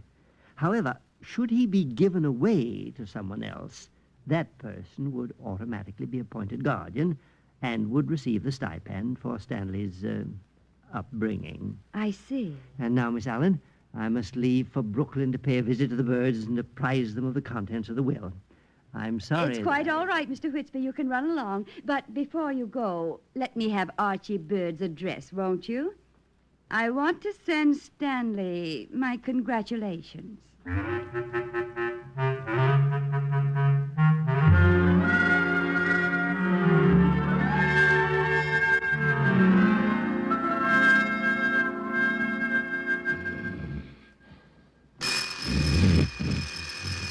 Archie. Archie. What? It's 5 o'clock. Ooh, 5 o'clock. So what? Time to go to work. Get up. Oh, stop poking me. Will you stop jabbering? I'm up, ain't I? Fine time for a man to have his breakfast. 5 o'clock in the afternoon. Why don't you get the day shift and keep decent hours? Well, can I help it if I gotta drive to Hack all night? I'm waiting my turn for the day shift, ain't I? What do you expect me to do? Cut my throat and bleed to death on account of... Oh, there they go again, them pesky cats. Let me at that whip. Archie! Get out of here. Get off of that fence. Not my shoe, Archie. Yeah. All day long, they kept me awake. I hate cats, Fanny. I hate cats like poison. If I had a rifle or even a .22... Oh, stop shooting off your mouth and eat your breakfast. Your eggs is getting cold. Got enough troubles without adding cats to the list. Oh, I'll get it. All day long, they kept me up. All day long. Mrs. Bird? Yeah? My name is Whitsby. Oh, not today, mister. We don't want any. But I'm not a salesman, Mrs. Bird. I'm an attorney. An attorney? Yes, You mean a lawyer? exactly. May I come in? What's up, man? There's a guy here, Archie. Says he's a lawyer. Lawyer? You didn't hit nobody with that hack of yours, did you? No. Please, let me explain. I'm here in regard to your late aunt, Emma Stilson. Who's that? I never told you anything about her, Archie, and I ain't seen her in years. Anyway, she ain't even my aunt. She was my mother's aunt. In spite of the fact that you know very little about her, she knew quite a good deal about you, Mrs. Bird. She used to refer to you as the only member of her family who never asked her for money or a favor of any kind. She said you were independent, and she admired you in many ways. Well, what do you know? I just never went near her, that's all. She was Park Avenue, and I'm Brooklyn. Besides, did you say she was my late aunt? Mrs. Stilson passed away a week ago tonight. Ah, that's too bad. She left a will, Mrs. Bird. She left all her money in trust to Stanley and put Stanley in your care. You're to get $500 a week as long as Stanley remains with you.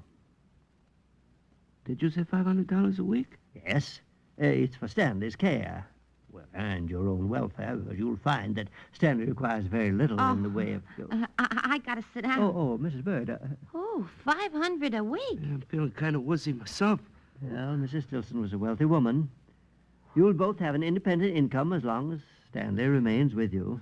You ain't kidding us, Mr. Whitsby. This is on the level. Oh, I assure you that it is.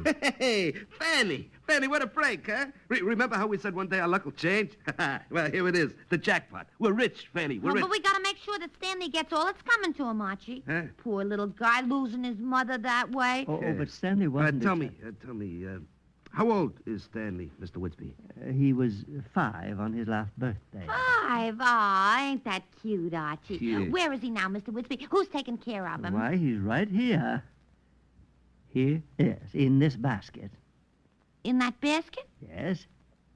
He's kind of small for his age, ain't he? No, as a matter of fact, he's large. Did you hear a cat just now, Fan? Yeah. Well, here, let me take Stanley out of his basket here. Fanny. Stanley's a cat? Get him away from me. Keep him off. Now take him away. Archie, control yourself. What? Why, Mr. Bird, don't you like cats? Oh, he's nuts about cats, ain't you? Yeah, nuts. Now, I have here the first payment of $500 made out by check in your favor. What? You'll receive a like amount every week from my office. Look, Archie, 500 smackers. Yeah, that's a lot of dough, ain't it? You understand, of course, that Stanley must have the best of everything. He's used to the finest food and the best of accommodation. Oh, I'll get him a real bed, Mr. Whitsby, and he'll eat fine. Yeah, that cat'll eat like a horse. Yes, well, I'll leave you my card. And I'll drop by on the first of every month to see how Stanley's getting along. Well, I'll say goodbye to you now, and good luck. Thanks for everything, Mr. Whitsby. Yeah, so long. What are you looking at? Stanley. He's cute, ain't he?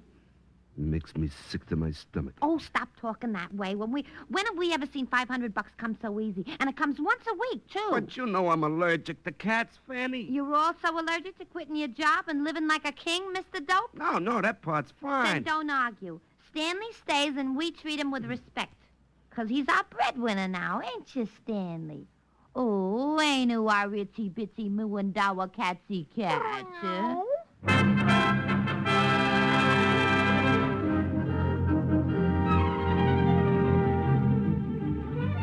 Here, Stanley, time for your cream. Where's my coffee, Fanny? You'll get it later. I'm feeding Stanley. Here, Stanley boy.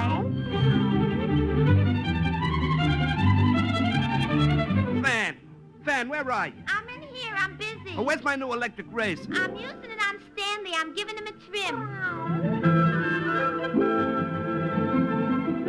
My can't sleep on the floor. I tell you, it hurts my back. Oh, you can sleep there and like it. Stanley's just using your bed till his mattress gets fixed. Stan! Stanley! Stanley! Stanley!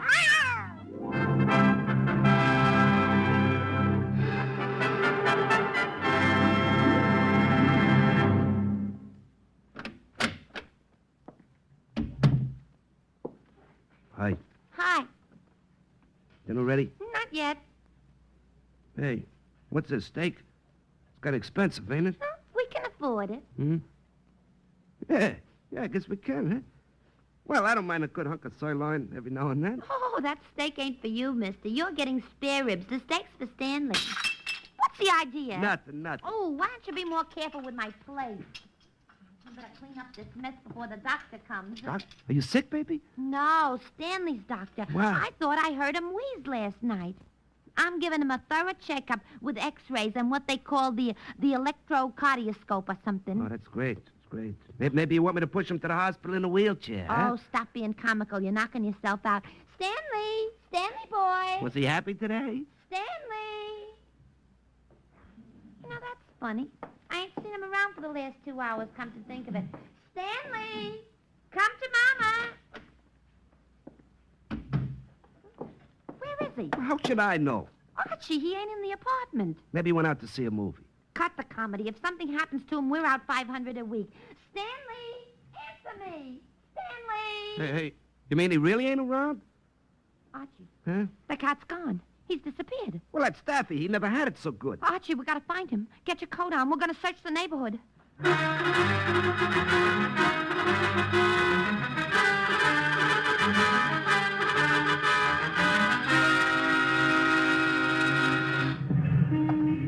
Stanley!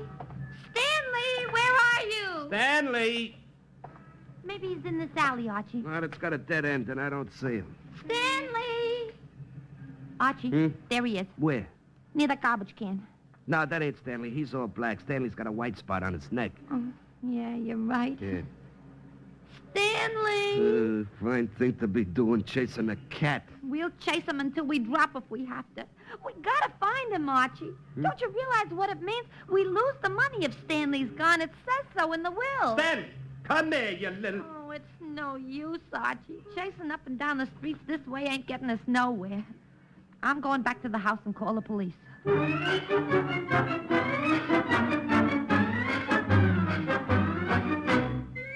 Yes, officer. He's a black cat with a white spot on his neck, and he answers to the name of Stanley. Sure, there's a reward. Wait, $100. That's right. Yeah, I'll keep in touch.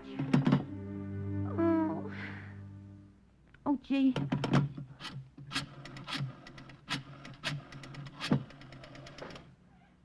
Hello? Is this the fire department? This is Mrs. Archie Bird speaking. My cat's disappeared. You gotta help me find him. You got men on fire trucks all over the city. Tell them to be on the lookout for the... Hello? Hello? He hung up, Archie. Oh, what do you think? The fire department got nothing else to do but look for cats? Archie, maybe that's one of the neighbors. Maybe someone found the cat. Mrs. Bird? Yeah? You don't know me. We've never met. But I'm a distant relative of yours. A third cousin, I believe. My name is Adelaide Van Allen. How do you do? May I?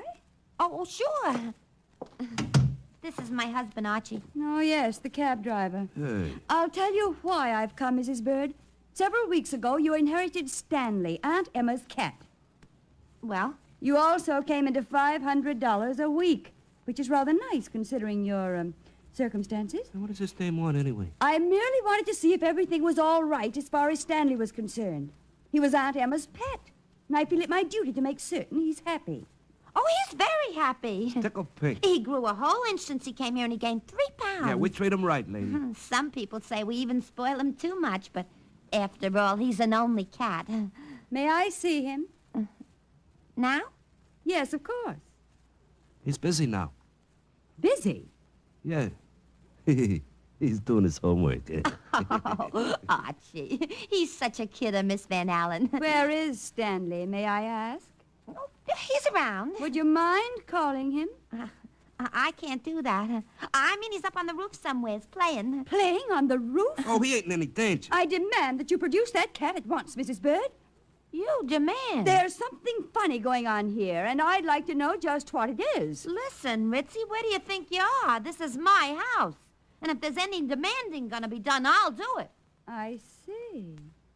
In other words, something's happened to Stanley. Who said so? Then why can't you produce him?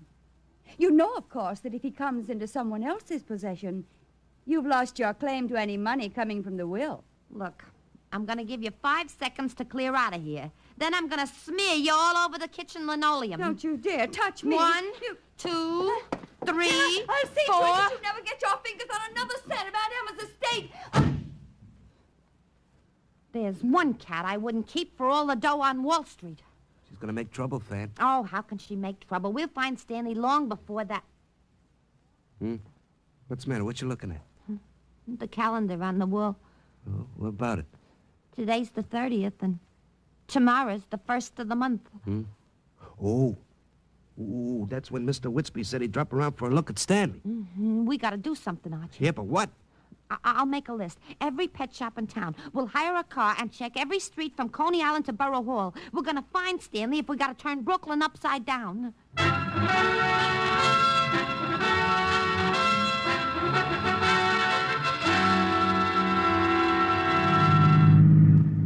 Turn left on this street, Archie. Oh, now listen, Fan, I'm poop. We've been chasing that cat all night. It's nearly 9 o'clock in the morning. We ain't even started yet. What? We got a lot of pet shops we ain't even covered. How do you expect to find him in a pet shop, for the love of Mike? Maybe somebody picked him up and sold him to one. Yeah, maybe we're running around for no reason at all. No reason at all. Yeah, for all we know, Stanley's dead. He might have got hit by a beer truck or something. Ooh, bite your tongue when you say that, Archie. What? Stanley's our meal ticket, you dumb slug. Besides, I like him. Got kind of fond of that poor little mouser during the last couple of weeks. You think we ought to check with the morgue, Archie? Oh, they don't take cats in the morgue, even $1 million cats. Archie, stop here. Oh, now what? There's a newspaper office. See the sign on the door on the left? It says classified advertisements. Oh, you want to put an ad in for the mouser? Why not? Come on. Yeah.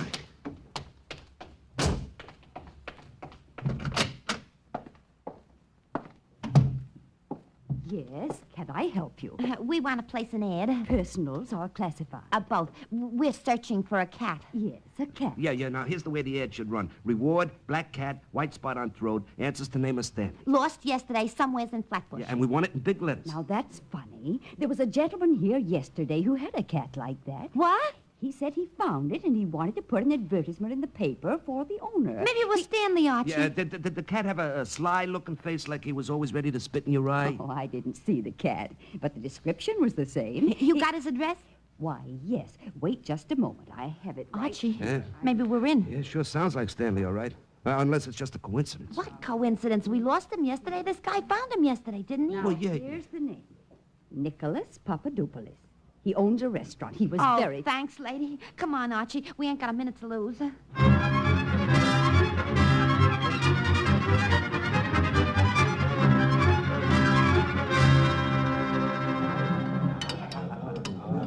You want to speak with me? Are you Mr. Papadopoulos? That's right. Nick Papadopoulos is the name. You had a cat yesterday, a black cat with a white spot on his neck. Yeah, Mr. Papadopoulos. You were going to put an ad in the papers about him? Oh, the cat. Sure, I'm having the cat. See, he's walking into my restaurant here like a customer last afternoon. Hey, that's some cats. If it wasn't that I got 2 cats of my own Where already. is he, Mr. Papadopoulos? Get him for us, will you? Yeah, there's a reward.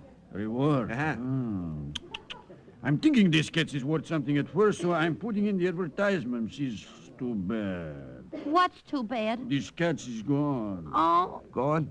A man, he see the advertisements. He's coming in last night. He says the cats ain't his, but he'll buy 'em anyway. Where is he? Where does he live? Just a minute. I got the address where he works here in my wallet.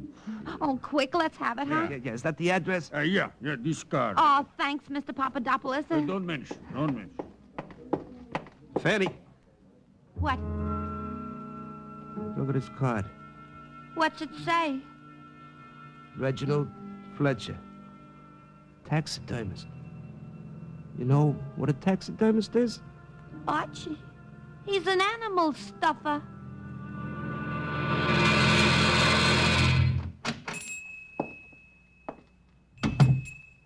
Oh, get a load of this stump, will you? He's got everything in here from stuffed bears to chimpanzees. You see Stanley around? Can I help you, sir, madam? We're looking for a cat. A cat? Yeah, a black cat with a white spot on his neck. Oh, yes. Too bad. Too bad? What?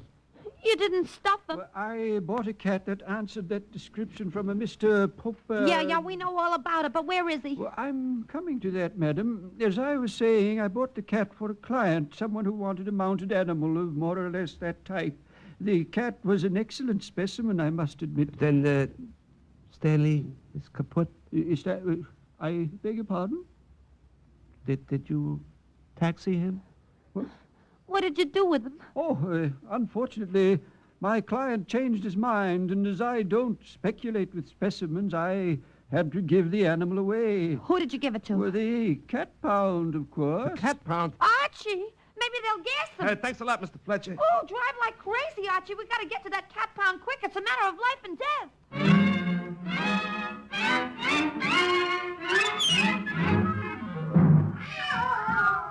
The man said we should look in this cage, Archie. Oh, this joint's a nut house. I've never seen so many cats in my life. Brown cats, black cats, white cats. Can you see Stanley in there? No. You keep on looking. I'll go back and talk to the man and see what happened to Stanley. Oh, what a thing for a grown man to do. Here, kitty. Kitty. Hey, Blackie, come over here. Here, now, you. Let me take a little... God! You nipped my finger, you cute little... Here, kitty. Stanley. Can you hear me? Come to Papa, Stanley. Come Archie, here. Stanley ain't in there. No? The guy told me there was a dame in here just half an hour before we came. She was looking for a black cat with a white spot, too, and she found one inside the cage. She took it home with her. Well, did you get a name? No, but he gave me a description. It was Adelaide Van Allen, Archie, my snooty cousin. Wait, then she's got Stanley. Yeah, but she'll only keep him over my dead body.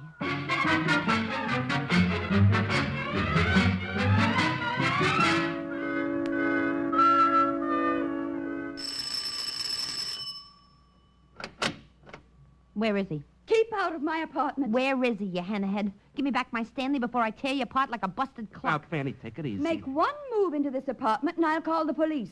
You'll get 6 months for housebreaking. Oh, yeah? Yeah, she's right, Fan. We can't bust into her place like Then this. tell her to give us back our Mouser. She's got him. She can't deny it. Stanley's inside. See? I won't deny it. And you can't deny that you've lost your claim to Stanley. You took miserable care of him. You permitted him to run away. And if it wasn't for me, they'd have gassed him. Why, you empty-headed... Fan. She's right. We lost him, and she's got him now. I'll say I have. And in exactly 2 hours, Mr. Whitby will be here. When he hears how I saved Stanley from certain death and how I plan to take better care of him than you can, well, you can figure out the rest for yourself. Stanley's mine, Mrs. Bird, for good. Goodbye.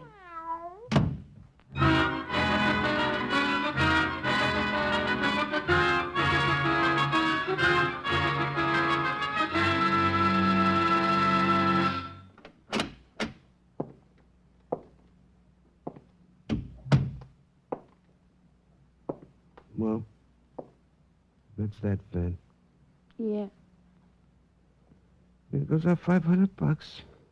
Oh, it ain't only the money. It's Stanley, too. I'm gonna miss him. Maybe I better call the office and get my hack back, huh? We were gonna go to Florida this winter and give Stanley a sunburn. Yeah, I know. Well, let's forget about it, Fan. Hey, listen, we wasn't always rich, huh? But we were happy, huh? Money ain't everything. Is it? No. But right now, I can't think of a good substitute. Did you hear what I heard? No.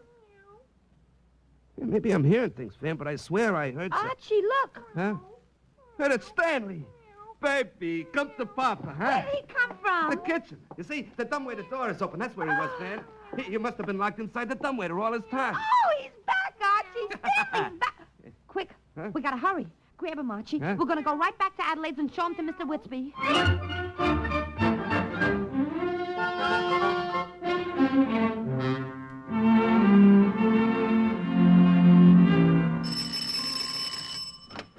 Oh, it's you. It's us and Stanley. You're out of your mind. That cat isn't Stanley. Mr. Whitby! Yes, Miss Van Allen. I just told Mr. Whitby the facts, and he agrees with me. You lost the cat, and I found him. And I can take better care of him than you. But we didn't lose him, lady. He's right here. That cat's a fake. I've got the real one inside. She's off a trolley, Mr. Whitby. Take a good look at this mouser. You'd recognize Stanley when you saw him, wouldn't you? Well, I admit it looks like Stanley, but you did lose him, didn't you? She got hold of another cat to take his place. Maybe he looks like Stanley, Mr. Whitby, but you haven't seen my cat yet. Come with me. They may look alike, but she'll have to take it to court to prove that Stanley isn't with me. He's inside this closet in a brand new basket I bought lined with silk. Look. Holy cats. He looks like Stanley, but it's got 5 kittens. Kittens? My word. Kittens. And they look like they've just been born. Obviously, Stanley isn't the kind of cat who'd have kittens. Yeah, so your cat must be an imposter. Then everything's okay? We keep Stanley, Mr. Whitby? Why, of course, Mrs. Oh, Archie, we're in. Oh, I could hug that cat to death. Kiss him, Archie. Show Mr. Whitby how much you like him. Give him a kiss. I think I'm getting a cold, Fan. And you wouldn't want him to catch it, would you? Huh? But I tell you what, I'll do the next best thing. I'll take Stanley down to the corner drugstore, and I'll treat him to a chocolate malted. Archie. In a saucer.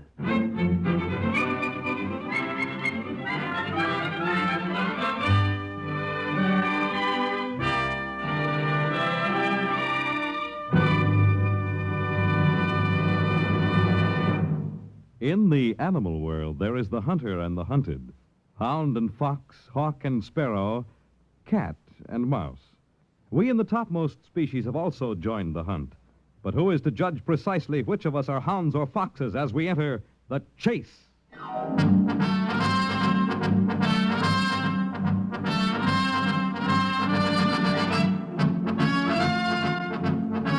The Chase was created and written for the National Broadcasting Company by Lawrence Klee. Featured in tonight's cast were Larry Haynes, Ann Thomas, Edgar Staley, Helen Clare, Roger DeKoven, and Frank Milano. The Chase is directed and transcribed by Edward King.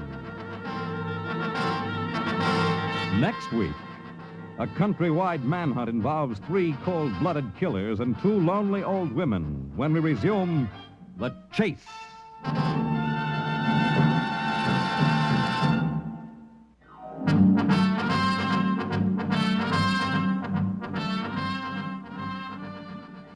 Tonight, it's Theater Guild on the Air over NBC.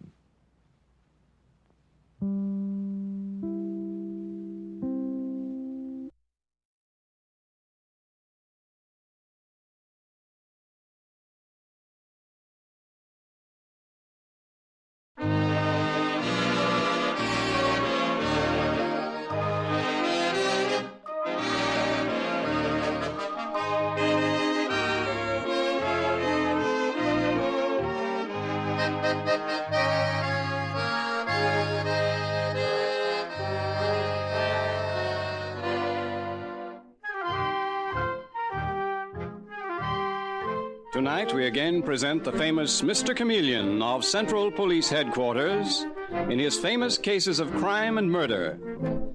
Mr. Chameleon, as you know, is the famous and dreaded detective who frequently uses a disguise to track down a killer. A disguise which at all times is recognized by the audience. Tonight, we give you Mr. Chameleon in The Custody of the Child Murder Case.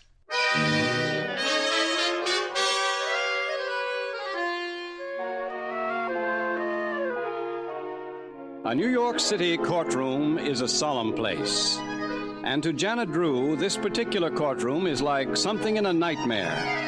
For For as she stands side by side with her ex-husband, Donald Drew, she hears the judge saying, Donald Drew, I award the complete custody of your son to you, instead of to his mother, Janet Drew. Oh, no.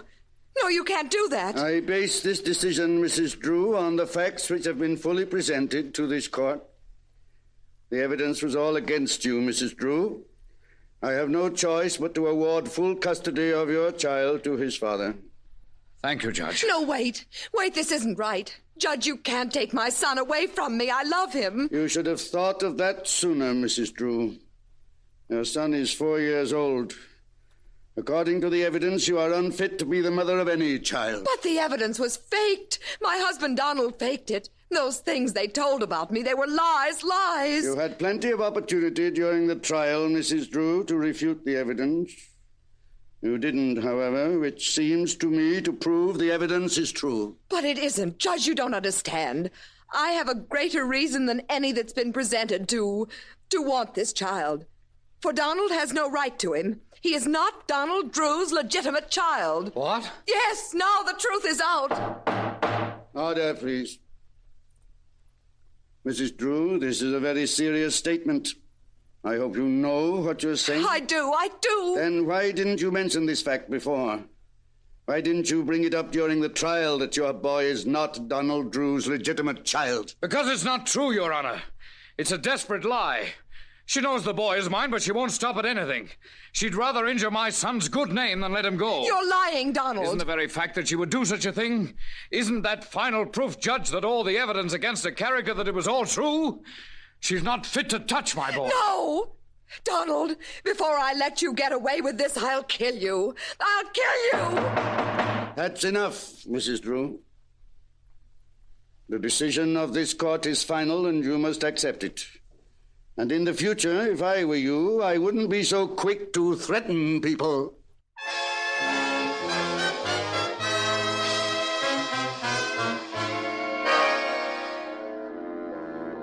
The following morning at Central Police Headquarters, Mr. Chameleon, the great detective, is summoned to the commissioner's office. And as he enters the room, he says to the commissioner, Well, you caught me just as I was going out, Commissioner. What's up? Something interesting? Yeah, it looks that way, Chameleon. I want you to take Detective Dave Arnold and go immediately to the Donald Drew home on Park Avenue. Donald Drew? Yes. Murder's been committed there. So, she did it. Janet Drew killed her husband just as she threatened to yesterday in court. No, Chameleon, for once you're wrong.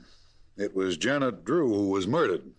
Not her ex-husband? No, not the father who received the custody of that child, but the mother, Janet. Her body was discovered this morning in the library of the Drew home. So go to it, Chameleon. And if you ask me, this is going to be a real twister of a murder case.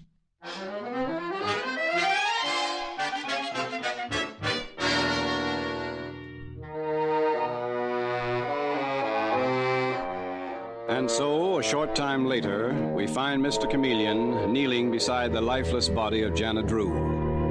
And he is saying to Donald Drew, who stands dazedly beside him, But whoever strangled her, Mr. Drew, approached her from behind. See, the way the scarf is knotted around her throat shows us that. Yes, but who? Who, Mr. Chameleon? For all our terrible differences, Janet was once my wife. This is a frightful shock to me. Yes, I can well believe that, Mr. Drew. Well, there's no need for us to stay here. Let's step into this room here. Your study? Yes. It was a frightful shock for Janet's sister, too. Her sister Mildred, who lives with us. She's nearly prostrated, Mr. Chameleon. Do you mean that even after your divorce, Janet Drew's sister continued to live in this house? I suppose that does seem odd, but Mildred's been our housekeeper for several years. And I needed someone to run this house, quite apart from Etta Hilton, my son's governess. Yes. Well, you really do have quite a household, don't you, Mr. Drew? Tell me about your ex-wife. When did you last see her? Last night, Mr. Chameleon, about 9 o'clock. Janet came storming in here in a perfect frenzy. Mm-hmm. What'd you have to say? Oh, the usual hysterical threats. She said she'd kill me for having dragged her through the courts. For having dragged her through the courts, Mr. Drew? Yes. She said she'd never live down the disgrace. She went on, getting more hysterical every minute. Were you alone with her at the time? Yes, I was.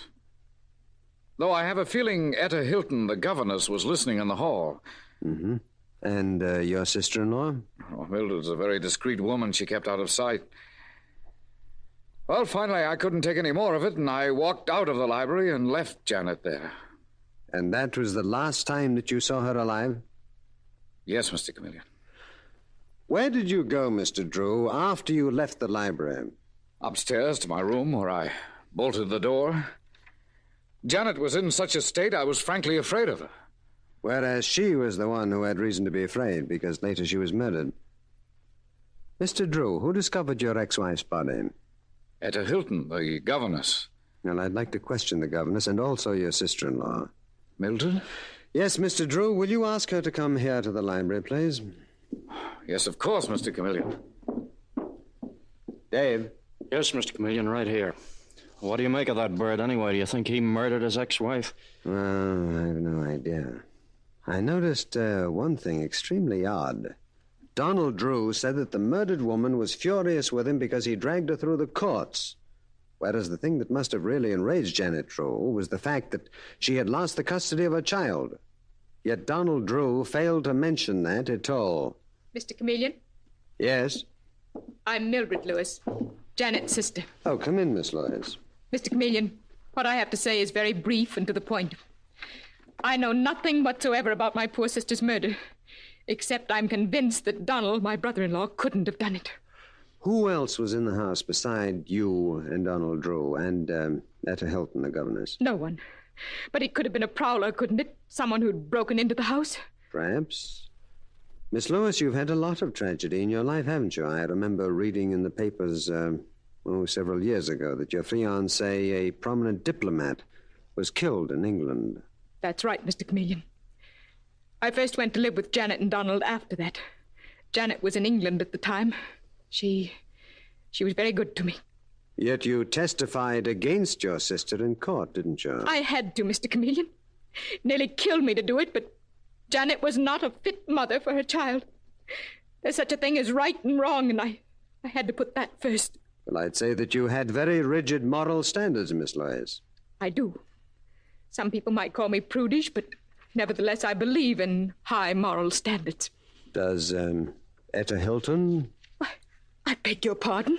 Tell me something about your nephew's governess. I prefer not to, Mr. Chameleon. She can speak for herself. Though most men are so busy looking at her, they fail to hear what she says. Come in. Mr. Chameleon, I'm Etta Hilton. I understand you sent for me. Oh, really, Miss Hilton? Well, that's very interesting, since I didn't send for you. She was probably afraid that I'd be saying something against him. Why, Mildred, that's not kind. But it's true, isn't it, Etta? Ladies, please. No time for personal quarrels. Miss Lewis, thank you very much. You mean you're through questioning me, Mr. Chameleon? For the time being, yes. Very well. I'm sure you'd much prefer to question Etta alone. Miss Hilton, I noticed that you and Mildred call each other by your first names. Yes, we do, Mr. Chameleon. We all went to school together. Janet, Mildred, and I in England. In England? Where were you at the time that Janet and Donald Drew's child was born? The boy was born in England, wasn't he? Yes, and that's where I was. My father had left me penniless. That's how I happened to go to work in Janet's home in Bournemouth as governess. I see. What sort of person was the murdered woman, Janet Drew? Oh, very gay and fun-loving. So different from her sister Mildred. I mean, Mildred's always been very prim and prudish. And you're the one who discovered Janet Drew's body? Yes. Still makes me ill to think about it. But, Mr. Chameleon, Donald Drew couldn't possibly have done it. Oh, I heard them quarrel. Janet was hysterical because she was dragged through the courts. But Donald couldn't have caused her death. Mr. Chameleon, you're so silent. What are you thinking? You're a very beautiful girl, Miss Hilton. You're disturbingly beautiful. Oh, good gracious, is that all? I thought you'd solved this murder case. No. But I may be one step closer. Dave, where is Donald Drew? I just saw him in the hall, Mr. Chameleon. I'd like to speak to him. Thank you very much, Miss Hilton. Mr. Drew. Oh, yes, Mr. Chameleon. Are you making any progress?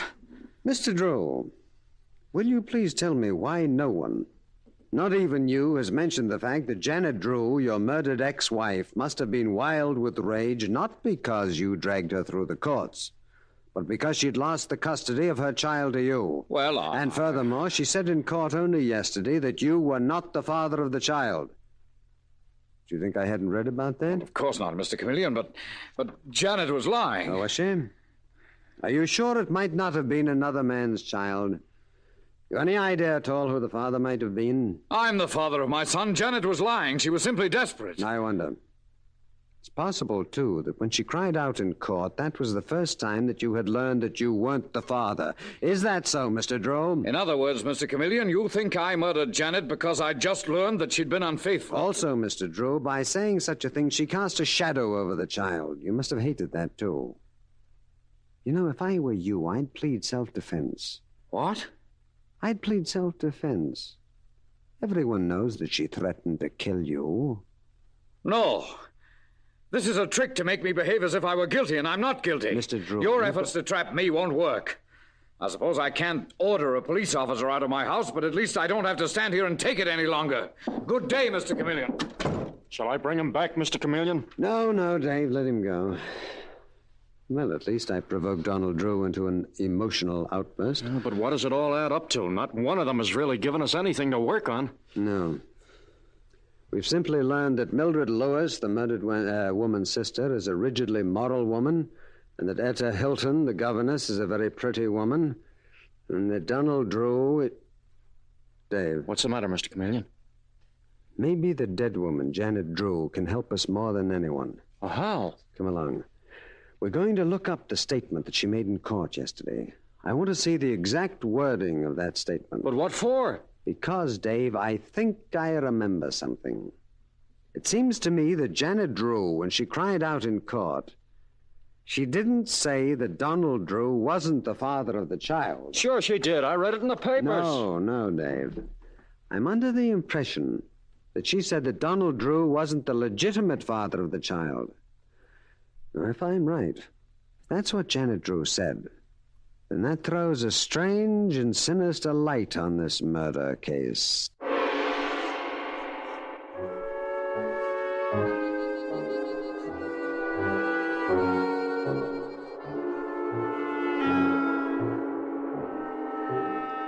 Mr. Chameleon and the custody of the child murder case continues in just a moment.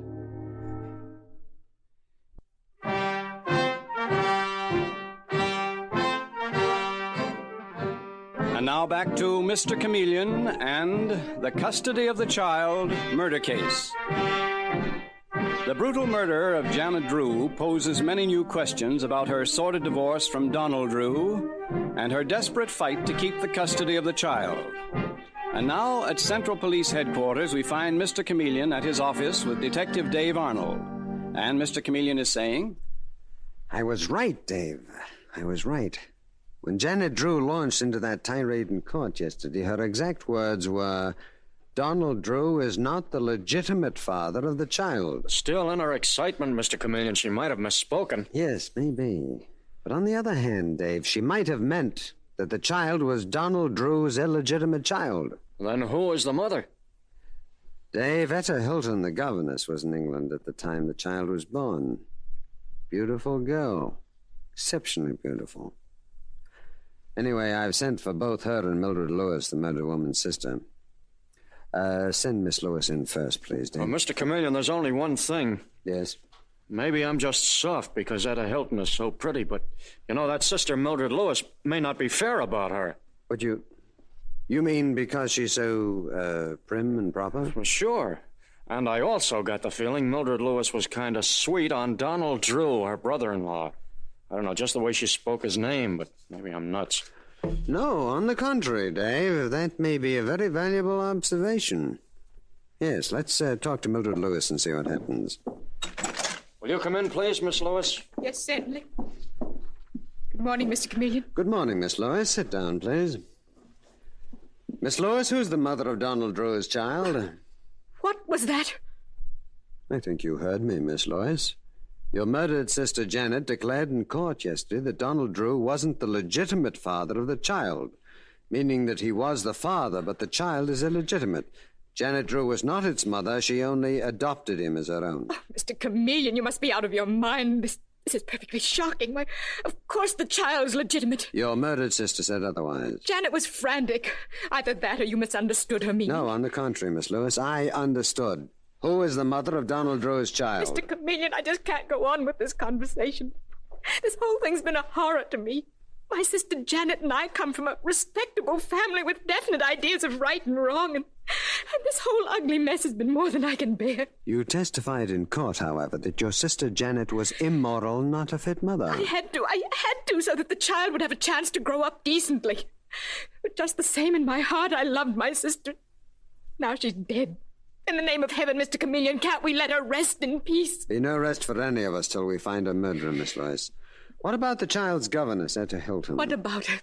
Well, has there been anything between her and Donald Drew? It's fantastic to claim that Janet wasn't the mother. Has there ever been anything between Etta Hilton and Donald Drew? There might have been, yes, Mr. Chameleon. I've suspected it for years, but I've never been sure. Well, apparently only your dead sister really knew the truth about the situation. Well, I'll see what Etta Hilton has to say about it. Mr. Chameleon, you're not going to tell her what I just said. Well, I must, Miss Lewis. Miss Hilton, you come in, please. Yes, Mr. Chameleon. Miss Hilton, I have a theory that Janet Drew was not the mother of the child for whose custody she fought. Donald Drew was the father, but someone else was the mother. But that's ridiculous. Mildred, that is ridiculous, isn't it? I think so, Etta. Also, Miss Hilton, I must tell you that Mildred Lewis here is very much afraid that there was some emotional relationship between you and her brother-in-law, Donald Drew. Etta, I told Mr. Chameleon I wasn't sure, that I only suspected there was something between you and Donald, and it might have been my imagination. Well, Miss Hilton, what do you have to say to that? Nothing. Nothing? Nothing, Mr. Chameleon. Oh, come on now, Miss Hilton. You must have something to say. Maybe it was Mildred Lewis that Donald Drew was in love with. Detective Arnold, I'm a governess in that home, that's all. It was not my business to know anything about the personal affairs of the family. It's my business to know, Miss Hilton. Janet Drew was murdered. I'm sorry, Mr. Chameleon. I can tell you nothing. Good girl, Etta. Mr. Chameleon tried to trap us, but he failed. Not entirely, Miss Lewis. You failed, and you know it. Come along, Etta. That is, if you've finished questioning us, Mr. Chameleon. For the time being, yes. Again, thank you for your help, Miss Lewis. For their help? What kind of help were those two, Mr. Chameleon? Don't rub it in, Dave. Miss Lewis was quite right when she said that I'd failed. It's interesting I failed to trick Donald Drew, too. Tremendous amount of strength and willpower in all three of them. Well, at least you've learned that. Yes, that's true. Dave, I'm going to cable Bournemouth, England. Try to learn the facts of that child's birth. And meanwhile, I think the testimony about the murdered Janet Drew's loose morals will bear some very close investigating. I'm beginning to suspect that may have been faked.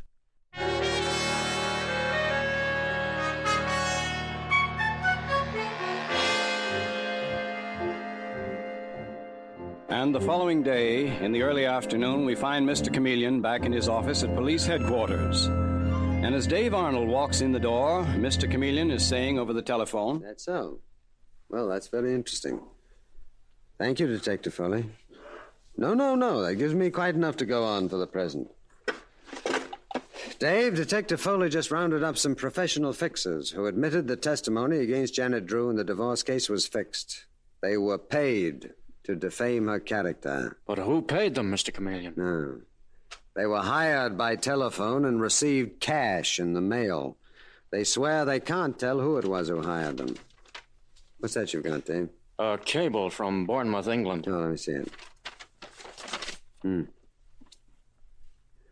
Well, the records simply say that 4 years ago, a son was born to Mrs. Donald Drew. That tells us nothing.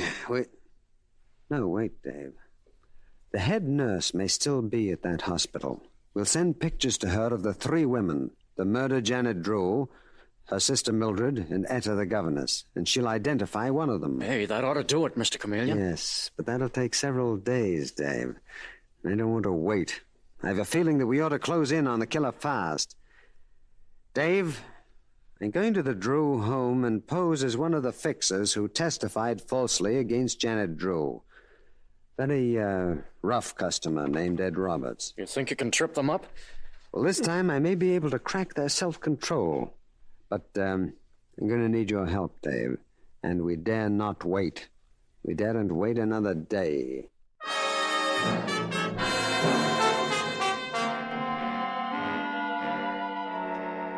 And so that evening, in the library of Donald Drew's home, we find three tense people facing a rough-looking character, Mr. Chameleon in his disguise of Ed Roberts, the fixer. And as he gazes at Mildred Lewis and Donald Drew and Etta Hilton, Mr. Chameleon speaks in the voice of his disguise. Come on now, kiddies. Don't play hide-and-seek with me. You're the one who paid me, Mr. Drew, to testify falsely against your wife. Can you prove that, Mr. Roberts? I suppose I can't. You think the police won't believe me if I tell them you hired me to say your wife was a bad woman? Poor thing, I feel kind of sorry for that dame. She was murdered. You still can't prove anything. No. Might go hard with you if I go to the police. He's trying to blackmail you, Donald. Be quiet, Mildred. I'll handle this. Mr. Roberts, do you realize if you tell the police you testified falsely that you'll be sent to jail for perjury? Yeah. Oh. Yeah, that's right. So get out of here. Get out of here, Mr. Roberts, and fast. Yes, get out. You shouldn't be allowed in a decent person's home. Decent? You call yourself decent, Miss Lewis? You suppose the cops don't know all about you and your brother-in-law, Mr. Drew? What? Don't get excited, Donald. This sounds like another trick. One of Mr. Chameleon's. That's no trick. The cops know all about you, too. Your friend here, Miss Hilton, told them all about you. How the baby was born of you, Miss Lewis, and your sister Janet took it and raised it as her own to save you from disgrace. Etta, did you tell the police a thing like that? No, I swear I didn't, Mildred. All right, Mr. Roberts, whatever your game is, it didn't work. And now for the last time, I'm telling you to get out. Wait a minute, Mr. Roberts. Don't anyone move. Detective Arnold. How did you get in here? The door was unlatched, so I walked in, Miss Lewis. I don't know this character you call Mr. Roberts, but I want you all to stay right where you are. Why? What's the matter? Mr. Drew, I just received some pictures from the hospital in Bournemouth, England, identifying the mother of your child. Pictures? Yes, pictures of your child's real mother. Could I have a look at them? Sure, buddy. No, Donald, get those pictures. But Mildred, destroy them. I'll take care of Detective Arnold. The world's never going to know that baby was mine. Put down that gun, Miss Lewis. No, not until I get those pictures. Drop it, Miss Lewis. I have my own gun, and if necessary, I'll use it. Mr. Chameleon. Drop the gun, Miss Lewis. Why, you're Mr. Chameleon in disguise. Yes, you were broken down at last, Donald Drew and Mildred Lewis. The truth is out. Dave, you got the gun? Yes, Mr. Chameleon. She can't hurt anyone now. The respectable Miss Lewis can't fool the world anymore. It's too bad that she managed to do it as long as she did. She did it with Donald Drew's help.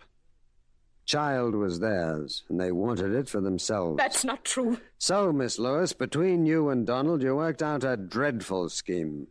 You dragged Janet into the courts.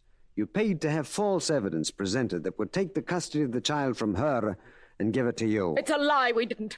Poor Janet Drew sacrificed her life to you, her sister, Mildred. You who bore the child out of wedlock. That she accepted, and even accepted the horrifying fact that her husband was the father of her sister's child. But why should we have killed her? Tell me why. Because she couldn't bear to lose the child she'd brought up from infancy and turn its custody over to you. You killed her before she could tell the real truth and show you both up for what you are. The most vicious murderers I've ever seen. Dave, you handcuff Donald Drew and Mildred together. The justice of God and man will lead them to the execution chamber.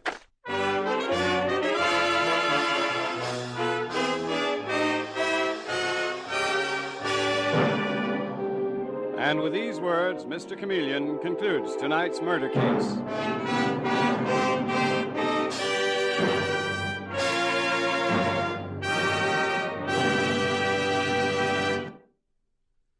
Listen next Wednesday night at this same time for Mr. Chameleon, the Man of Many Faces, in The Insured Jewels murder case. The part of Mr. Chameleon is played by Carl Swenson, with dialogue by Marie Baumer from the original story by Frank and Ann Hummert. Music directed by Victor Arden. Your announcer is Howard Claney.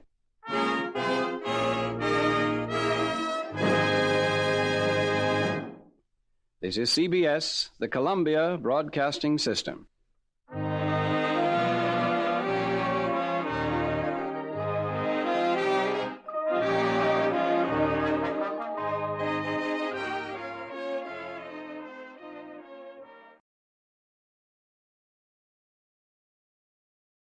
You, finding life rather dull, dreaming again of exotic places, wishing you were somewhere else, we offer you Escape.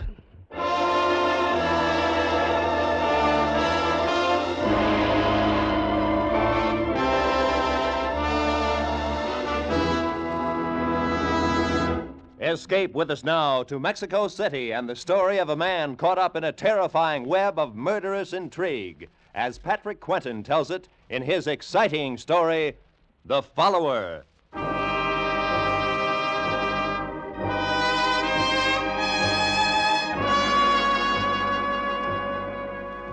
My name is Lytton, Mark Lytton.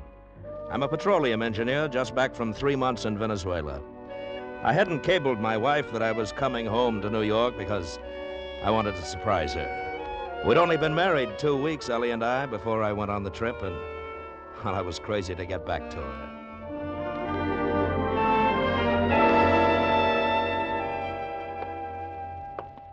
3 long, empty months.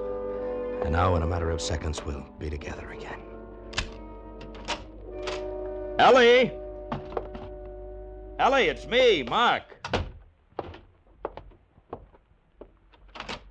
Ellie?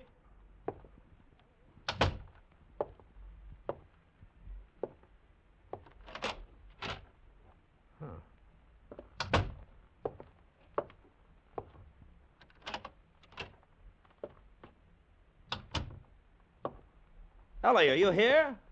Oh, let's cut out the comedy. Hey, who are you? What's the matter? What's wrong with you, anyway? Corey. Good Lord. It was the guy Ellie had thrown over to marry me, Corey Lathrop. And he was dead. I saw the 2 bullet holes in his chest. Turned sick. He'd been dead quite a while, maybe a day or 2, and he didn't look much like the socialite man about the clubs, member of the State Parole Board Society lawyer. He just looked dead. I recognized that torn piece of negligee in Corey's hand. I ought to. I'd seen it often enough. Oh, Nellie. First thing to do was locate her fast.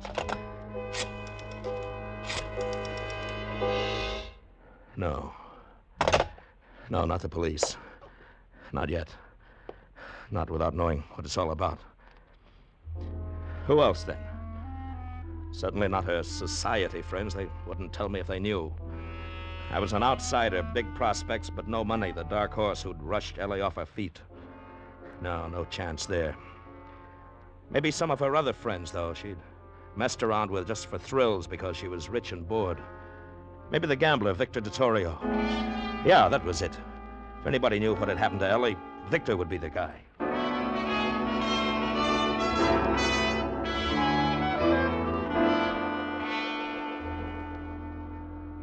You've really beat the odds, Mr. Lytton. Very few people I'd let come back here to my private office. Oh, thanks, Victor. Of course, you're different, though. You're married to little Ellie. I'd do anything for Ellie. How is she, by the way? Well, I was hoping maybe you'd know. Oh? Now, why would I know anything about her? Well, you're a friend of hers, aren't you? Why, sure. I knew Ellie long before she met you. She's a great little kid. Too much money for her own good, but still. You know where she is, Victor? No, I don't. But she wasn't here a couple of nights ago. Saw her at one of the roulette tables. Ellie sure has a weakness for roulette. Yeah. Well, look, can't you tell me? I remember now. That was the night she got into me on credit for $20,000.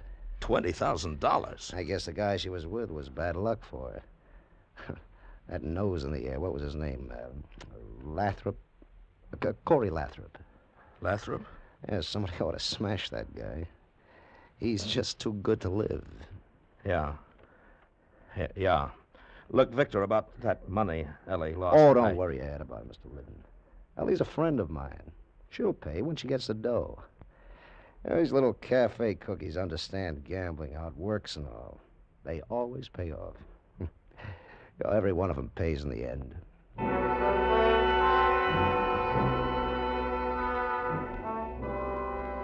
Back at the apartment again, I sat in the den, smoking one cigarette after another. Tried to think it out. Started to get dark, and I still sat there, not knowing where to turn. Stopped cold.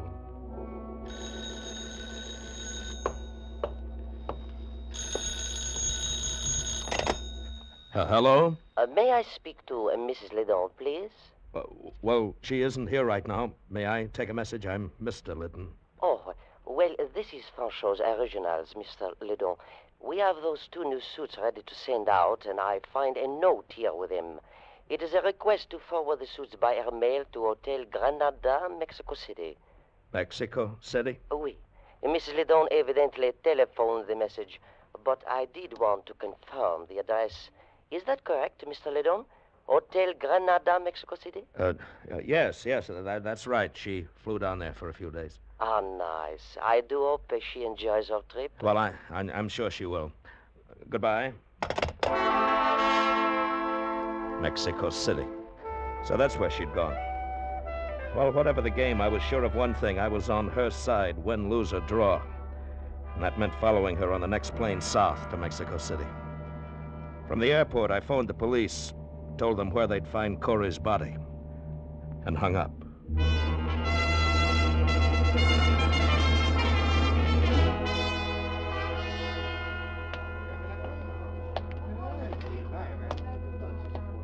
I beg your pardon. Is the desk clerk around? Pues sí, senor. I am the desk clerk. Can I help you, senor? Yes, I believe my wife is registered here, Mrs. Mark Liddon. Liddon? That is not a very common name, senor. No, I guess it isn't. Well? That is a very nice jacket you are wearing, senor. Soft and warm like the breath of a senorita.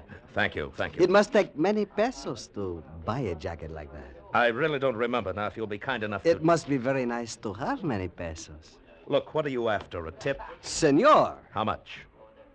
Pues, when a pobrecito has 5 sisters to support and only one very small job, 20 pesos? 10. 15. It is only pesos, senor, not like dollars. All right, here.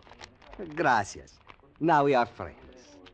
The senorita is registered in room 522. 522. Okay, thanks. But wait, senor. What? She is not there now. Oh? Well, where is she? The senorita is go to the bullfights, I think. But no matter, senor. You are her husband. You are my very good friend. So I let you wait in her room for only 10 pesos more. Look, if you like golden eggs, don't kill the goose. But, senor, you do not look at things the right way. For only 25 pesos, you now have Oscar for your very good friend. Oscar sent a bellboy up to let me into 522. When he'd gone, I opened the 2 traveling cases in the closet and searched through a mess of clothes and the usual feminine whatnots. I don't know what I'd expected to find in Ellie's luggage. Blood stains, a gun, I don't know. And then I heard the key in the lock. I didn't move. Didn't say anything.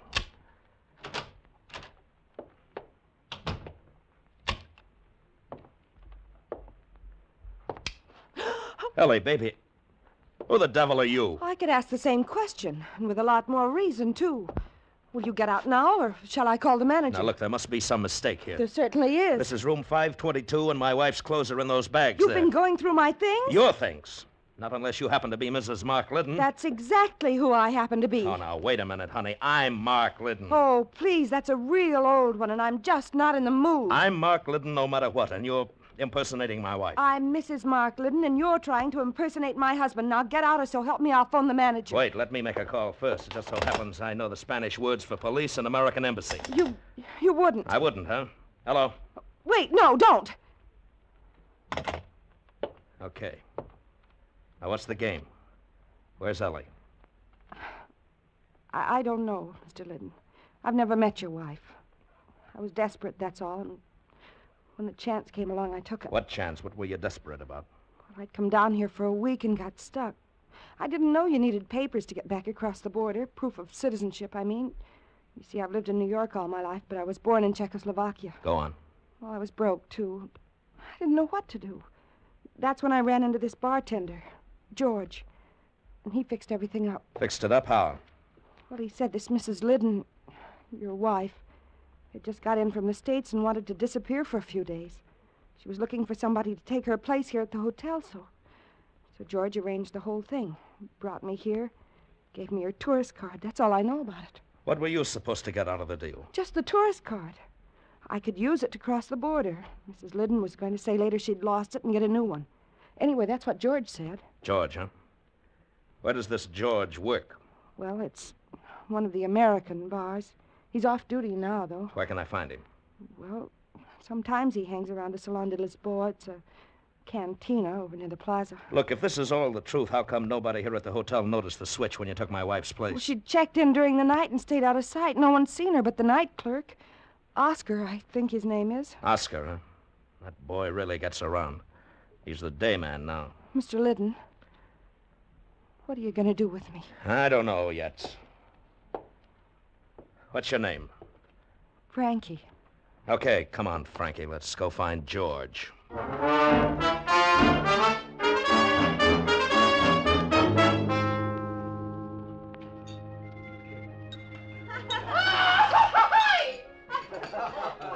There he is, Mr. Liddon. He just came in. The short blonde guy. Looks like a Benham rooster. Yes. George! Over here, George! Cocky and tough. I know the type. George, we've been waiting here for you. Huh? I was beginning to think maybe you'd been called back to work at the bar. No, I'm off duty. This is Mr. Liddon, George. Mr. Mark Liddon from New York. Oh. Okay if I sit down? Sure, George. That's the idea. Thanks. I suppose you're looking for your wife. That's right. Where is she? You've been away somewhere, haven't you? Out of the States? Yeah. And your wife wasn't expecting you back so soon. No, she wasn't. Well, I'm afraid you're out of luck, Mr. Liddon. She took a plane to Guatemala this afternoon. Dispénsame, jefe, pero el cantinero quiere saber si ustedes desean algo que tomar. No. You wouldn't be lying, would you, George? Don't push me, Mr. Liddon. Your wife's missing, and you're all upset about it, but don't try to push me. Where is she, George? I just told you. That's all I know about it. I'm just a guy who helped her out of a jam. What kind of a jam? All I know is what she told me. Said she'd run out on a big gambling debt in New York. And they were sending a gunman after her. She had to get away. You see, that's where I came in, Mr. Liddon. She wanted someone to take her place here, cover up her trail. How did she get out of Mexico when you got her tourist card? She had a passport with her. She didn't need the card. I see. Well, I still think you're both lying. Ah, Mr. Liddon, I warned you about Shut up, trying George. You can do your talking to the police and the American embassy. That's who I'm going to talk to. Oh, don't be a fool, Mr. Liddon. I'd be a fool to believe this story of yours. You don't know what it's all about. You're not going to do anything with this blundering around except get your wife killed. Go back to New York and stay out of it. Skip it, Frankie. When I want your advice, I'll... What's the idea of the gun, George? The idea, Mr. Liddon? That all three of us get up from this table quietly and walk out of the cantina. I see. You're not going to the police, Mr. Liddon, nor to the American embassy. You're coming with us. Suppose I don't? You will. Shall we go? Sure. Why not? Quietly, Mr. Liddon. Just like three friends, huh? Sure, George. I'll go quietly. Now, George! All right, now give me that gun. Give it to me. All right, now get up on your feet. Nice going, Frankie. Come on, George. Let's get out of here. Wait. Give me that bottle. He's still conscious. There. George, you didn't have to hit him again. Shut up, Frankie. We're in it too far to turn soft-hearted now. Come on, let's go.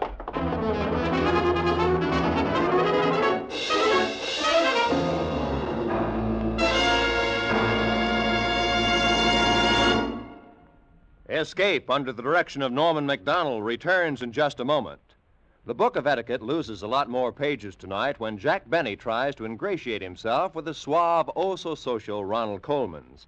Yes, Ronnie and Benita will be Jack's guests on CBS tonight.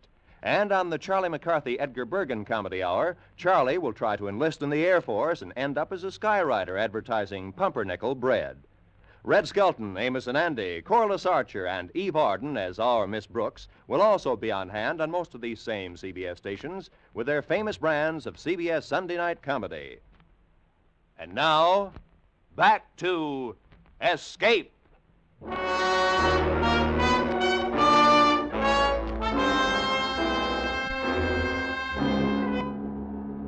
When I came to a half hour later, Frankie and George were gone. The only lead to Ellie I had, gone. And I left the canteen and flagged a taxi. In the whole picture, there was only one man who might be able to help me now. I headed for the Hotel Granada and Oscar.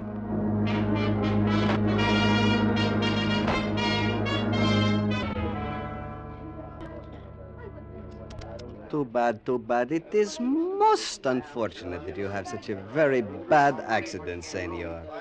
You should come to me. I would have tell you. The Salon de Lisboa is not a good place for tourists. Oscar, you're a chiseler, a liar, and a crook. Senor, that is a very bad way for friends to talk to each other. You'd sell out your own mother for 10 pesos. You are what they call a very cynic man, senor. I would never do such a thing.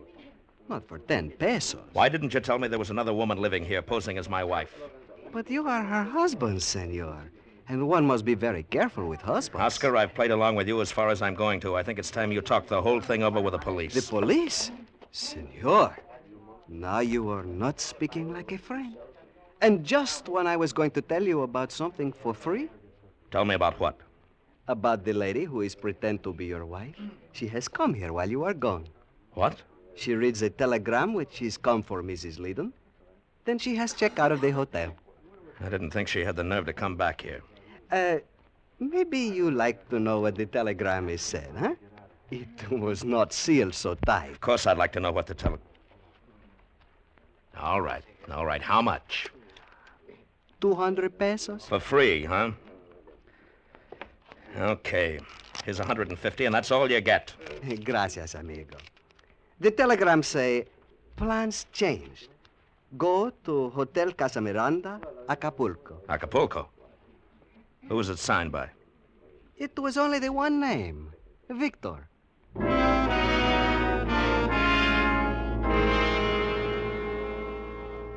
I hit my first lucky break in Acapulco. I came in from the airport and went to the Casa Miranda Hotel. And halfway across the lobby, I ran into Frankie. Mr. Liddon, what are you doing here? Looking for you. How did you find out? Easy. I'm one of Oscar's very good friends. All right, now tell me, where's George? In Mexico City. Oh, please, Mr. Liddon, don't try to interfere. Leave, right now. You're going to ruin everything. I hope so. Where's Ellie? She's not here. She's in Mexico City. Oh, please, I know you're trying to help her, but you don't understand. You're only making things worse. You mean worse for you? Worse for everybody. Ellie, too. You don't even know what it's all about, and you're going to get yourself killed. Where's Ellie? I promise you, in a week, everything will be fine. Where's Ellie? You've got to believe me. You have to... There you are, Mrs. Liddon. Are we ready to go? Yes. Yes, I'm ready anytime, Senor Gallus. Very well. Aren't you going to introduce me, darling? Introduce you? Yes. Why, yes. Senor Gonzalez, this is my husband, Mark. Oh, a pleasure. How do you do, Senor Gonzalez? He just arrived unexpectedly. Oh, I see. And are you planning to go out to the villa with us, Mr. Liddon? Oh, I don't think he Oh, wants... sure, definitely. I'm in on this, too, you know. You know what is involved, then? Well, naturally. The little woman always tells me everything. And you have no objections? Well, if it's all right with her, it's all right with me. Well, you are a very broad-minded man, Mr. Liddon. Shall we go?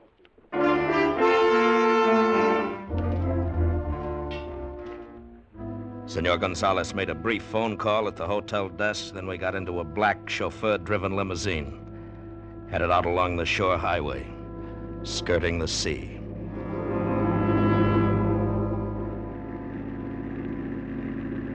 About 3 miles out of town, we turned into a private roadway, stopped in front of a large Spanish villa. I regret the necessity of asking you to wait here on the veranda for a few minutes, Mr. Liddon. But I believe it is better that you don't come down to the boathouse with us. Aye, sure, that's fine. Just make yourself comfortable, Mr. Liddon. This shouldn't take long. All right.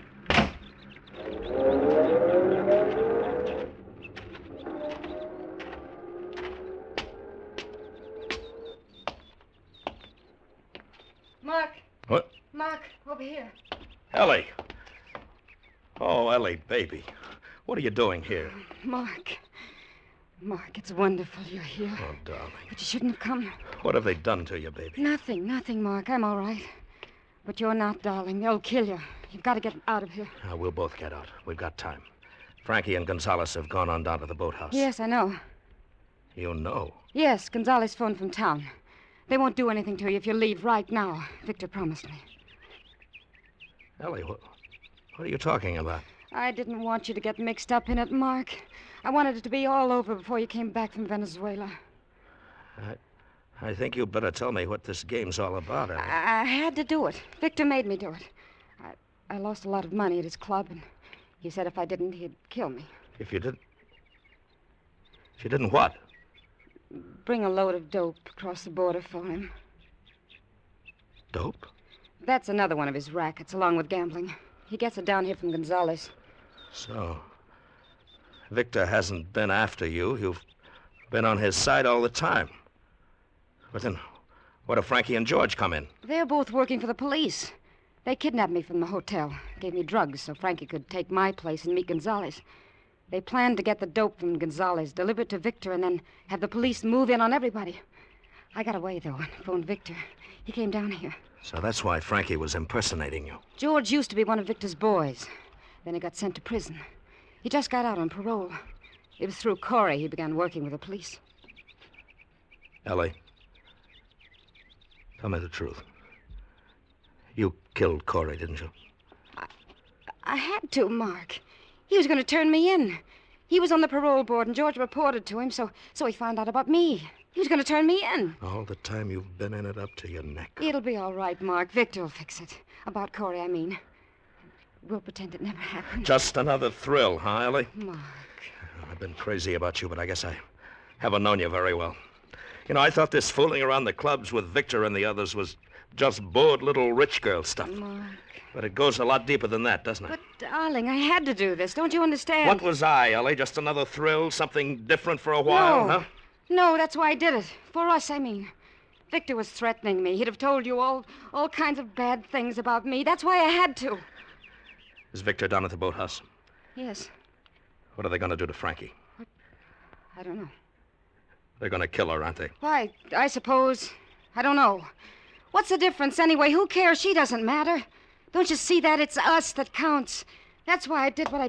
Mark, where are you going? To get her out of it if I can. That's the least I can do. No, come back. Goodbye, Ellie. Mark, no! No! I ran down the driveway toward the boathouse. I was sick. Sick inside and all over.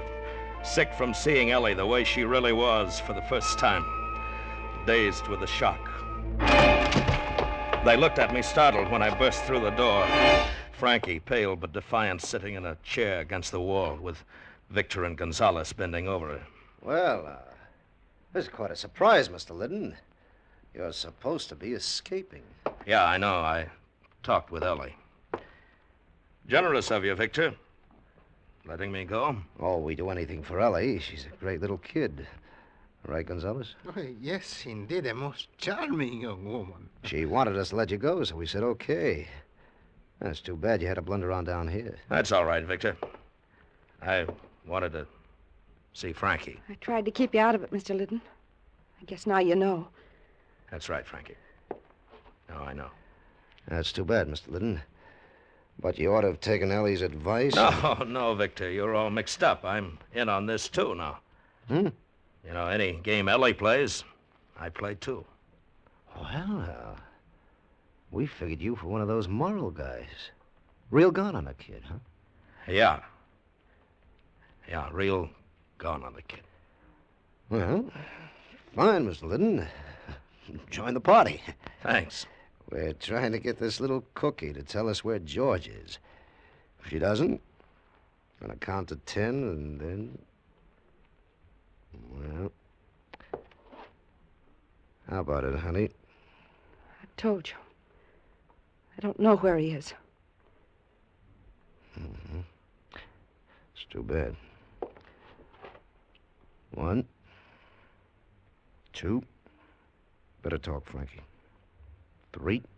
I stood there watching them trying to 4. figure a play. Victor held a gun pointed at 5. Frankie's head, and Gonzalez was probably carrying one, 6. too. Whatever the play, it had to be fast. 7. 8. 9. Victor! Don't hurt him, Victor! Ellie. He doesn't know what he's saying about trying to help Frankie. I mean, he's out of his head. Mrs. Liddon, you fool! So that's a game. Victor! No! No! As Victor swung the gun toward me, Ellie jumped and grabbed his arm and hang on. Gonzalez was just drawing his gun when I hit him, and we both went down. As he scrambled to get up, I drew back my foot and kicked him in the head. I fumbled on the floor for his gun, and from the corner of my eye saw Victor turn his own gun point blank on Ellie. As he turned toward me, I was up on my knees, Gonzalez' gun in my hand, and I let him have it.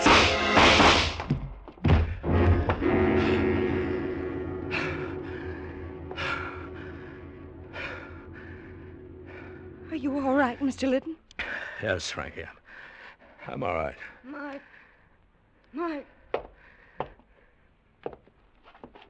Yeah, baby. Mark. It would have worked out all right. No, it would. Sure, Ellie. Of course it would, Ellie. Oh, we'd better get her to a doctor, Mr. Liddon.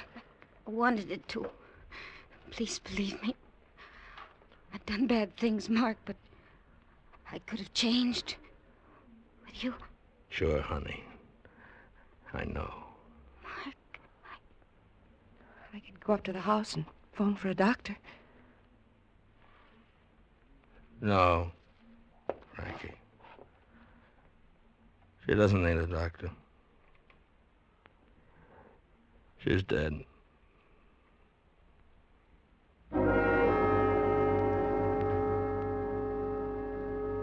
Well, that was it. Whatever Ellie was, whatever she'd done, I'd loved her more than anything else in the world. A love like that becomes a part of you. And even when it gets diseased, has to be cut out, it leaves a deep wound. Takes a long time to heal. If I'd known more about it, I may have acted differently. She might still be alive. I don't know. But as it was, I'd done the only thing I could. I'd followed her. I'd followed her clear to the end.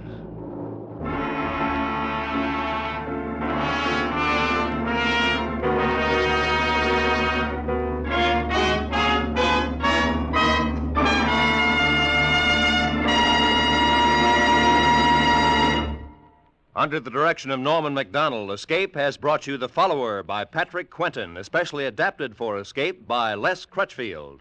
Bill Conrad was starred as Mark Liddon. Featured in the cast were Georgia Ellis, Harry Bartell, Virginia Gregg, Lou Krugman, Sidney Miller, and Don Diamond. The special music for Escape was composed and conducted by Del Castillo.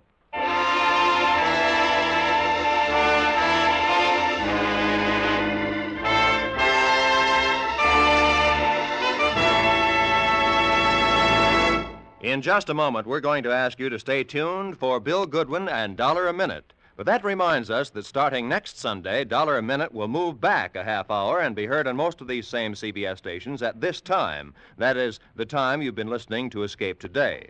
The new addition to the CBS Sunday afternoon lineup next Sunday will be Rate Your Mate, the comedy quiz starring Joey Adams.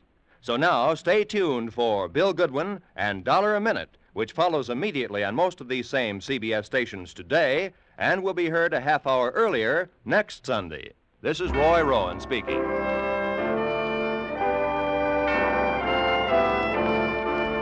This is CBS, the Columbia Broadcasting System.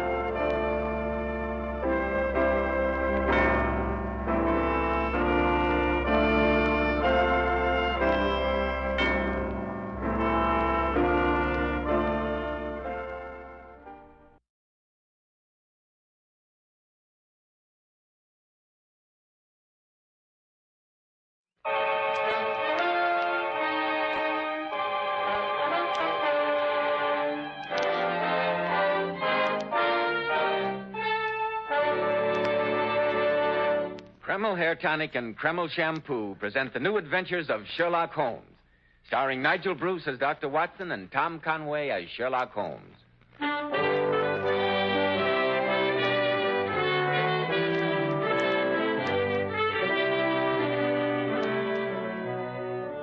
Now, here we are once more in Dr. Watson's study. And maybe we're not glad to get here. If we hadn't had a Sherlock Holmes story waiting for us at the other end, we'd have never ventured out on a night like this. Pretty bad weather out, eh, Mr. Bell? Indeed it is, Dr. Watson. There's a cold wind that chills you to the bone. I had one hand holding my coat collar and the other holding my hat all the way over. I felt as though some malignant deity were determined to keep me from reaching your door. You hear that wind? Reminds me of what I just escaped from. Oh, it's typical Edinburgh weather, Mr. Bell. Perhaps you've heard that there's no language richer in terms of reproach against the howling wind than the Scots dialect. Snell, Bly, Nearly, Scouthering, to mention just a handful. All of them words that carry a shiver with them. Yes, as Stevenson so aptly puts it, Edinburgh pays cruelly for our high seat and commanding views in one of the vilest climates under heaven. She's liable to be beaten upon by all the winds that blow, to be drenched with rain, to be buried in cold sea fogs out of the east, and powdered with the snow as it comes flying southward from the Highland hills. The weather is raw and boisterous in winter, shifty and ungenial in summer, and a downright purgatory in the spring. It sounds like a pretty unattractive place, Dr. Watson. Oh, there you're entirely wrong, Mr. Bell. Nowhere will you find such stark magnificence, such grim beauty. Edinburgh, the great granite sphinx of the north, crouching high on a towering rock and looking across the intervening plains to the waters of the Forth and to the North Sea. Fascinating, regal, splendid, and cruel. Yes, I think this is just the night to tell the story of the haunted bagpipes, one of the weirdest and most gruesome adventures that Holmes and I ever shared. The setting was Edinburgh, and the motivating character, Professor Moriarty. Professor Moriarty, the man Holmes called the Napoleon of crime. Exactly. I wondered when we were going to have another of your famous bouts with Professor Moriarty. They're always pretty hair-raising. Yes, and I think I can safely promise you that this is the most hair-raising of the lot. In fact, it's so unbelievably macabre and gruesome that I've never told it to any but to my closest friends, those who know that I'm a truthful man. In fact, sometimes, in the sane light of day, I doubt myself that this adventure really happened. But a night like this brings it all back to me in all its horror. Yes, Mr. Bell, on a night like this we realize that anything is possible. Ladies and gentlemen, before Dr. Watson begins his story, men, I've a friend who used to comb his hair with water. After the water dried, his hair would get out of place and he didn't look neatly groomed. Well, I ran into him last Saturday and he said he'd heard me talking about Kreml Hair Tonic and decided to try it. You should see the big improvement Kreml made in his appearance. Why, he looked like a different man. You see, Kreml contains a special combination of hair grooming ingredients which is found in no other hair tonic. That's why it keeps every hair in place all day, just as you combed it in the morning. Kreml gives hair a healthy-looking luster, too. Yet it never leaves hair feeling greasy or dirty like some of those sticky preparations you want to wash right out. Kreml always feels and looks so clean on your hair and scalp. It always gives hair such a clean-cut, prosperous appearance. Why not try it? Spelled Kreml, Kreml Hair Tonic. Now, Dr. Watson, won't you please go on with the story? The shivers run up and down my spine in anticipation. Well, I certainly will. As I look back on that particular visit to Edinburgh, it seems that a cold fear settled into the very marrow of my bones from the moment we got off the train late one winter afternoon and caught our first glimpse of Edinburgh Castle rising bleak and menacing out of a cloud of fog and rain. There it is, Watson, in all its austere majesty, Edinburgh Castle. Nice, impressive pile of stone. Nice and grim. No grimmer than its history, Watson. Part castle, part fortress, part prison. Wars have been plotted there. Dancing has lasted deep into the night. Murder has been done in its chambers. Oh, well, this is no time to stand here chatting. Let's get out in this confounded rain. Rain, Watson? You are getting soft. This isn't rain, it's just a good Scotch mist. Mist, my grandmother. I'm soaked to the skin and my teeth are chattering like castanets. Thank heaven the town has a few modern hotels. A nice hot toddy at the Royal, eh? I'm sorry to disappoint you, Watson, but this is not a pleasure trip. We must forego the luxuries of Princess Street and take up our quarters in the Old Town. The Old Town? Holmes, you mean that we're going to live in one of those crumbling grey stone houses all huddled together on the slope leading up to the castle? Exactly. Why, they're nothing but tenements. Those lands, as they are called, once housed the flower of the Scottish nobility. In the old days, this was a walled city, and space was at a premium. That is why those crazy buildings tower 8 and 10 stories into the air. Yes, but the days of the nobility are over. Those tenements are full of goodness knows what. True. What more suitable dwelling place could one imagine for our friend, Professor Moriarty? Professor Moriarty? Quite. You may have noticed, Watson, that London has been singularly free from crime during the last few months. And for a very good reason. Professor Moriarty was not in residence. Oh, you mean that you think we've succeeded in driving him out? No, Watson. Let us not underrate the professor. He is not in London because he has business elsewhere. But where? I confess I was in complete ignorance until the day before yesterday morning, when I received a telegram informing me that one of Moriarty's chief assistants had been seen prowling through the graves at Greyfriars. Then I remembered that Professor Moriarty has a particular reason for hating Edinburgh. He's not a man to forget his grudges, Watson. The question is, shall we be in time to prevent his revenge? But here, get into this cab before you catch pneumonia. Professor Moriarty in Edinburgh. Huh. I thought the place looked even more forbidding than usual. Oh, cabby, let us out in front of St. Giles. Aye.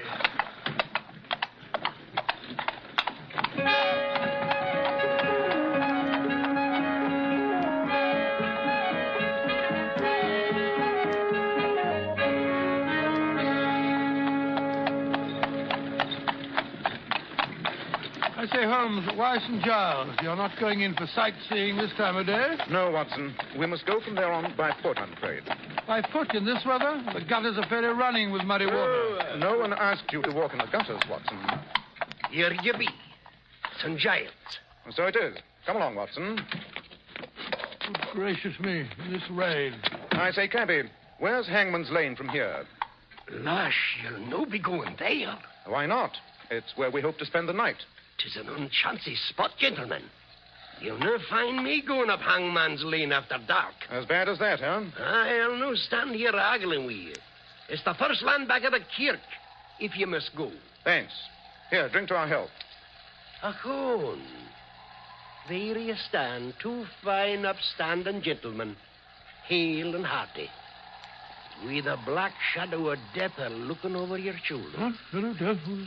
Ah, well, then I say I didn't warn you. Come along, Beatrice.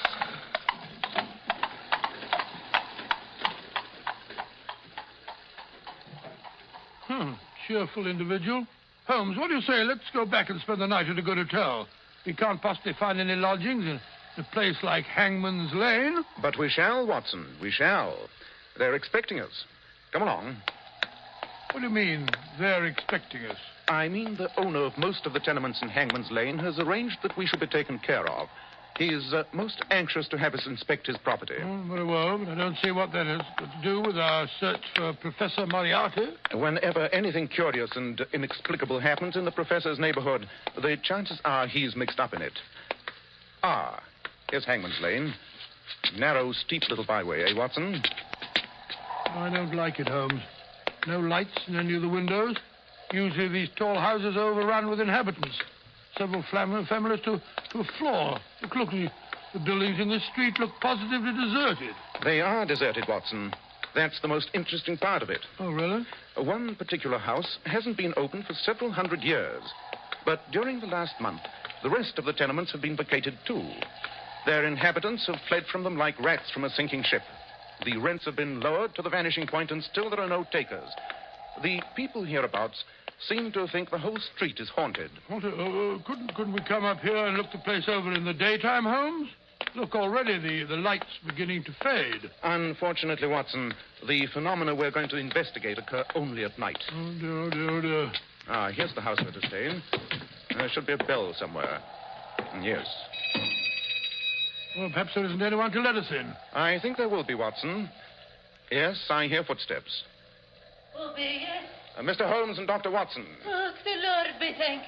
One moment, gentlemen. I'll unbar the door. Oh, be pleased to enter. Go ahead, Watson. Good Lord, it's dark in here. And if you'll kindly step this way, there's a broad blaze a burning and candles are lit in the back parlour. I say. Go canny, gentlemen. This corridor is not so smooth as once it was. Yeah, so I discovered. This is the place. Please enter. Oh, well, this is more like it, eh, Holmes? What a magnificent old room. Just look at that fireplace. Aye. For once a blithe bit, this old house. Full of lords and their ladies, they say. But here, gentlemen, will you be standing in front of the fire and drying of your breeks? Not a bad idea. We're pretty wet, eh, Watson? Wet? There's a brandy on the shell of your wanting away, Droppy. A tasty cockle pie in the pot. And no, you'll forgive me. I'm unshunk myself away. Going so soon? But we've just arrived. Oh, Mr. Holmes, I dare not stay after sundown. I'm late to let you alone, but I dare not stay. But in a fash yourself. I'll return them on early. But what is there to be afraid of? The neighbours. Neighbours? Aye, the neighbours in the old Hurley house t'other side of this wall. But no one has lived in that house next door for years. Not humans, no. No living man has crossed the doorstone this 100 year. But there be others. Ogles. You can hear the rattle of their going and coming every night through the wall. Have you ever heard these ghosts, or bogles, as you call them? No, I certainly have not. I will not stay after sundown. But the bogles, there's no the worst of it. Really? Aye. At times you can hear the sound of doodling. Sound of bagpipes, eh? Aye. And that's when they be entertaining old Horny yourself. The devil himself? Aye. The ghosts next door move in very high society, eh, Watson? What was that? Just the wind in the chimney. I would have swore with the devil's doodle sucker. No, I don't think so. I'll not be waiting to find out. When the skirling begins, this is the house itself, dirge like it was singing a dirge. Good night, gentlemen, and God help you. I say. Whew. She was frightened, all right. I wish that chimney would stop moaning.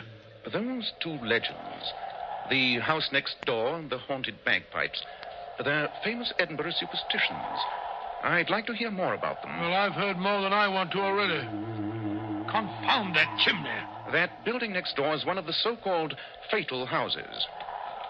Fatal houses? Houses marked generations ago by the Great Plague. Discipline in the time of pestilence was sharp and sudden. The houses having the disease were marked by a large cross. No one dared enter or leave.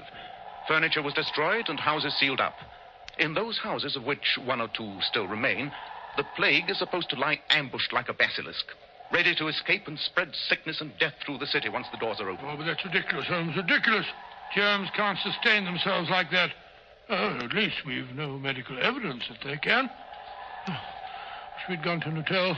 The other legend is not quite so gruesome. Oh, I'm delighted to hear it. It's about a secret passage that is supposed to have existed in the time of Mary, Queen of Scots, between Edinburgh Castle and Holyrood Palace, which lies at the other end of town. About a century and a half ago, a piper made a bet that he could walk the length of it. He started at the castle, piping merrily. The crowds were able to follow him through the streets above by the sound of the skirling. Everything was going smoothly. They followed the sound down from the castle along the top of the hill. Just about here, the piping stopped suddenly in the middle of a note. And that was the last that was ever heard of the piper. Noxious gas, most probably. Some say the devil was so captivated by his playing that he carried him off to hell. Well, what of it? As long as he stays there and doesn't go about waking up the neighbors. But that's just what he has been doing for the last month or so. Oh, nonsense. It's just a noisy chimney like this one. Why should a ghost who's kept quiet for over 100 years suddenly decide to return and annoy people? That, my dear Watson, is what I'm anxious to find out. Holmes. Holmes, do you hear that? By Jove. Then it's more than just a superstition. Holmes, it's a piper. The devil's bagpiper. He's playing in the house next door. Splendid. Well, what are we going to do? Want me to inform the authorities? And have them put the devil in jail? No, Watson, I have a better plan. I suggest we go over and call on the old gentleman himself.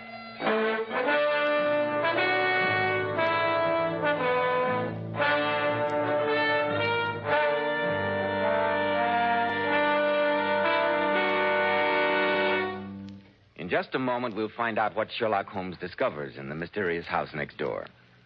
Men, if you're wise, you'll start right away and take better care of the hair you've got. Remember, handsome, healthy-looking hair needs a hygienic scalp. So why be content with just any hair dressing when you can enjoy the extra advantages of Kreml Hair Tonic? This highly specialized hair tonic goes in for modern, natural-looking hair grooming. It keeps hair perfectly groomed all day long, looking so neat and attractive, yet never gives hair that cheap, greasy patent leather look. But Kreml does lots more than keep hair looking handsome. Kreml is simply great to lubricate a dry scalp. And at the same time, it removes dandruff flakes and leaves the scalp feeling so alive and tingling. And if your hair breaks off and falls when you comb it because it's so dry, use Kreml, which actually helps condition hair in that it leaves it feeling so much softer and more pliable. And since Kreml is never sticky or gummy, and because it's such a nice, clean product, you can use it every day and your hair will always look its very best. Buy a bottle of Kreml at any drug counter. Ask for an application at your barber shop. Kreml, Kreml Hair Tonic.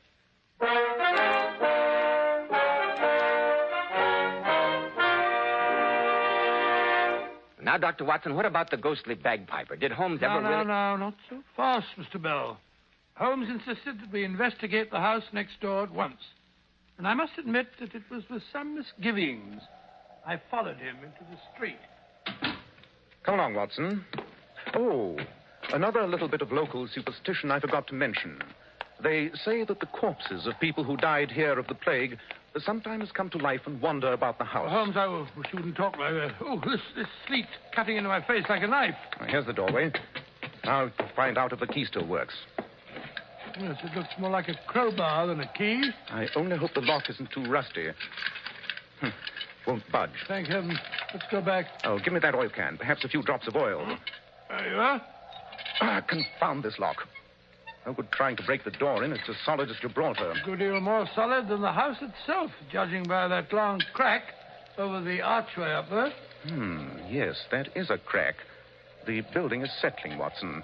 That crack... Hello, I turned the key. Lock's decided to work. The door sticks now. Hinges rusty. Come on, Watson, get your back into it. It's moving, Holmes. Yes, so is that crack. Hurry, help me close the door before the archway falls on us. Isn't it quiet? Can't even hear the wind. Smells like a tomb. Yes, but there's something else. Something unhealthy. Like a disease I smelt once in the tropics. Holmes, you don't think it's true that the plague is still... Nonsense. You yourself said it wasn't possible. Better light that dark lantern we brought along. Yes, indeed. I hate bumping about in the dark. I can't say that it's much more cheerful in the light. Look at those great dirty cobwebs. That old tapestry hanging in shreds. Yes, nothing has been moved since the plague first touched the house. Look there in that room. That old oak table set for a meal. One of the goblets overturned. It gives me the creeps up and down my spine. Nothing else of interest here.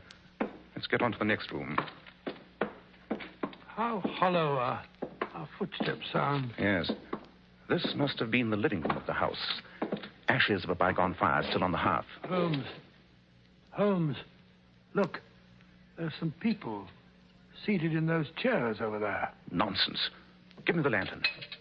By Jove, I think you're right. That smells stronger in here. We'll soon find out. Watson, hold the lantern. Holmes, it's a body. A naked body. A corpse, Watson. A cadaver. Holmes, don't touch it. For the love of heaven, don't touch it. Why, Watson? Can't you see? The swollen eyes, the froth of the mouth, the flesh turned black. I've never seen it before, but those are the symptoms, Holmes. That's the Black Plague. What? That's not possible. That's crazy. Here, look. Let me look at the other chairs. Yes, here an old man and here a woman. All victims of the Black Death. Holmes, these are the bodies of people who died in this house centuries ago of the plague. But they're not decayed. It's not possible. We must be going mad. Tell me quick, Watson. Did women do their hair with fringes at the time of the last plague? Fringes? Now I know that we're crazy. Quiet, Watson. Do you hear that? It's the devil coming with his piper. He's going to make him dance. The old woman was right. The house does vibrate to the sound of those pipes. He's coming, Holmes. He's coming.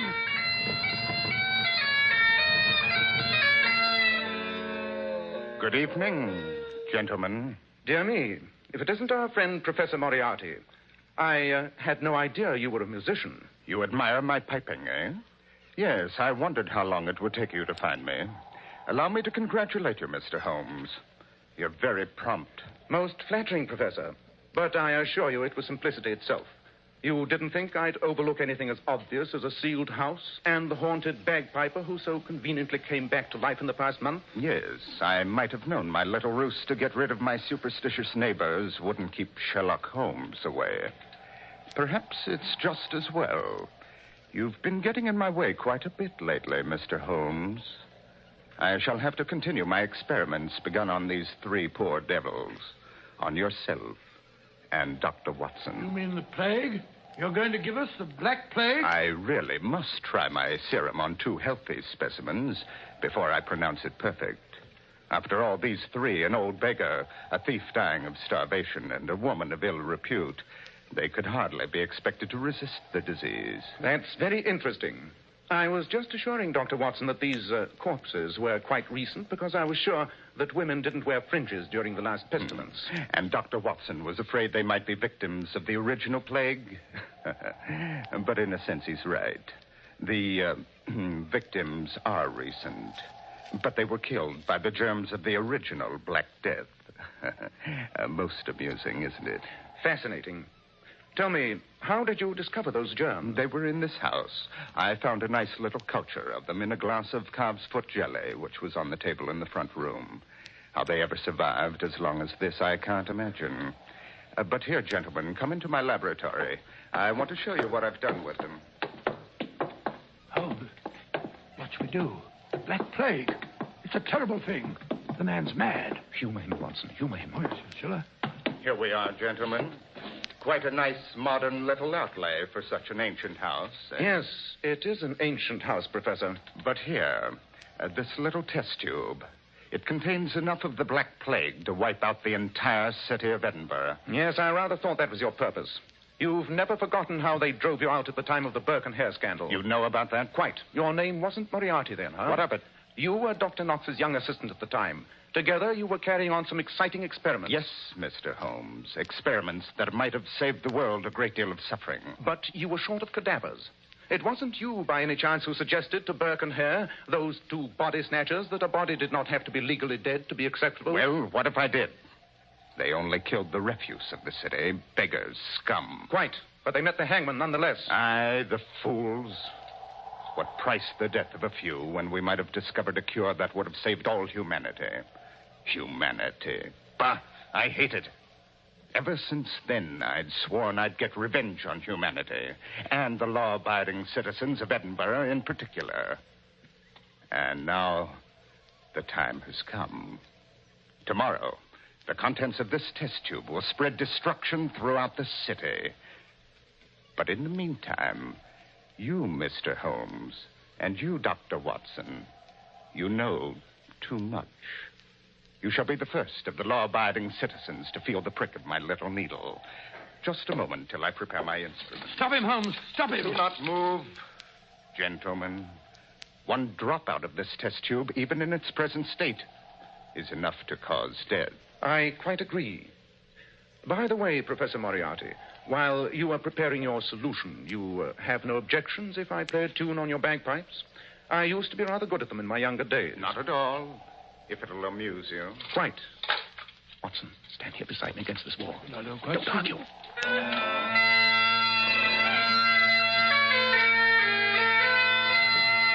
Holmes, the house. It's vibrating. I can feel the wall quiver. That's the note that does it. Hold on there. You're shaking the house. The foundations. I can hear them cracking. Look out, man. You'll bring the house down. Well, that's what we intend to do. The walls. I've got to get out of here. We can't. The front door's blocked. The secret passage in the basement. If I can reach it in time. Holmes, he's dropped the test tube. It's spreading across the floor. Watson, step back into the fireplace. Hurry.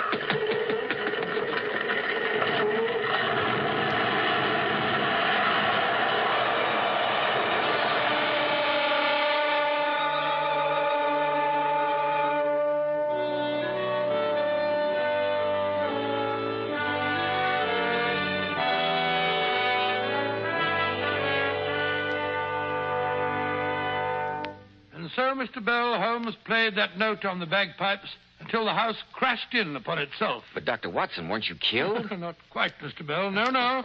Holmes had deduced from that crack above the front door that the house was weak, and he also guessed which way it'd fall if it did cave in. The wall that we were standing against and the fireplace alone were left standing. If you've seen any ruined castles, Mr. Bell, you'll notice how frequently that seems to happen. And Professor Moriarty, did he escape? Unfortunately, he did, Mr. Bell, through the secret passage in the basement which he had mentioned. But the Black Plague and those corpses, what did you do about that? We left them where they were. No use informing the authorities. They wouldn't have believed us, and besides, it would have been too dangerous to go poking about in the ruins. No, Holmes simply poured the spirits from our lantern on the old rafters and started a fire. The wood was as dry as tinder, and there was quite a blaze. And fire, Mr. Bell, is a great purifier. And so you prevented an outbreak of the Black Death. That's a gruesome story. Ladies and gentlemen, Dr. Watson will return in just a moment to tell us something about the thrilling Sherlock Holmes mystery he has for us next Monday night. Ladies, those beautiful Powers models whose photographs you see in magazines always have to keep their hair shining bright with dazzling highlights. Now, here's how they do it. Powers models were among the very first to discover how Kreml shampoo brings out all the natural sparkling luster of each tiny strand of hair. How it keeps hair simply radiant for days. Yes, and those lovely Powers models told me that no other shampoo gives their hair more natural, glossy luster. It never dries the hair or makes it brittle. Well, that's because Kreml shampoo has such a beneficial oil base. It actually helps hair, and it keeps the hair from becoming dry. Then, ladies, why not take a tip from Beauty-Wise Powers models? See how easy it is to glamour bathe your hair to a vision of tantalizing beauty. Buy a bottle of Kreml shampoo at any drug counter. Kreml, Kreml shampoo. Now, Dr. Watson, what about next week? Well, now, let me see. I wonder. Next week, I think I'll tell you the story of an experience that Sherlock Holmes and I had with something I was convinced was an invention of the devil. I call it the adventure of the horseless carriage. Horseless carriage? You mean one of the early automobiles? One of the very earliest, Mr. Bell. Holmes was called in to protect the inventor and, in the end, had to solve the mystery of his murder.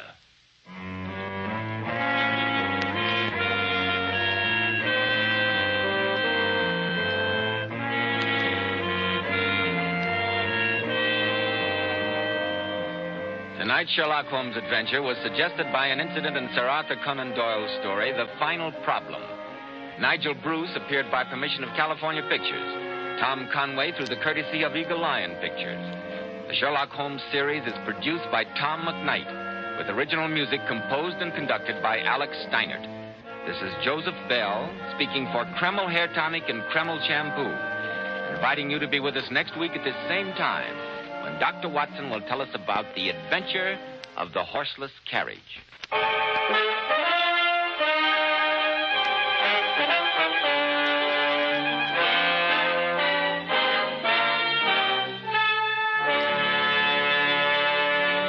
ABC, the American Broadcasting Company.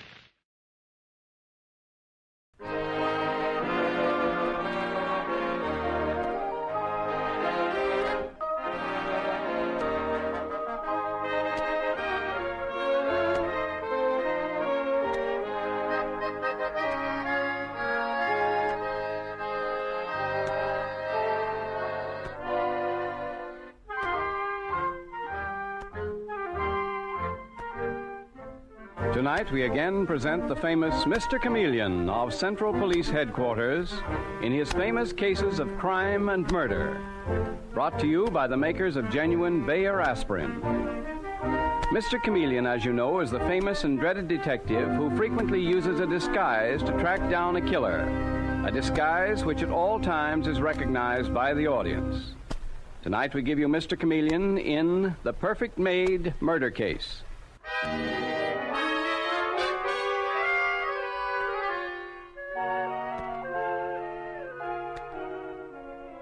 The scene opens in one of New York's most fabulous mansions, the home of Raymond Colby. And we see a young woman about to leave. Her hand is on the knob of the front door when she is interrupted by a maid whom we hear saying the words that lead to a gruesome, fantastic murder.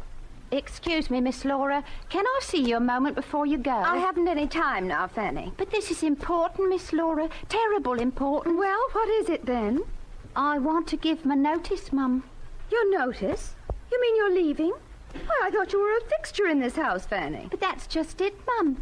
I am a fixture here. Then what's this talk about giving notice? What's wrong? If it's more wages... Oh, it's not that, Mum. It's that... Yes? It's that I'm going to marry your father. Your what? Going to marry your father, that's what. Oh, well, it don't seem to set very well with you, but... Are you completely and utterly mad? This is the most outrageous thing I've ever heard in my life. Oh, it is it? Well, let me tell you, I'm as good as you are. Pack up your things and get out of this house as fast as you can. I'm not packing, and I'm not leaving. I'm marrying into this house. Just put that in your pipe and smoke it. Get out instantly, I say. I'm not going any further than my own room. You'll find me there if you want to be coming up later and telling me you're sorry. Ta-ta, dearie. John! John, come here! John! Don't shout, Lola. I heard it all. Great heavens, what a mess. We can't let Father do this. He's gone mad. Ooh, that cheap, terrible creature. Tell you, Laura, hysterics won't help. Besides, we don't want to wake the old man up and get him on our necks. We've got to think fast. But what are we going to do? What can we do? Oh, this is too dreadful. Listen, Laura, listen. Yes? You stay right here, Laura, and watch every door. Be as loud as you can if anybody comes. You mean Father or that horrible Fanny? Anybody. I've got the combination to Father's safe. His safe? What are you going to do, John? I know he keeps his will there. That's the first thing to do. He may have changed it in Fanny's favor. If he did, I'll burn it up.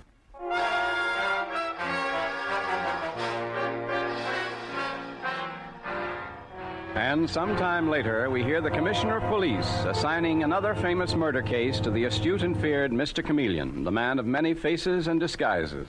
Oh, here you are, Chameleon. A murder in Park Avenue. Oh, top drawer case, eh, Commissioner? Well, that's for you to decide, old man. The murder occurred in the Raymond Colby house. You mean the mysteriously rich Raymond Colby's been killed? No, not Colby himself, Chameleon. A maid in his house. A girl named Fanny Bilkins. Throat slashed open. Better get out there. Righto, Commissioner. I'll take Detective Dave Arnold with me. Yeah. Oh, here you are, Dave. Yes, sir. You come with me, please. Bye, Commissioner. I suppose the case we're on is that parlor-maid murder at Raymond Colby's house. Yes, that's it, Dave. I guess it'll be one of those jobs where the chauffeur killed some poor girl because he was in love with her and caught the butler getting away with it. I've no idea, Dave. Let's get the car and buzz out there. Oh, personally, I'd be more interested if old Colby himself was the victim. I hear he's a queer character, the absent-minded professor type. He invented something somewhere that made him fabulously rich.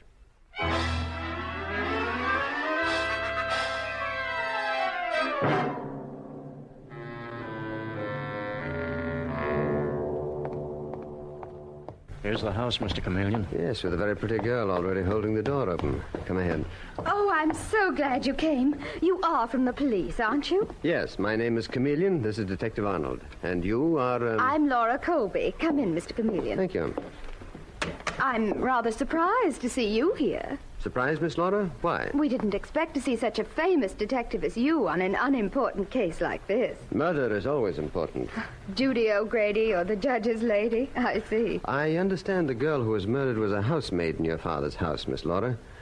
Do you know anything about her? Practically nothing, Mr. Chameleon, except that she was a perfect maid, really marvelous, and that she had perfectly wonderful references when she came. When was that?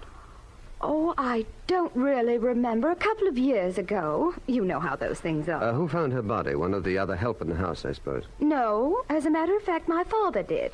He and my brother John, that is. Yes? Well, what actually happened was that one of the other servants, our cook, became annoyed when Fanny didn't turn up to serve breakfast this morning. She thought she'd overslept. But when she knocked on Fanny's door and she didn't answer, she became alarmed and called my father. So he and your brother went up there? And when they opened the door, they found her dead. Father was very much upset, and so was my brother. Odd that the cook didn't open the door herself when she got no answer to her knock. Why, I hadn't thought of that. Oh, but I'm sure the cook wouldn't have killed her just because Fanny overslept. No, scarcely, Miss Laura. Dave? Yes, Mr. Chameleon? You go to the kitchen and talk to that cook. Find out what you can. I'm sure Cook can't tell you any more than I have, Mr. Chameleon. One never knows, Miss Laura. She may be concealing something from you. I'll talk to the cook now, Mr. Chameleon. I don't. In the meanwhile, Miss Laura, perhaps your father or your brother will take me up to see the murdered girl's body. John's in the drawing room, Mr. Chameleon. This door here. Oh, John, this is Mr. Chameleon, the famous detective. Oh, how do you do, Mr. Chameleon? Horrible thing, isn't it?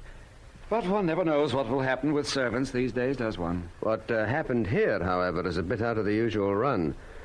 Your sister says that you lead me to the murder room. Well, of course, Mr. Chameleon. I don't like the job, but just follow me. Thank you. Here are the servants' stairs. By the way, John, do you know anything about the murdered girl? I mean, do you ever notice anything strange about her? Signs of being afraid of something, upset, anything like that? It's a funny thing, Mr. Chameleon.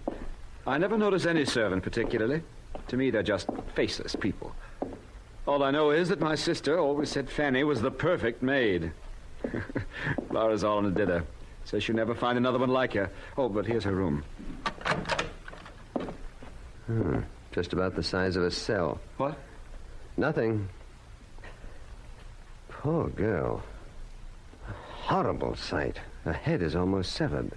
If you're finished with me, Mr. Chameleon, I'd like to get out of here. Oh, yes, I understand, John. I'm sorry. I forgot that we policemen are more accustomed to sights like this than people like you. Yes, you go back to the drawing room. I'll see you there presently. Thank you, Mr. Chameleon. Poor Fanny. Poor child. Well, if the dead can hear, you'll hear me promising to bring your murderer to the execution chamber. Mr. Chameleon? Nothing from the cook except what Laura Colby already told us. But get this. Yes, Dave? Just as I was talking to the cook, the girl's father came in. The murdered girl's father, Dave? Uh-huh. A man named Ed Bilkins. He started accusing everybody of murder. He's pretty wild. I told him to stay put, but you'd talk to him. The poor devil. Wait till you get a load of him, Mr. Chameleon. He looks like a bad customer to me. Not so sorry as he acts. But that don't mean I think he killed the girl. Dave, you call the morgue and have this body picked up. And here is the knife that slashed her throat. You send it in for prints. Okay, Mr. Chameleon. And then hold the murdered girl's father down below. I want to talk to John Colby and his father first.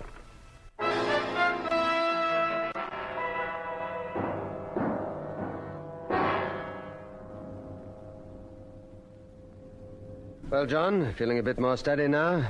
Forgive me for bringing you back to the murder room. It's all right, Mr. Chameleon. Took a drink and feel better. Well, this is my father, Raymond Colby. Father, this is Mr. Chameleon. Ah?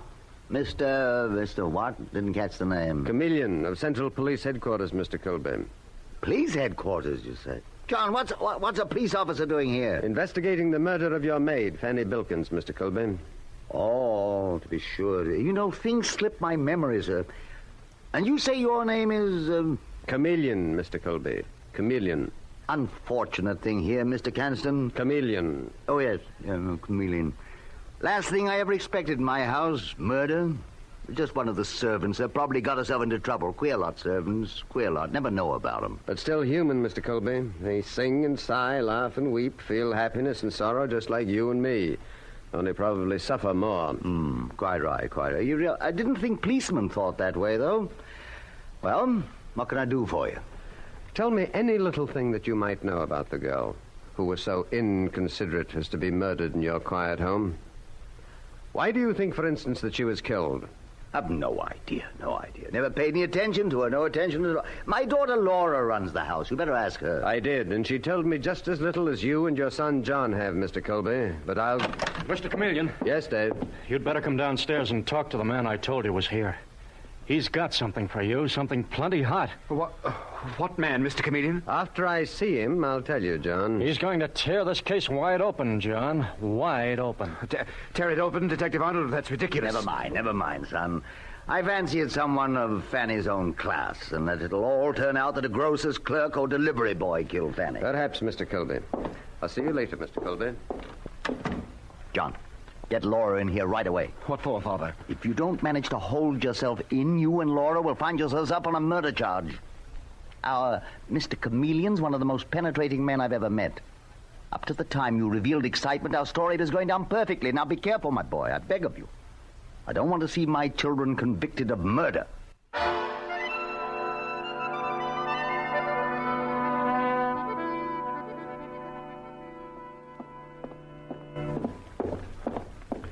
What did the murdered girl's father tell you, Dave, to make you think he'd break this case wide open? You better hear it from his own lips, Mr. Chameleon. Oh?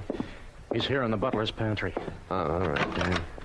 Mr. Bilkins, here's Mr. Chameleon. Now tell him what you told me. It's fair terrible I ever brought my innocent daughter to this country, Mr. Chameleon. That's how she was done in. What do you mean, Mr. Bilkins? Brought her to this country? Didn't this here busy tell you, Mr. Chameleon? Detective Arnold wanted me to hear the story direct from you, Bilkins. Now, let's have it, please. Fanny and me come from Australia, where we should have stayed. And then she'd never have gone into service in this old duffer's house. Well, I still don't know what you mean, Bilkins. What I'm trying to drive home, sir, is that Fanny wouldn't have got herself engaged to marry the old man. Do you mean to say that your daughter, Fanny, was going to marry Raymond Colby? I'm not lying when I say it, Mr. Chameleon. I warned her proper about marrying out of her class. But Fanny had got American ideas into her head quick. Wouldn't listen to her father. And it all wound up in her being killed. Butchered like an animal. Are you certain that your daughter was going to marry this fabulously rich man? Look here. Here's her wedding license, Mr. Chameleon. Huh? She gave it to me, saying Mr. Colby didn't want it round the house, feared his son or daughter might find it.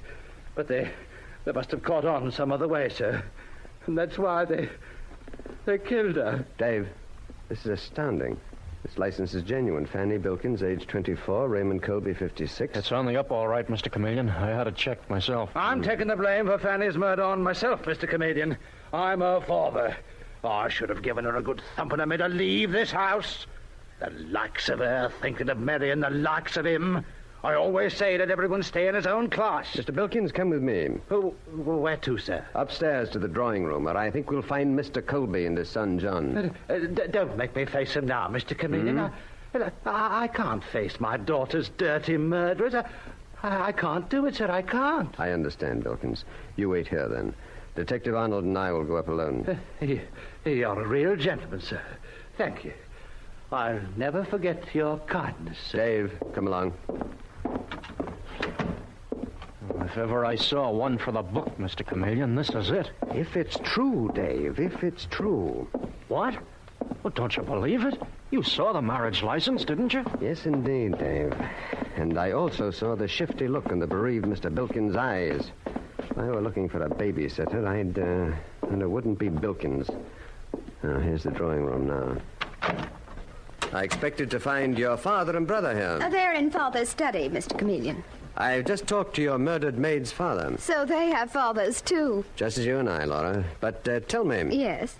When was your father, Raymond Colby, going to marry Fanny Bilkins? Oh, I didn't realize detectives on duty kidded people, Mr. Chameleon. Then you didn't know? Know what? You know what. Answer the question. If you expect me to answer a ridiculous question like that, Mr. Chameleon... Are you serious? Imagine Father marrying a housemaid. It's too silly. That the door to the study, Laura? Why, yes. I'll tell Father you want to see him. Don't trouble, thank you. I'll go in alone. And you stay here. I hope I'm not interrupting, Mr. Colby. Oh. I see you have your safe open. Something lost? Father has an idea he misplaced his will, Mr. Chameleon. I'm on the forgetful side, Mr. Chameleon. I'll find it later. Why not look in the fireplace, Mr. Colby? Wait a second. In the fireplace, Mr. Chameleon? Yes, John? Yes, here is what is left of your father's will. All but the top burned away, though. Do you mind telling me why you tried to destroy it, John? My son didn't, Mr. Chameleon. Probably did it myself. I do such utterly stupid things without thinking. Like arranging to marry your housemaid, Mr. Colby? What is this, Mr. Chameleon? Father planning to marry that murdered girl, John. Murdered. Oh, Mr. Chameleon, what in heaven's name gives you the idea Father was going to marry her? This marriage license, John. Marriage license? John, I told you before that Mr. Chameleon was a very penetrating man. Trying to deceive him would be unfair to him and us. Then you were going to marry her, Mr. Colby? Oh, no, not at all, Mr. Chameleon. I really don't know why I took out that marriage license. Well, I'm sure it wasn't done simply to keep a perfect maid. Come, Mr. Colby, don't you think it's time to stop trying to protect your children? Why should he try to protect Laura and me, Mr. Chameleon? We didn't kill that girl. In my entire experience, I've never met with a clearer motive for murder. Never. Dave? Right here, Mr. Chameleon. Oh. What do we do, arrest John and Laura? No, not now, Dave. Bring the murdered girl's father in here immediately, and then we'll... That's what I came up here to tell you, Mr. Chameleon. Bilkins slipped out of the house while I went into the kitchen to get a drink of water. What? I sent out a general alarm for him. Have this house guarded, Dave. And get this straight, Mr. Colby.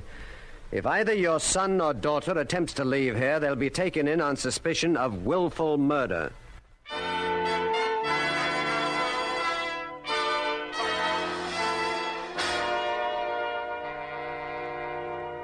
Mr. Chameleon and the Perfect Maid murder case continues in just a moment.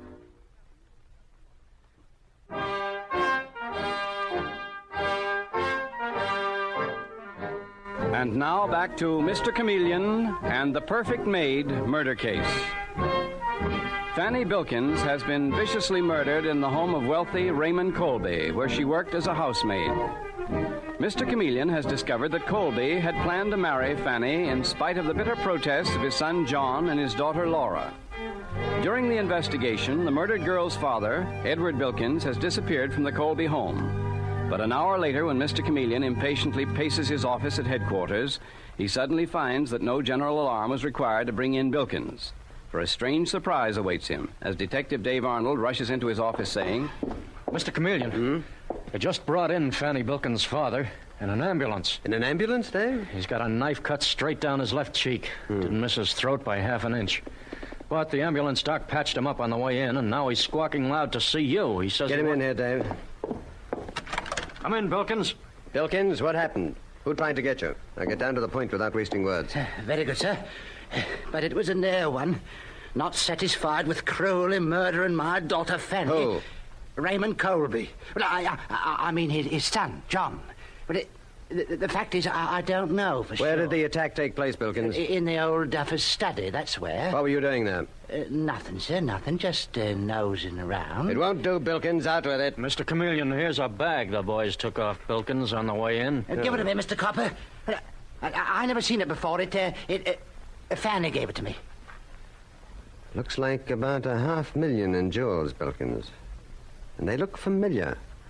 Very familiar. But I don't know anything about them. Dave, put Bilkins on detention. I got the answer to this case. Look here, Chameleon, I got rights. Those jewels were planted on me. Come along, Bilkins. Killed your own daughter, did you? I'll be right back, Mr. Chameleon. Right on. Hello? Mr. Chameleon, this is John Colby. Yes? Most of my dead mother's jewelry has been stolen. Who discovered the loss, John? Our butler did. Caught the robber in the act, but he got away. Can you come out here right away? Not just now, John. You said only part of your mother's jewelry was stolen? The butler came in the room just in time to save the rest. I have got the stolen jewels, John. And the robber, too. You've got the jewels and the robber both? I'm pretty positive I have, John. But I want to make sure before I definitely charge the man that we're holding. Of what do you mean, Mr. Chameleon? Instead of coming myself, John, I'm going to send one of our expert jewel men out there. And he'll bring the jewels I have here out, too, for identification. I wish you'd come yourself, Mr. Chameleon, instead of... What's that, Father? All right, I'll ask Mr. Chameleon. Sorry, Mr. Chameleon, but Father suggests... Yes? Father's worried about anybody coming but you, Mr. Chameleon. So is my sister, Laura. Can't you come yourself? I'm sorry, I'm not a jewel expert. I'm sending our head man, Pierre-Antoine, out right away. And then I'll follow later. Goodbye, John. What's all that about, Mr. Chameleon? Are you going out to Colby's in disguise? Right you are, Dave. Disguised as Pierre-Antoine, the police department's chief man on jewels. Now, you will come with me. And the instant we get there and you introduce me, arrest John and Laura Colby on my orders. Well, orders are orders, but I don't get you, Mr. Chameleon. Why not pinch them and be done with it? Because I need the evidence I think their father, Raymond Colby, will give me, Dave.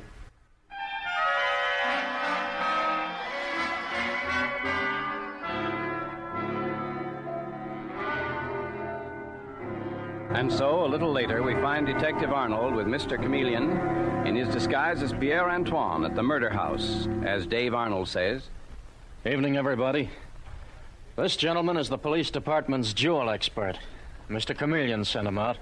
Pierre-Antoine at your service. Mr. Raymond Colby, monsieur? Yes, Mr. Antoine. This is my daughter, Laura. Mademoiselle. How do you do? And my son, John. Monsieur Jean. May we all sit down? Or perhaps you, Mademoiselle Laura, will be so kind as to bring the remaining jewels from the robbery for me to see? Sorry, Monsieur Antoine, but Mr. Chameleon ordered me to arrest this lady and her brother and bring them back to headquarters. That is absurd, Detective Arnold. Surely Mr. Chameleon is making a mistake. Mr. Chameleon is a fool. We won't go, Laura. Detective Arnold can't arrest us without a warrant. Here's the warrant, John. Better come quietly. John, you can only cause yourself and Laura trouble by not going with Detective Arnold. But, Father... You've got the right idea, Mr. Colby. Now, come on, John and Laura. No point getting tough about it. My compliment to Mr. Chameleon, Detective Arnold. And be good enough to express my opinion that he is making a most stupid blunder. Arresting two such charming young people. Stupid or not, I'm taking them, Monsieur Antoine. Good night. Good night. Oh, a dreadful contretemps, Monsieur Colby. I thought better of that chameleon. But there is your police mind. Mr. Antoine, did you bring the jewels recovered from the man who robbed my safe? In this very bag, Monsieur Colby. The robber was the father of the housemaid murdered here today. Your fiancée, I'm told. Hand over those jewels, chameleon. What? Shut up, chameleon. I'm doing the talking now. Give me that bag, quick. They're the only evidence you've got that I killed that infernal housemaid, Fanny Bilkins. Now let's have them. When I take you in, Raymond Colby, it'll be for 2 murders. But, anyway, here are the jewels. You're not taking me in. No? By the time they find your body, chameleon, I'll be out of the country. Got any last wishes, cop? Mm-hmm. I'd like to tell you how I caught up with you, Raymond Colby. I'm interested, but hold your gab to 3 minutes. Through a careful study of police records extending from New York to Sydney, Australia. You murdered the woman who owned those jewels, Lady Ashton Burl, in Australia 5 years ago. That's past history, chameleon, but suppose I did. The one living man who knew you did was your murdered housemaid's father, a petty criminal named Ed Bilkins. And he followed you here, forced you to hire his daughter Fanny as a maid in your house, and then blackmailed you into a promise to marry her with your mysteriously and criminally acquired wealth. Anything else, chameleon? You've got 30 seconds left. Only this, Raymond. Don't move, Colby. You hear me, Colby? I said don't move. That's odd. He doesn't answer. Colby? What? Oh, why did I have to become a policeman?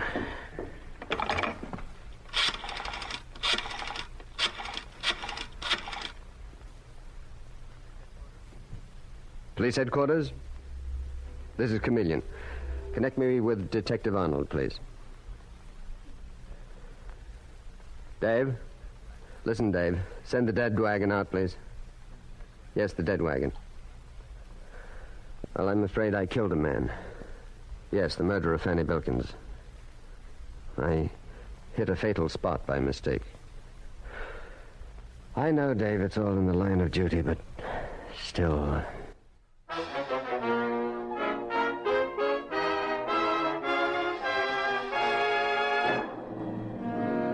And with these words, Mr. Chameleon concludes tonight's murder case.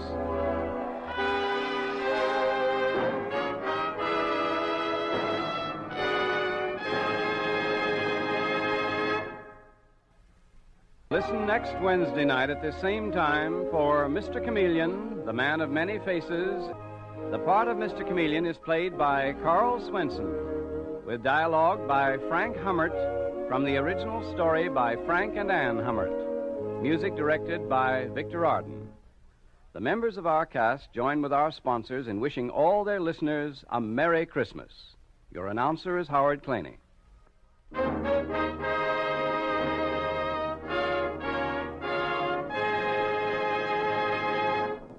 This is CBS, the Columbia Broadcasting System.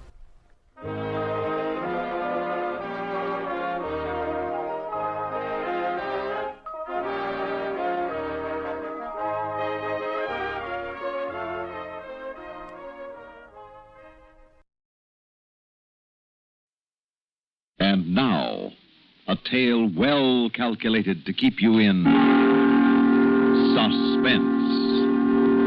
In a moment, Act One of Perchance to Dream, starring Paul McGrath as Dr. Locke, and written especially for suspense by Bob Corcoran.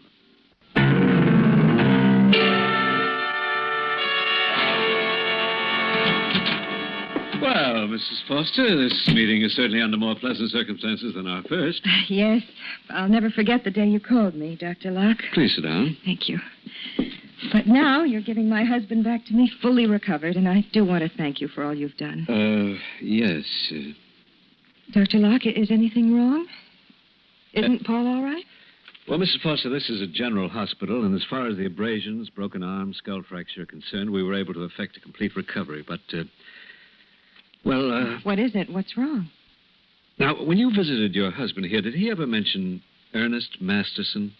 No. He's the man whose wife... Was killed by your husband's car. Well, should Paul talk about it? I mean, isn't it better forgotten? Well, some things can never be forgotten, and even worse, some things are remembered wrongly. Wrongly? Yes, this was an unfortunate accident. A sudden blowout. The car whipped onto the sidewalk, and Masterson was badly injured, and his wife was killed. Now, you know it was an accident. I know it's an accident. We remember it that way. The police, the coroner's jury agreed that no one was to blame. Even Masterson has taken that attitude, remembers it this way. But you're afraid that Paul doesn't? I'm pretty sure he doesn't. You see, since the accident was nearby, both your husband and Masterson were brought to this hospital. Masterson is making a good recovery, despite a rather weak heart. But it's taking longer because he's older. Well, has Paul said anything to him that makes you think something is wrong? Your husband won't talk to him. Won't talk to him? Well, why not? I'm not sure. It seems that your husband blames himself for the death of Masterson's wife out of all proportion to the truth. He's often depressed, Miss Foster. He doesn't talk. Often nervous, irritable. I've tried to talk to him. And Masterson's been to his room repeatedly, trying to show him there's no grudge, that he shouldn't go on accusing and blaming himself. But we haven't been able to do a thing. Guilt is a burden not easily thrown down, and it can become unbearable. Well, can't we do something? I suggested a psychiatrist might come in and talk with him. He was very clear in his refusal. Doctor, just what do you think? Well, I think, Mrs. Foster, that he's acted as his own judge and jury, and no one else was allowed at the trial, and I'm afraid the verdict was guilty. Are you sure of this verdict? That's not very scientific, I know, but I do know that something's wrong. And that something might happen? It's possible. And since it is possible, I must tell you of it, no matter how much it might upset you or how wrong I might be, and I hope I'm wrong. What might happen? Well, guilt is a terrible lever. Expiation is often the only thing powerful enough to pacify it. It's possible, in expiation, in trying to make atonement for the wrong he feels he's done, that to judge and jury, he might add executioner. Oh, no. You mean do something to himself, take his own life? Oh, no, he couldn't do that. I'm sorry to tell you this, but you know that I must. He has a dream almost every night. He talks in his sleep. I've watched him. I've listened to him. It seems to follow a pattern. He fights for a time, seemingly against doing something. Then the struggle is suddenly over. He gives in. This resistance period is getting shorter. Soon it may be gone altogether. In this dream, he commits suicide? Believe me, Mrs. Foster, when a mind is obsessed by a compulsion, nothing is out of the question. Now, I've asked him about this dream. He seems confused. He either will not or cannot tell me. What can we do to help him? I'll do anything you say to... Don't let him see that we've been discussing this. Yes, sir, come in. Well, down to get the old man out. Hello, darling. You look wonderful. I feel wonderful. I'd like to thank you for everything, Doctor. I guess I wasn't cut out to be a model patient. Well, if they were all as little trouble as you... We better run along. I know you're pretty busy. Oh, I stopped to say goodbye to Masterson. Thought you'd like to know. Oh, fine. That's fine. Well, I hope you're going to enjoy your freedom. I intend to. Thought we might take a little trip. By train. I'm through driving for a while. Would you like that, darling? Yes, that would be wonderful. I was thinking we might take a run up to Providence tomorrow morning. Providence? We don't know anybody in Providence. Well, that's a good reason for going. We'll meet somebody. Hope to see you again, Doctor. Unofficially. No one wants to see the doctor when he's well. Goodbye, Doctor. Bye-bye. But he's not well, Miss Clemens. I'll swear it. He seems fine. Seems, yes, but there's something... Too bad he couldn't have taken it all like Mr. Masterson. He lost his wife, and yet he seems completely without bitterness. I don't think I could be that forgiving. Well, Foster's guilt won't let him be forgiving either, to himself. If only we knew more, Miss Clemens, we could anticipate and block any attempt he might make. Break the pattern of his dream.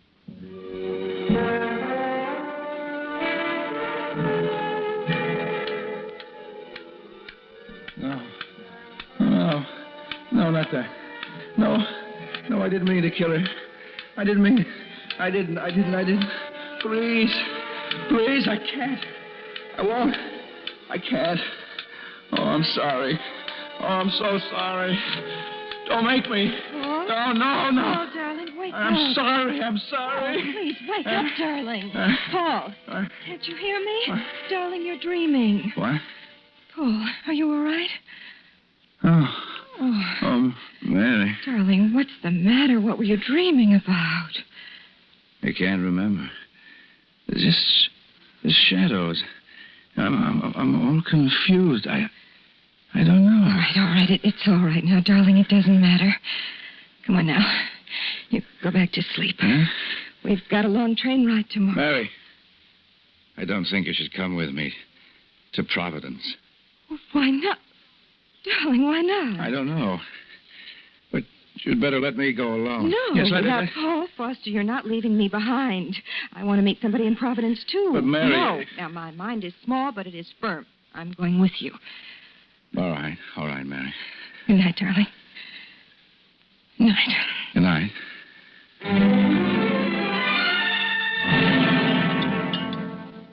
Now, what is that? Bill or fan mail? It's a note from Jan. Must have come by early this morning and dropped it in the mailbox. Anything to save a stamp. What's she got to say? Oh, you know, Jan, it's the usual thing. One of the children is sick. I'm sorry if this is upsetting, and I repeat, I may be wrong. But just to be safe, check his luggage in case, just in case, there's a gun or any other weapon. Still worrying about Mr. Foster, Doctor? Huh? Well, you're getting so you can read my mind, Miss Clemens, and I'm getting so I can't get him out of it. Oh. If I only knew more. I wonder if Masterson might know something that might help. It's worth a try. But I didn't want to bother him about Foster. Didn't think he could help. But now, well, at least it would be doing something. Will you get him, please, Miss Clemens? He'll be glad to help, and the walk from his room will do him good.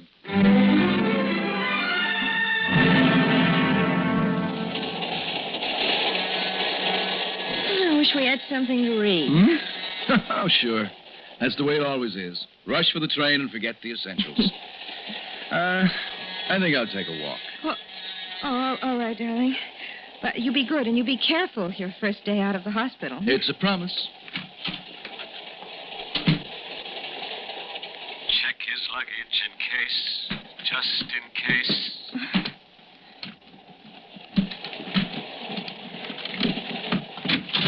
Why, Mary. Oh, Paul. What are you doing? You startled me. Huh? I ran out of cigarettes and thought you might have some in your suitcase. Well, what's wrong with these? They're right here on the windowsill. Oh, my goodness, right under my nose. Here, let me close Oh, that. thanks, dear. Oh, why did you come back? I wondered if you wanted me to bring you something. Oh, thank you. There's nothing now that I have cigarettes. Okay. See you later. Lock the door.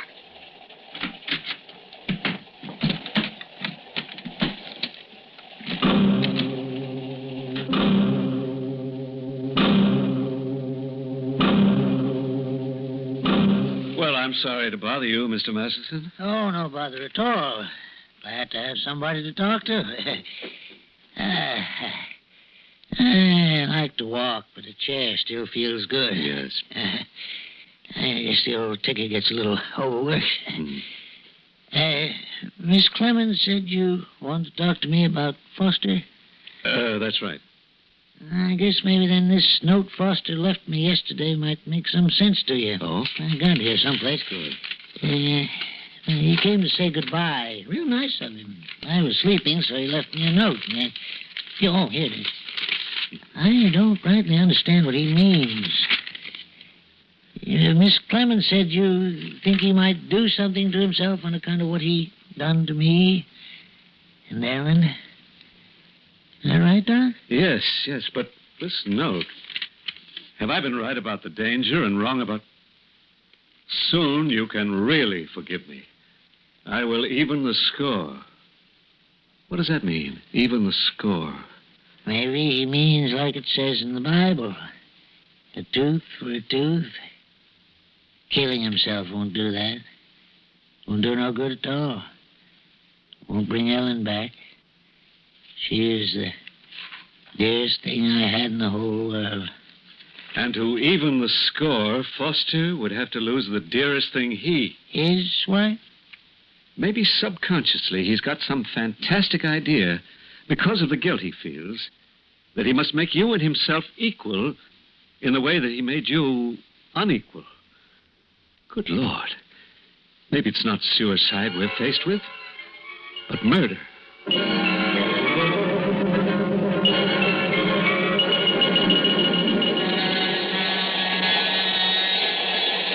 Excuse me, you're Mr. Foster? Yes, that's right. I have a telegram for Mrs. Foster. Oh, okay. I'll take it. Fine. Thank you. Thank you. A telegram.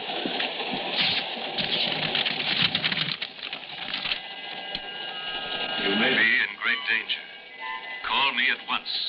Dr. J. Locke, Grant Hospital. Dr. Locke.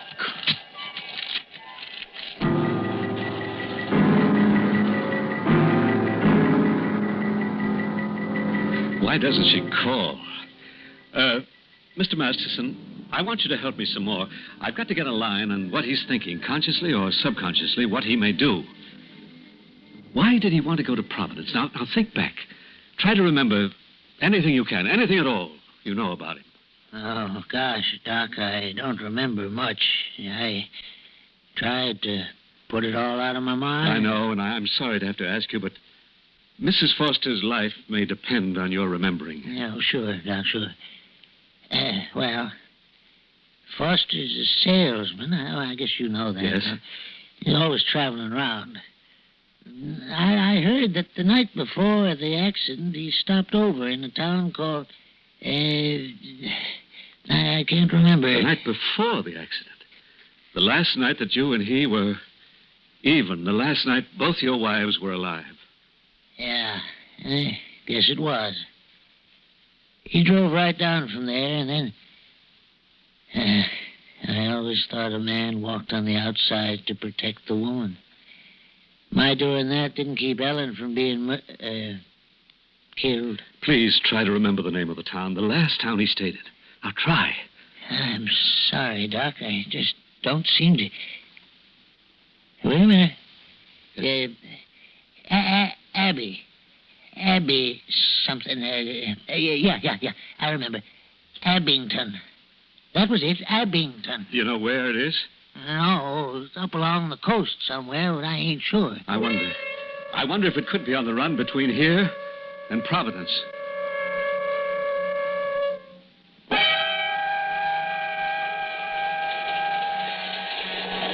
Jim. Oh, no. That's nothing. What have you got? Too much. There. Oh, beautiful. 20, 30, 40, 67, 9. 69.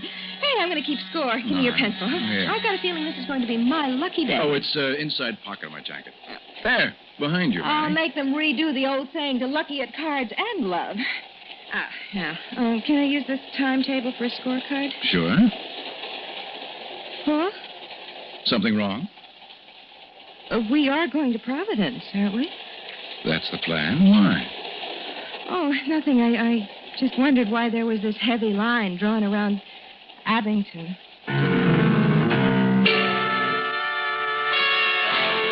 Yes, operator. Mrs. Paul Foster at the Brewster Hotel, Abington. And please hurry. It's very important.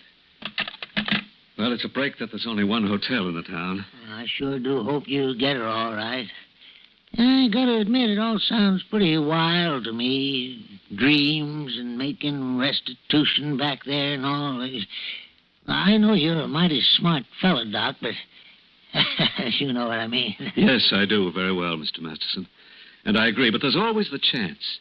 You see, he suffered a tremendous head injury. No one can ever say for certain just what damage is done. No, not to the brain. We can check that quite well. But damage to the mind, that's quite a different matter. People can do crazy things, all right. If we can just get her away from him until we're sure. Dr. Locke. Yes? Oh, well, can't Watkins handle it? Oh, all right. I'll be right there. Mr. Masterson, will you stay at this phone? I'll be right back. If she calls before I do, tell her to leave the hotel at once, to get away from him. Sure, Doc, sure. I'll stay right here. I'll warn her. I wouldn't want her hurt like Ellen was. Well, Mrs. Foster's life may depend on it. Yeah, I know that. You all right, darling? Oh, yes. Once the pain goes. I'm all right now. Do you often get that terrible pain in your head? You never mentioned it. It's nothing, really. I'm fine now. Gee, I'm sorry I had to drag you off the train. I just couldn't stand being cooped up any longer, and the noise... I know. It was getting on my nerves, too. Anyway, as long as I'm with you, I'll get off any train, any time, any place. Come on. We better hunt up a hotel, if Pittsburgh has one. What? Look at that. What? That sign. Now, there's coincidence for you. Seems we came to Abington after all. I had the bags taken up. You go ahead. I'll be up a little later. Why don't you come now, dear? Oh, Mary, don't worry. I'm just going to take a walk. Get the train out of my system. You're sure you're all right? I'm positive. All right. I'll see you soon. I've got to think. I've got to remember. What do I have to do? I must remember. I must.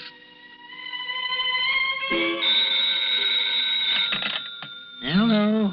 On your call to Mrs. Paul Foster to Nobody here made any such call.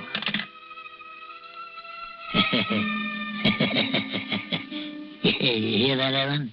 You hear? Nobody warned you, did they? I don't feel so good.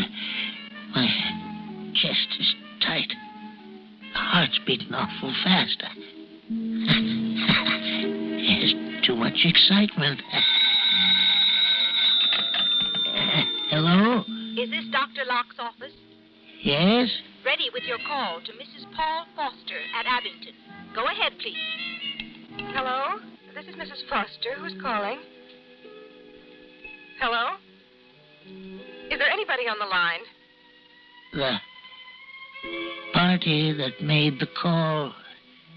He ain't here. He's gone. Who made the call? Nobody knew we were here. I don't know. Don't know nothing about it. Guess it was all just a mistake. Yeah. Just a mistake. A mistake. Like Ellen getting killed. Did she call? Did you talk to her? Mr. Masterson? Huh? Miss Clemens said there was a call. Did you talk to Mrs. Foster? No. I didn't. She wasn't there. You told the operator to try again. You left word for her to call back? Well, I don't rightly remember. It's all kind of confusing. I don't feel so good. Yes. My chest is all tight. Yes, it's all right now. I understand you. Just take it easy. Operator, will you, on that call to Mrs. Foster at Abington, will you please try again? Very well, sir. I'll ring it again and call you. And please hurry. Oh, if only we're in time. Doc, you believe what it says in the Bible? Vengeance is mine, saith the Lord. Yes, I do. If only we were sure that Foster does. Well, you've been a big help, Mr. Masterson. It's the least I could do. No sense in depriving him of his wife just because he deprived me of mine.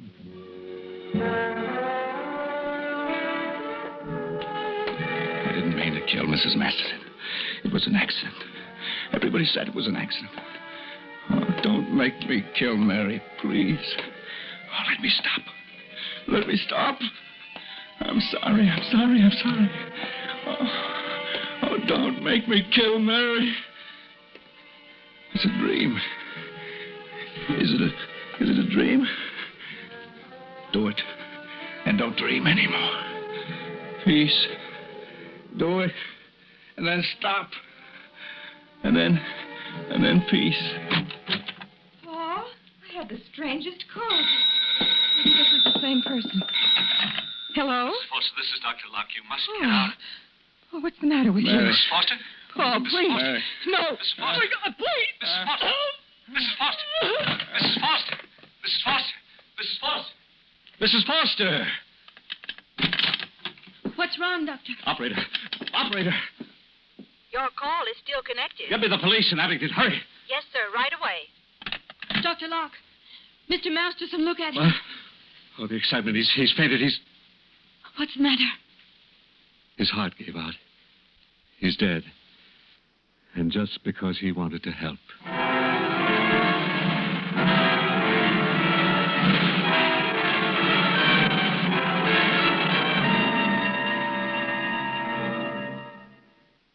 Suspense.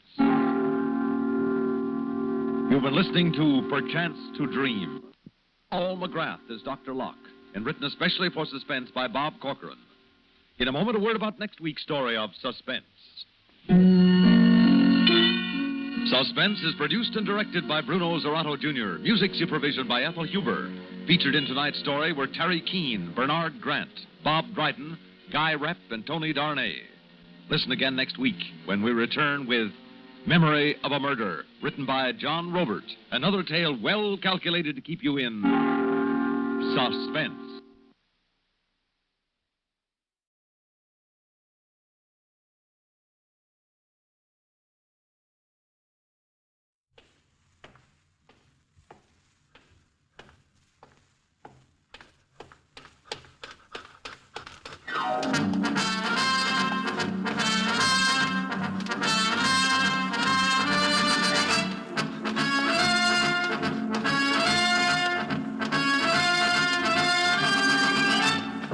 The National Broadcasting Company invites you by transcription to join The Chase.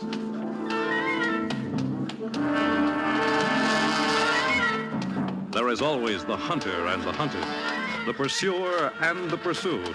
It may be the voice of authority, or a race with death and destruction, the most relentless of the hunters. There are times when laughter is heard as counterpoint, and moments when sheer terror is the theme.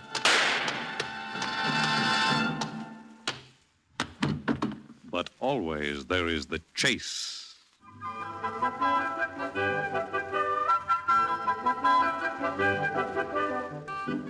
Listen, doll. I've been in show business for 15 years, but I never seen the likes of what I just went through. Brutal.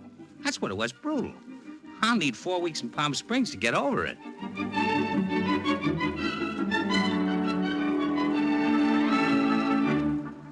You must have heard of the firm, Leo Busby and Company. That's me. Hollywood agents with offices in New York, Chicago, and L.A. Well, we're big, doll.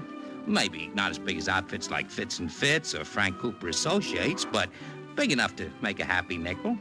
All right, so we're 10%ers. But that 10% looks big, doll, when it comes off a movie star's salary. We only deal in super personalities.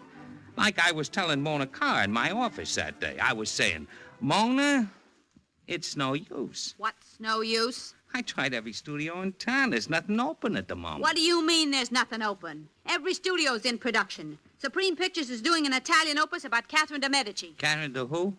What's the matter with me for the lead? No leads, Mona. What? Now, listen, doll, be reasonable. Drake Productions is going into production in a week with a big number about Amazons. It's going to be absolutely dynamic. All women with spears. Now, there might be a little supporting role. Supporting role? Me? Mona Carr? If you weren't such a runt, I'd slap you down for even making this suggestion. Relax, Mona. You listen to me, Leo Busby. I've been making pictures for 20 years, since I was a 10-year-old kid. How old? All right, 12. And shut your mouth. I've been playing supporting roles for other stars long enough. It's about time I had my own name above the title. Oh, one day, Mona, one day. Not one day, you skinny little worm. Now. Well, let's not get into personalities, Now, Mona. do you hear me? Now. Let go of my time, Mona. You're ruining the initials. Excuse me. Hello? Busby? Yeah? Come over to my office immediately. Your office? Who am I talking to? You've been dealing with Supreme Pictures long enough to recognize my voice, Busby. Oh, Miss Harrison. Well, I'll be over in 20 minutes, HRH. 20 minutes? Do you think I've got all day to wait for you? I want you immediately. And don't you say anything about this call to anyone. Do you hear? What I have to tell you is tremendously important. Top secret. Right, HRH. I'm practically there right now. I gotta go, Doc. You are not leaving here until you promise me a starring part. How can I promise you something like that? Who am I? Vice president in charge of production? That was Henry Harrison who just called you president of Supreme. I gotta meet him right away, Mona. It's important. You not only meet him, but you give him a pitch for me. Now, Mona. I warn you, Leo, I am not accepting any brush-offs. You will either talk him into giving me a contract or else. Listen, Mona, I'm in this to make a buck like anybody else. I'd love to get you what you want, but it's impossible. Is it? That's the honest truth. Starring roles are out for you. If you want me to be brutally frank... Well, there just isn't anything open. all right. All right, what? We let it go at that. Now you're being sensible, Mona. Sure. I'm being sensible. I'm being very sensible.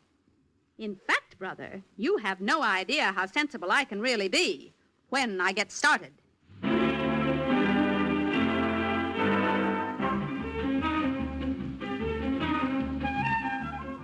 Well, doll, knowing Mona like I do, that last crack she made should have put me on my guard. But my thoughts were on H.R. Harrison and his phone call. And in my mind, two things can't occupy the same place at the same time. H.R.H. is Mr. Hollywood himself, doll.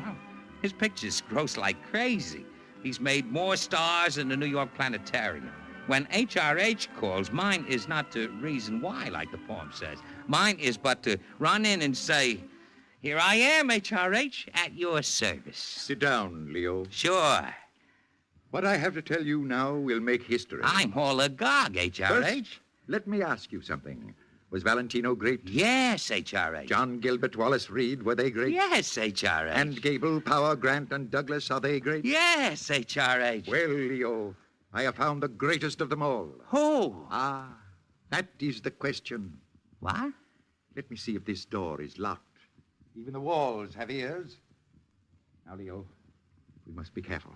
If another studio steals my finds from under my nose, I'll kill myself. Oh, no, HRH. I told you over the phone that this was top secret. Well, I was wrong. This is top secret. I call it Operation Star. 3 days ago, I took my small son Harold to a parade. What's that got to do with the star? Don't interrupt. I am coming to that. Oh, excuse me, HRH. Harold, who is a budding genius, took some snapshots at the parade, and one of them had part of the watching crowd in the background. Maybe 30 people. Do I make myself clear? Like crystal, HRH. I happened to look at Sonny's pictures after they were developed to give him some technical advice. Although he's so brilliant, I'm the only one who can teach him anything. Oh, naturally. That's when I saw the crowd picture and the star of the century. Here, look at this, Busby. The picture? Yes. What? Well, which one's the star, HRH? All I see are a bunch of people lining the sidewalk. Of course, that's all you see. That's all anyone sees. What's on the surface? It takes a man of vision to see below. A man of vision, Leo, who also uses a magnifying glass. Now look at the tall young man over here, through this glass. Say. Handsome? He sure is. Did you ever see such features, such poise, such eclat? I tell you, he's going to be the greatest thing in pictures since they invented actors. What's his name, HRH? Who is he? That's exactly what I want to find out. You don't know? Of course I don't know. All I have is that picture.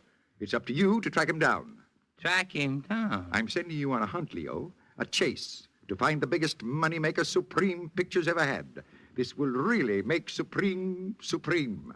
Now that I think of it, we'll call this Operation Chase, not Operation Star. It has a more important ring to it. But HRH... Wherever that Adonis is now, I want to find him. Money's no object, Leo. Spare no expense. But just make certain you don't spend more than 50 a day. Incidentally, this entire thing must be done on the QT. We got to look for him in secret? No newspaper advertising for him, no radio contests, and so on. No one in Hollywood must know who we're after, or we may be scooped by Sincere Productions or some other outfit of that ilk. You mean you want me to find one man out of I don't know how many in L.A. without even letting anyone know I'm doing it? That's impossible, HRH. Impossible is a word no one uses in my presence, Busby. Oh, don't get me wrong, HRH. I'm willing to give this a try, a big try, but you'll admit it's going to be kind of hard to see where to begin. I'll leave the entire hunt up to you, Leo. You'll be master of your own destiny. And incidentally, that destiny will include a very fat contract for this young man, with you as his representative. How much do you start him off with? Leo, I'm surprised at you. My chagrin is boundless. How can you talk of money at a time like this? Well, if he's going to be my client... First, we must find him, and then we can proceed to the more sordid details. Can I take the picture with me? Yes, but guard it well, my boy, guard it well. Good luck to you, Leo. I give you my blessing on Operation Chase.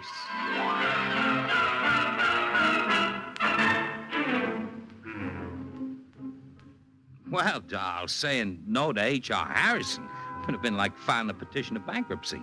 So there was nothing I could do but follow orders. All I had was a snapshot, a rotten one at that. I didn't know how to start or where. The guy might not even be in L.A. anymore for all I knew. As long as HRH made me keep it so secret, I couldn't even blow up the picture and put an ad in the papers. What I figured I needed was a detective, a private eye. So I looked up one near Vine and Sunset and dropped into his office. Yeah? Where's Mervyn Ogilvy? You're looking at him now. Ah, my name is Busby. Got a case for you. Divorce evidence? No, nothing like that. Lose a relative? Not exactly, but I am trying to locate somebody. Who? I don't know. What? Well, I don't know his name, but I got a photograph. Here. How many people are you searching for? There's a mob in this picture. Well, just one. You look at the picture through this magnifying glass here. You see that tall, handsome guy there in the middle? Yeah. Well, that's him. Where was this picture taken? At a parade in downtown L.A. last week. Can you find him for me? What do you think I am, a magician? I gotta have some leads to go by. I don't have any leads. You're a detective, aren't you? Go ahead and detect. Okay. I'll see what I can do. Oh, what's your fee? $50 a day and expenses. Well, that's kind of high. If you're looking for charity, try somewhere else. All right. It's a deal. When'll I hear from you? As soon as I got news. Now, when'll that be? Maybe tomorrow. Maybe never. When you're chasing a shadow, you never know. Well, there's only one hitch. Yeah, what? This has got to be kept a secret. No publicity, you understand? That's important. You got any other ways of making it harder for me? Now, here's my card. I'll be waiting for your call.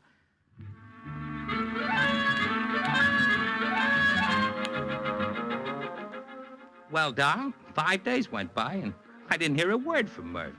By this time, HRH is getting jumpy, and I'm keeping busy trying to calm him down.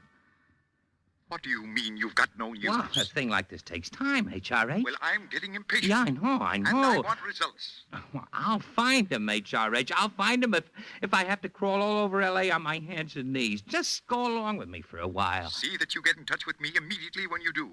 Carry on, Busby, with Operation Chase. Oh. Mona. Good morning, Leo, darling. Now, Mona, I'm busy now. Oh, not too busy to talk to me. Listen, I got big things in the fire. Come in some other time like a good doll, huh? So you got big things on the fire, have you? What big things, Leo? A handsome, blonde young giant, for instance, who was photographed at a parade? How'd you know about him? I know a lot more than you think I do. Sweetness. Keep it quiet, will you, Mona? At least till he's found. He has been found. What? I repeat, you nauseating little man. He has been found. You're kidding. Remember Mervyn Ogleby, the private detective you went to? You know about him, too. Mervyn got me the evidence for my last 3 divorces. And he's crazy about me. He found your man. But he's not turning him over to you without my permission. I don't believe it. Get me Mervyn Ogleby's office, quick. You can save yourself a dime on that phone call, my precious little drip. I'm giving you facts. I've got the boy HRH is panting to put under contract, and I am not producing the gent until I get what I want. Hello? Mervyn Ogleby Associates. Ogleby speaking. Oh, this is Leo Busby. Greetings. Did you find my man?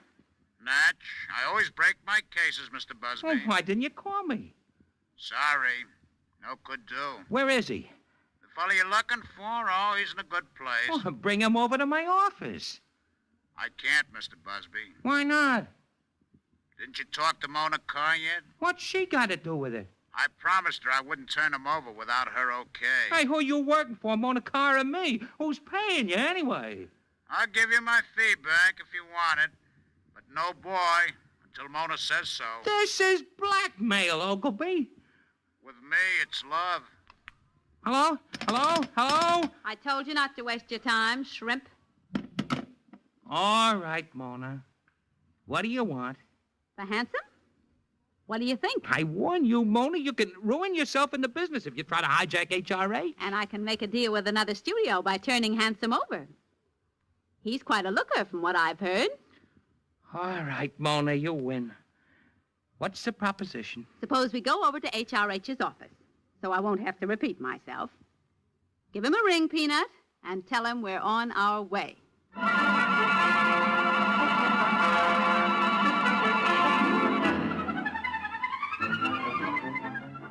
Well, doll, 20 minutes later, Mona was putting the burning cigarette butts to HRH's bare feet. When it came to turning on the heat, the dame was an old pro. And no matter how HRH squirmed, he couldn't get out of her stranglehold. This is outrageous. Well, now, take it easy, HRH. Remember, your liver... Never mind my liver. This woman is trying to blackmail me. Don't be silly, Mr. Harrison. I'm giving you something for nothing. Not only do you get the woman's home companion under contract, but you also get me. And you know what my name will mean at the box office. I certainly do. Well, take it or leave it. Star billing in your new opus, or no Handsome Harry for Supreme Pictures. All right. You can have your contract. But on one condition. What's that? We get this boy signed up first. And what's going to prevent you from handing me the well-known double cross? Henry Harrison's word is as good as his bond. Well, I'd still like to see it on paper. Oh, Mona, you can trust HRH. I'm a witness to the deal. You're safe enough. Well, all right. But if anything goes wrong, you little weasel, I will have your head on a platter with an apple in your mouth. Where is he? Your new find? Mervyn's got him in a small hotel downtown. Is he as handsome as he looks? Even handsomer. Mervyn doesn't know much about pictures, but when I asked him a few questions, he said this guy he located couldn't walk down the street without having strange women try to tear chunks out of his hair. Just as I thought. The attraction of the century. The ladies will be fighting like cats to get into the theaters just to look at him. Leo, go down to this Mervyn Ogleby's office and arrange to pick the boy up immediately. Right, HRH. Wait. We still have to maintain secrecy. Operation Chase isn't finished until I have his name on a contract. maybe you'd better get a police escort. Oh, you think that's necessary? Who knows? If one of the other studio heads lays eyes on him, they might kidnap him. Yeah, they might. Wait, I've got a great idea. Yes, HRH? We'll bring him over in an ambulance. An ambulance? I'll hire a private one. Then no one will even suspect Oh, but HRH... You've got your orders, Busby. Carry them out.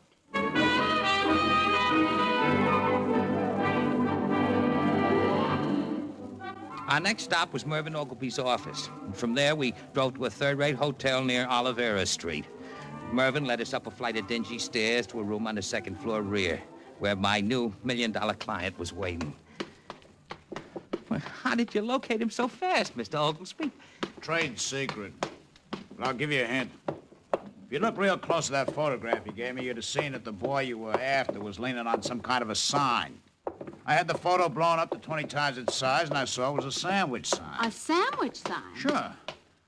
With an ad on it. He was carrying it around for a couple of bucks a day, and he just took it off for a minute to relax and watch the parade. I checked with the firm who had the ad on the sign, and they told me where he was living. Can you imagine? Carrying a sandwich sign around for cakes and coffee and not knowing he's slated to be the biggest box office draw since bingo. Oh, it's a small world, hmm? Did you talk to him, Mr. Ogilvy? No. You didn't? I checked with the room clerk downstairs and told him let me know if the kid made a move to leave the joint. I also waited in the lobby for a couple of hours to get a look at him, make sure he was the right cook. And you saw him? Natch. Here's his room.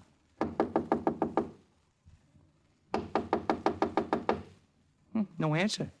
He must be, and the clerk downstairs said he saw him come in half an hour ago. Try it again.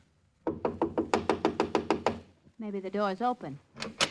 Yeah, it is. Hey, look. Room's empty. The bureau drawers are open. He must have packed and left. And he's a deadbeat. The clerk doesn't know he's gone. I'll call down a check. Oh, wouldn't that kill you?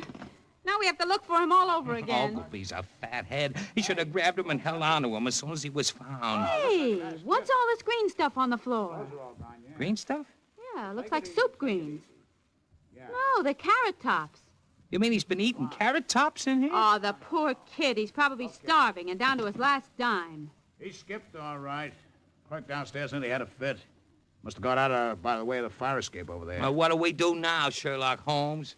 We'll have to advertise, that's all. I told you we got to keep this under wraps. Then you'll never find him again. Now, listen, we can put a subtle ad in all the newspapers. He likes to be a sandwich man, doesn't he? Okay, we'll advertise for a sandwich man. Give his description. We'll get results, I tell you. I'll have to get HRH's permission first. Then you better go over and talk to him now. And don't forget to remind him that our bargain still stands. Mervyn's still working on the case, and I want my contract if he's found. Say, we don't even know what his name is. I asked the clerk yesterday. It's Jackdaw. Luke Jackdaw. Jackdaw? Don't ask me why I'm not his godfather. Okay. I'll go over and spill the bad news to HRH. If he doesn't murder me outright, I'll call your office in an hour.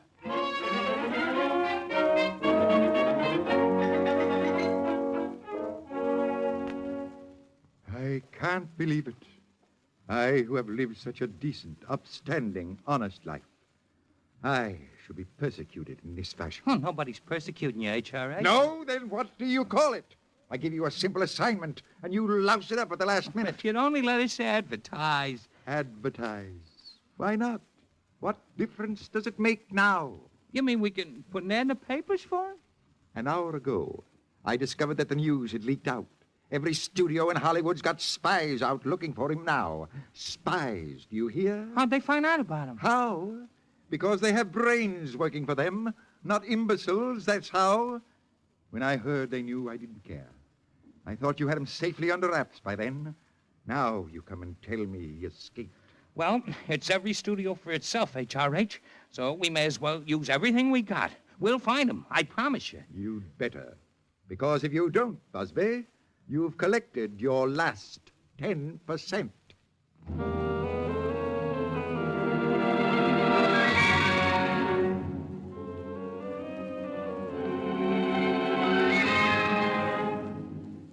Well, we really poured it on, doll.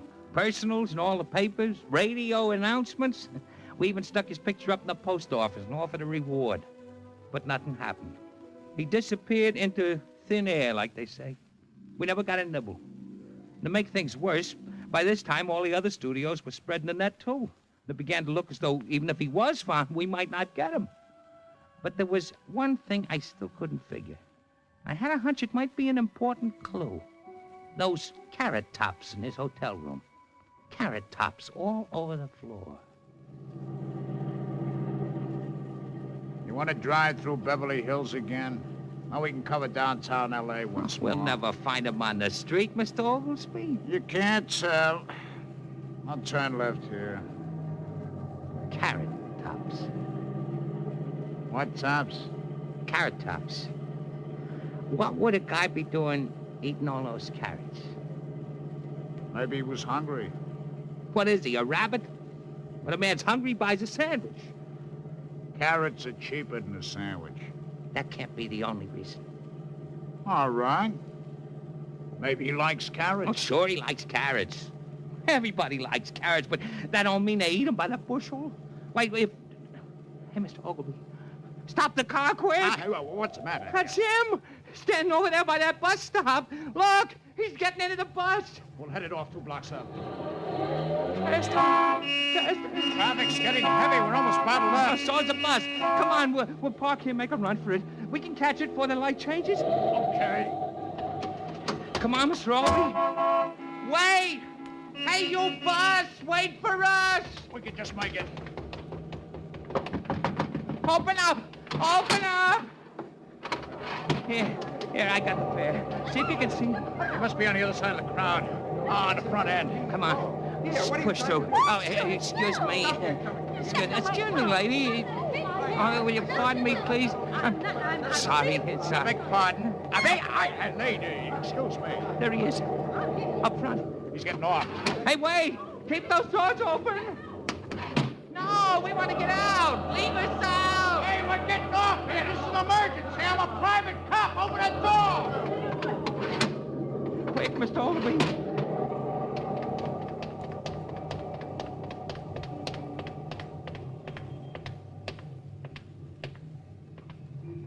What happened to him?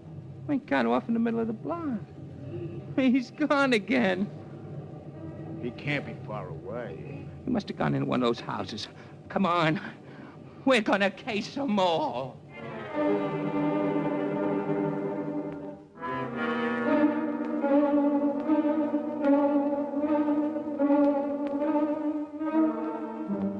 Well, Doll, for an hour, we went through every house on the block. Most of them were furnished room joints, the kind of places a carrot eater might hide out in. But we didn't have no luck until we hit the next to last place on the street. Small stone dump with a rooms to let sign in the window.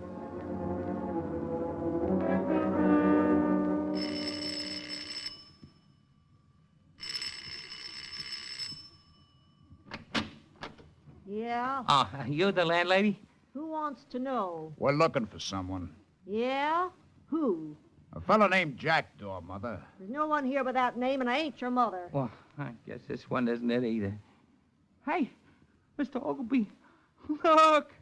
Huh? Inside near the door, a carrot top. He must be here. Oh, I told that young squirt not to bring his vegetables And in. what's his name? What's whose name? The guy who likes the vegetables. He calls himself Lucas. What's he look like? Well, he's rather good-looking, I'd say. A big blonde Apollo. A big blonde what? Well, a very handsome character. He's blonde, all right. Where is he? He's out now. Oh, he can't be. He We might just... have walked back out while we were inside one of the other houses, Mr. Busby. Say, who are you fellas anyway? What do you want with Lucas? It's very important that we locate him. I'm a private detective, see? A detective? You mean he's done something? Oh, no, he didn't do anything. This is strictly business. I'm a movie agent, see? We want him for pictures. A movie agent? Well, I always wondered how a body got herself a screen test. You want a screen test? How do you think I'd make out, huh? Well, look, you help us get Lucas, and you're in. Where'd he go? Oh, he just went out to mosey around for a while, but he'll be back. How soon? Can't say. Well, can one of us stay in his room till he returns? Well, that's kind of irregular, but seeing it's you. Well, you wait here, Mervyn. When you grab him, don't let him go. I'll go back and tell HRH the good news. As soon as Lucas or Jackdaw, or whatever he calls himself, gets back, escort him to HRH's office in style.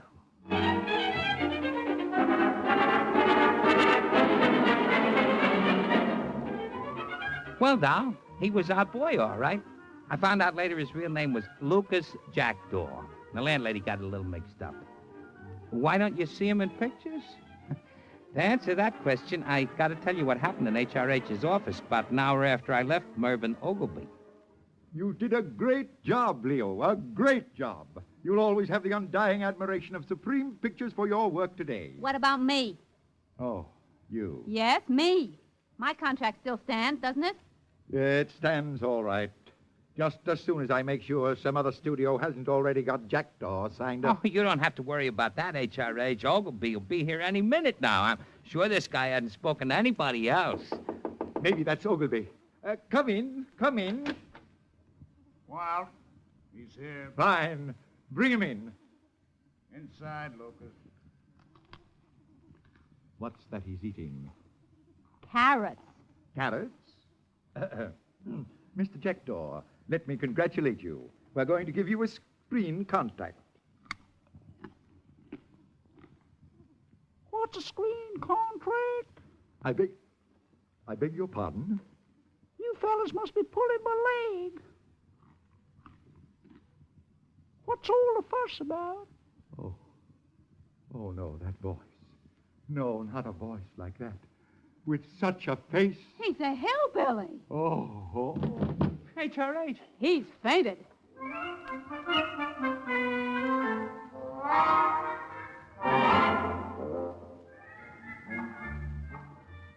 Well, Doll, that's how it goes. With a voice like that, we should have found Lucas Jackdaw before they invented sound. Because it was a cinch we couldn't use him now. Mona didn't get a contract. I didn't get my client. And Lucas went back to the hills to eat more carrots. It just goes to show you... excuse me. Leo Busby and Company. Busby, HRH here. Are you alone? Yes, HRH. Make sure, because this is top secret. Super top secret. Come over to my office right away. My wife, who happens to be the smartest woman in Hollywood, was walking through the 5 and 10 the other day when she discovered a real find. Keep this under your hat, Busby. We'll call it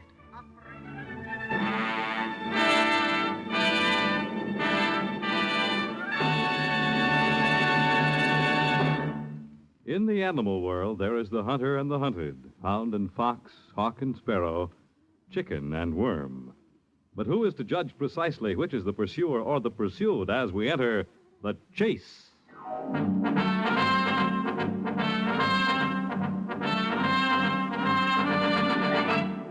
The Chase was created for the National Broadcasting Company by Lawrence Clee. Heard in the cast were Kermit Murdoch, Leslie Woods, Ed Jerome, Abby Lewis, and Ralph Bell. The Chase is directed and transcribed by Fred Way. Fred Collins speaking.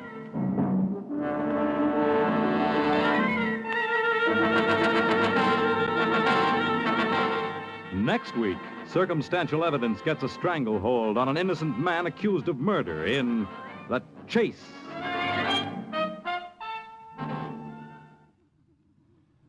This evening, it's Counter Spy on NBC.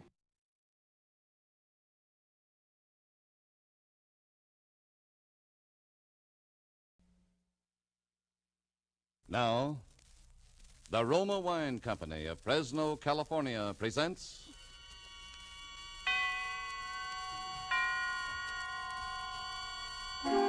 Suspense. Tonight, Roma Wines bring you the suspenseful play called Two Birds with One Stone, starring Mr. Dana Andrews. Suspense is presented for your enjoyment by Roma Wines. That's R-O-M-A, Roma Wines. Those excellent California wines that can add so much pleasantness to the way you live, to your happiness in entertaining guests, to your enjoyment of everyday meals. Yes, right now a glassful would be very pleasant, as Roma Wines bring you a remarkable tale of suspense. And with Two Birds with One Stone, and with the performance of Mr. Dana Andrews, Roma Wines hope indeed to keep you in suspense.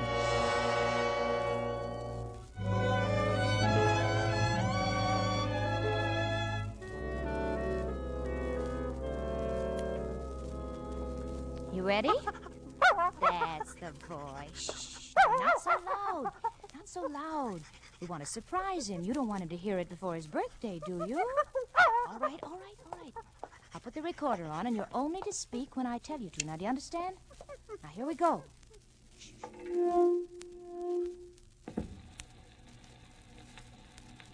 Walter? Hello, Walter. This is Eleanor, Walter, and this... Speak.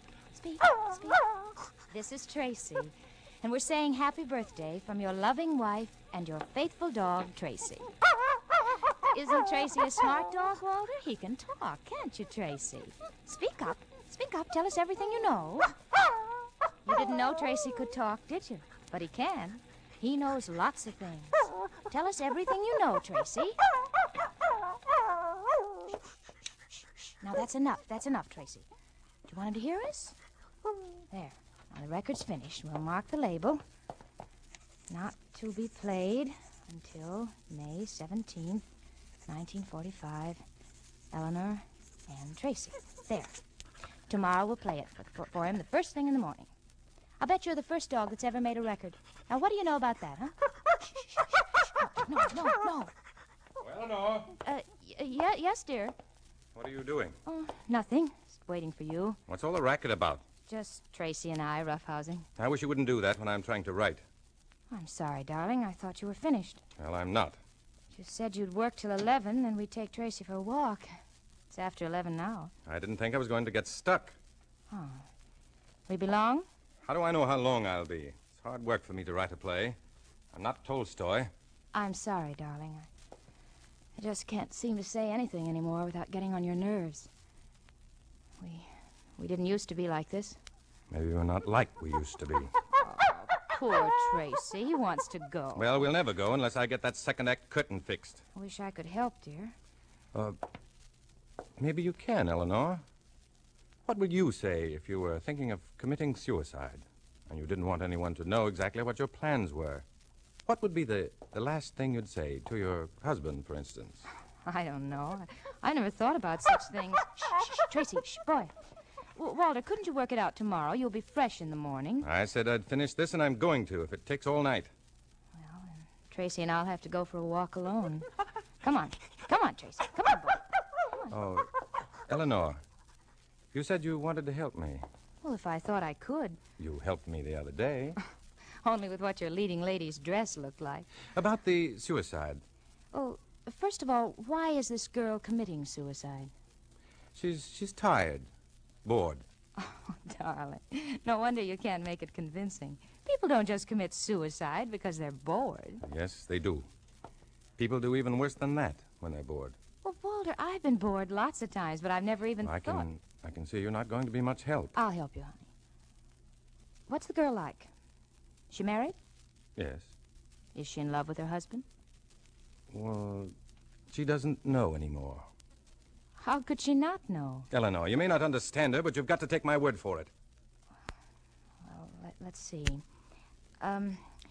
Would she say... Eleanor, let's try it this way. You know, sometimes the very first things you think of are the best. Just say whatever you think she'd say without stopping. You know a little about the character. Just say whatever comes into your head. Now, try it. I won't interrupt you. All right, but... Oh, Eleanor, did they fix the recording machine today? Yes, yeah, why? Have you tried it out yet? No, I was just going to. I'll tell you what we'll do then. We'll try it out by cutting a record of what you say now. It'll be spontaneous, unrehearsed. I've thought too much about it. Maybe that's why I can't do it. But yours will be fresh, and we'll play it back and change it and work on it after we hear it. Well, wouldn't it be better, darling? Please, try it my way before you have a chance to think too much about it. Oh, come on. Oh, you've got a record right there, haven't you? Is there anything on it? Well, one side's blank. All right. Come on. And, make it emotional, convincing. You ready? All right, go ahead.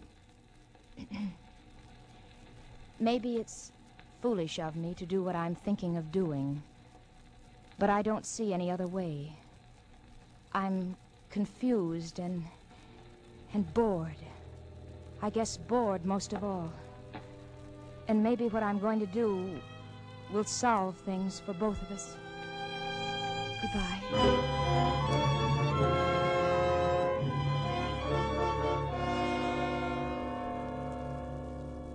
That was good, Eleanor.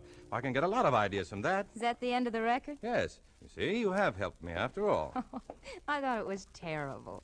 I'm no writer, Walter. It was all right. Well, of course, I may change a word here and there, but it was all right. Really? Well, can we go walking now? Yes. Get your coat. All right, baby, all right. Here we go, here we go. Eleanor, would you mind if we left Tracy? Huh? Oh, why? I feel so tired. I thought I'd like to stop at Joe's for some coffee. We can take him in with us. No, we can't. You remember what Joe said last time we had him in there? Oh, yeah, I'd forgotten. I don't see why he has to act that way about dogs. We've just spoiled Joe. Just because he gave you music lessons as a child, he thinks he can treat us any way he wants. No, Eleanor, he has his customers to think about. People don't like to have dogs hanging around an eating place. It isn't Joe's fault. Oh, poor Tracy. He knows he's not wanted. Well, that's the way Joe feels about it. We'll only stay a few minutes, and then we'll come back for Tracy. All right, I suppose we have to. Tracy, you wait now. We won't be long, then we'll come back for you. Oh, we'd take you now, boy, but we can't.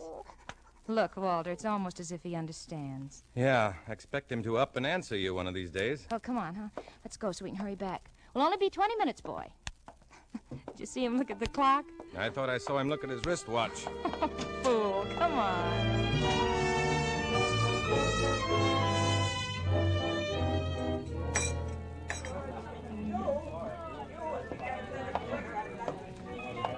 You know, old Joe's got a nerve not wanting dogs in here. Look at some of these customers. Don't be bitter. Well, I don't think we ought to come in here anymore, even if he is an old friend of yours. It'd break his heart if we could quit coming here. You know that, Eleanor. How else could he worry about me and keep an eye on me if we didn't come in here once in a while? Look, they've got new records in the jukebox. It's about time. See what they've got. Did you say new? Blue Heaven. Together. Gloomy Sunday. Gloomy Sunday. I haven't heard that one in a long time. Would you like to? Let's order first. Let's sit at a table. Make him wait on us for a change. No dogs allowed. He's got a nerve. Honestly, I'd never... Shh. Here he comes. Now, don't start anything, Eleanor. Well, I'm off of Joe, and I don't care if he knows it. Good evening, Walter, Mrs. Faber. What'll it be tonight, huh? Well, hello, Joe. Just coffee. Well, you got any of that 7-layer? Yes, I think I can fix you up. Nothing for me. I haven't seen you in quite a while. You're not going to see me in here anymore at all, Joe. Huh? Oh, why not? Oh, Joe, never mind. We're in a hurry. But why do you say that, Mrs. Faber? Oh, never mind. I'm going to play a record, Walter. I'll be right back. What is the matter with your wife? Maybe I did something? No, Joe, it's nothing you've done. But you notice it, too. I notice what? How depressed she is. Yes, but why? If you could understand women, Joe, you wouldn't be in this business.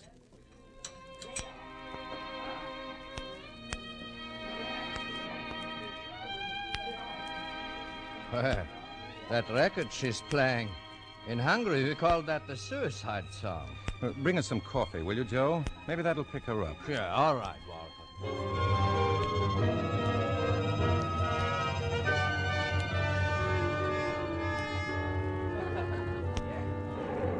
Well, even if you don't like old Joe, you've got to admit he certainly bakes a wonderful cake. I'm not interested. Let's go. What's your hurry? I don't like this place, and I'm not coming back anymore. Shh, not so loud. I don't care if he does hear me. Well, good night, folks. Good night. Where are you going? We have to go back after Tracy. Look, Eleanor, it's starting to rain. If we go back now, we won't get our walk in at all. Oh, Walter, but we promised him. Let's just run down by the wharf, shall we? Then if it doesn't rain too hard, we can go back for Tracy. Oh, maybe you're right. Gee, it is beginning to come down. Come on. The river's wonderful when it's raining. Well, maybe we better go back. We won't get wet if we make it a quick one. Come on. Walter, let's go back, Walter. Come on, Eleanor. Come on. Walter. Walter.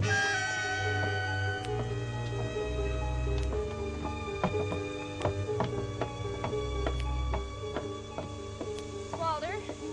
Walter. Walter, where are you? Walter, I'm just soaking wet. Now, if this is a game... This isn't a game, Eleanor. Walter, you frighten me. Standing in the shadows like that. Come on, now let's go home. I'm just freezing. Look at the river. It's beautiful, isn't it? Oh, please, let's go home. Dark and mysterious. And dirty. Let's go back. It's not dirty, Eleanor. And if it is, it's dull, boring people who've made it that way. Whatever it is, I'm cold. I'm wet. Eleanor, Yes. come over here. No, I'm going home. Look over the edge here. The way the water washes over the pilings. Oh, please, Walter, let's go home. Just a minute longer. Then we'll go. All right. But promise. Walter? Walter, what? Walter, what's wrong with you? Walter, let me go. Walter, no! No!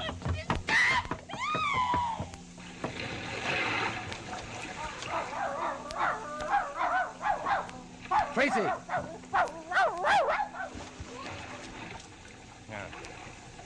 Drown, you dumb cluck. Well, it's two birds with one stone, I guess.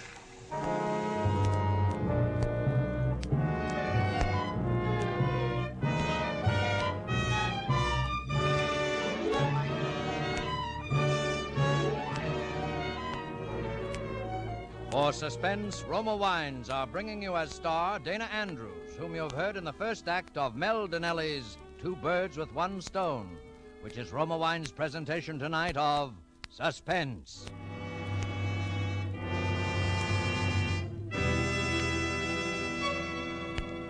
Between the acts of Suspense, this is Truman Bradley for Roma Wines. To millions all over the world, the name Elsa Maxwell stands for gracious hospitality. Her suggestions on entertaining are eagerly sought, and here's an especially timely one. Planning a simple dinner for friends during these days of food rationing calls for imagination in making plain dishes temptingly attractive. I suggest the simple, inexpensive touch that Roma lends, making party fare out of the most ordinary supper. Serve cool Roma California Burgundy with the meal. If possible, too, dine by candlelight. The tart piquancy of deliciously robust Roma red Burgundy and the soft, flattering lighting heightens the pleasure of dining. That's a grand suggestion of Elsa Maxwell's. Dinner by candlelight with distinctive Roma Burgundy. Truly an appealing idea.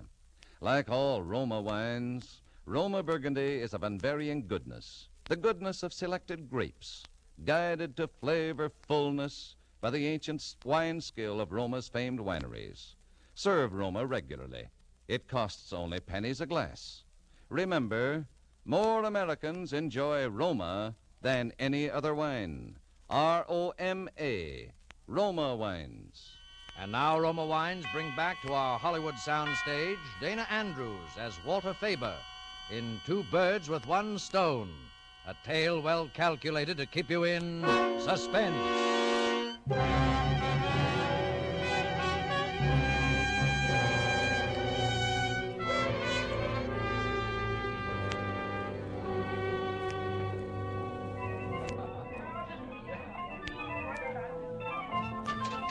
Joe!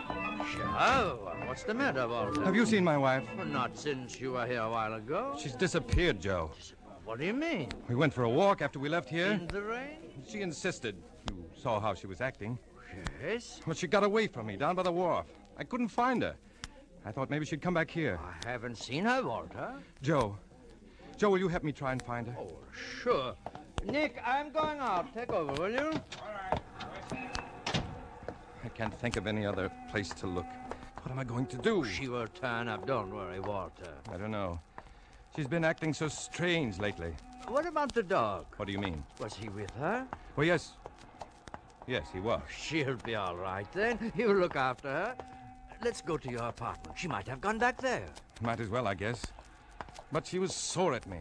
I don't think she would have gone back home. We'd better have a look anyway.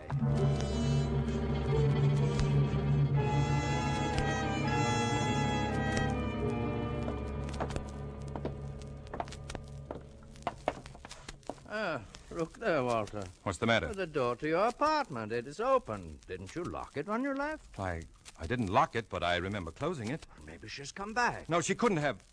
I mean, Come on, let's go in. Oh, Eleanor! You see, there's no one here. I'll look in the kitchen. You go in the bedroom, Joe. Yeah. Walter. What is it? Come here in the bedroom. What's the matter? Look on the bed there. No, it couldn't be. I thought you said the dog was with her. He was. Yes, he was with her. Then she must be here, too. No, she couldn't be. Why not? I mean, oh, Eleanor! Eleanor! Look at how still the poor dog lies. Maybe he's been hurt.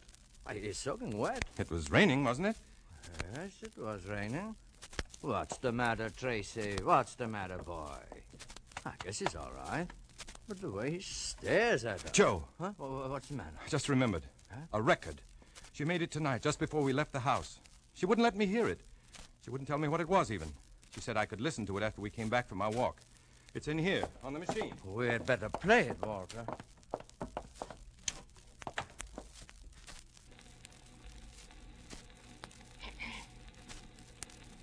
Maybe it's foolish of me to do what I'm thinking of doing.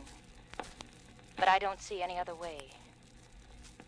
I'm confused and bored. I guess bored most of all. And maybe what I'm going to do will solve things for both of us.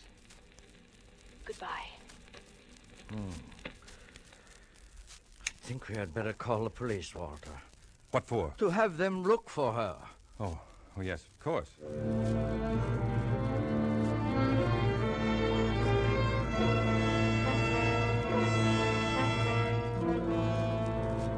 Is there anything else you can think of, Mr. Faber?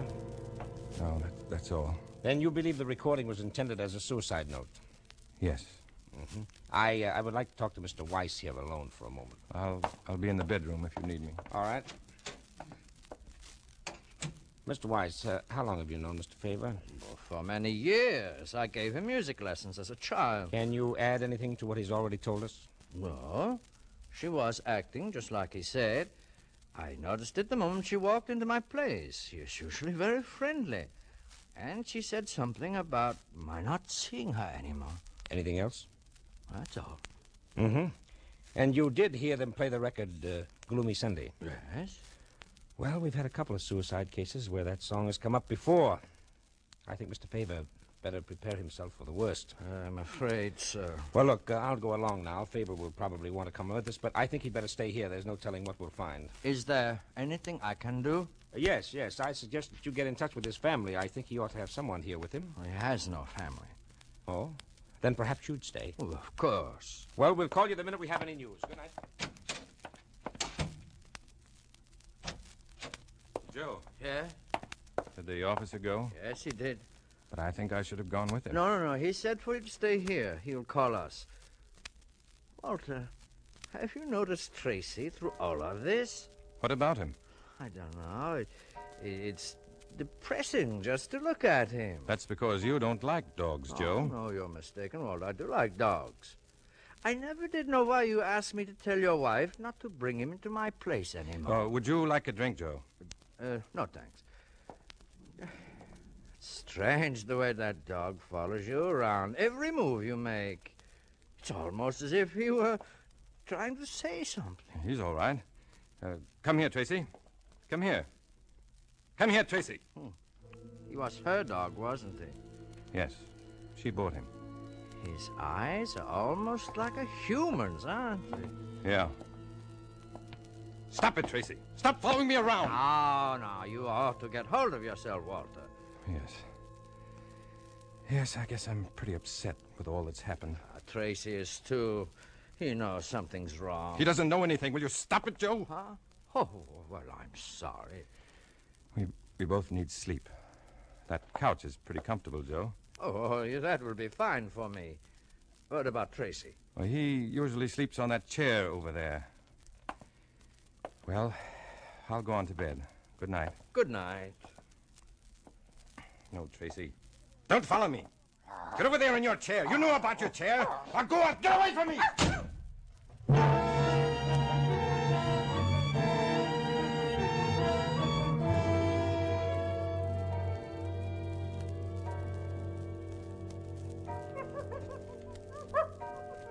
Joe.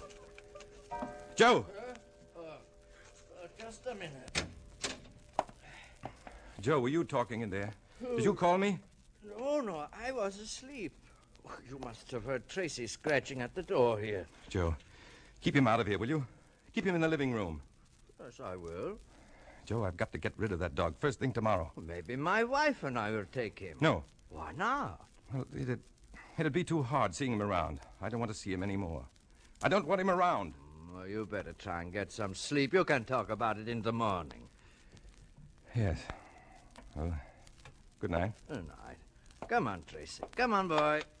You'll have to carry him. Pick him up, will you? Yes. Here we go, boy. Say, he has got something sticky around his neck here. He ought to have a bath. I'll get it. You stay in here, Walter.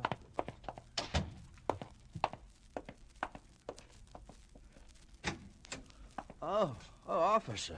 I've bad news, Mr. Weiss. We found her. Where's Mr. Faber? In the bedroom. Well, you'll have to help me break it to him. Where did you find her? In the river. She must have struck her head on the pilings when she jumped off the wharf. Oh, no. She was in pretty bad shape. Her clothes were torn and her arms were badly lacerated. We can't figure that out. Well, I guess we better go into Mr. Faber. Yes. What is it? Have you... Walter, we have very bad news for you. I'm sorry, Mr. Faber. There's nothing you can do now. As we suspected, it was suicide. There's no need of your coming down now. There was identification on her, but we would like to see you in the morning. All right, I'll be down. Good night. Officer. Yes? Would you do me a favor? Why, certainly. This was her dog. Yes? I don't want him around anymore with her gone. Could you take him with you now? Well, this is a bit irregular. What would you want done with him? Just get him out of here. I don't care what you do with him. I know you're upset, Walter, but don't do this to the dog. Decide about it tomorrow. You may feel differently. Don't stand there and argue with me, Joe. I know what I want. I'll get him out of here, I tell you. I guess you'd better take him, officer. You'll have to carry him, I guess. Yes. Well, it's too bad. They'll probably put him out of the way. Yes, I know. Goodbye, Tracy.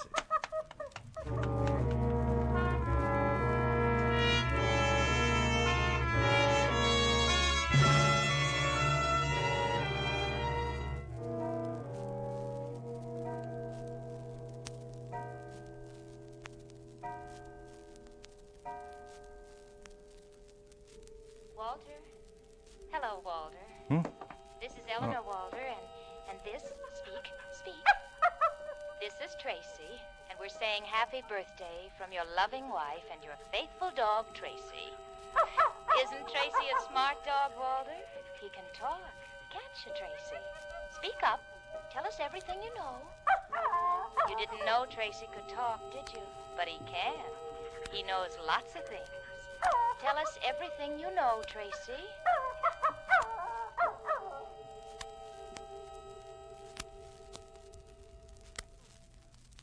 Joe! Yes? Joe, did you hear it? Happy birthday, Walter. How did you know it was my birthday? Eleanor told me. Eleanor? No. Eleanor's dead. Walter, you've had a bad dream. Wake up. Dream? Oh, Joe, I dreamt I... What did you dream? I dreamt I murdered her. I mean, Why did you do it, Walter? It was a trick. Why did you do it, Walter? You won't tell anyone, will you, Joe? You won't, will you? I tell you, I had to do it, Joe. I hated her. I knew I'd never be rid of her, and... I am going for the police. Stay where you are, Joe. I've got a gun here. So you didn't give Tracy to the police after all. You wanted him here to drive me crazy. You knew all along. You suspected from the beginning. I suspected nothing until a while ago when I played the other side of this record. Now put that gun down, Walter. Let the dog in. Go on, let him in. If it hadn't been for him, you'd have never known about Eleanor. But I'm going to fix both of you now. You couldn't get away with one murder. Now I suppose you think you'll get away with two. Pick the dog up. Go on, pick him up. That's right. Now sit over there with him in your lap. Hold him close if you're so fond of him. It's going to be two birds with one stone again. Only this time I'll make it stick. Drop that gun, Faber. If that dog hadn't gotten away from us, you'd have been a goner, Mr. Weiss. And if I hadn't followed this dog back here, I wouldn't have overheard your very interesting confession, Mr. Faber. Well, okay. I guess I'm even a worse playwright than I thought. Come on, Tracy. Let's go for a walk. I'll walk you down to the station. That's funny. Listen to him. This is the first time he's ever wanted to go for a walk with me.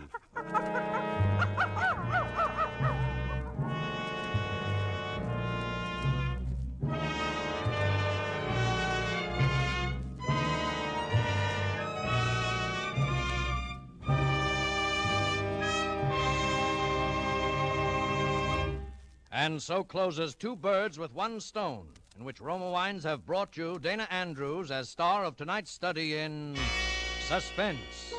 Suspense is produced, edited, and directed by William Spear. Before our star returns to the microphone, let me say a word for Roma Wines, the sponsor of Suspense. The world-famous hostess, Miss Elsa Maxwell, knows all the niceties of entertaining. And she has this to say about simple wartime hospitality. Good friends and good Roma California sherry. These are the makings of a pleasant evening. Roma sherry is ideal for any occasion, before dinner with appetizers or during friendly visits. You and your guests will enjoy the light, nut-like flavor of glorious amber-colored Roma sherry, especially served cool. Delicious Roma wines cost only pennies a glass. Serve them often. Remember, more Americans enjoy Roma than any other wine. R-O-M-A, Roma Wines. And the next time you use vermouth, choose Roma vermouth. Zestful, full-flavored Roma vermouth is blended and developed with all the traditional wine-making skill of Roma wineries, is made and bottled in the heart of California's famous vineyards, yet surprisingly low-priced. Try both sweet and dry types of Roma vermouth soon, won't you? This is Dana Andrews. I've certainly enjoyed appearing on this evening's Suspense. And I'll be looking forward to next week's show, which will star my good friend Herbert Marshall. In the meantime, remember this. We've got the biggest home front effort of the war facing us right now. It's buying more bonds during the current 7th War Loan, more than we've ever bought before. Last year by this time, we had 2 war loan drives. This drive, the 7th War Loan, is the first this year, but it must do the job of 2, for there'll be only 2 war loan drives in 1945. So buy more and larger war bonds now. Dana Andrews appeared through the courtesy of 20th Century Fox and will soon be seen in their production, State Fair. Next Thursday, you will hear Mr. Herbert Marshall as star of Suspense. Presented by Roma Wines, R-O-M-A, made in California for enjoyment throughout the world. This is CBS, the Columbia Broadcasting System.